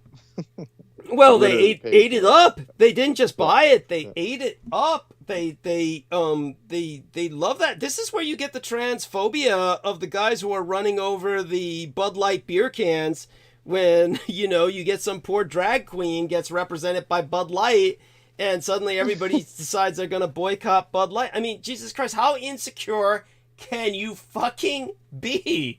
Yeah, I think that's the irony of it. It's like, I mean, like, to the point where they were like buying, like, it was just, they got scammed. They were like buying like they were probably already ready to delete the brand, but they basically, now they were like buying cases just to shoot it. Like what's that, Kid Rock was buying cases just to shoot at it with an AK, right? It was just like, it's so cheesy. It's like, you guys need to just, like, obviously you guys are super repressed or something. Thank you. Something's wrong. Thank you. I mean, Dylan Mulvaney, haunts their dreams at night. Yeah, exactly. Like, why are you what's the saying nowadays? Like, you're letting these people live in your head rent free and shit. Yes, like, why? Thank you. And here we are. And then on top of that, why were you drinking that fucking piss water poison? It's like pure poison and shit. Like, the cheapest beer ever. Yeah. Yeah, no, God, it's like, yeah, there you go. I mean, we could take that approach too. So our man Acid Kick just entered a link here. What do you make of this, Brendan? Kid Rock says he is done boycotting Bud. Kid Rock says he's changing his... How long did he... Yeah, how long did that take? Thank you. Like, how many of those did he shoot up? Like, just for fun? Like, come on, dude. Yeah, thank you. Thank you. And Panic and Rash Decision Making, a partnership with the interviewer, the influencer. He was one of the first people to declare a boycott. Yeah, what a loser. Okay. Yeah. And anyhow, the stupid thing was if the Budweiser company had just stuck with it, just like the people who were backing the football player who was kneeling. Well, didn't they put all their chips in? Like, the other day I saw a liquor store with a Bud sign that was all that literally had a rainbow on it. Did they really? Like yeah, it was like Bud Light with a rainbow. Well, it's too late now. It's too fucking late now. I mean, they figured they met. If that's the case, that they just figured... They were trying to be fence sitters and ride both sides. Yeah, if that's the case, they just like, it went too little too late. It's like they're trying to retake the stand. But I'm sorry, what's the name of the black guy who was kneeling again? San Francisco 49er. Kaepernick. Yeah, Kaepernick. Yeah, and originally Kaepernick, when he was attacked because of the brand that took him on, they attacked that brand. The brand stuck with it, and then the brand came out on top. Everybody went and bought the brand. That would have happened for Bud Light if they just stuck with it. But here we are, Bud Light. Yeah, if they would have went either way and stuck with it, but instead Yeah. Well, Right, no, if absurd. they had stuck with the first stance, I mean, you got to stick with the first stance you make, but they caved. And that's why they lost their Yeah, exactly, LGBTQIA rating, as Acid had pointed out, Sid pointed out. Yeah, it's this brings to mind, of course, the attention that I'll bring to certain awareness days. And I do need to show everybody my schedule. But certainly I'll show both these gentlemen. And next I'll show, Peter Moon on Sunday night. It's a tarot, so people know how busy the next few months are for me. But when it comes to Year of the Dragon, that doesn't begin till February. Then in January of next year, it'll be the Year of the Snake, Year of the Serpent. So these are probably pretty ominous years to most Westerners. And they might prove to be pretty decisive years. Yeah. Go on. Yeah. What were you going to say? It's I think it's pretty good so far, but towards the end of the year it's going to get pretty hectic, just astrologically. I feel not that it's going great. Yeah. No, I feel that for myself personally, these will be good years. Yeah, I'm just saying for everybody else. I agree with that. Yeah. Personally, I feel great about it, but thank you. But for humanity, for the human experience on planet Earth in general, it's probably going to be pretty bad. Yeah. Election time is going to be interesting.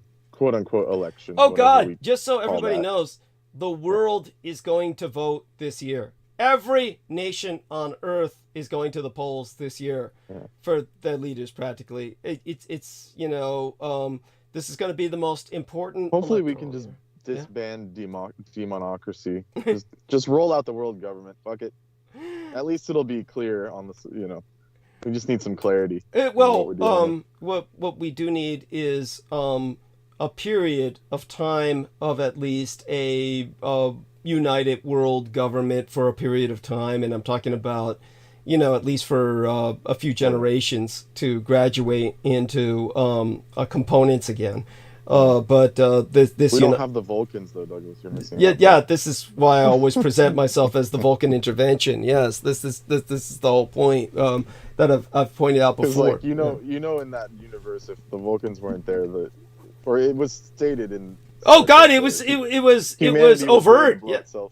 Yeah. If the Vulcans did not intervene, humanity would have annihilated itself. Would have literally eaten itself in cannibalism. Because of the condition they left themselves in of total anarchy and, it's like Portland. What is it? Freelandia is Somalia, USA. And by the way, remember they used to have that commercial for Marine World, and it used to be Marine World. They'd sing, and then Africa, USA, and then holy shit. Oh God, that's what they used to say when I was growing up. Marine World, Africa, USA, and then they had to stop that because everybody thought it was just some horrible ghetto that they didn't want to enter. And that's what you've got in Freelandia. I mean, they're all white up there in Portland, but there's like some Asian journalist that tries to go and film it, and they're all like, "Get the fuck out of here!" And it's like guys carrying around like something out of what's that film, like Walking Dead? It's literally like a pole with a bunch of nails. Yeah. There you go. Like a spiked mace. Yeah, thank you. And every time this guy walks in, they just instantly are like trying to kill him. And it's like, why does he keep going in? That was my question. Like, thank you. Why does he care about documenting this? Thank you. Obviously, he's an idiot. This is like the Chinese guy who brought the Bible over to that island where all the natives lived, and the Asian Indians say, "Don't go there.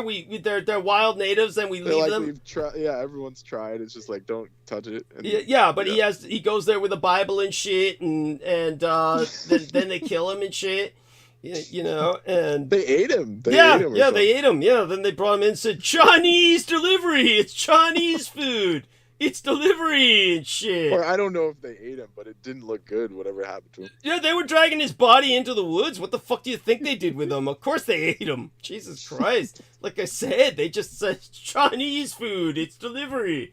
And, can't let it stay in the fridge too long. It begins to rot and smell and shit. So they all chowed down, and it's all like, yeah, he was fat enough too. We would have fed him for a few days. Yes, that's dumb son of a bitch. Yeah, I mean, in a population of over 1 billion people, you're bound to find a few idiots, and so Right. yeah, then they go to places like that island or to Portland. But you know, in Portland, it's just like entering an all-black neighborhood, except they're all whites. And you can't tell they're white because they're all wearing ski masks. Yeah, So- well, that Freelandia shit makes like I'd take the freaking Compton any day. Yeah, thank you. Like- Yeah. Like it's bad. It's like I know it was just hyperbole the way they set up the videos, but it's like Yeah. I still would take Compton over that place any fucking day. Oh God, yeah. Oh You God, know? yeah. Yeah, Like- it's Like at least in the hood, like you can at least like if you have enough charisma talk your way out of shit. But that place was just straight up feral. yes. Like, Thank you. I don't know how else to explain it. you know? Thank you. Yeah. And what was that, Sid? Is this a movie? No, no, Unfortunately not. no. Tell him, Brendan.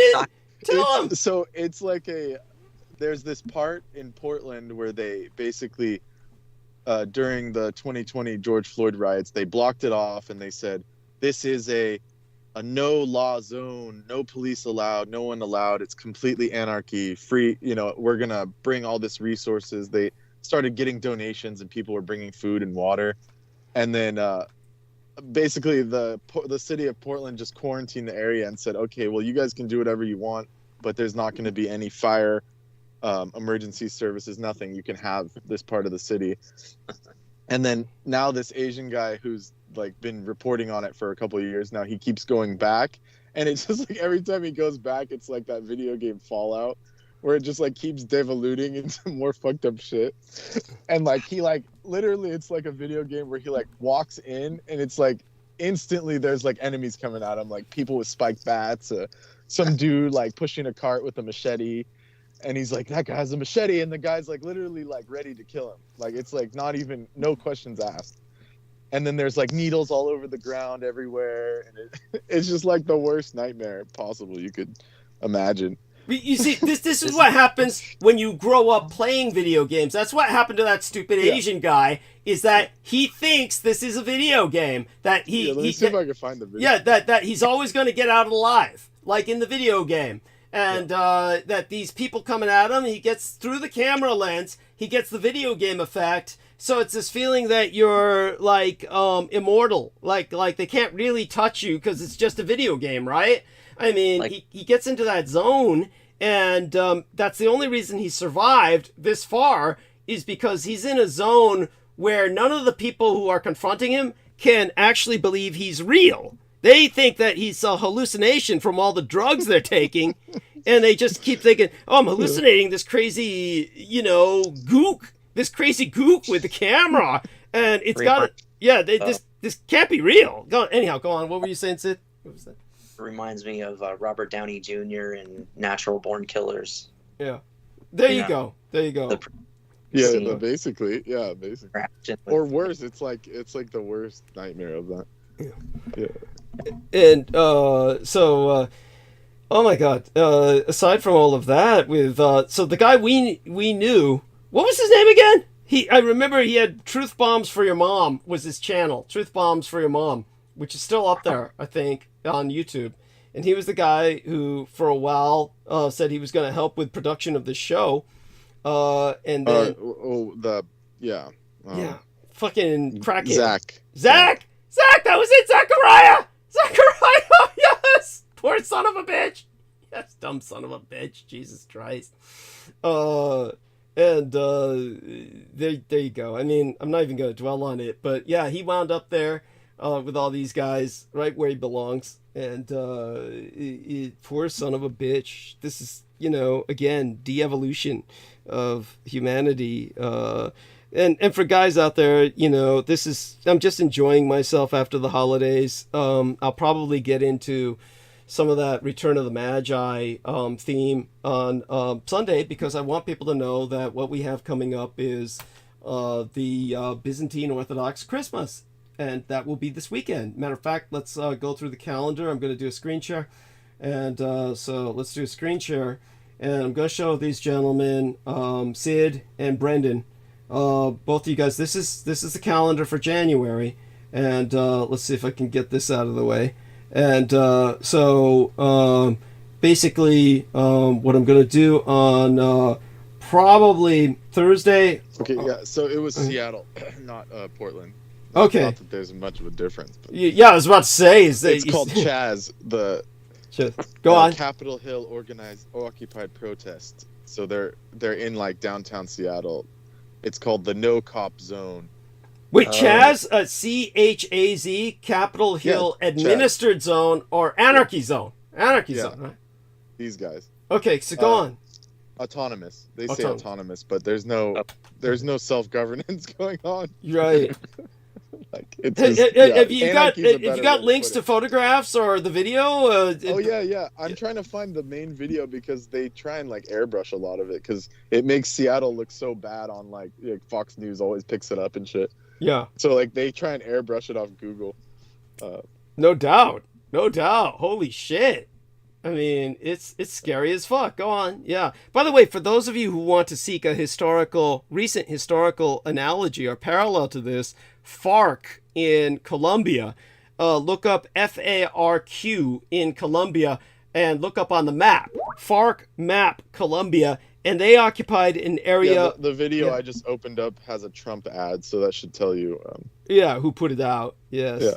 But it's Fox News. That's why. Yeah, of course. And so the FARC communist insurgency in Colombia occupied an area the size of fucking Switzerland for generations. At least 2 generations. And that's what's going on there in Seattle. The sprawl site. I mean, Seattle is a sprawl site. Think Los Angeles. You're talking about just a area that is so large. An urban sprawl that it kind of has fallen off. Areas have literally kind of fallen off the map. And so I'm going to take a look at what's entered here. Seattle pays the price for Chaz. And of course, it's Fox News would say that And let me make certain to put a heart here for some of these things that were entered. And a nice haha here for this. And and this is like Somalia, USA. This is just what it is. So I'm gonna take a look at this.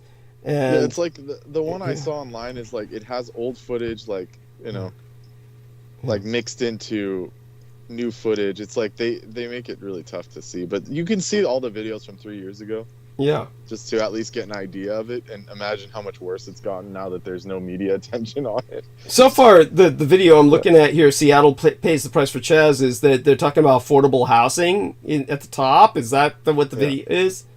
I think that's like the damage control. They're trying to say, oh, we're going to help these people, and they try and give them homes and stuff. Like most of them are homeless people, so, like that Zach guy. God damn, there's a lot of $100 bills there. Fuck, give me that. I'd kill that son of a bitch right here and now just to take everything this guy split. Like there's just money laying around. Yeah, Jesus Christ. It's in the video. It's just this. Yeah, they say it was removed in 2020, but this Asian guy reporter, I'm trying to find him. Like he's scrubbed. Just look up crazy Asian motherfucker in Seattle. Crazy Asian Seattle motherfucker, and you'll find him. Anyhow, so this stuff is really just it's not hitting the mark. The video is worthless here. It's just like you said, it's all damage control, airbrush shit. When it comes up again on like, because if you're flipping through like shorts and stuff, it'll come up. Yeah. So when I find it, I'll send it. Okay. Thank you. And aside from all of that, I'm seeing they got a flag of these people, and of course, here's one from Fox. Why is Gen Z so pro-Palestine and anti-Israel? Because they're not an indoctrinated bunch of old white fucks like you, motherfucker. Yeah. Who basically... What do you mean, why? Yeah. It's because maybe they value human life. Yeah, Jesus Christ. Because they just find it unpleasant to see babies flying apart in little bits and shit. Yeah. Like these are the same people that were saying Obama's bombing funerals and weddings. Yeah, thank you. But when Thank it's Israel, it's cool. Yeah. Like the same trip with that Harvard chick. It's like it's fine when they do it, and then Yeah. oh shit, you know. Yeah, thank When you. when it's someone they don't like, it's instant. Like you get caught up instantly. Yeah, no, it's just disgusting. The hypocrisy is stomach churning. Here we are, Seattle's autonomous zone. Sid just entered this. CHOP, it says. Does that say CHOP? Yeah, there's multiple names. Yeah. Yeah, and let's take a look at this. Welcome to CHOP. Please enjoy your stay. And fuck. I mean, yeah, some call it CHOP, some call it Chaz. No one knows quite what it is. I know it's a place to fucking avoid. One from 2020, but it's like yeah. To read the full story, subscribe now or log in. Yeah, I mean, yeah, this has got a paywall. But it says it's a foodie wonderland. Yeah, where you can devour. At first, they were saying, yeah, you could get free food there and stuff, but yeah, look at this. It's a foodie wonderland where you can devour a late-night Polish sausage. Is this some fucking joke? It's like, in other words, they're telling you can suck cock. You can suck cock late at night. This is what they're saying, really. You can devour a late-night Polish sausage, I bet. Yeah, because you're going to be orally raped on your knees. That's what they're saying. That's our idea of a foodie wonderland. You can fucking have it. Yeah, or you can dine on. I couldn't believe this shit. You can dine on $17 Thai water beetles. These are cockroaches from the fucking caboose, from the caboose in that fucking train. What is it? Snowpiercer and shit. Yeah, they're all eating cockroach. Snowpiercer. Yeah, this is Snowpiercer cockroach food. I couldn't believe the shit they're trying to push now. They're trying to say, oh, we got so much to look forward to, and they're trying to push it as positive with cockroach milk. This is serious. They were trying to push this shit. Cockroach milk. And you can look that up. Don't take my word for it. I mean, really? Like we're on the Snowpiercer caboose already and shit. It's, this is what you get in Freelandia. I guess these are the pioneers for the new cuisine. Fiber and everything pretty soon. Yeah, what was that? They'll be doing the insect burgers and whatnot. Yes. Oh God, that's awful. Take a look at Africa bug burgers. Africa bug burgers, and that shit's just like. Even they say the Africans don't want to eat that shit. They eat that shit whenever there's a plague or a famine. So it's like they want us all on African famine time and shit.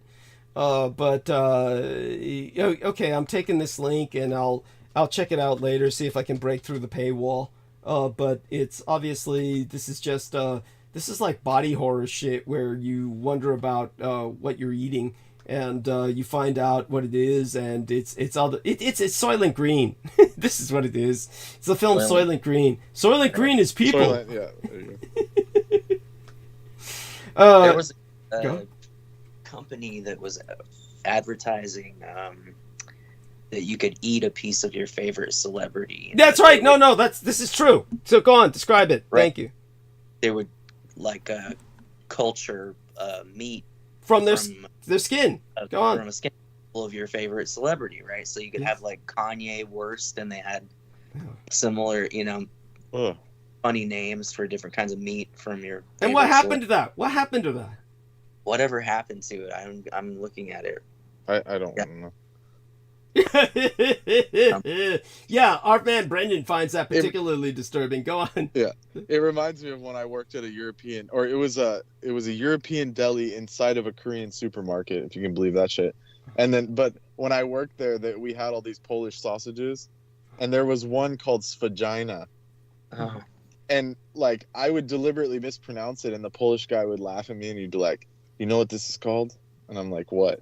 Because I already knew what it was. I was like, "What?" And he's like, "Svagina, my favorite." And I'm like, "Oh God, just buy it." I was like, "Just buy what you need." Like, but I had to act like it was funny. I was like, "Oh, what does it consist of? What's the meat?" It's like pork or something. Okay. So it's not like a celebrity, but somebody look that up. Find out what happened to the fucking celebrity. So Sid is the guy who wants to sell you salami made out of James Franco are 100% serious. Yes, no, that's true. I knew about this. And so by all means, if you can find out what happened to it or if it went anywhere. It sounds like a gimmick. No, well, obviously true, it's a gimmick. No, but people were investing in it. It was, see, so the company wants to turn celebrities into lab-grown salami. This was something that was quite true. And I remember this years ago. And this was something that was offered to people, and people were going for it. And then you never heard about it. It probably went underground. But remember, I was dealing with people like Lori Ann Fenton, who was bragging about eating babies. So it's this is what you'd expect. This is kind of like a logical extension of this kind of subculture. There's definitely a cannibal subculture out there. And where do you? Sounds pretty mainstream to me. There you go. By making salami out of famous people. Says it's probably a hoax. Okay, so there was some discussion of that. That was back around 2014, but then these new articles are from like 2022. Yeah, thank you. And so there you go. But if it were a hoax, here's what happened, is that they got investment. They're selling under the table, kind of like an underground black market kind of thing, and they basically say it's a hoax so that they can turn off the persecution or prosecution, rather, of any lawsuits against them. They just say it's all a hoax, but the reality is, if you look deeper into it, it's quite real. It's like people say that all of the Presidio was part of a satanic panic, right? You know, it was all satanic panic. But anybody who knows what happened knows it's real. They know that Giuliani was sent to investigate the crimes at West Point, and he said, "Oh, it's all right. The kids are all doing it all to themselves." This is all on record. And of course he was lying about the kids. The kids were not doing it to themselves. Adults were doing it to them. But this is where we're at. A bunch of people who are exploiting. But with the celebrities probably get paid to donate their skin, and it's an easy way to make money. You know, if somebody offered you $20,000 for a piece of your skin, you would say no? No. Yeah. Even I mean, really, how about you, Sid? Would you say no to $20,000 if somebody said, "I just want"? Because I would just assume they would be doing this. It would be like, I'd be like, oh shit, they're of course, they would be doing it, and some shit, yeah. Say no. Oh, just yeah. But I don't know. Would that be kind of fun to have like a Sid sausage out there? No, well, it's not fun to me, but I mean, obviously there's people out there who it's different for a vampire, okay? Yeah. But look, to you that's normal. What to me, it just so people understand this, I'm not a cannibal per se. People might consider this a form of cannibalism, but you look, my drinking young boy's blood, if you consider that cannibalism, then I could just start turning that on you and saying, well, you swallow your own spit. And, say some woman swallows your semen. I mean, at that point, we could say that's cannibalism. At this point, we're getting ridiculous. So drinking blood is not cannibalism. Just so people understand that, as far as I'm concerned. But nevertheless, I'm still a predator in the nature chain of food, the food chain sense, more so than a human being. By the way, Amy, hello to her. And she says, Valhalla Vale spouse Marion Wallace. I believe she's talking about Vale, the publisher of Research Magazine, and where I was getting at ultimately with what happened there. And perhaps I should get started talking about that and have these two gentlemen respond. Yeah, it's pretty late for myself. But you seem to be holding up strong. You seem to be holding up so fucking strong. Yeah, but I have to work tomorrow. Oh shit! I'm sorry. But it was an experiment. The guy that took me to buy the tea, he was like, just try, one day, just try drinking it at night and see what happens. Something interesting will happen. So I guess this was my 3-hour interesting. Well, I mean, was it okay? No, it was brilliant. It was great. good to meet Sid here and Yeah. speak about some cool stuff. But I still want to talk to you privately about the tea stuff, but that's another matter. Yeah, we'll do that. And definitely And if you can dust off a pea shoe or a tea pet, I'll buy it off of you. Oh God, I'll see if I can find one. I definitely have little statues, but I don't think I have the tea. I have some tea stuff around. But I would presume if I went there to Chinatown, I'd find because there when I was in Honolulu, there was a feng shui shop, but it was only open on really weird days, like Tuesday. Of course, Wednesday. Of course. Yeah, it was like the magic shop from the Gremlins movie. It's like you couldn't get there unless you were fate or something. No, absolutely, Yeah. absolutely. It's where it's basically you go in there and then the Chinese guy says it was always yours when you walk out. Yeah, exactly. Yeah. My gang brother Beaver made such a fucking joke out of that. He was running with that joke for years. But yes, he's got a horrible sense of humor, and like I said, there's still things in the world he still doesn't get. It's incredible to me. And to think that he dates a woman who did drug counseling for years, might still be doing that shit, and he still doesn't understand how these drug people will fucking lace your fucking coffee and shit because they're fucking crazy. Right. Yeah, by the way, Mark H says, "Good morning, Douglas. Would you happen to know anything about the Boston Strangler? I did independent research in college on him." So of course Mark is a Bostonian, and off the top of my head, I don't really know anything about him other than what that's very Bostonian for a serial killer. Yeah. It's a little too hands-on, let's say. It's a little too what would be the word? It's a little too interactive for a serial killer. Yes. It's definitely, I really don't know anything other than the general public knows about that guy. I remember him. I remember he was big back in the day. That was a big name up there. So our dear Brendan is yawning. We love him dearly. Yes, good night. And Brendan, hugs. Thank you for joining us throughout the night. You were wonderful. And look here, our man Sid brought up what is it? The human leather, the secrets of many. Holy shit! So Brendan, what was that, Sid? Human leather company. Oh my fucking god! Oh you can arrange to have yourself turned into a jacket or whatever. Oh my god! So I mean, Brendan, do you have any thoughts on that?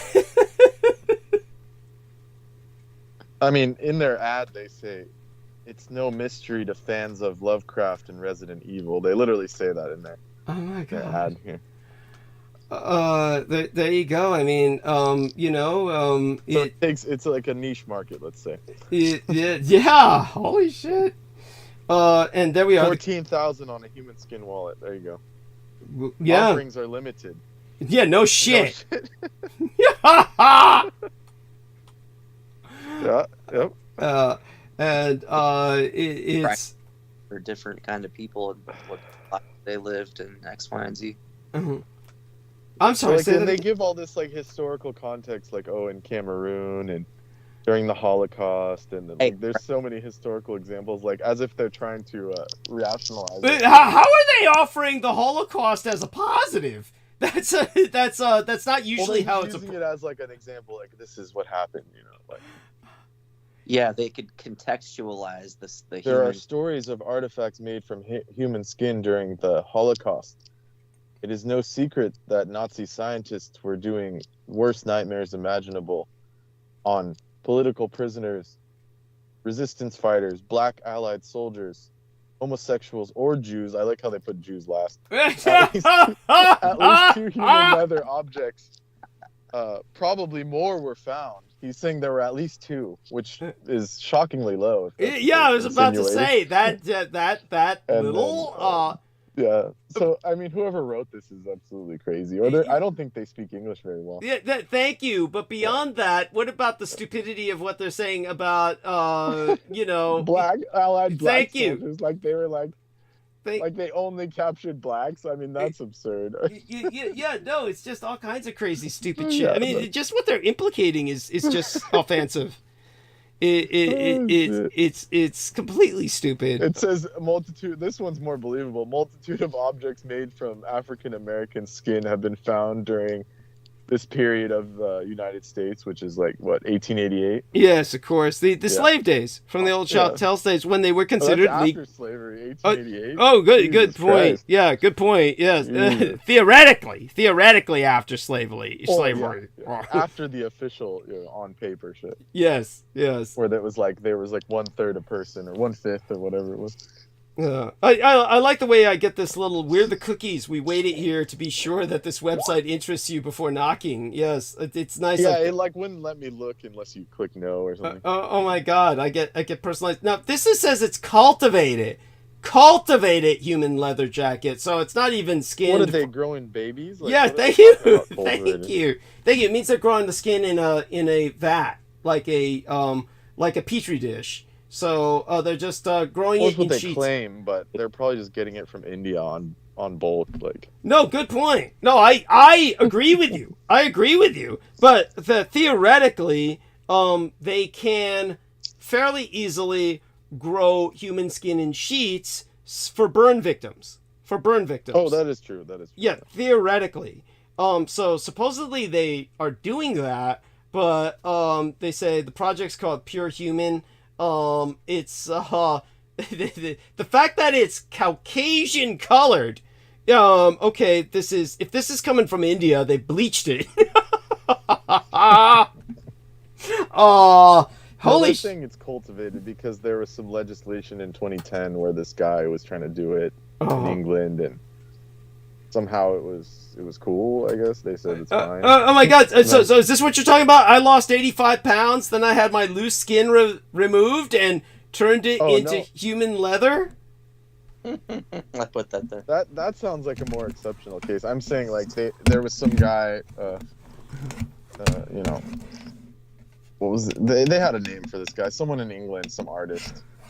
Yeah, John Warrington. John Warrington. John Warrington. John Moore. The Alexander McQueen case was a British fashion designer who died February 11, 2010. During his lifetime, he was known as Enfant Terrible because of his sometimes provocative nature. He would make headlines, etc., etc. But he made headlines because Tina Gorjak made a name for herself creating a tan bag with a freckled skin backpack and a tattooed jacket from the skin of the said famous designer. As I explained earlier, it is possible to grow cells from DNA, and the craziest part is that she had filed a patent that gave her the right to create and market an entire collection made from human leather. Several scientists claim that this is theoretically possible by extracting cells from his skin into leather, called a Pure Human project by Tina Gorjak, Central San Martin.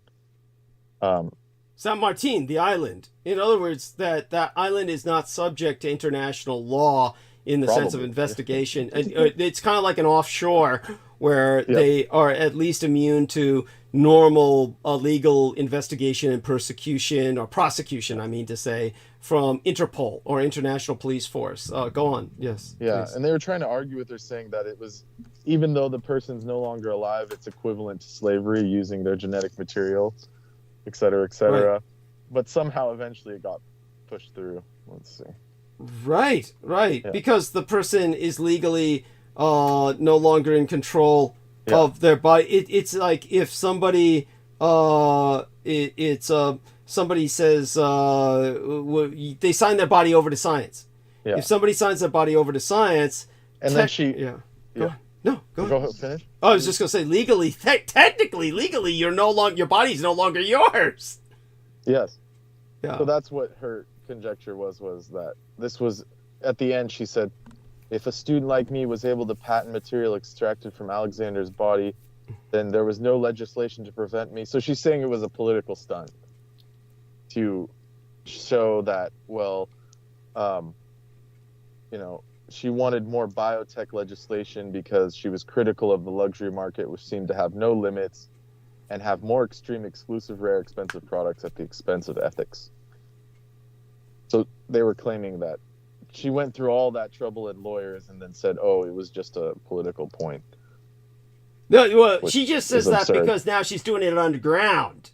That's what's on San Martin. Yes. On the island. Thank you. Or Thank you. wherever, San Marino. Or Yeah. San Martin. San Martin. San Martin. For those of you who don't know, San Marino is a city-state inside Italy that is supposed to be the border town between Italy and Padania, or what was the fascist government of the Salo that I was describing during when Pete Moon was with us. Did you hear me talking about that, Brendan? No. Oh, okay. Well, you and I can go over that later. This isn't the time to go over that. And then this company is saying that it's just people donate their skin cells. Like, that's how they have the loophole. They saying, well, if you want to immortalize your family member, you donate their skin cells, and then we make you this leather good, et cetera, et cetera. Yeah, it's That's what they're claiming. Yeah, wild shit, and all this stuff exists. All of this is underground economy, and this is why wouldn't you want that? They're trying to say, oh, it's if you care about animals and you're part of PETA, then this is a good alternative to real leather. I mean, are you serious? Yeah. Like, are you fucking serious? Like, why do you even need leather that bad? That's what. Like, it's just for these, like, stupid goth people and these edgy fuckers to, like, these, like she said, like an artist, well, just to be like, this is a human skin wallet, and everyone gasps and shit. In all fairness, let's put it this way. In all fairness, just to try and put this into some context, still try and put this into some context, which is like this is not to defend it, but to contextualize it, just how weird it can get, or just how different it can get.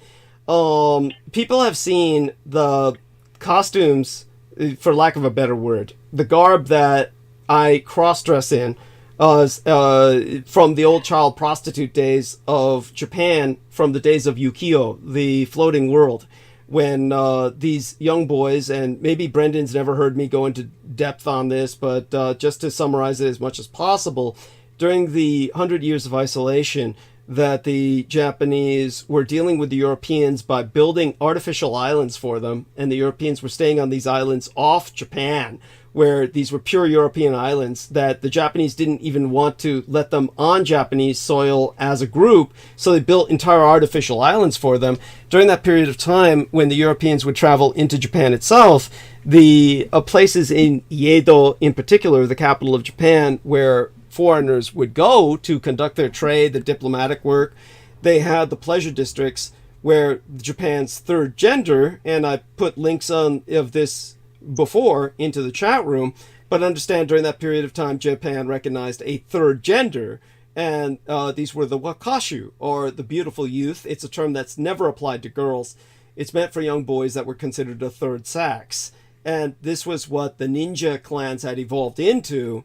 And the job was the child prostitutes that they fronted were specifically given a 007 license to kill. And this meant that they would traffic in prostitutes' cages to the Europeans, but they would compromise the Europeans. And that way, if the European ever was trying to promote Christianity or the eating of meat or something the Japanese disapproved of, the boys were given the go-ahead to kill them. And that way, you see, if a samurai killed a foreigner, this was cause for international incident and war. And to avoid that, these boys would kill the foreigner, and then the Europeans themselves would cover it up because they said, oh my God, he's killed by a young boy who he was sleeping with. So the Europeans themselves would cover that up, and there'd be no diplomatic incident, no threat of war. So these young boys, for well over a centuries, for 13 generations, they were Japan's first line of defense. This was what confronted the Europeans and kept them at bay for hundreds of years. So this was the tradition I was raised in. But if you ever there was like a famous case, right, of that French guy that... Yeah. Go on. Was it a French guy or something? But this was in the 1800s in the Chinese court. Yeah. He was, he was in a relationship with someone who was an actor, and they were basically like, yeah, exactly that. Yeah, thank you. And it turned out to be a guy, and it destroyed his whole career in the West. That's right. That's right. Yeah. And he killed himself. Yeah. Later. Yeah. And so, Sid, do me a favor and put those links in the chat room, okay? So people can understand this. Thank you. And so please put all these links in the chat room so people have a better understanding of my background. And just so people understand, if you ever take a look at what I'm wearing, human leather. no, it's leather.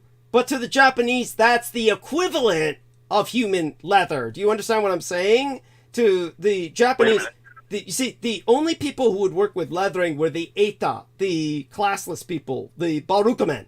Those are the only people who would work with, no Japanese would work with dead animals or dead people. The people who were burying the dead or working with leathering, the creation of leather from animal skins, were the classless people who were not even considered Japanese. These were just the untouchables of Japan. And so the untouchables of Japan, the Eita class, the Barukamen, the classless caste, these were people who created these leather works, and you would see that the young boys, because the Europeans liked it, the young boys would wear leather. This is what you see me wear in my cross-dressing as a wakashu, as a child prostitute garb. I'm wearing animal leather, but to the Japanese, that would be the equivalent of my presenting myself in human skin until, 1945. It would be the equivalent thereof. Like, oh my God, that young boy is wearing animal skin. It's so gross, so repulsive, but he's interacting with the Europeans. You see what I'm saying? So what I'm saying is to contextualize that sense of revulsion, I could see where there would be people who would turn on to, say, for instance, a young boy or girl dressed in human leathers. There would be that fetish factor to it, which I could see that. It's not saying that that's what would turn me on or necessarily, but since I've dressed in that manner that would turn off your average Japanese person, but turn on a European, I can understand it. I get it. So there we are. Wakashu, gender But they're benders. making like backpacks out of it and shit. They're making something far more utilitarian. But take a look at what I'm wearing, and it's got all of the sabbards for knives and everything else. So it's utilitarian in its own right. The blades are integral to the child prostitute garment, and the Europeans would be too much in lust to care or notice. And but maybe even the threat of death was part of the thrill. It's kind of like what that idiot James Arthur Yanchik, when I was telling him about San Francisco's glory holes. I said, San Francisco before AIDS was the glory hole culture, where people would just stick their dick in a hole in the wall, and another guy would be sucking it or fucking it, and then that James Arthur Yanchik, like an idiot, said, "That's crazy. What if you stuck your dick in that hole and some madman with a machete cut your fucking dick off?" And I was like, do you not understand that the threat of this possibility is part of the turn on for these people, as well as the threat of what diseases they're going to get? That's part of the thrill, is that's Russian roulette. These people are just playing Russian roulette with sex. And if you don't understand this, that's how they get off. So it's just weird to me what people just don't get with, it's like sharing drugs. You and I wouldn't do it because we're too fucking cheap, but there's people out there who do it. So yes, I want to thank and put all of these links into the chat room as well, dear Sid. And there we are. This is what Brendan was talking about. Here we are. He put it there himself. The true story of Madame Butterfly, the spy. Thank you. And yes, this resulted in... His name was Bernard Bosco. Yeah. And to this day, all kabuki actors are male, and they portray all the female parts as well. Yes. Thank you. So Sid added a link about that. And there we go. I can see a future where you've got certain prostitutes in human skin, because that would be like some weird turn on to guys. I mean, personally, I think it's kind of redundant, but it's and like our man Brendan said, they're making quote unquote utilitarian stuff out of it. But as I explained, such was the case with the young Wakashu as well. Okay, so that being said, Brendan, hope you don't have nightmares after this. Yeah, oh yeah. Oh my God. I was promised interesting visions after drinking pu'er late at night, so we'll see what happens. Oh God, yes, no, that's yeah, we'll see what happens. And who was it? Who was it that told you? There was somebody who was telling you, oh, Brendan, you know, the cat will help absorb a lot of negative energy and deflect. Who was that said that recently? And you said, I appreciate the sentiment, of course. And I, you know, I think that was Pete. It was not Pete. Or someone Moonrock? else. Moonrock himself? Yeah, or maybe it was Aristides, I think, or someone. All right, I can't. I don't think it was either one of them. I don't think it was either one of them. It was. That sounds like it's almost too considerate for either one of them to say. It might have been Moonrock, because he was saying like they were saying like, oh, the cat will protect you or something. Right. And I was like, well, that's a little late for that. Yeah. Oh my God. It's okay. I gave him a good send off because he did his job, you know. Yeah. Yes. What a saint, you know. He was. He is. He earned a good rest after that. Mm-hmm. Mm-hmm. No, that was when you were under the worst of psychic attack. He helped to absorb the killing blow. He took the killing blow. Yeah, he took the killing blow, and then he survived for another 6 months, and then, you know, that was that. Oh, very sad. Yeah. But it was a genetic disorder, like, because the other cats from that litter also had issues, but he lasted the longest, so, I mean, it's kind of, yeah. It was just fate itself intervening. Yes.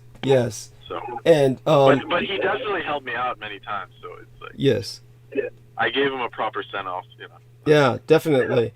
By the way, Aristides would be that considerate, but he wouldn't know how to express that, I don't think, in the same manner. And I'd be surprised if Pete himself said something like that, because it sounds like something someone else would say. Yeah, I just don't associate that with a Pete saying something like that. It doesn't sound like him. It'd be, yeah, I was trying to remember. And did you ever remember what the fourth fucking life that Miguel Andahar was claiming he was reincarnated from? Like we said, we know the three of them: Bruce Lee, Tesla, and Akhenaten, where he had brains. No, but it was like catching Pokemon with him. He just kept adding shit. Yeah, he just kept adding shit. It's whoever. It was just like, yeah. It was just kind of like, I don't think he was even serious about the last one. You know, it was so bizarre. Oh, the tragedy is, I can guarantee you he was, because he's that crazy. Yeah, no, he's that fucking crazy. But I couldn't find it in any of my records that he was mentioning a fourth one. But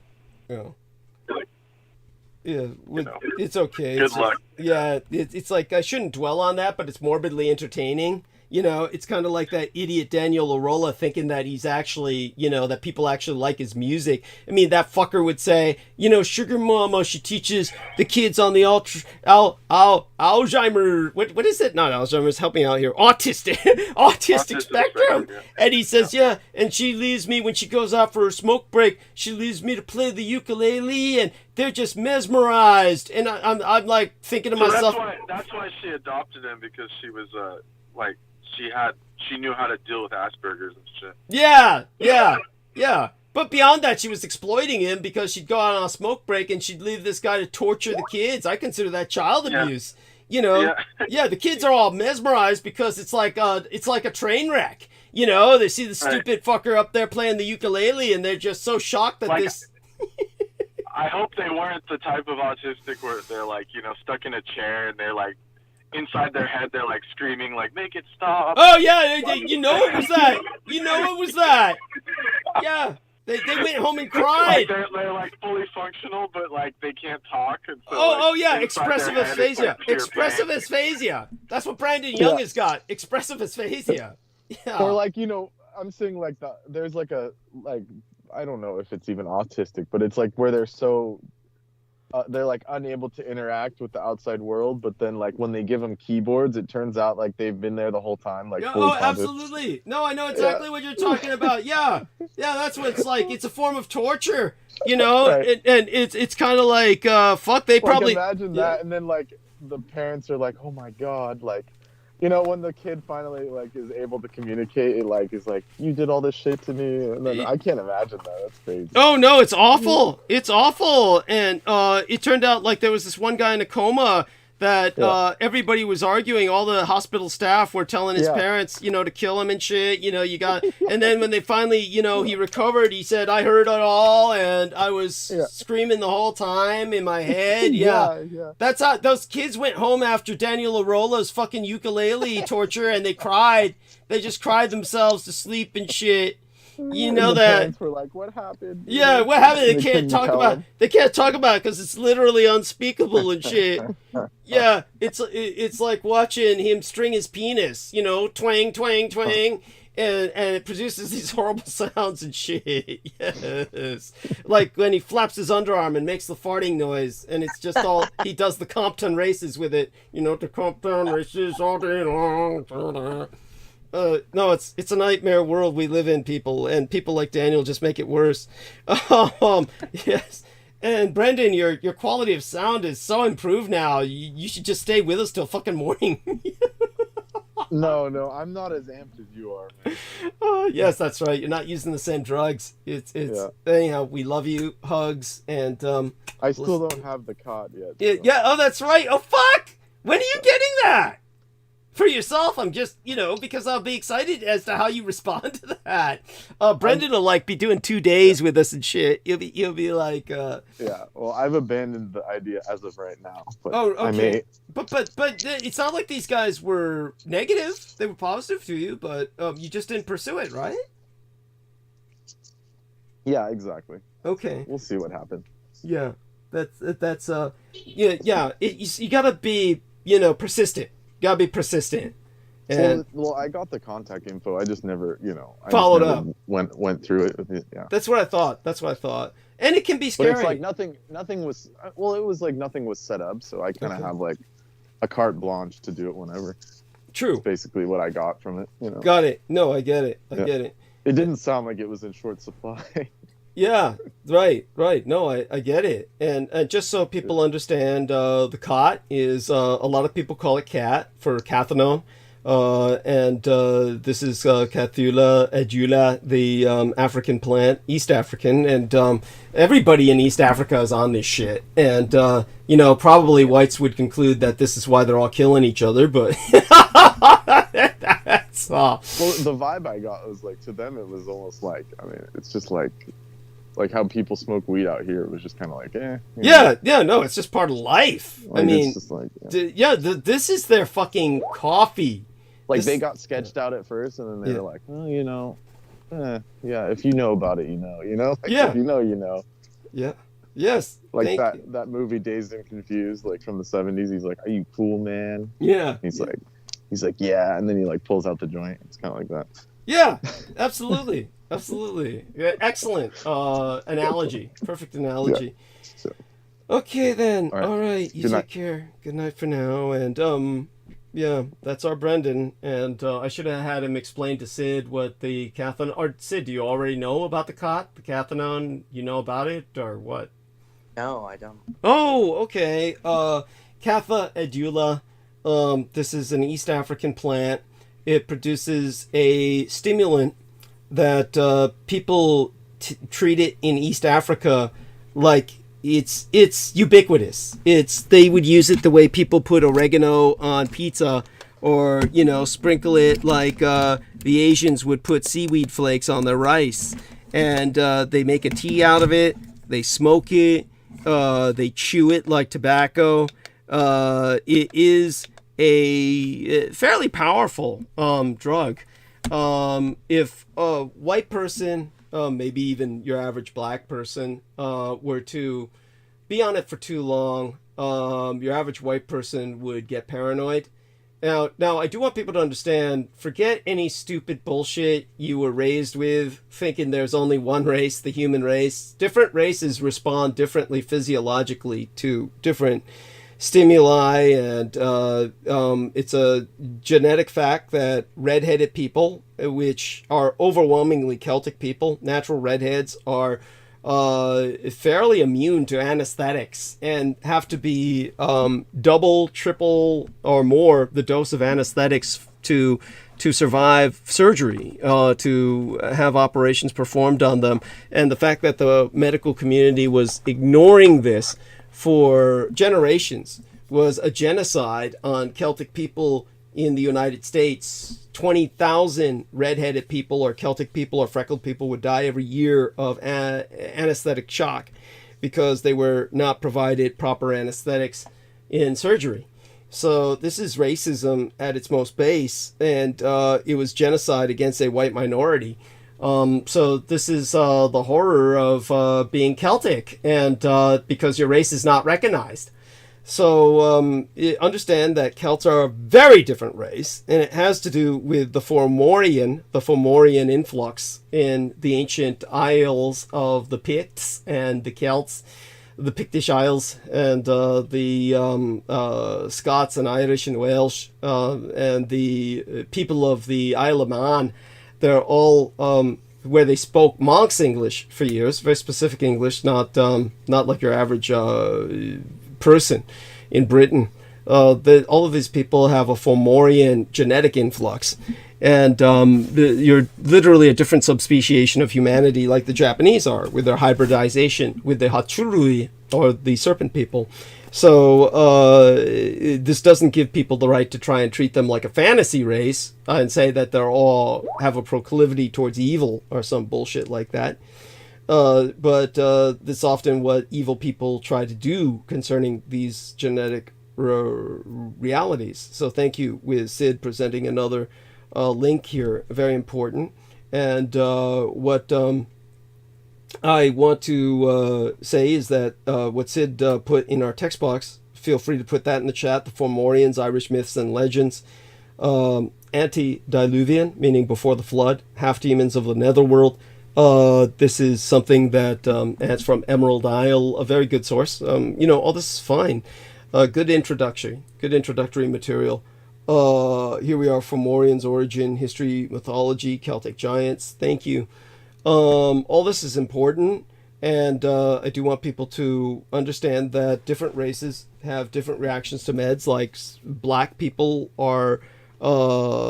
respond differently to medicines as well. The more black you are, the less of a response you have to asthma meds. So it's something that needs to be taken into account when developing a regimen to treat asthma in blacks. So all of this is part of the reality of race. Race is real. And so when it comes to race being real, what was the subject we were talking about that before I got kind of distracted? Oh, the drugs. The cat drug. So if you go to East Africa, the Horn of Africa, everybody's on cat, or what's properly called cot. Everybody says cat anyway, but short for cathinone, but it's properly cot. Everybody's on it. And but if your average white American were to try and groove off that shit day after day the way the black Africans do in the Horn of Africa, you would die. I mean, you just go paranoid and wind up going off the deep end. And many blacks do that anyway in the Horn of Africa. It might be contributive to a certain degree of violence in Africa, but overall it's just taken as a part of life. But if you go to Africa, you would find that it's a object of trade. You would trade you would pay people in that drug. It's so much a part of their need that if you say, I want to be taken around the Horn of Africa, you would certainly make that at least a part of the payment. If it were not the entirety of the payment, it would certainly be a part of it. So our man found it. Sid found a link for Arrowweed Cot, the Catha Julius Vault. And so cool. This is good shit. And this is something that needs to be sent to our man Brendan. So this will further do him some good. This is good shit. Now this stuff is illegal in Europe and the United States. in certain parts of Europe, they're trying to render it a bit more legal. Something like the way they used to deal with pot, but generally in the white world, it's illegal, and that's too bad. But it's something that maybe is for the best. There was that black idiot that I knew, of course, that idiot that we were talking about. What the fuck was that guy? Abdul Karim Haq. And Abdul Karim Haq was in France, and he was already on pot, which he smokes nonstop. And that's not good. Just isn't good. And then he was taking hashish, and that's when he found out the guy had cathinone in his fucking house. And so he tried some of the cathinone. And when he told me this, I said, are you fucking crazy? Are you fucking crazy? You're on pot and hashish, and then you see some cathinone and you try that too. And no, this is not, okay, this is just stupid. And of course, he's black from America. So he thinks that just because he's black, this African drug is going to be kind to him. But no, he fell into instant asthma attack. Because he's not black African. He's fucking black American. And he's prone towards asthma. So he starts with an asthma attack and he can't breathe. And he's got to go to the hospital. And this cheap son of a bitch, he's taken to a French hospital and they said, well, we're going to have to charge you about $300. No! I'd rather die! And so they had to take him to a Muslim hospital where he lied and said he was still Muslim, so they treated him for free. This is like, what a piece of shit. What a piece of shit. Yeah. And yeah, so, but yeah, this is like, be careful with your drugs. Obviously, you don't want to pile them all onto each other. Yeah, I love what our friend is bringing up here. Sid is bringing up all the good shit on the cat. So it's, yeah, it's, there you go. Yeah, and, I'd love to try some of that, actually. Of course. Yeah, but understand this. I'm very protective of my source, and I get enough for myself. And I obviously, my biggest concern is I try not to share it with anybody because you know what happens. People always come back for more, and that becomes an issue. But our man is trying to find his own source, and give it a try. See if you can find your own source, and then if you can't find anything, we'll talk privately about potentially my helping you out. But yeah, you understand why I'm leery about this, of course, because obviously, like I said, it's an illegal drug in the United States, and we all understand the risks involved with illegal drugs. But when it comes to the situation, yeah, right now I try to encourage people. It's out there. See what you can find. But Brendan, work with Brendan, because this will encourage Brendan to go after it faster and more aggressively. And Brendan has a better chance of hitting it than you, probably. Brendan is working with some Ethiopians, and those are the best people to work with. That's the source.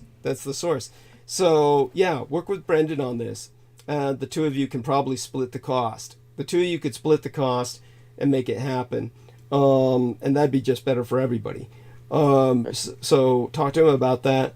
But like I said, don't, and I think you know this, don't do what I'm talking to our listeners out there, don't do what Abdul Karim Haq did. Don't be stupid and pile on drugs. It's like drinking different types of alcohol all at once, without it's different when you're just mixing drinks for a kind of cocktail, but then you get an amateur and they order, I'm going to order whiskey, I'm going to order vodka, I'm going to order a gin. And, at that point, you're dealing with some amateur and they're just going to get sick.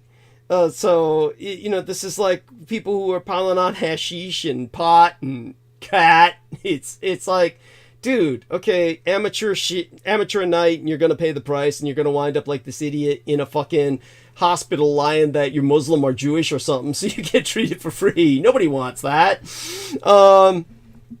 Okay, so that being said, here's what I'll try and go into my memories about some of the stuff that I brought up earlier.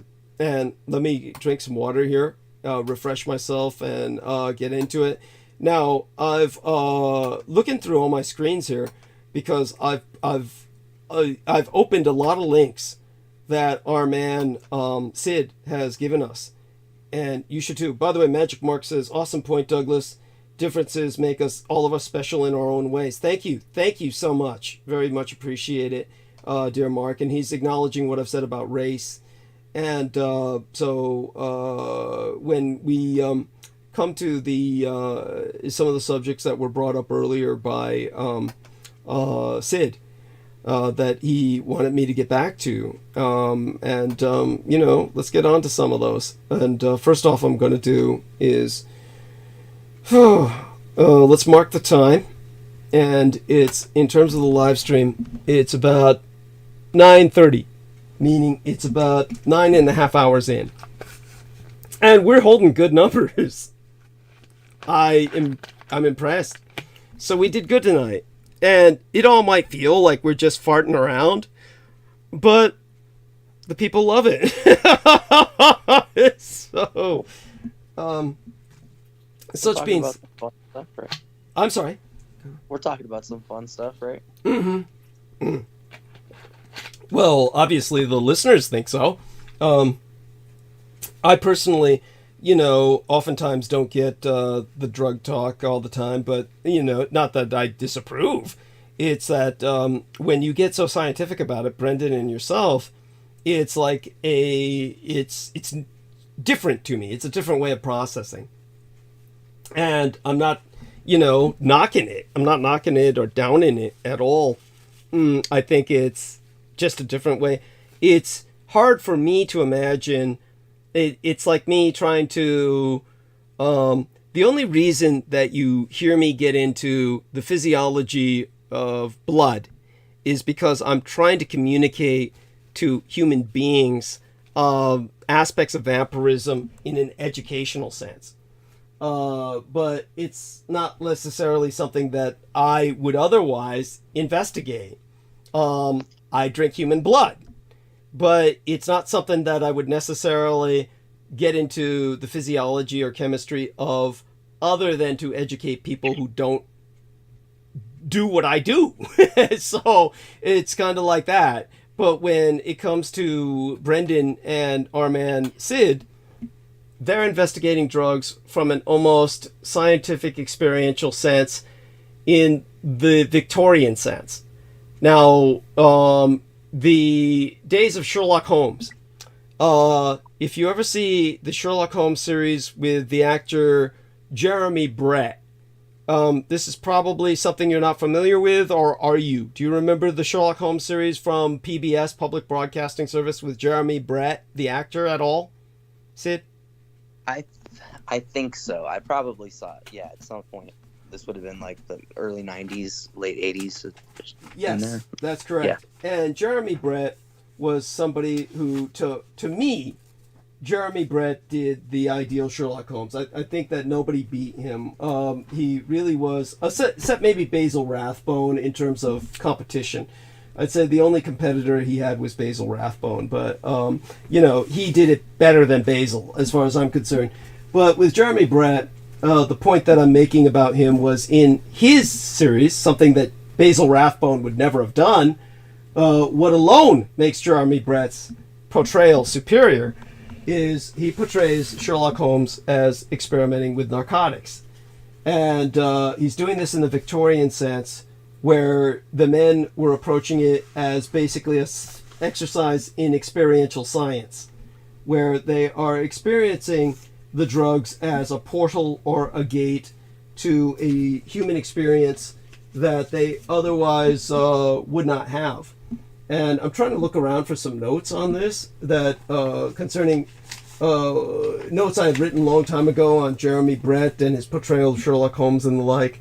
but I think the point is taken. The Victorians, the people of the nobility of England, were experimenting with drugs, and they were viewing this as self-experimentation, and there's a moral ethic to this. Their moral ethic was they didn't trust experimenting on other people. They felt that only the experiencer could describe the experience. So they experimented on themselves. And this is just, how would I say it? There's a nobility in that. So they're not fucking around with other people's lives. And by experiencing themselves, they were able to describe in their own writings, often in private diaries that were never published, unfortunately, their drug trips. And oftentimes they would interpret this as extra-dimensional. Perhaps you've also reached that conclusion with some of your drug trips. Did you feel that you truly exited your body and were really in another dimension? Did you ever experience it to that level where you felt that that's what really happened?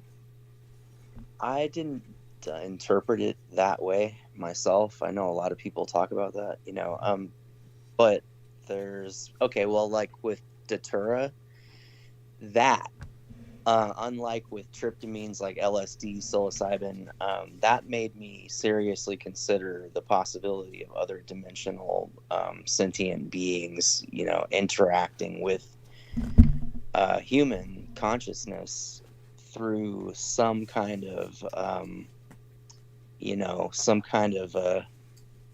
a thin spot in some kind of a membrane, maybe separating dimensions. The veil between the worlds is how the Celts would have referred to it. The veil between the worlds. Okay. Yeah. Beings of the imaginal realm is one thing that stuck with me. Yeah. That comes from a book called Psychedelic Shamanism by an author I can't remember. It's a book I read a long, long time ago.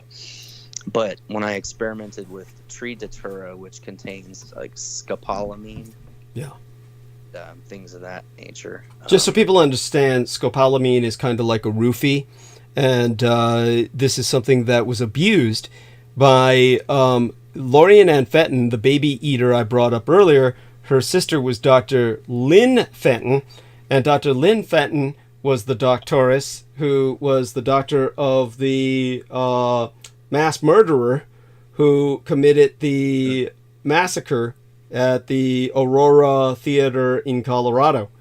And so when it comes to Dr. Lynn Fenton, she filled him full of scopolamine consistently. She was an Air Force doctor, and this was an individual who was not even in the Air Force. The individual who was, so if we look up Aurora, Colorado theater massacre, and the killer involved, yes, there we are. He found her. Dr. Lynn Fenton. He fucking found her. Jesus Christ. Put that in the chat room, please. And theater massacre man. And that was the shooting was James Holmes. This is why I can never remember his name. I mean, he's got two first names, or, he's just got such a generic name. It's in, who the fuck can remember that?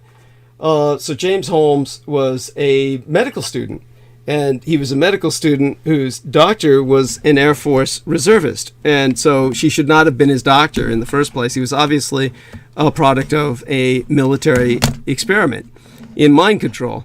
And he could not remember anything he did. And this was, of course, the intent of filling him full of scopolamine. And so this is like an abuse of the drug in mind control. This is obviously not what was the intent of Sid. So, so Sid, seeing this aspect of it, I'm sure you're not surprised by how this element can be abused. And thank you for these links. Please put all of these in the chat room, please. And I will also do my best to open them and remind myself to download them. Before I forget, while we're on the subject of how datura can be abused, is the basis of the blood of Kali, the thuggy Kali. That's Yes. an actual thing, right? And that was Datura metal that they used to do their zombification process. That was like their version of what the Haitian voodoo doctors were using, in Serpent and the Rainbow. Yes. Which was developed into Zombinol, right? Which is the Yes. drug that the redheads are deprived of. Yes. Yes. Follow, right? Excellent memory. So you remember my discussing all of this? Yeah. Excellent. Yes. So did you take notes or? No, I remembered that movie going back a long time, and I always loved Indiana Jones as well. So when I was reading about Datura, they brought up the fact of the Thuggy cult. Yeah. And the blood of Kali, and that being treated being Datura metal. So that all got me interested. I forget where I was going with that, but that's we were talking about Datura and its abuse by people. Oh yeah. Yeah. Right. Yeah, and then the guy who wrote Serpent and the Rainbow. Yeah. Want to say Wade Davis? Yeah, Wade Davis. Okay. Yeah. Yeah. Well, yeah, I remember you talking about that, and I remember the movie, and I actually had a really severely abnormal reaction to anesthesia myself, and I wondered about that. I remember you saying that Zombinol was really the only appropriate anesthesia or anesthetic. Yes. For Caucasians. Thank you. For red-headed Celtic Caucasians specifically, yes.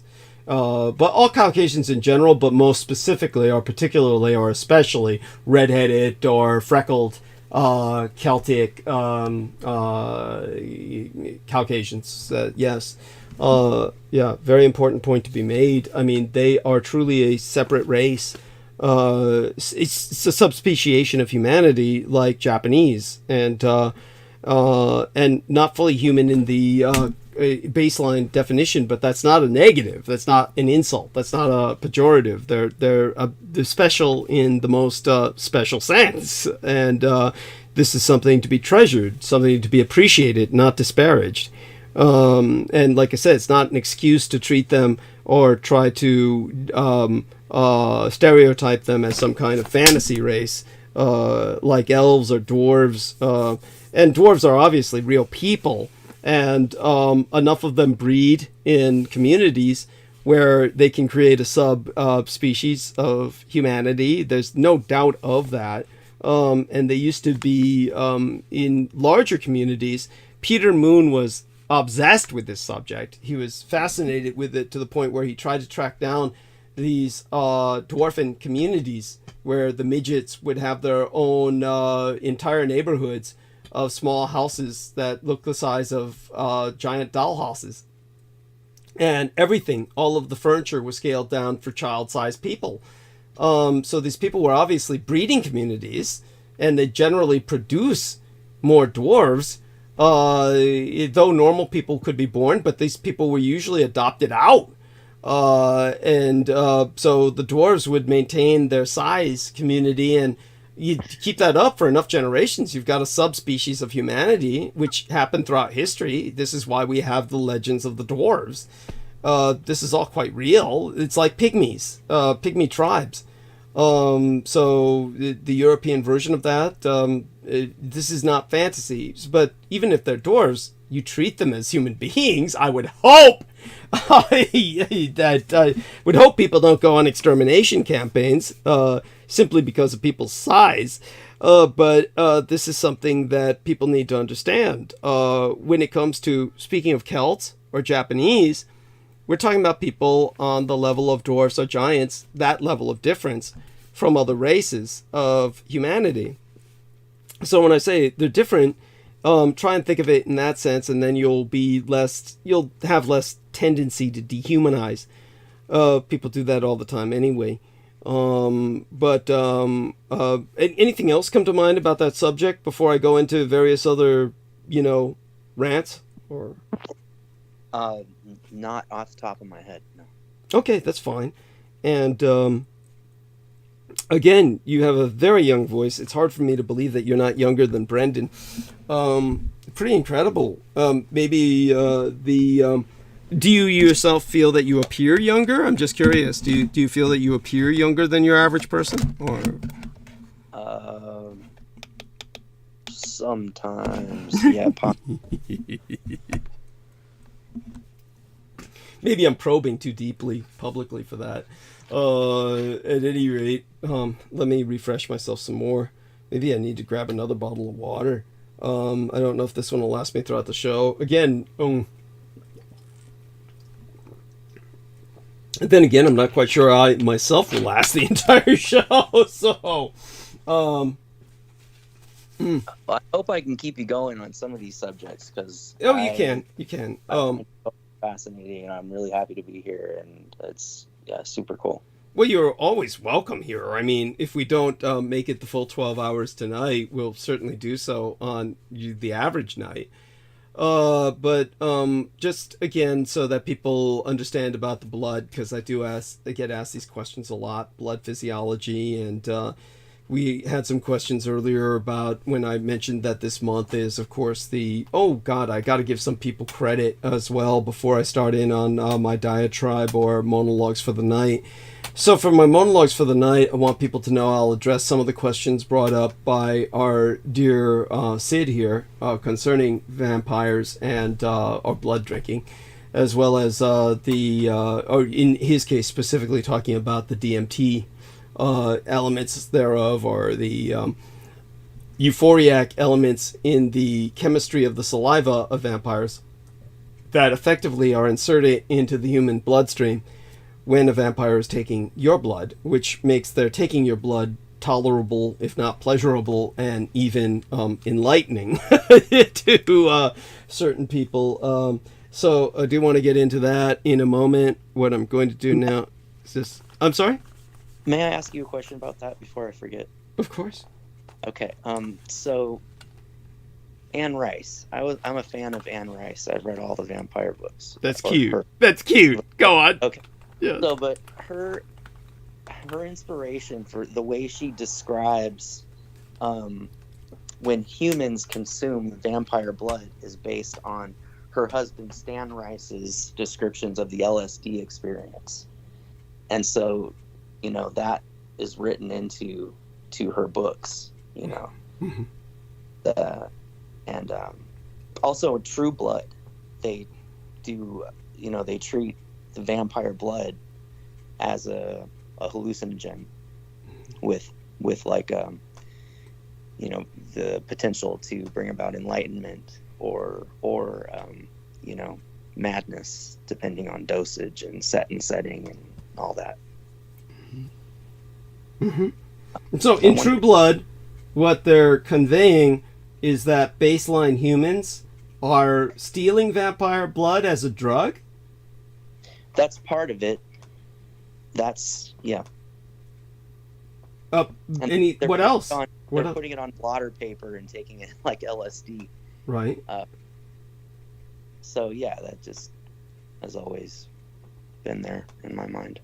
Okay, that's fascinating.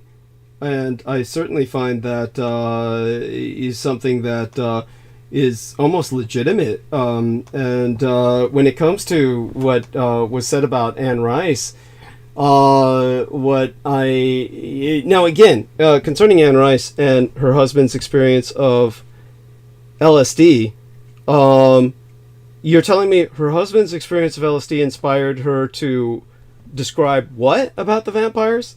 What was she saying about the vampires that was inspired by her? Provided her the basis of her description of a human being's experience of consuming vampire blood. Okay, right. So True Blood is simply echoing that. It seems to be so. Okay, so True Blood is basically, it came, if I'm correct on this, it came later. True Blood. Oh, much later. Yeah, it came much after the vampire books of Anne Rice. So they're basically plagiarizing her idea. In a way. As far, yeah. If we As take far this, if we take this as a fictional conceit, I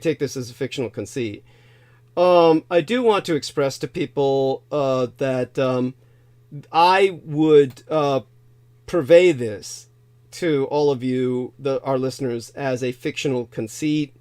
One might say I have a vested interest in doing this. Obviously, I don't want people stealing my blood, and I don't want people inspired to steal the blood of anyone they perceive or misperceive to be a vampire. We don't want to encourage that kind of behavior. But I will say quite sincerely and quite truthfully, from how I understand vampire physiology, is that that's not the effect you're going to get from drinking vampire blood. Basically, that comes from the saliva. That's from vampire saliva. So, yeah, maybe if you're switching spit with a vampire, you would get these kinds of effects that were more euphoric, as in taking the drug ecstasy. You'd get more of that effect. Might be a kind of hallucinogenic effect, because ecstasy provides that as well. Have you tried the drug ecstasy? Yes. Okay, so you can attest to the fact that ecstasy users are, they see a kind of motion.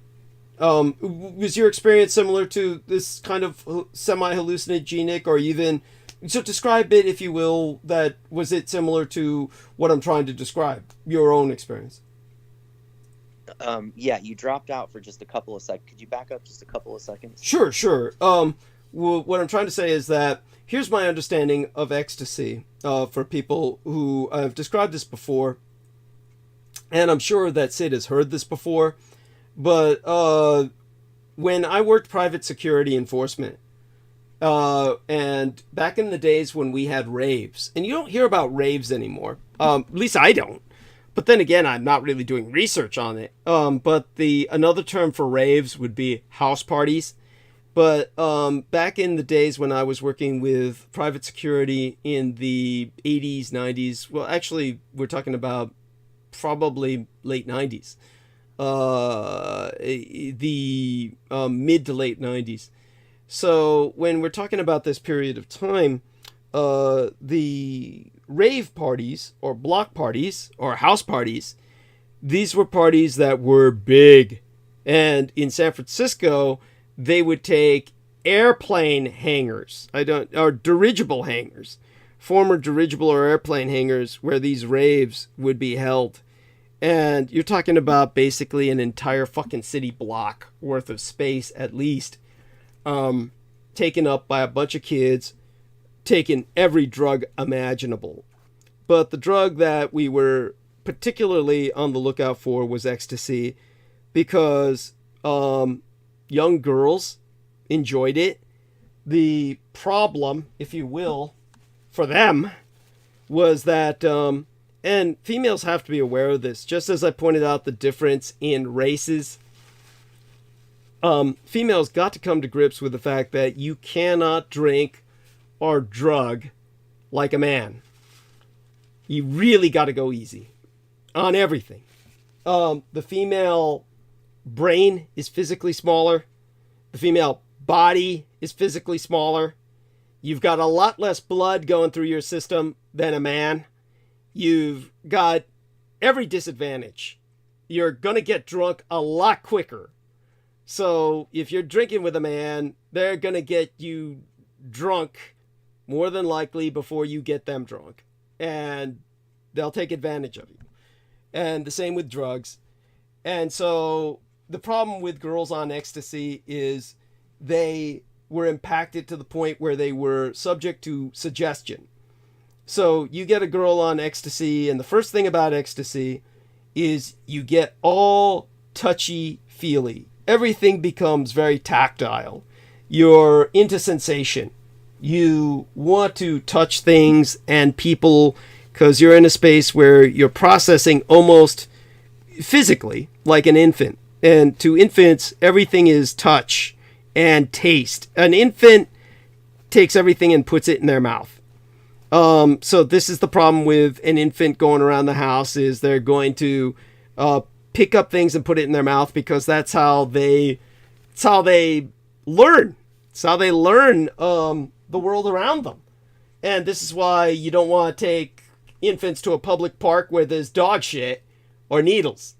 But if you ever see the original movie, King Kong, from the 1930s, King Kong is acting like a big baby, a big child, an infant, and he's putting all these... Now, granted, this is the limits of special effects of the time, and they got a big King Kong head. This is the 1930s when they made King Kong. They got a big King Kong head, and he's putting sailors from the merchant steamer into his mouth. He's just piling them into his mouth, and they're kind of like falling out. That is, of course, a limit to the physical limits of the big King Kong head. He's not swallowing them or chewing them per se, but he's making the motions of he's gumming them. This is like an infant does that, yeah. So this is you on ecstasy. So you on ecstasy, and I don't mean Sid. I'm not talking to him personally. I'm talking about all of you out there. If you're on ecstasy, you got to imagine you're going to be in that state. And maybe not all of you will be like that, but enough of you will.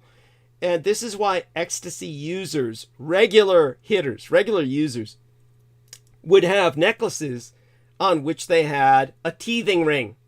So they'd have the teething ring that infants use because they had a constant need to nibble or put things in their mouth. And the teething ring would prevent them from just picking up anything and putting it into their mouth. And it gave them something to chew on to kind of alleviate that symptom, that side effect of the drug. So I could always tell the regular hitters of ecstasy by the teething ring necklaces. And it was a dead giveaway. But this is how pervasive the drug was at that time at rave parties.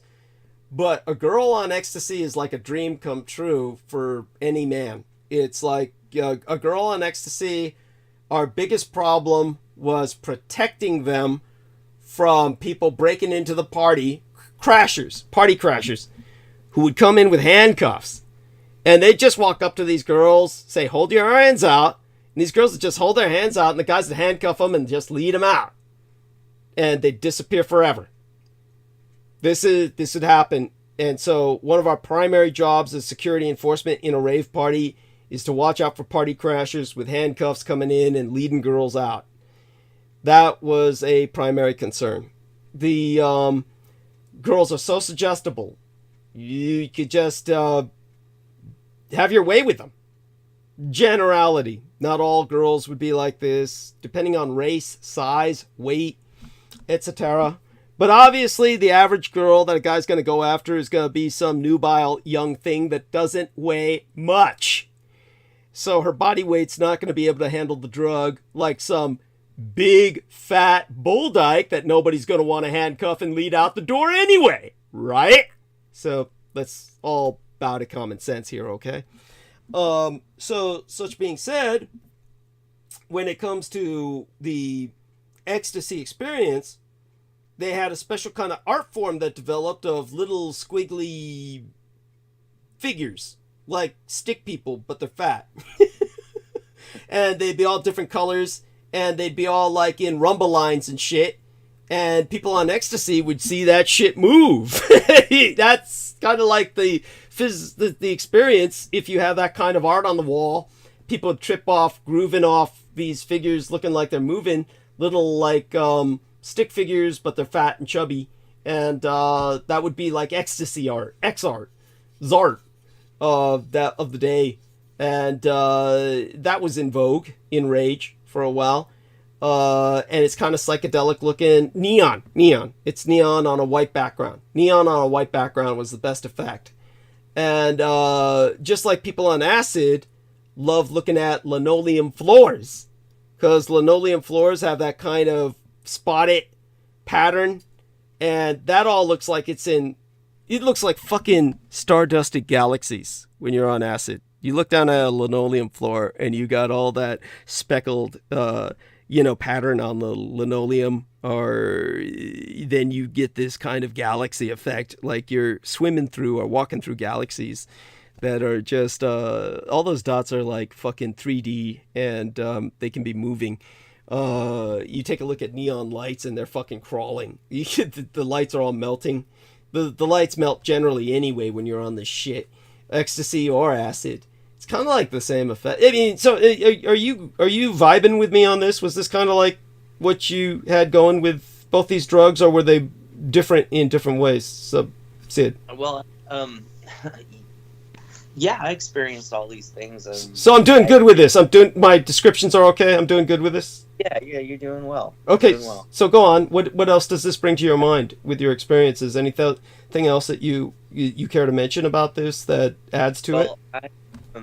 I tended to do these things on my own, more of like a meditative kind of a way, Right. You're not a party druggie, so to speak. It's not like your trip is not necessarily going to parties and getting all wasted and fucked up. Go on, but yeah.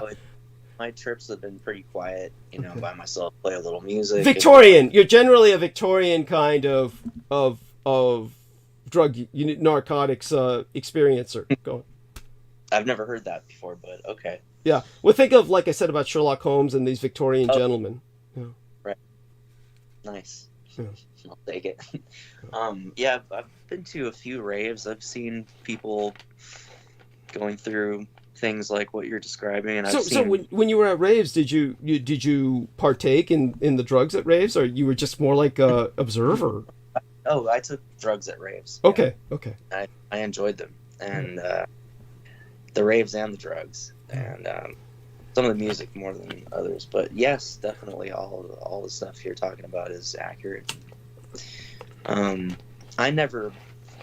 I didn't see people get necessarily super touchy-feely like at raves. I mean, maybe they were going off, and I didn't see as much of people becoming super vulnerable, but I'm sure it was happening somewhere. Right. Sometimes to some people, yeah. And actually, I would hear a little bit about the block party raves from around the time that you're talking about, and I would hear some of the horror stories.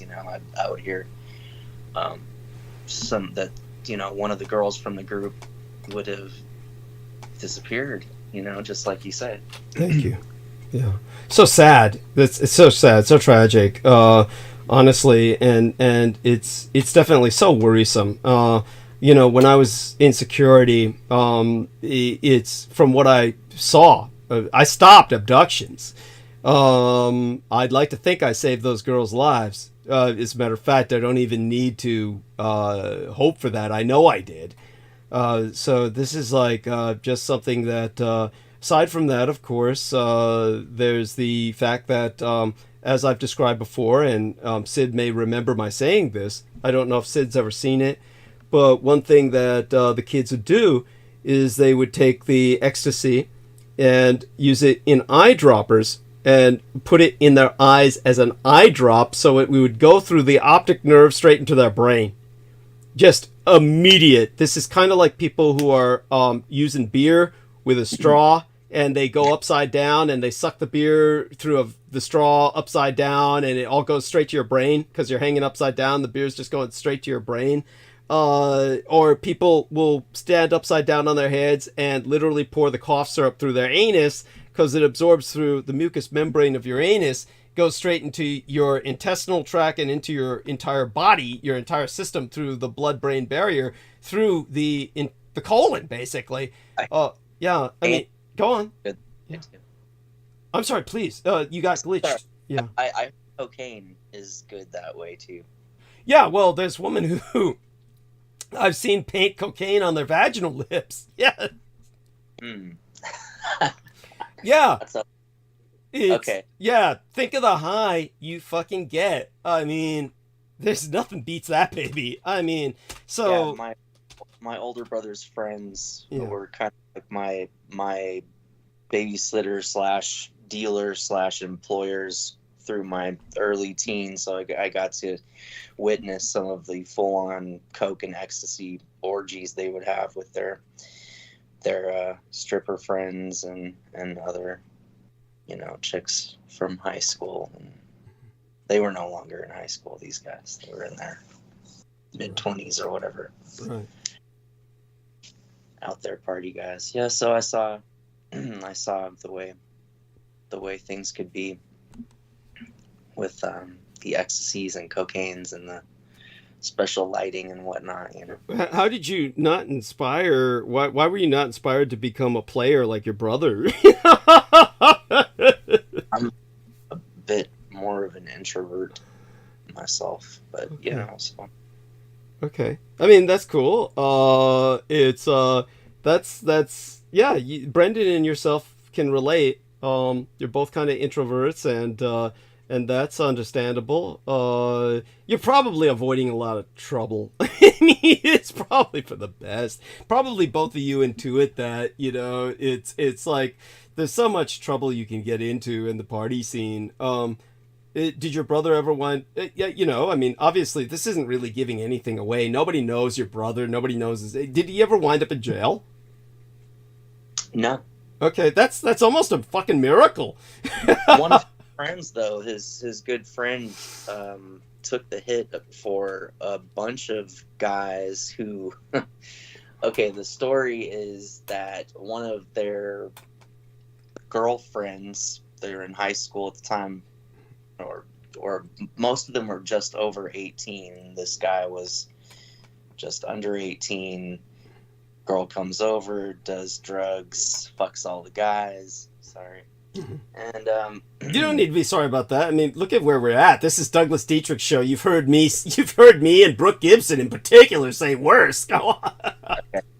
And she turned around and accused everyone of rape, gang rape. Holy shit. Yeah. So the one guy who was under 18 went and took the hit for the whole group and got, you know, a much lighter consequence. How much? Yeah, but How much time did he get? I don't remember. He wouldn't have been in much trouble by then, I don't think so. I never knew exactly, but apparently it was, you know, it was worth it for him in that situation. Wow. I don't know. Well, I mean, he did the right thing in the sense that, like you said, he got a lighter sentence and he got the other guys off. They must have all been beholden to him. I hope that they respected him for that and honored him and paid him off with further hookers or something. Holy shit. Oh, yeah. He's set in that world, you know? Yeah. Good man. Good man. I like it. I like it. Like your brother's world. Like your brother in general, from what I'm hearing. Yeah. I'm sorry. One fun thing he would do is hijack the nitrous oxide canisters. He worked at Kaiser years and years ago, and before everything was on computers, right? So he would just fix the numbers, and he'd go out and collect these giant canisters, you know, of nitrous oxide, and he would just have his friends drive up real quick, and they would just drive off with a couple of them, you know, and fix the numbers again. And so he had these giant hospital-sized canisters of nitrous lined up on the couches in the living room. So I'd be over there, like, you know, doing like the yard work or whatever for a bunch of weed, you know. So, and they'd, okay, hey, want to do a nitrous oxide break, right? You know, so that was. Holy shit. Yeah, I mean, so these are like fucking whippets on a super scale. These are like super. Whippets are nothing. Whippets are nothing. Whippets are not. They're a headache. The medical grade nitrous is a really far out dissociative hallucinogen. Like, holy shit! You know, like it's like ketamine. It's stronger than ketamine. Holy shit! It was fully kaleidoscopic. I mean, fully kaleidoscopic synesthesia to the point you don't know the air from, you know, whatever. Yeah, well, the only thing that I find disturbing about your brother's behavior was it was your brother who spiked your mom at the infant place, the nursery, right? Yeah. Yeah, and that's kind of pathological. That's kind of like, did he just think that was funny, or? I'm sure at that age he did. Okay. Yeah. And how old was he at that time, approximately? How? Young mid-teens. It's still, God. But, no, I wouldn't have done that one. I would hope not. When his mother, when mom lost her job, how did he feel? Did he feel any sense of guilt, or? Mom only lost one kid, because that kid went home and articulated, having been walked up the street to this local park, which, shouldn't have happened. Right. For a kid her age. Right. And whatnot. But did your mom lose her job, or she kept it after that, or what? What? Oh, it was just the one kid's parents took her out of the program. Took her out of the program. Yeah. Otherwise, I guess the other kids didn't complain, or. Oh, okay. So that meant she didn't lose her job, but was no longer working the nursery. No, I mean, this was her own business out of her house. She wasn't going to get fired or whatever. Oh, okay. So what happened was the parents just stopped being her client. Those particular parents just stopped hiring her, employing her service, stopped employing her service. So she lost one. What you're trying to say is she lost one family as a client, is what you're saying. So try and think of the way you phrase these things, because when you say she only lost one kid, okay, first off, that sounds like she literally lost the child, and the child went on milk cartons and shit, and that this was like, missing all points bullet and shit. And it's like, that's, when you say she only lost one kid, I think that's more than enough to cause a great deal of problems, if the kid were missing. But okay, so watch how you phrase things so our listeners do not misinterpret what you're saying. Not that anyone knows your mom, or, okay, but this, I get it. You're trying to keep certain facts on the level here that are not necessarily fit for public consumption, and I get it, but now I'm just putting it in a context where people get it without making assumptions. There we are. So, yeah, got it. Okay. So that being said, fuck. So I'm sorry. Because I was tripping with her. Yeah. Right. Right. Like, I had a memory of the whole thing, and she was like, "Hey, help me walk the kids up the block," and Right. I was like, right, but like you said, she does not have that memory. She's no. Yeah. Is this denial, or just literally her memory? It's kind of wiped. She's kind of. She wasn't planning on being on acid. Right. And I think, whatever happened, I think she must have gone home and like taken a nap and. Yeah, kind of checked out. Yeah. One way or another, but I remember it, and that other kid remembered it enough. Yeah. Articulate it to her parents. Right. Yeah. Her to take her out of the program and come. Got it. Yeah, your brother's an asshole. Your brother's an asshole. I mean, I kind of like his lifestyle. But most people in that lifestyle are assholes. I'm sorry. Lifestyle. Yeah. I'm sorry? Say that again. Those are more his friends in that lifestyle. That was his best friend's house. Okay. And just understand, I think you're on a speakerphone. Is that what you're doing? You're doing a speakerphone? Or something? Because you're glitching. When you talk, we're not getting your full sentences. Just so you know.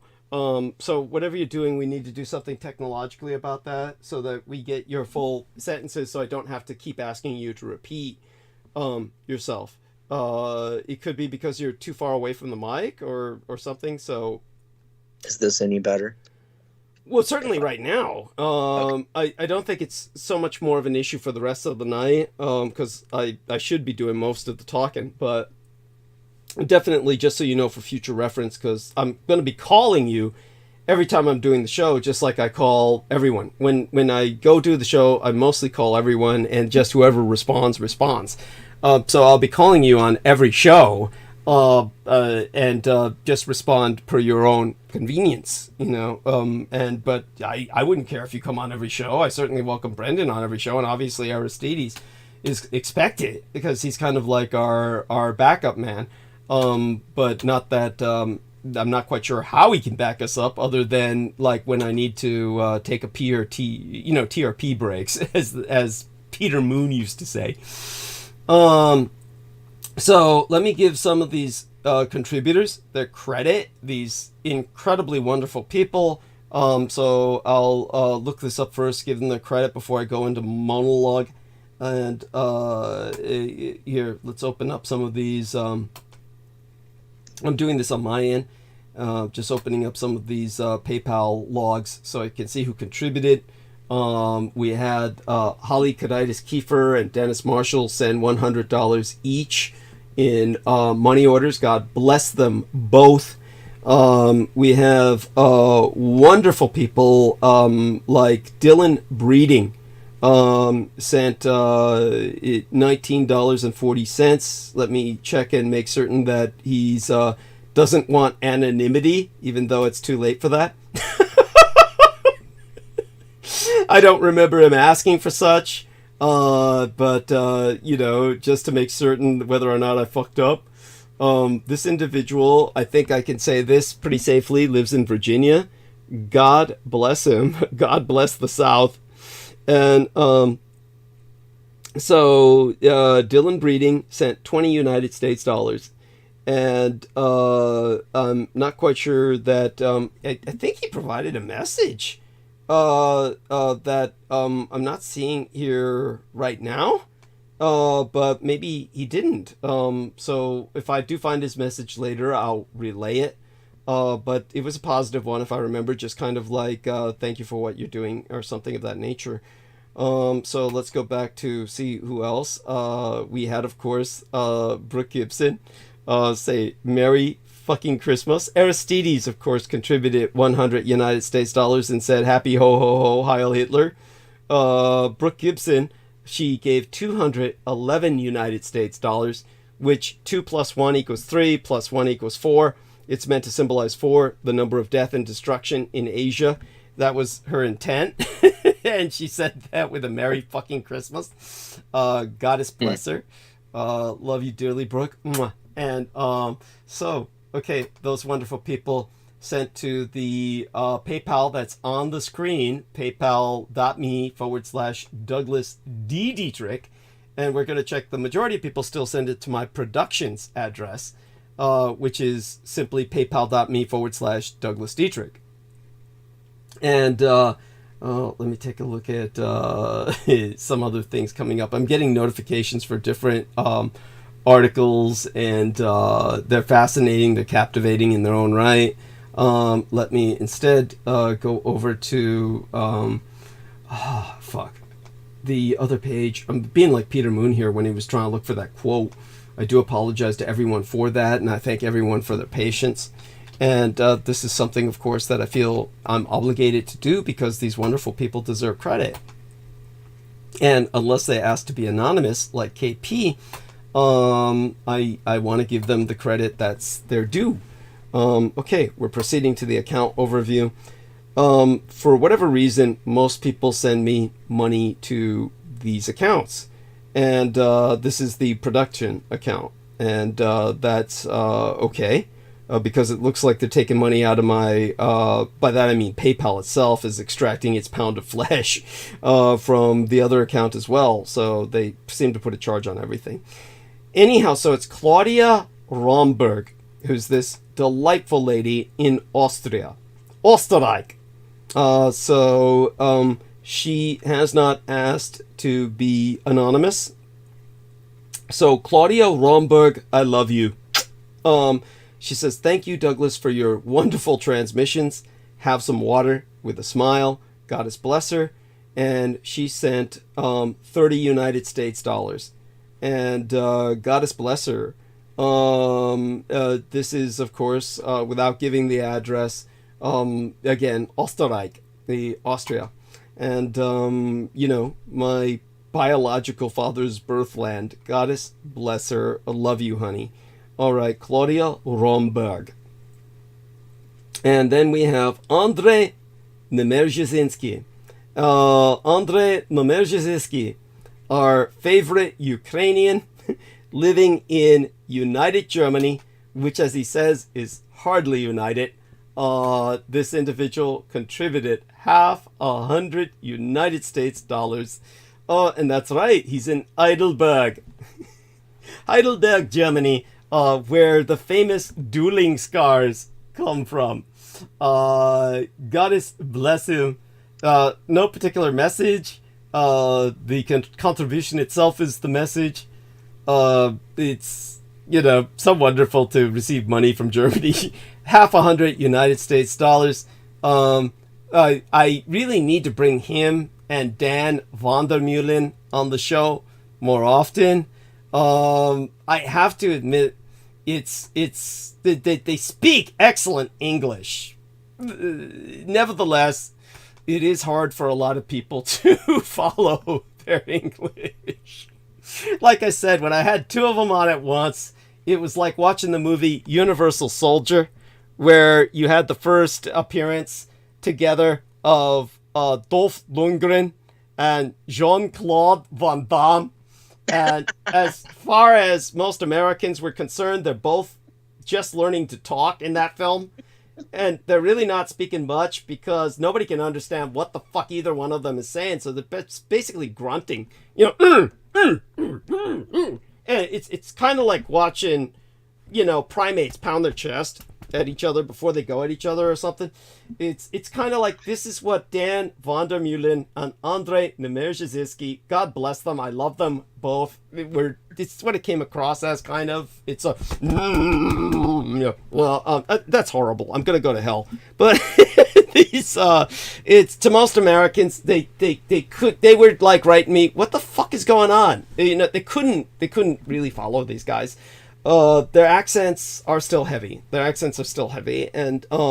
And they speak slowly. So it's coming across like the original Schwarzenegger. It's kind of, I'll be back, you know, and I'm going to get you. Yeah, it just is what it is, but it's for most of our listeners, it's too much. But you know, I'll try and bring them on more in the future because I owe them. I literally owe them. So we've got Stephen Myers.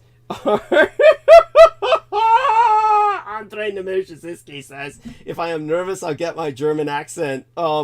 We love you, Andre. He says, this is also new to me. It is. Yes.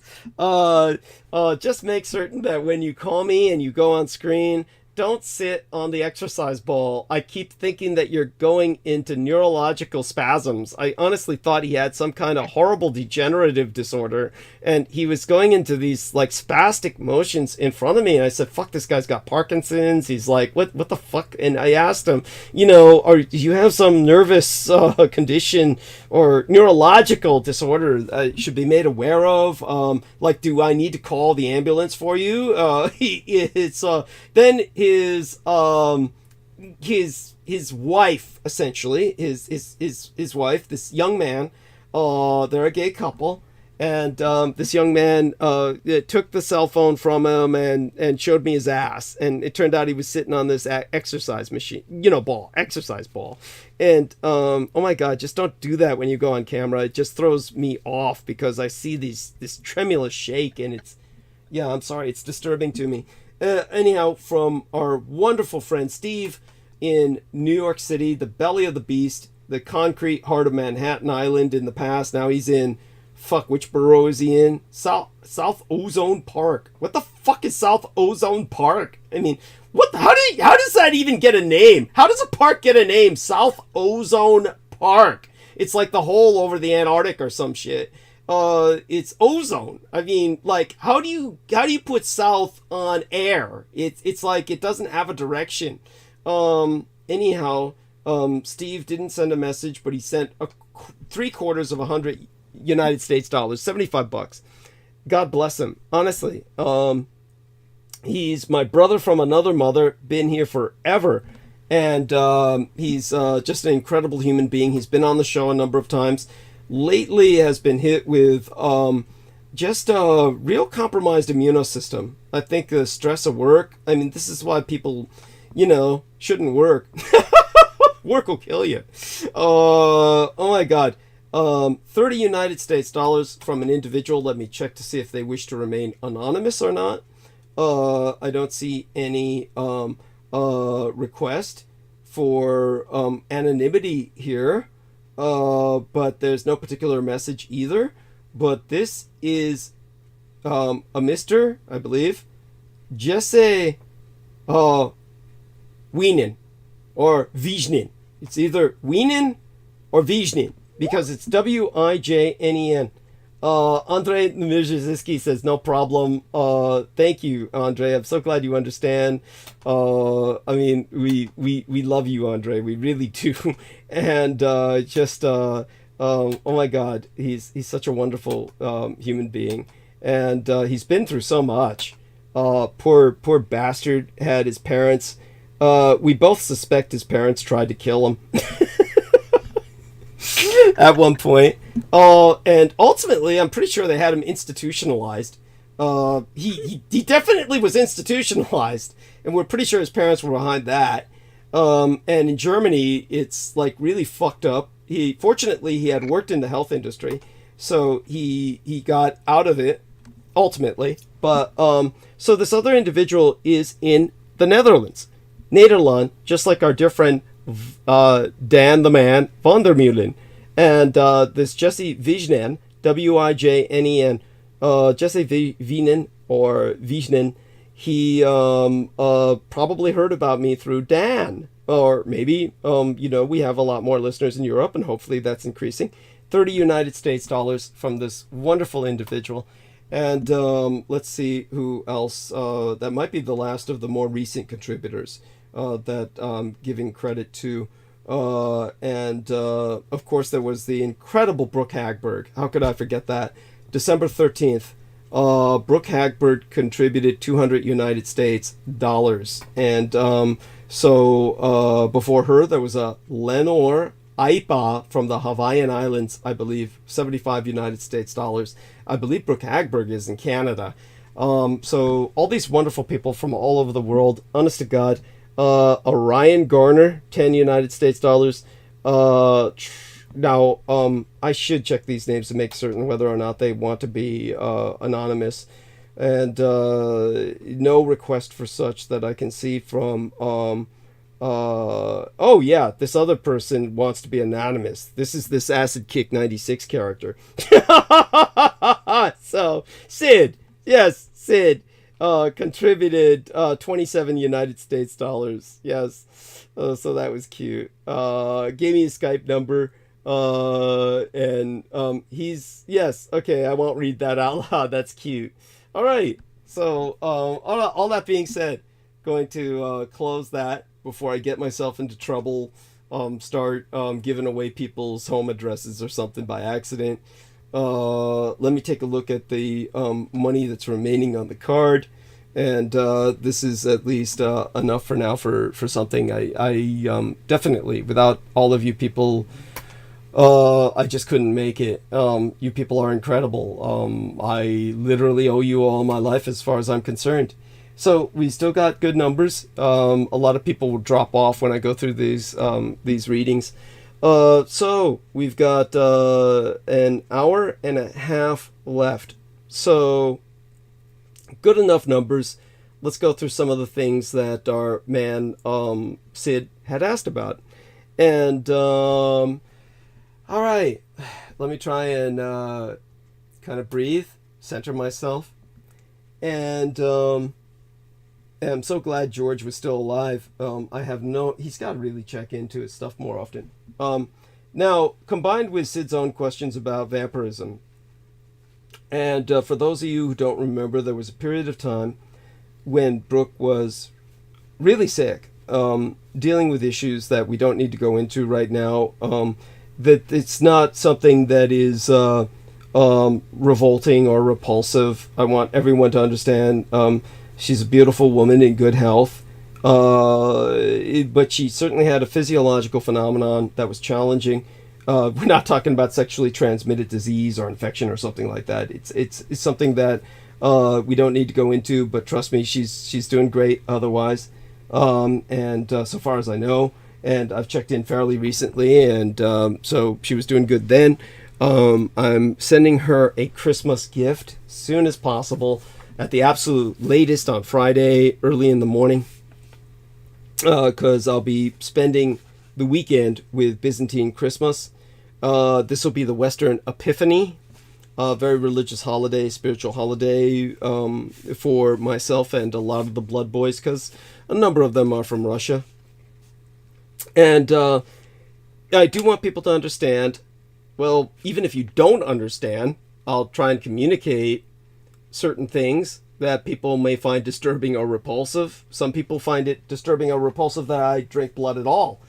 And I was trying to explain to our man Sammy Romero a little while back that when it comes to blood, maybe rarely I've taken the blood of young boys that were Latinx, basically Latin American. Latino would be the macho. That's not blood I would ever take willingly, unless it were like life or death. Latino, I think of fucking Mexican wrestlers, okay? I use the term Latinx because these would be girly boys. On occasion, I've taken their blood. I tend to prefer the blood of Caucasians. And this is a comfort food. It was something that I kind of touched upon with Brooke Gibson and Samuel Romero. And it was something that I tried to draw out of them using common sense. How do you think vampire children are raised? It's, again, people need to read the book Vampirology, but try and think about this with common sense. There are fantasy films out there that give people the idea of some very complex underworld culture. And they literally use that term underworld as the title for a television series that seems to have gone on forever in syndication. I have no idea whether that serial is still on, is still like active. But certainly it was around for a long time. Underworld, based originally on a movie, and believe it or not, what was it? I think it was Frankenstein was the name of the film that was supposed to have been merged into that universe of lichens and vampires and werewolves. Frankenstein was supposed to fit into that, but it never really took off. There was the single movie that I'm aware of. Not a particularly bad idea. CGI fucking sucked concerning the gargoyle creatures they were trying to show in the film, but idea was essentially sound. But I could go into that another time as to why I think so or why I know so. When it comes to the Underworld series, it's all based on a role-playing game called Vampire the Masquerade and Werewolf the Apocalypse. It is pretentious.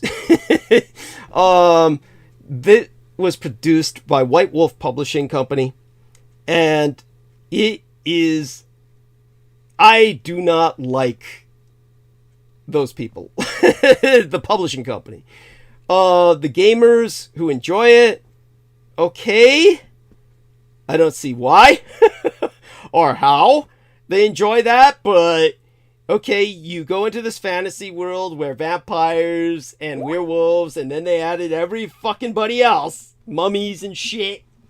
But these are all subgenres to White Wolf Publishing, and basically everybody is part of some incredibly complicated, quote-unquote, world of darkness. And, of course, it's profoundly Eurocentric. So, when it comes to the incredible limits to the Western cultural mindset, they created for Asia in particular this Sino-Japanese portmanteau is what you would call it. A portmanteau is a combination of words that in this case combines Chinese and Japanese words. 归进 slamming together the Chinese and Japanese as a uniting term to call Chinese and Japanese vampires in East and Southeast Asia. And it's okay, it's cute. I don't find this offensive, but then I'm a strange kind of guy. I don't find Fu Manchu offensive. I don't find Egg Fu offensive. And believe me, there's a horrible Wonder Woman villain. A villain from the Wonder Woman days of the 1960s. The 60s! Egg Fu! A Chinese guy shaped like a giant egg. And I mean King Kong-sized egg. This is just horrible. Just horrible. A big yellow egg. A big yellow egg. And I don't even find that offensive. I find that cute. I'm sorry. It's just, but I'm a weird kind of guy. So, look, this isn't what bothers me about World of Darkness with how they're portraying vampires. What I just find bemusing is the, and put those links in the chat room, please. Yes, please put those links in the chat room. Now, bemusing is not amusing. It's like you're just wondering at it. You're kind of left, you don't know, you're left kind of like with your jaw hanging open. You see behavior that offends your senses. It's an assault on the senses, but it doesn't necessarily offend your sensibilities. This is what I feel about the whole World of Darkness role-playing game. People are attributing to vampires and werewolves and all these other creatures this incredibly complex culture of connivance and conspiracy. And the reality of these cultures is that really, werewolves, lycanthropes, are far more organized, if you will, than vampires. It's nothing clan-oriented. We're not talking about anything the size of a fucking clan. Those are maybe the old days. Maybe back in the days of the Vikinger, the Vikings, the Norsemen, the Skans, the Scandinavians, the Berserkers. You had the werewolf cult, the Berserker. These were entire warrior cults that you would integrate via an extended clan system. This is not role-playing game crap here. I'm talking about historically. Werewolves had that. Okay, vampires have never had anything close. Vampires are like... So, you see the movie Wrong Turn. Wrong Turn is deformed hillbillies that are literally sucking toxic waste up. And they're all like cannibalistic, deformed mutants. And they're like unable to speak or talk. But every once in a while, some product of their clan or family will look like a normal human being. And he lures victims to the cannibal clan for exploitation. Basically food. Via a hotel system he's developed. This is ultimately what happens at some point in the franchise Wrong Turn. Now, imagine the Wrong Turn franchise, and instead of mutated hillbillies, you have extremely charismatic, Olympian-level athletic physique people that seem to be at the extreme end of autism with expressive aphasia, the inability to really communicate. And this is not like those people trapped in this semi-comatic state like Brendan Zokit was talking about, that we had horrible fun with earlier, that we should never have had. We're talking about people who are physically very active, far more capable than a human being, any baseline human being, far stronger, faster, far more attractive, far more charismatic, and yet really unable to communicate and predatory for your blood, and far more so than I am. They truly need it just to live. I need it for health, for optimum health. They need it just to stay alive. Your blood. And they'll take it all. It's not like me. I can't do that. I can't do that not because of any moral reason. I can't do it because I physiologically cannot handle that much blood. Now, it's a lot different from when Brooke was feeling really bad and said, could I drink some of that blood? You know, could I have some young boy's blood? And look, there's no way I can. You'd have to, like, the way I take it is I drink it straight out of the kids. So what am I going to do? Drain some of it? I can't bring it to her other than she's got to get it straight from, if she's going to drink it like I drink it, it's going to be straight. Believe me, there's no profit anybody gets, vampire or human, from drinking it out of a plasma bag. So just understand that if you're a baseline human being, unless it's very specific survival situations to rehydrate, you cannot drink human blood to any good effect. Blood offers a tremendous amount of protein, yes, but there's a multitude of issues with you or for you when drinking blood. It can cause your kidneys to shut down, for starters, as it damages them. It can also cause you to consume dangerous levels of iron, leading to a condition known as hemochromatosis. And along with this, there's a ton of salt in the blood. The salt in the blood can lead to hypertension for you. But eventually, humans are simply not built to process blood in your digestive tracts because you lack the bacteria to break down the blood at all.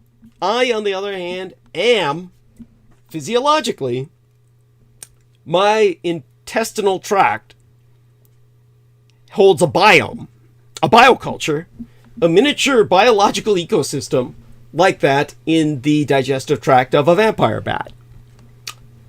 Now, remember, vampire bats are not the totemic symbol of vampires.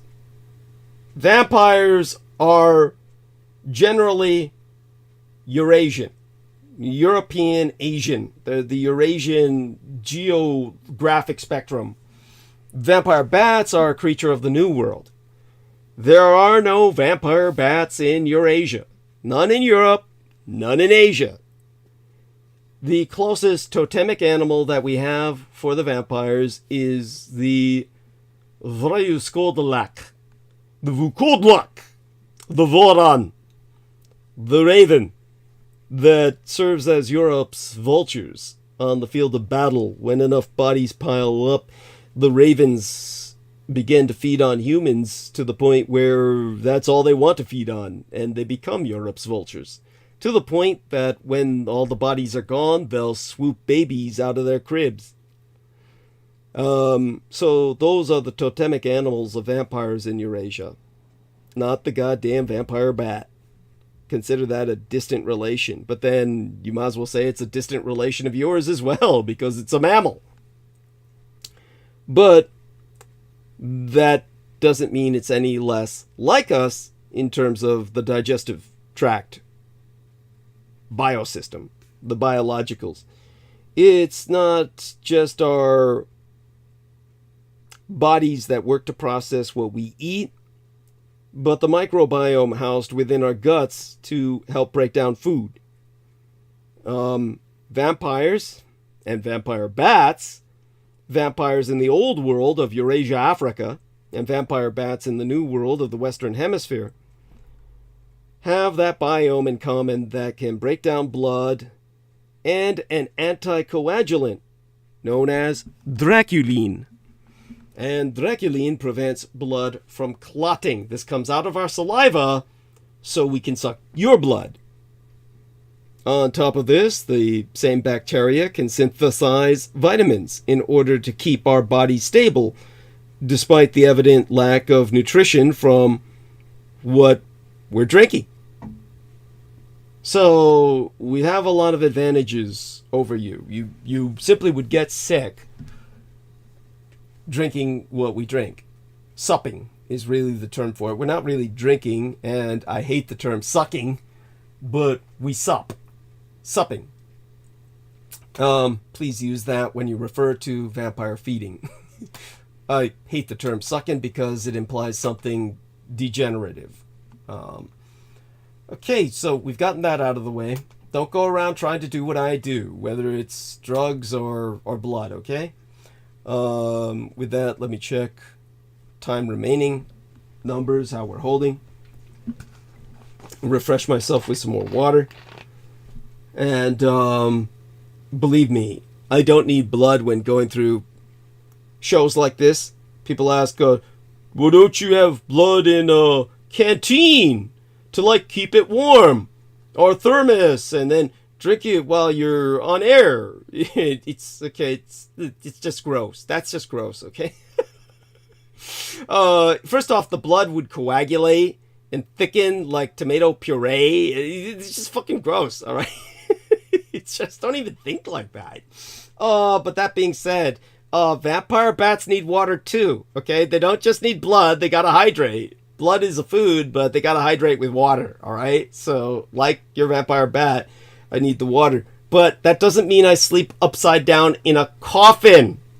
Okay, get it? I don't shit while upside down and leave droppings on the floor like bats do, all right?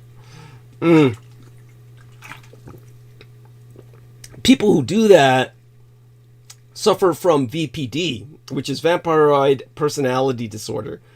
And they're trying to emulate a Hollywood idea of a vampire based on fantasy that has a logic to it, because you think vampire bat, and then you think vampire people must be like vampire bats. That's like me looking at a primate and saying, wow, you primate people must act like monkeys, and therefore eat nothing but bananas that you peel with your fucking feet. Okay? I mean, you would be insulted by that. So think of how offended I feel by you thinking that I sleep upside down in a closet. Okay, just get over it, all right? And, now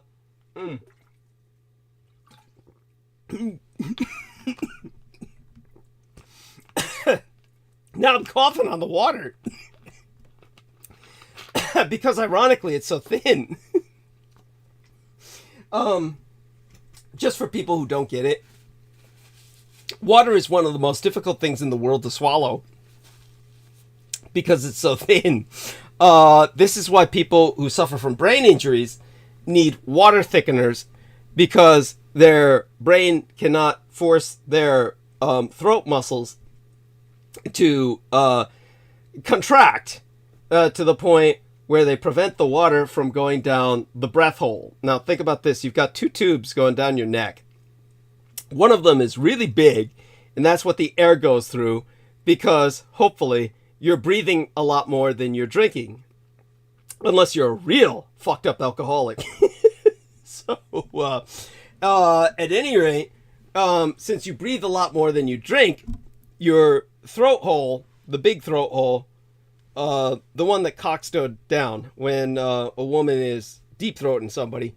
I'm sorry, I had to get that image in there because it's pornographic, and yes, I used to write pornography. That's going to be the blowhole, so to speak, that the air goes through to the lungs. Okay. So, or maybe it's, no, what it's going down through is the hole that she swallows through, because the sperm, when it ejaculates, would go straight to her stomach. So what am I saying?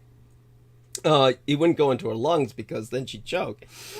So at any rate, just understand this, that the two holes you've got in your throat, one of them is for air, the other's for liquid.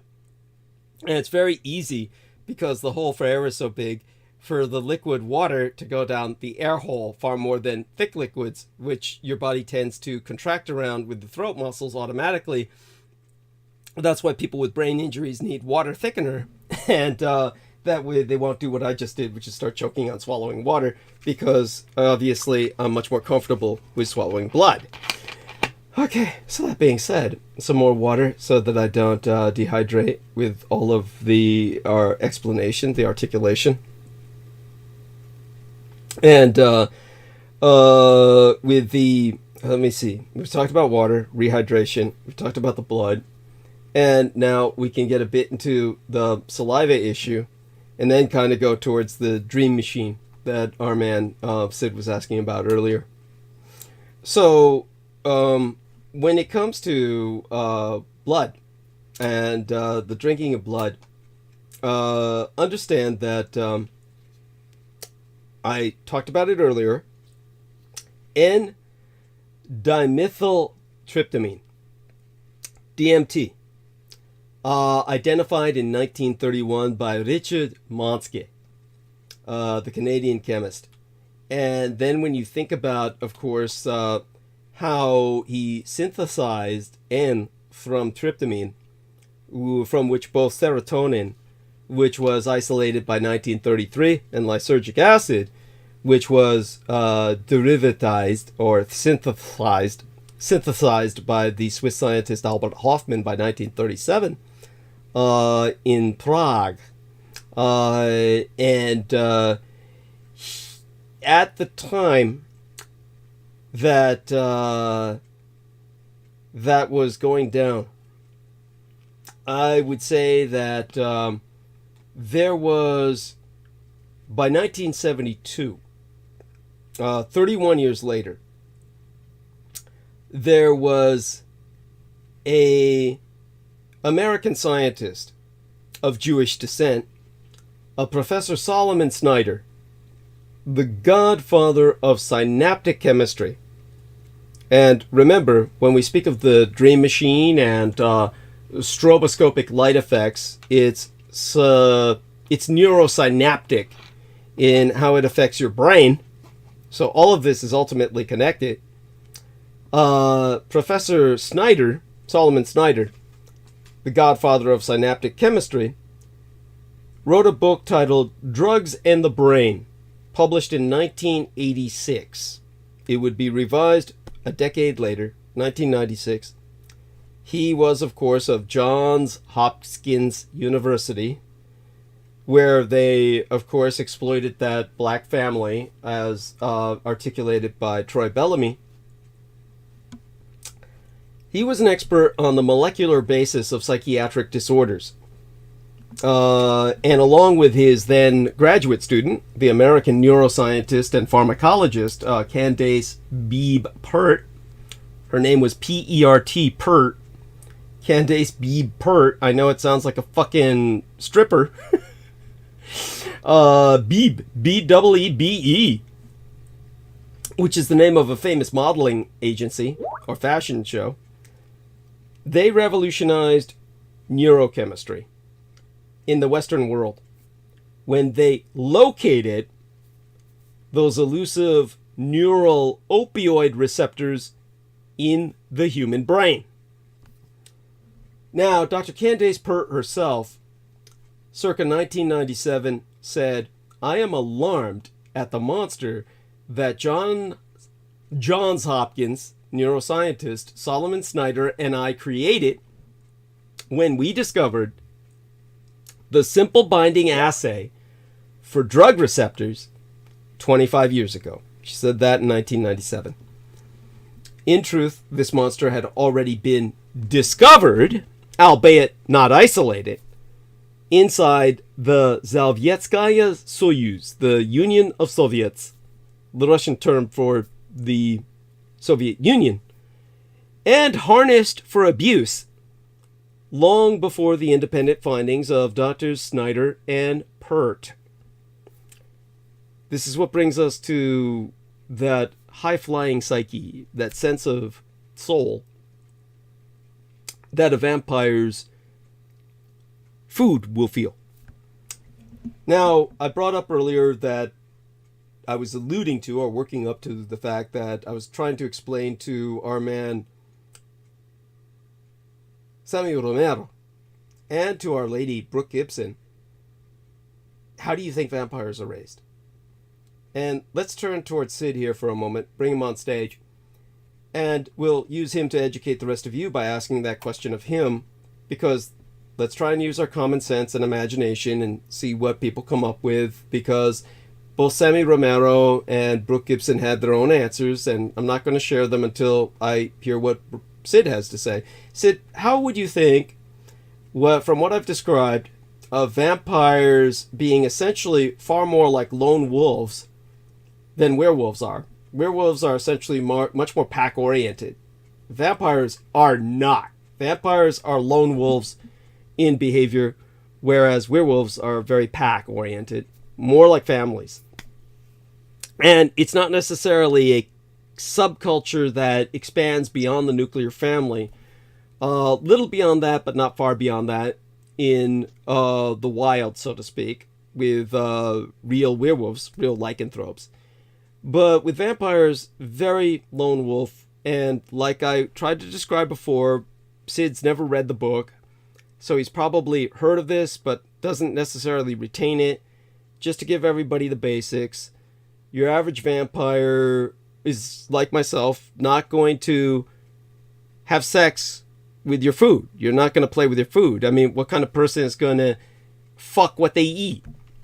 So your average vampire will take blood from, unlike myself, who really, per choice, will stick only with beautiful young boys. Girls are potential sex mates to me. I'm not going to drink blood from them, if at all possible, ever, unless it's truly life or death. But when it comes to myself, I have sex with girls all the time, but your average vampire does not.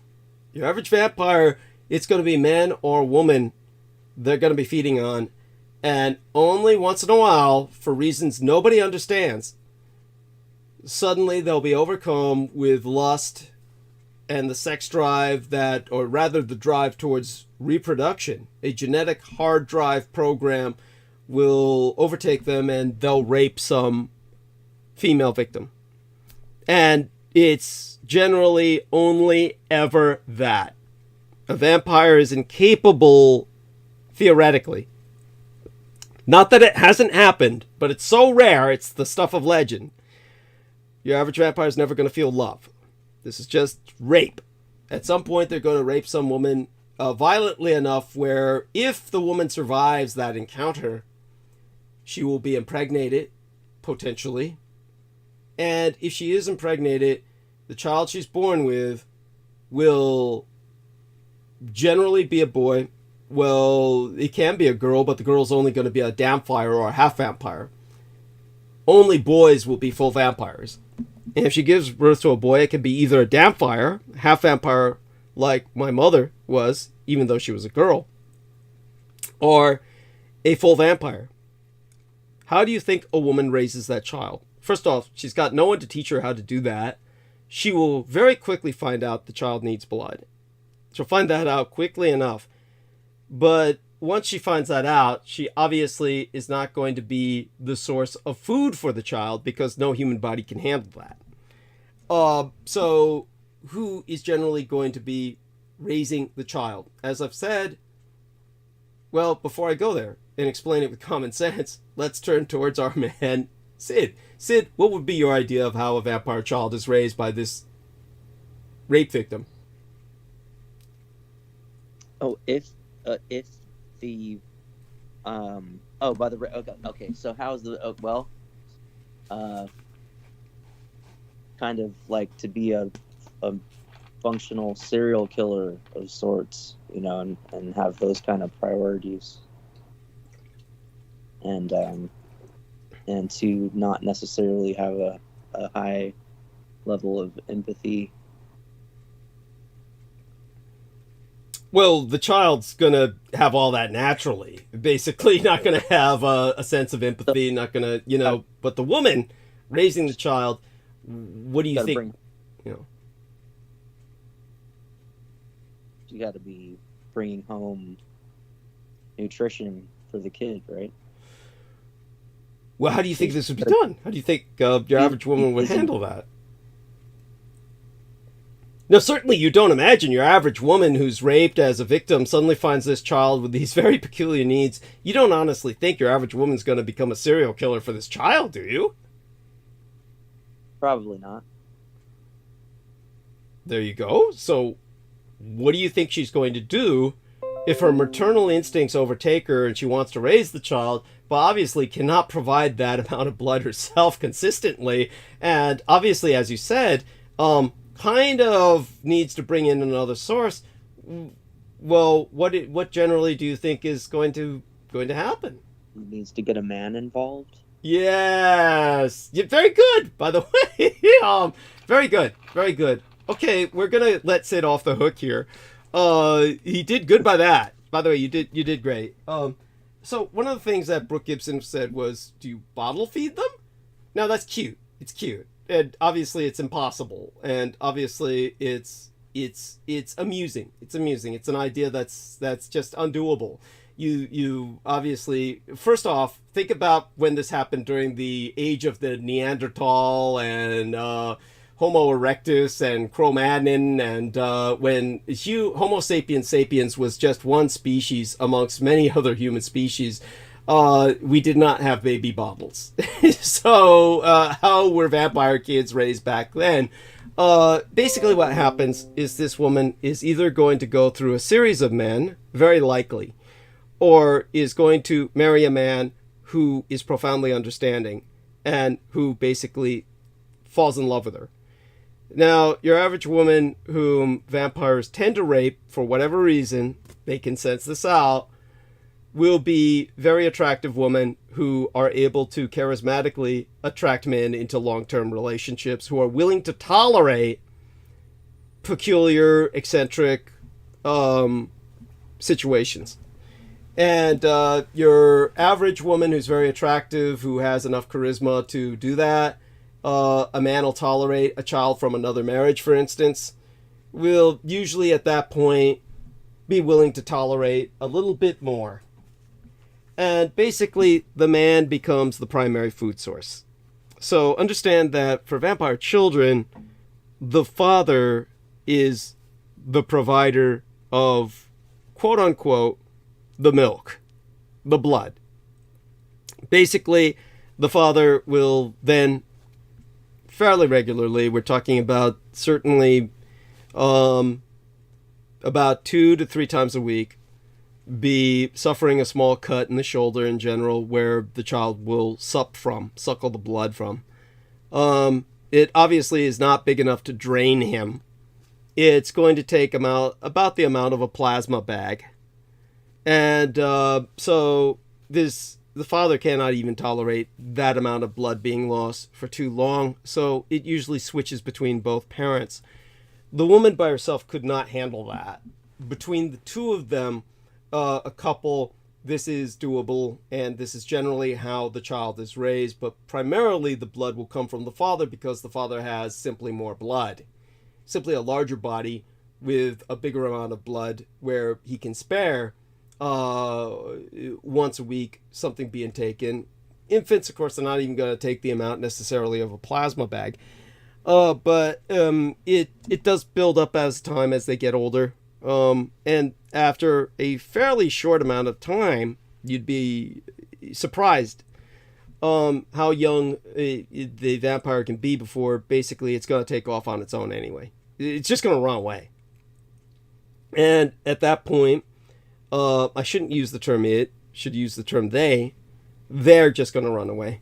The vampire will essentially, if it's a dampfire, it's going to be different. If you have a children who's half child or quarter child, quarter vampire, half vampire, a child who's half vampire or quarter vampire, as I am a quarter vampire, my mother was a half vampire, then the child's going to be easier to raise, and they will stick around a lot longer because they're half human or three quarters of human, like myself. But then again, I've got other factors in there that deny me my humanity, like the full body blood transfusion conducted by Dr. John Henry Hagman, which replaced all my blood with nanoplasma, quote unquote, their term. So when it comes to your average vampire child, they're going to be around till they're the age where they're going to run off, which is going to be around 9 to 12, between the ages of 9 and 12 at the oldest. And at that point, the parents will never see them again, more than likely. And the child will be feeding on its own instinctively, be feeding on their own instinctively. So, but when it comes to my original source of blood, primarily, well, in my case, it came only from my father, because a vampire cannot drink another vampire's blood. Unlike what is portrayed by the fiction novels, where they, as described by Anne Rice or described by True Blood, as described to me through Sid, you have people drinking vampires' blood to get high, which potentially makes vampires the victim of a drug trade. In the case of, say for instance, your real vampire, you have the parents as a source of blood, and my father, who raised and guided me, not my biological father, who himself became a vampire. For those of you who do not know, Adolf Hitler was treated by Dr. Theodore Morel. Morelli was his original Italian name. He shortened it to Morel to sound more German. Theo Morel was Adolf Hitler's doctor who subjected Hitler voluntarily to the Bulgarian treatment, which was blood transfusions at an aggressive rate from vampires. Adolf Hitler entered vampire estate before his birthday in 1945, before he escaped from the Allied assault on Berlin. He entered into vampire estate and is theoretically still alive today, if he has not been slain. This is something that can happen with transfusions at an aggressive level from vampires, but most people would not survive. In his case, he did. We know this because Dr. Theo Morel measured his urine and then said the transfusions were successful by the time Adolf Hitler's urine turned, quote-unquote, beer brown, which meant that that was all the blood in his system that he was pissing out. That's what vampire blood looks like. It's what my blood looks like, or my piss. Vampire urine looks like, or my urine looks like. So it's beer brown because of all the blood in it. And Adolf Hitler began to subsist on a very different diet at that point, primarily blood. Okay, we've got a lot of great links. Now, did you hear me talk about Theranos, the correct Greek pronunciation, or Theranos in the past? This is why you're providing the links, which are relevant. You heard me speak of this in the past, which is how you knew about it, or you just found this on searches? Yes, actually, yeah. I heard you speak about it recently, and it came to mind as I was listening to you, and it's something I'd love to hear more about. Oh yeah, we'll go. Thank you. No, please finish your sentence. I'm so sorry. Go on. No, I just thought I would include them in there. Mm-hmm. And I'm grateful for it. Thank you. And I promise I will get into Theranos or Theranos, depending on the American or Greek dialect pronunciation, in the near future. Hopefully Sunday, or sometime like soon. So we'll go back into that for those who haven't heard about it. But back to the blood subject at hand, and thank you again to our dear Mr. Sid and Nancy. Okay, so hopefully you all understand that with my father having raised me to a great degree on his blood, to myself, Caucasian blood is a comfort food. And so I prefer Caucasian blood. And I have never supped or drank black blood, the blood of a black person. I've never taken that in. I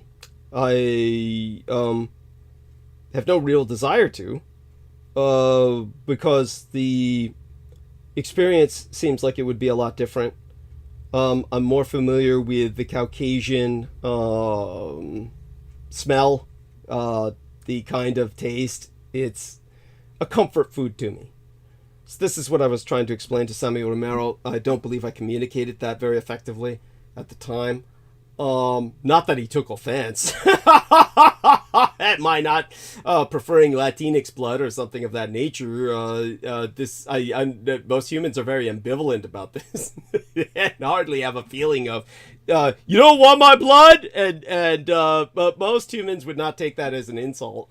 But then again, you'd be fucking surprised. It's like when I was dealing with that one author named David John West, who's short, chubby, and bald, and I'm not exaggerating. I mean fucking short, chubby, bald, like, lollipop gang motherfucker.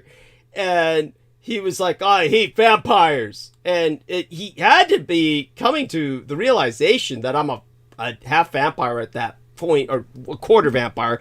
He must have been coming close to that realization at that point when he said what he said. And I was like, why? And he's like, I'm not going to have sympathy for something that wants to eat me. And I was like, who the fuck would want to eat you? That's what I was thinking. I didn't say it out loud. But I mean, are you really fucking flattering yourself? The average individual that people, that a vampire would fucking want you?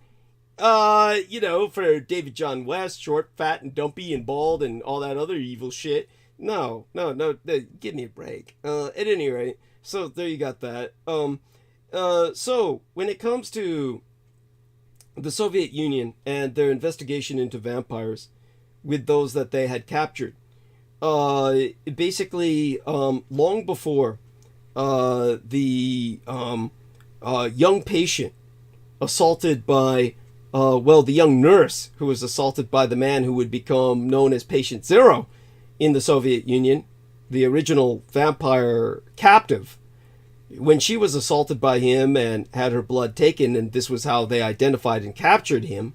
I go into that story in the book Vampirology. You might as well buy the fucking book.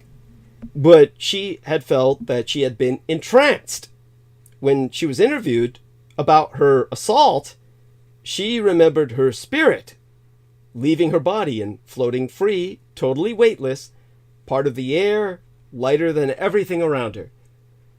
So basically, what had happened was the investigators into her case, who, when they finally tracked the vampire down and interviewed him, they found him basically institutionalized.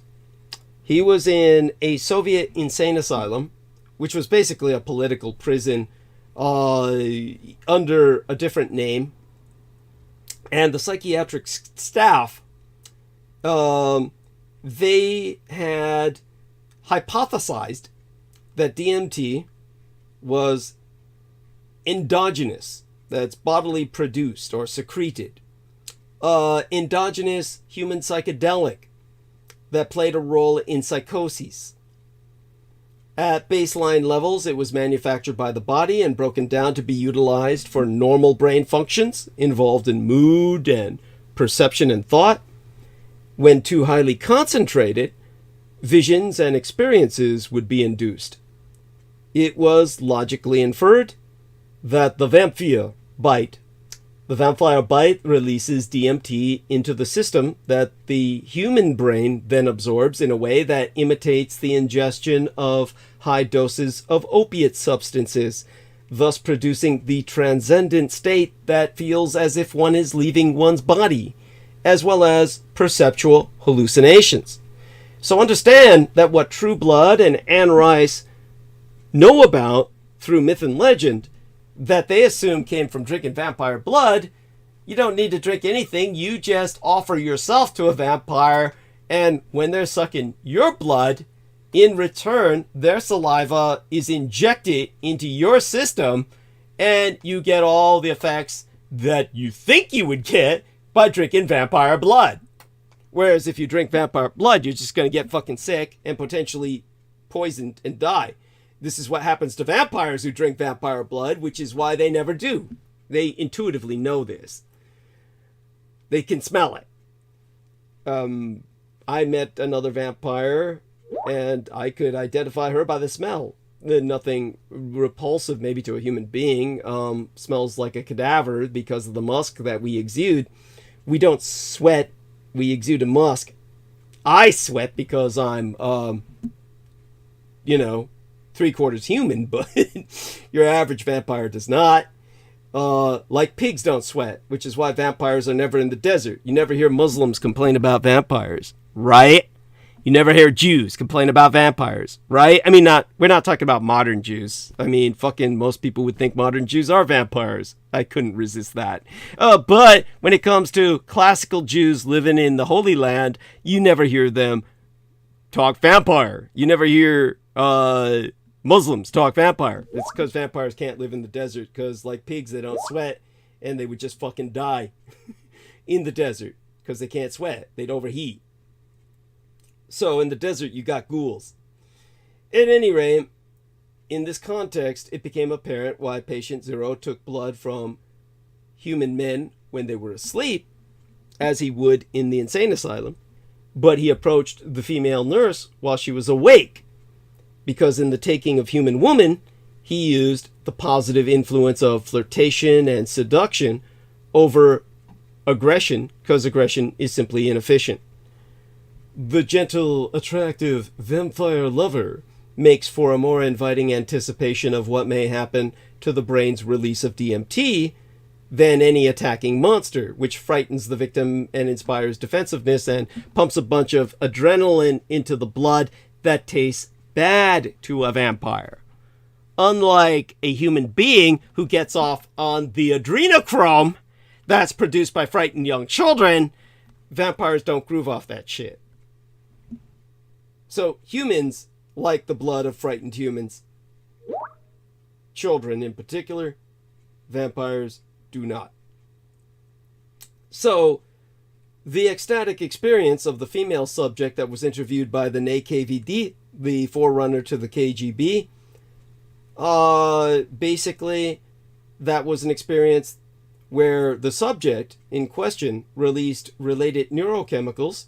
Today, we would specifically recognize serotonin as the neurotransmitter that overloaded the areas of her brain responsible for thought and memory, an altered condition of susceptibility, which the vampire instinctively exploits as a tool to enhance suggestion and retroactively integrate the false memory of his appearing as a Voron, or a raven, or a vapor, a mist, simply by vocalizing such confabulations to fill in the memory gaps with delusional material that has misled the majority of our target species until the application of scientific skepticism in the Soviet Union exposed our hypnotic tactics of predation. So, the world-renowned Russian novelist Fyodor Mikhailovich Dostoevsky, he experienced the phenomenon of flashes of God accompanying his epileptic experiences, his epileptic seizures, in excruciating detail. He described it all in his writ. So it was found that patient 0, institutionalized in the Soviet Union and identified positively as an actual physical vampire, he would attack sleeping men in the institution, take blood from them, and they survived because he did not take their blood. He had enough regular food available where he limited his feedings and took them in smaller amounts on a daily basis, a nightly basis, I mean to say, without killing his victims, without the need to. And all his victims dreamt they were in the presence of an ancient demigod, to which the militantly atheistic Marxian doctrine had no frame of reference. To your average man, however, they would fall back into... So, the Happy New Year, why did you add that? Did you just suddenly feel the need to say that all of a sudden? Okay, we reconnected. Thank God that exchange happened. That probably kicked us off and clicked us back on without people hearing too much of a glitch. So did everyone, audience, let me know. Amy, let me know. Were you able to hear what I had to say about, you know, vampires, these flashes of God, before we were glitched? Before we were glitched. Were you able to hear that, Amy, honey? You're on call, Amy. You can talk. Amy, jump on the call. Fuck, let me call her again. Amy, you're on the call. Okay. You can talk, Amy. You're on. Oh, fuck. Okay. Now I'm kind of forcing the issue here. I'm calling her, quote unquote. I'm adding her again. Second time. She says she's unavailable. That is so bizarre. Okay. Let us know if you heard everything somebody in the listeners, let us know in the live chat. Okay. Let's go to the live stream. Acid Kick gives us 3 dragons and says loud and clear. That's cute. That is so cute. That's it. Anyone besides Acid Kick. But I believe him. We'll take it from there. All right. So think about what I'm saying when it comes to these men in the insane asylum trapped with a vampire, a full vampire. Whenever they awakened, they expressed a feeling of inner peace that they had never allowed themselves to feel since the Communist Party had proclaimed the death of God. Now, it was the onset of war that prevented further research at that time into that particular phenomenon. But other things happened that I expressed in the book, and Amy has joined us. Amy, honey. So, honey, after I took off, and did Aristides and you call each other back and hold any further conversation, or did you both just go your separate ways for the night? Oh no, we both left. Like, he was partying. I went to bed. I sleep a lot. That's good. No, that's good. That's good. That is good. Yeah, go on. I wonder what. Well, I guess I understand why you have a preference for Caucasian blood. Okay. But I wonder about, because you're a damn fire, and you're not, particularly like a pure vampire. Right. Like, what would be the difference between different races? Like, why would you feel that black blood isn't as appealing? It's no, I know. Well, that's what I'm saying. It's fucking ridiculous, Douglas. No, it's not. No, it's not. Okay. All right. I'm so sorry. Oh my God. She had to put me in a spot like this. You say things sometimes, and if you don't expand on it, people get the wrong idea. Let me try and look up this very important doctor, black doctor. Let's see, invented blood freezing, blood plasma, so to speak. Okay, I should be getting Charles Richard Drew. Okay, so Charles Drew was a black African-American physician who only got as far as he did because he looked white. If you knew he was black, once you could see it, you could never unsee it. But he was renowned for his work in blood plasma preservation. So his research into the storage and processing and shipment of blood plasma saved the lives of hundreds of Britons during World War II, continues to save lives today. You could call him the inventor of blood plasma. Now, our dear Sid has just produced an incredibly important link. Sid, share that in the chat room, please. You shared it twice in this text box, but share it in the chat room, please. And he's just pointed out with this link why blood can be racially or ethnically specific. And this came from the Irish Times. And so it points out that a successful transfusion relies on sameness because blood can be racially specific. So this is I mean, how? So I just think about, like, I wasn't raised on Asian food, and yet now I eat it all the time and think it's lovely. Like maybe Australians are super tasty, and you just don't like them because they're, you know, on an island. Because they're assholes. No, they're not assholes. Stop it. No, I mean, it's great. I try not to hold my experience in Australia against the people of Australia and the people there that except for Duncan Rhodes, and they were all generally wonderful people, the Australian people, yes, I love them. I try to tell myself that, and they were generally great. My experience there was so horrific I can't even bear to think of any of it. But let's put it this way. There is a taste that certain people have for different foods. And black blood is different because of the entire physiology of a black African American is different. They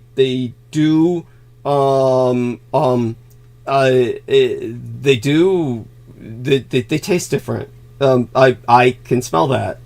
It's like I could smell who was a vampire when I met them. Now our dear Amy knows who the hell I'm talking about, and we're not gonna name the name because we don't need to bring this person extra attention or get me into any further trouble. But it's someone that I showed pictures of to Amy, so she was given a literal visual example of this vampire that I met and was able to identify through her smell. And like I said, it's not unpleasant to me. It would be potentially unpleasant to most baseline human beings because we vampires don't tend to sweat. The more vampire we are, the less we sweat. True vampires don't sweat at all, but we exude a musk, and that musk smells like cadavers, which is why vampires are often identified as dead, or misidentified as dead. And we play dead as possum. We play possum to try and avoid being killed or identified. This is how I wound up, by the way, in a morgue. I, one time, woke up under a white sheet in a morgue because I smelled dead. I was identified as a cadaver by my smell. So I was placed into a morgue with the rest of the bodies, and then when I came to,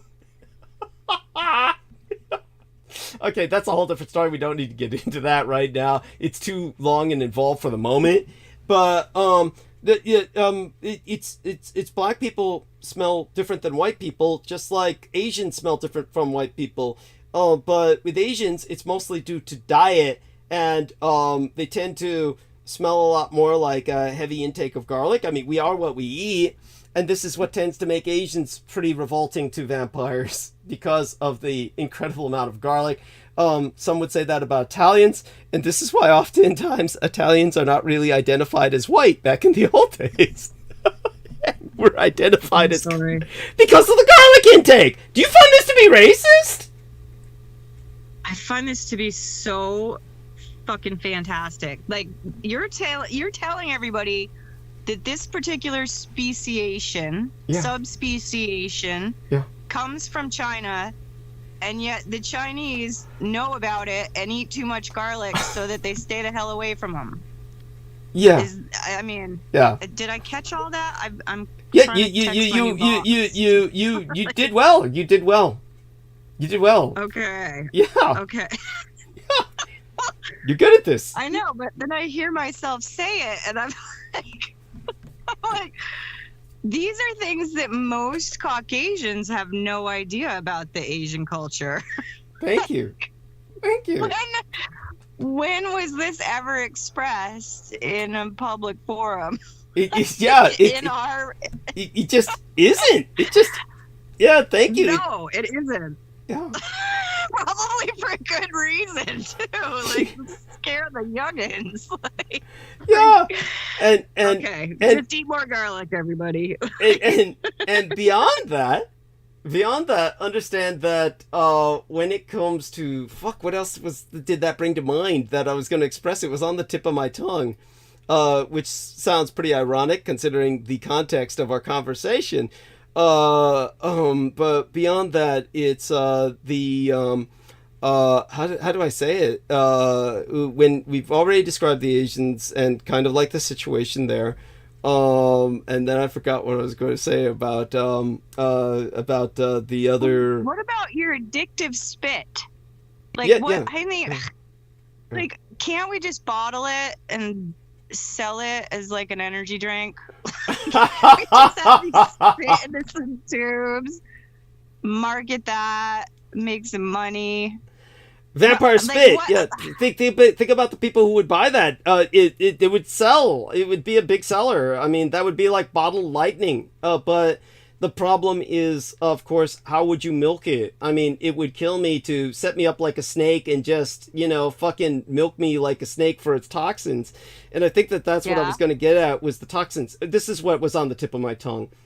I myself, being a quarter vampire, being a dampfire as opposed to a true vampire, toxins, often we are addicted to that which is ultimately identified as a poison to our bodies. So alcohol is interpreted by the body as a poison. And your brain processes the alcohol in such a manner that it's purging your body of this toxin. This is what gives you the high from alcohol. This is why people become alcoholic, and we're often addicted to the most toxic thing imaginable to us. We're attracted to our most toxic allergies. So when somebody, for instance, is lactose intolerant, they are often attracted to ice cream or cereals as kind of like a craving that they then eat, indulge in, and then have horrible stomach aches and diarrhea afterwards and horrible experiences, and then promise I'll never do that again, and then go back to it at some other time again on either a binge or a indulgence in small microdoses, which they might learn to tolerate. And it's the same with alcoholics. I'll never do that again after a horrible experience, and then either go back to it and microdose or go back to it and binge. People deal with this case by case, but the bottom line is we're attracted to that which kills us. And I love garlic. I actually love garlic, and I get high off garlic because it's a toxin and my body tries to process it and it kills brain cells, and I wind up getting a greater high from garlic than I do from alcohol or many other drugs. So I can consume garlic in large amounts. It won't kill me, but my body identifies it as a toxin and purges it, and this produces a collateral side effect of a high. Also, you will notice in the movie Blade that Blade, the black vampire slayer, again, an added, shall we say, immunity that he has is that he's black, and is just not necessarily attractive to vampire taste buds. But again, that's probably unlikely. It's basically, in my case, white is a comfort food because I fed off my father. I grew up feeding off my father. So this goes back to my infant days. This is essentially white is the comfort food. And I never fed off blacks. So I never grew accustomed to that taste. It would be like acclimating to alcohol. It would be a different taste that I'd have to acclimate to because the whole physiology of a black person truly is different. This is why black people get black specific diseases like sickle cell anemia. So they have a different physiology and their blood is different.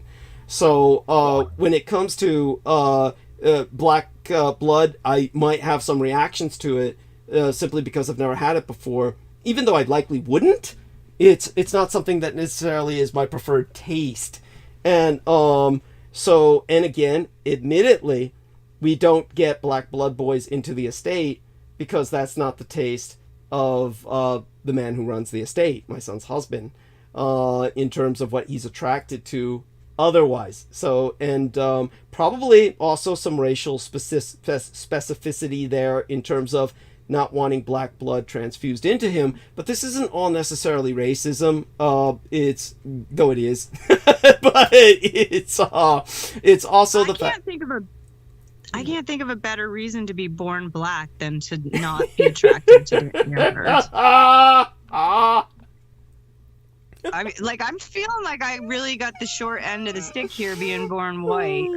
Oh my god! Totally No, pursued. But by the way, Charles creatures. Yes, yes. No, I'm just making that up. No. I love it. I love it. Look, it's fine. It's fine. And Charles Drew, Dr. Charles Drew was confronted by the U.S. Army when Charles Drew presented the blood trucks. He presented the U.S. Army with frozen refrigerator trucks for plasma to be delivered to the battlefield to save men's lives. That's when the U.S. Army told him, we don't want no black blood in those trucks.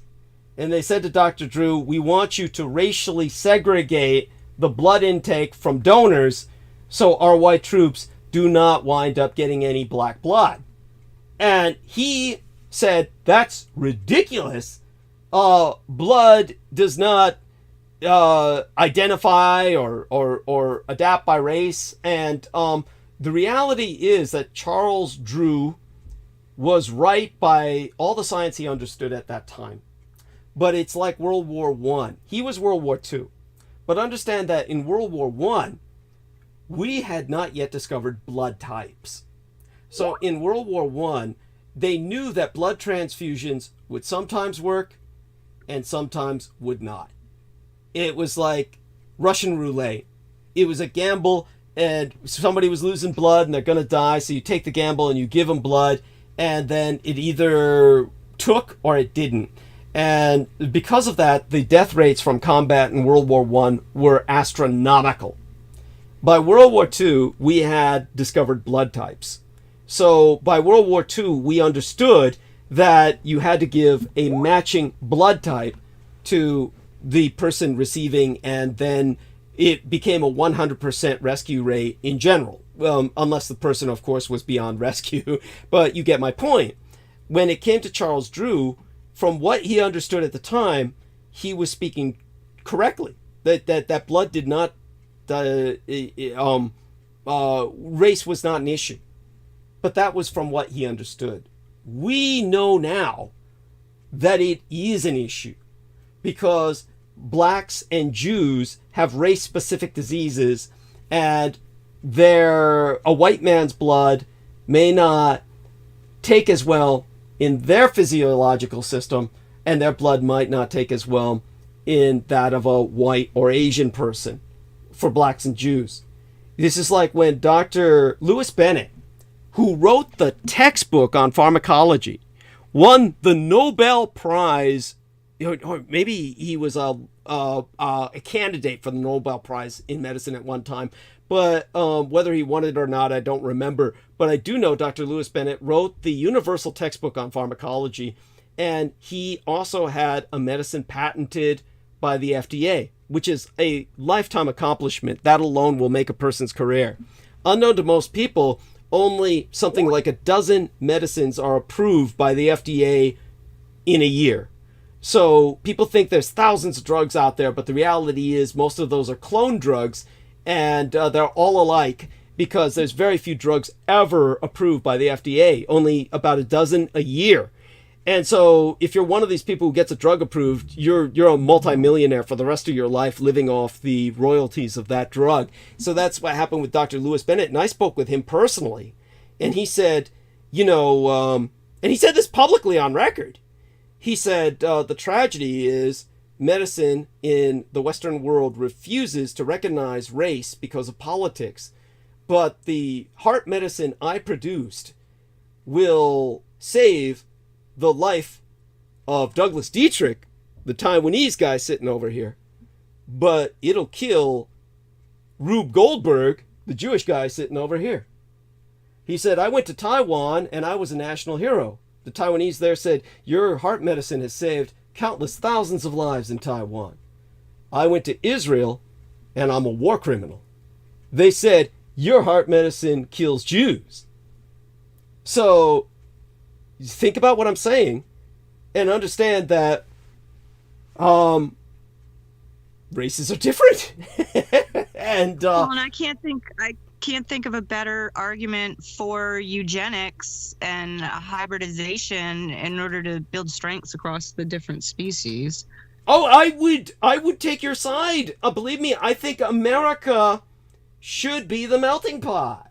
That we should, aside from protecting the indigenous peoples and the Native American populations by making certain they maintain as much of a purity as possible, but we should otherwise create a new American race that is a hybridized race consistent of all the nations on Earth that wish to hybridize here without disturbing the gene pools of other races and nations. Does that sound reasonable? Well, and then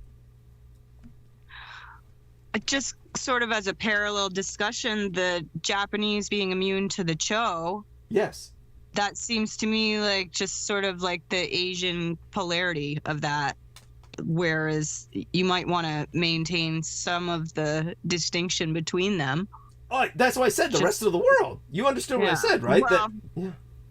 I did. Yeah. And I was just, like, my mind is just like thinking of why we, the opposite. Like, why would we not do that? Well, we would want to preserve some of those dynamics where it was over time, over evolution. Yeah. It evolved such that, there were specific defenses that occurred. Yeah. In order to protect certain areas, certain cultures.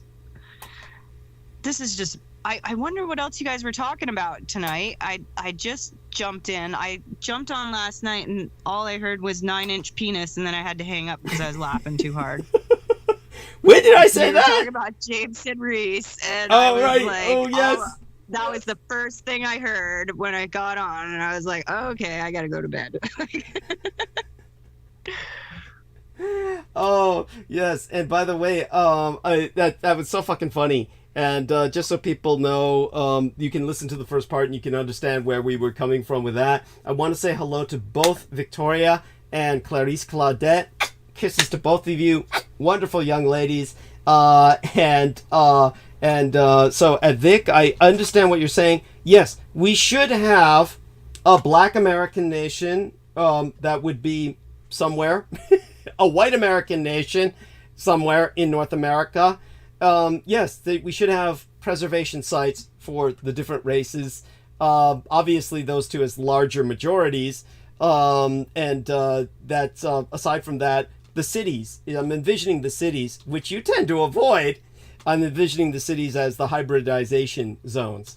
So let me give at Clarice Claudette here a big kiss. And we have so little time left. Honestly, this is one of those days I wish we had more. So at Claire, she says that human taste buds... No, this is Victoria. What Claire said was... Mary said she hears us and that our glitch did not interfere. Thank you, Mary. And so what Clarice Claudette said was memories held in the blood. Since memory is transferred in the blood, it's not always in alignment to transfer. Let me give her a nice big kiss. And aside from that, I want to say, I kind of understand what you're saying. At Vic, let me give her a nice response here. And Vic has made several points that I want to bring up. She says, I dropped something in the chat. Sick and getting ready for work, so I can't jump on. Gut biome. human taste buds can change every 7 years. And she says, no melting pot, can we just turn down the violence? Yes, yes. Okay, so we've gotten that, and I think someone may have joined us. Maybe, oh, okay, I just heard a sound there, and that might have been from somebody already on the call. Our dear friend Andrei Nemerzhizisky in Germany says, Stuart Sverdlow said once that sperm is all inonatonic. All inonatonic. Does it also serve as a blood substitute? And I just gave him this face of, please, like, oh, you gotta be kidding me. No. That should suffice. No. That should be self-evident. Oh my God. I hate to be stereotypical, but yes, leave it to a gay guy to ask that question. Huh. I wonder if you can't just substitute vampire spit for vampire sperm, right? Yeah. Right. No. But I get what you're saying. It's funny. It's a funny question. But yes. So okay. Losing my. Yeah. We've only got a few minutes left, but in the 10 minutes we've got left, Clarice Claudette gives her flowers and wonderful symbols. Lovely Victoria gives her hearts and wonderful kisses. And God bless you both, ladies. Mwah. My love to you both. All these hearts to yourselves and Clarice Claudette and Marie. And aside from that, dear Mary, in the 10 minutes we have left, let me introduce you to Sid. Sid is known as Acid Kick 96 in the chat. And he is with us. And Sid, this is Amy Como, and Amy, this is Sid. So yeah, say hi to each other, please. Hi, Amy. Hi, how's it going? He said something about Sid and Nancy. Is that where you draw your name from? No, well, I'm thinking more Sid Barrett. Yeah. Of Pink Floyd. Sex Pistols. Oh no. Okay. Pink Floyd Sid, not the original singer of Pink Floyd, who went crazy from taking too much acid. It is thought that happens.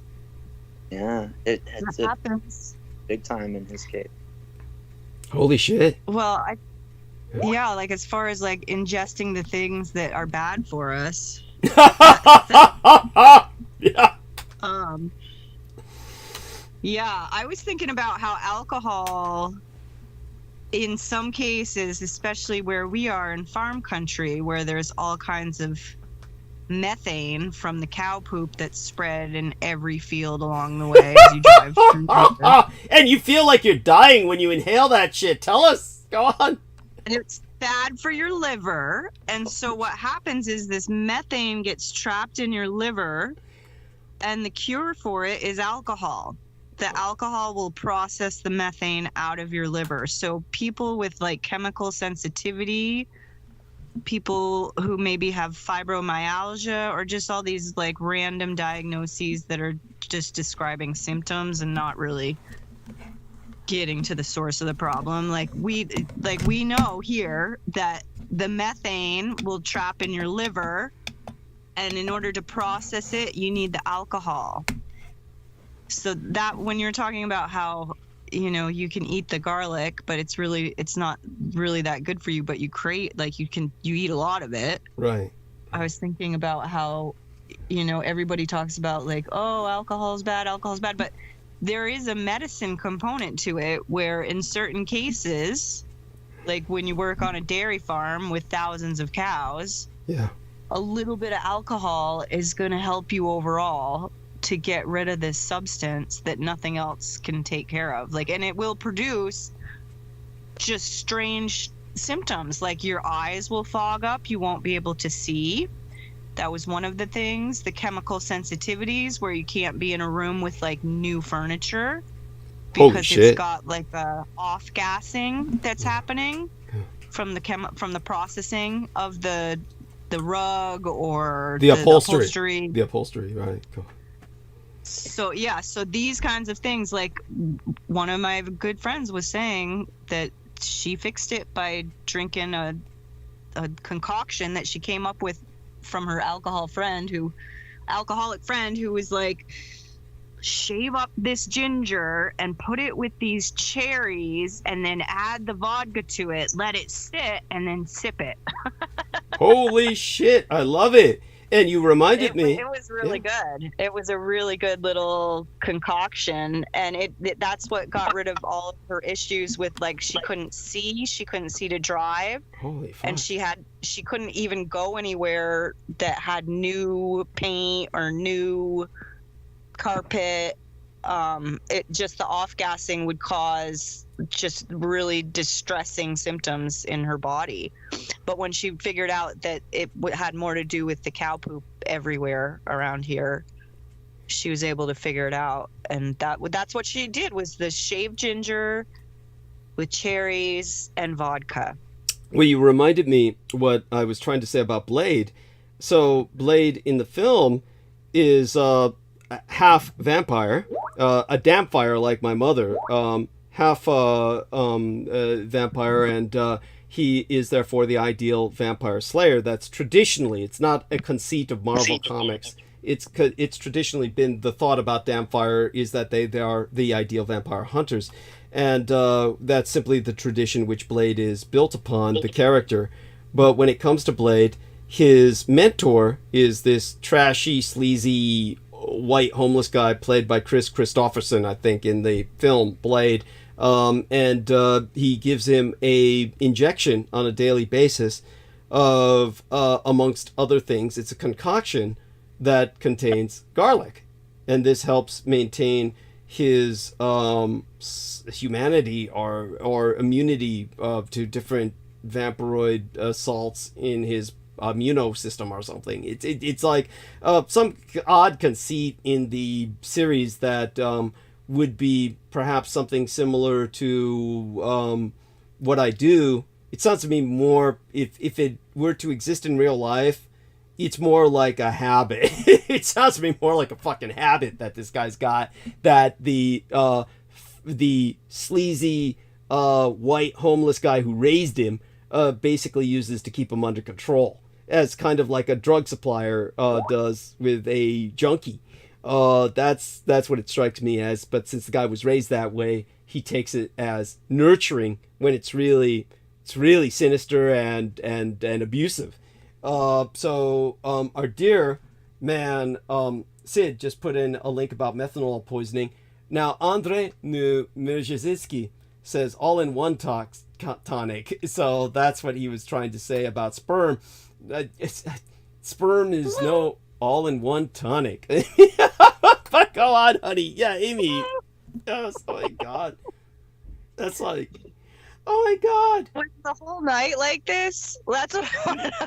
Like, I want to know if your entire night. It was a lot like it. Yeah, we were talking about some goofy shit. I mean, Sid, tell this young lady the directions we took. We were shitting all over the movie 300 and what it implied as propaganda. You know, let her know. Oh yeah, that was fun. What did we read about the all the homoerotic and homophobic and what do they call that? Kind of the queer baiting qualities, right? All three. Yeah. And thank you. No, I mean, cool. Yeah. Otherwise, psychedelics, having a pretty good conversation with Brendan about oh fuck, these guys got into fucking chemistry lab territory with that shit. Go on. Yeah, he's a psychonaut. I'm a psychonaut. We got stuff in common. Yeah, by the way, just so our listeners understand, what this individual is saying is that they're explorers of the soul and the mind. The term is like astronaut or cosmonaut or aquanaut, different frontiers. They use the term psychonaut. I'm afraid most people, because of the way people hear and the way that Sid speaks, might have thought you said, Brendan's a psycho nut, I'm a psycho nut. That's all we We don't need them to mishear. Yes. Psychonaut, yes. A bionaut, by the way, for people out there, tends to mean a person who gets a lot of piercings, like Xerxes in the film 300 is somewhat of a bionaut. These are people experimenting with different physical frontiers of how much their body can take in terms of piercings or body scarification or tattooing or the like. I do not recommend that kind of exploration. There was this one poor son of a bitch with this pathological need to pierce himself all over his body, and he made the world's record of being the most pierced human being on earth. And so he looks like he's made of metal, and he clanks while he walks. And I can only imagine that at some point the largest organ in his body, which is the epidermis, the human skin, is going to reject all that, and he'll just die. I mean, it's just going to be horrible. I can't imagine. I don't want to imagine. Somebody putting themselves through that. Why? I don't know, but it's some kind of incredible masochism. Oh God. I don't want to think about it. But there we go with that. Both of you, and Aristides, say good morning to everybody. Say good morning to all our listeners.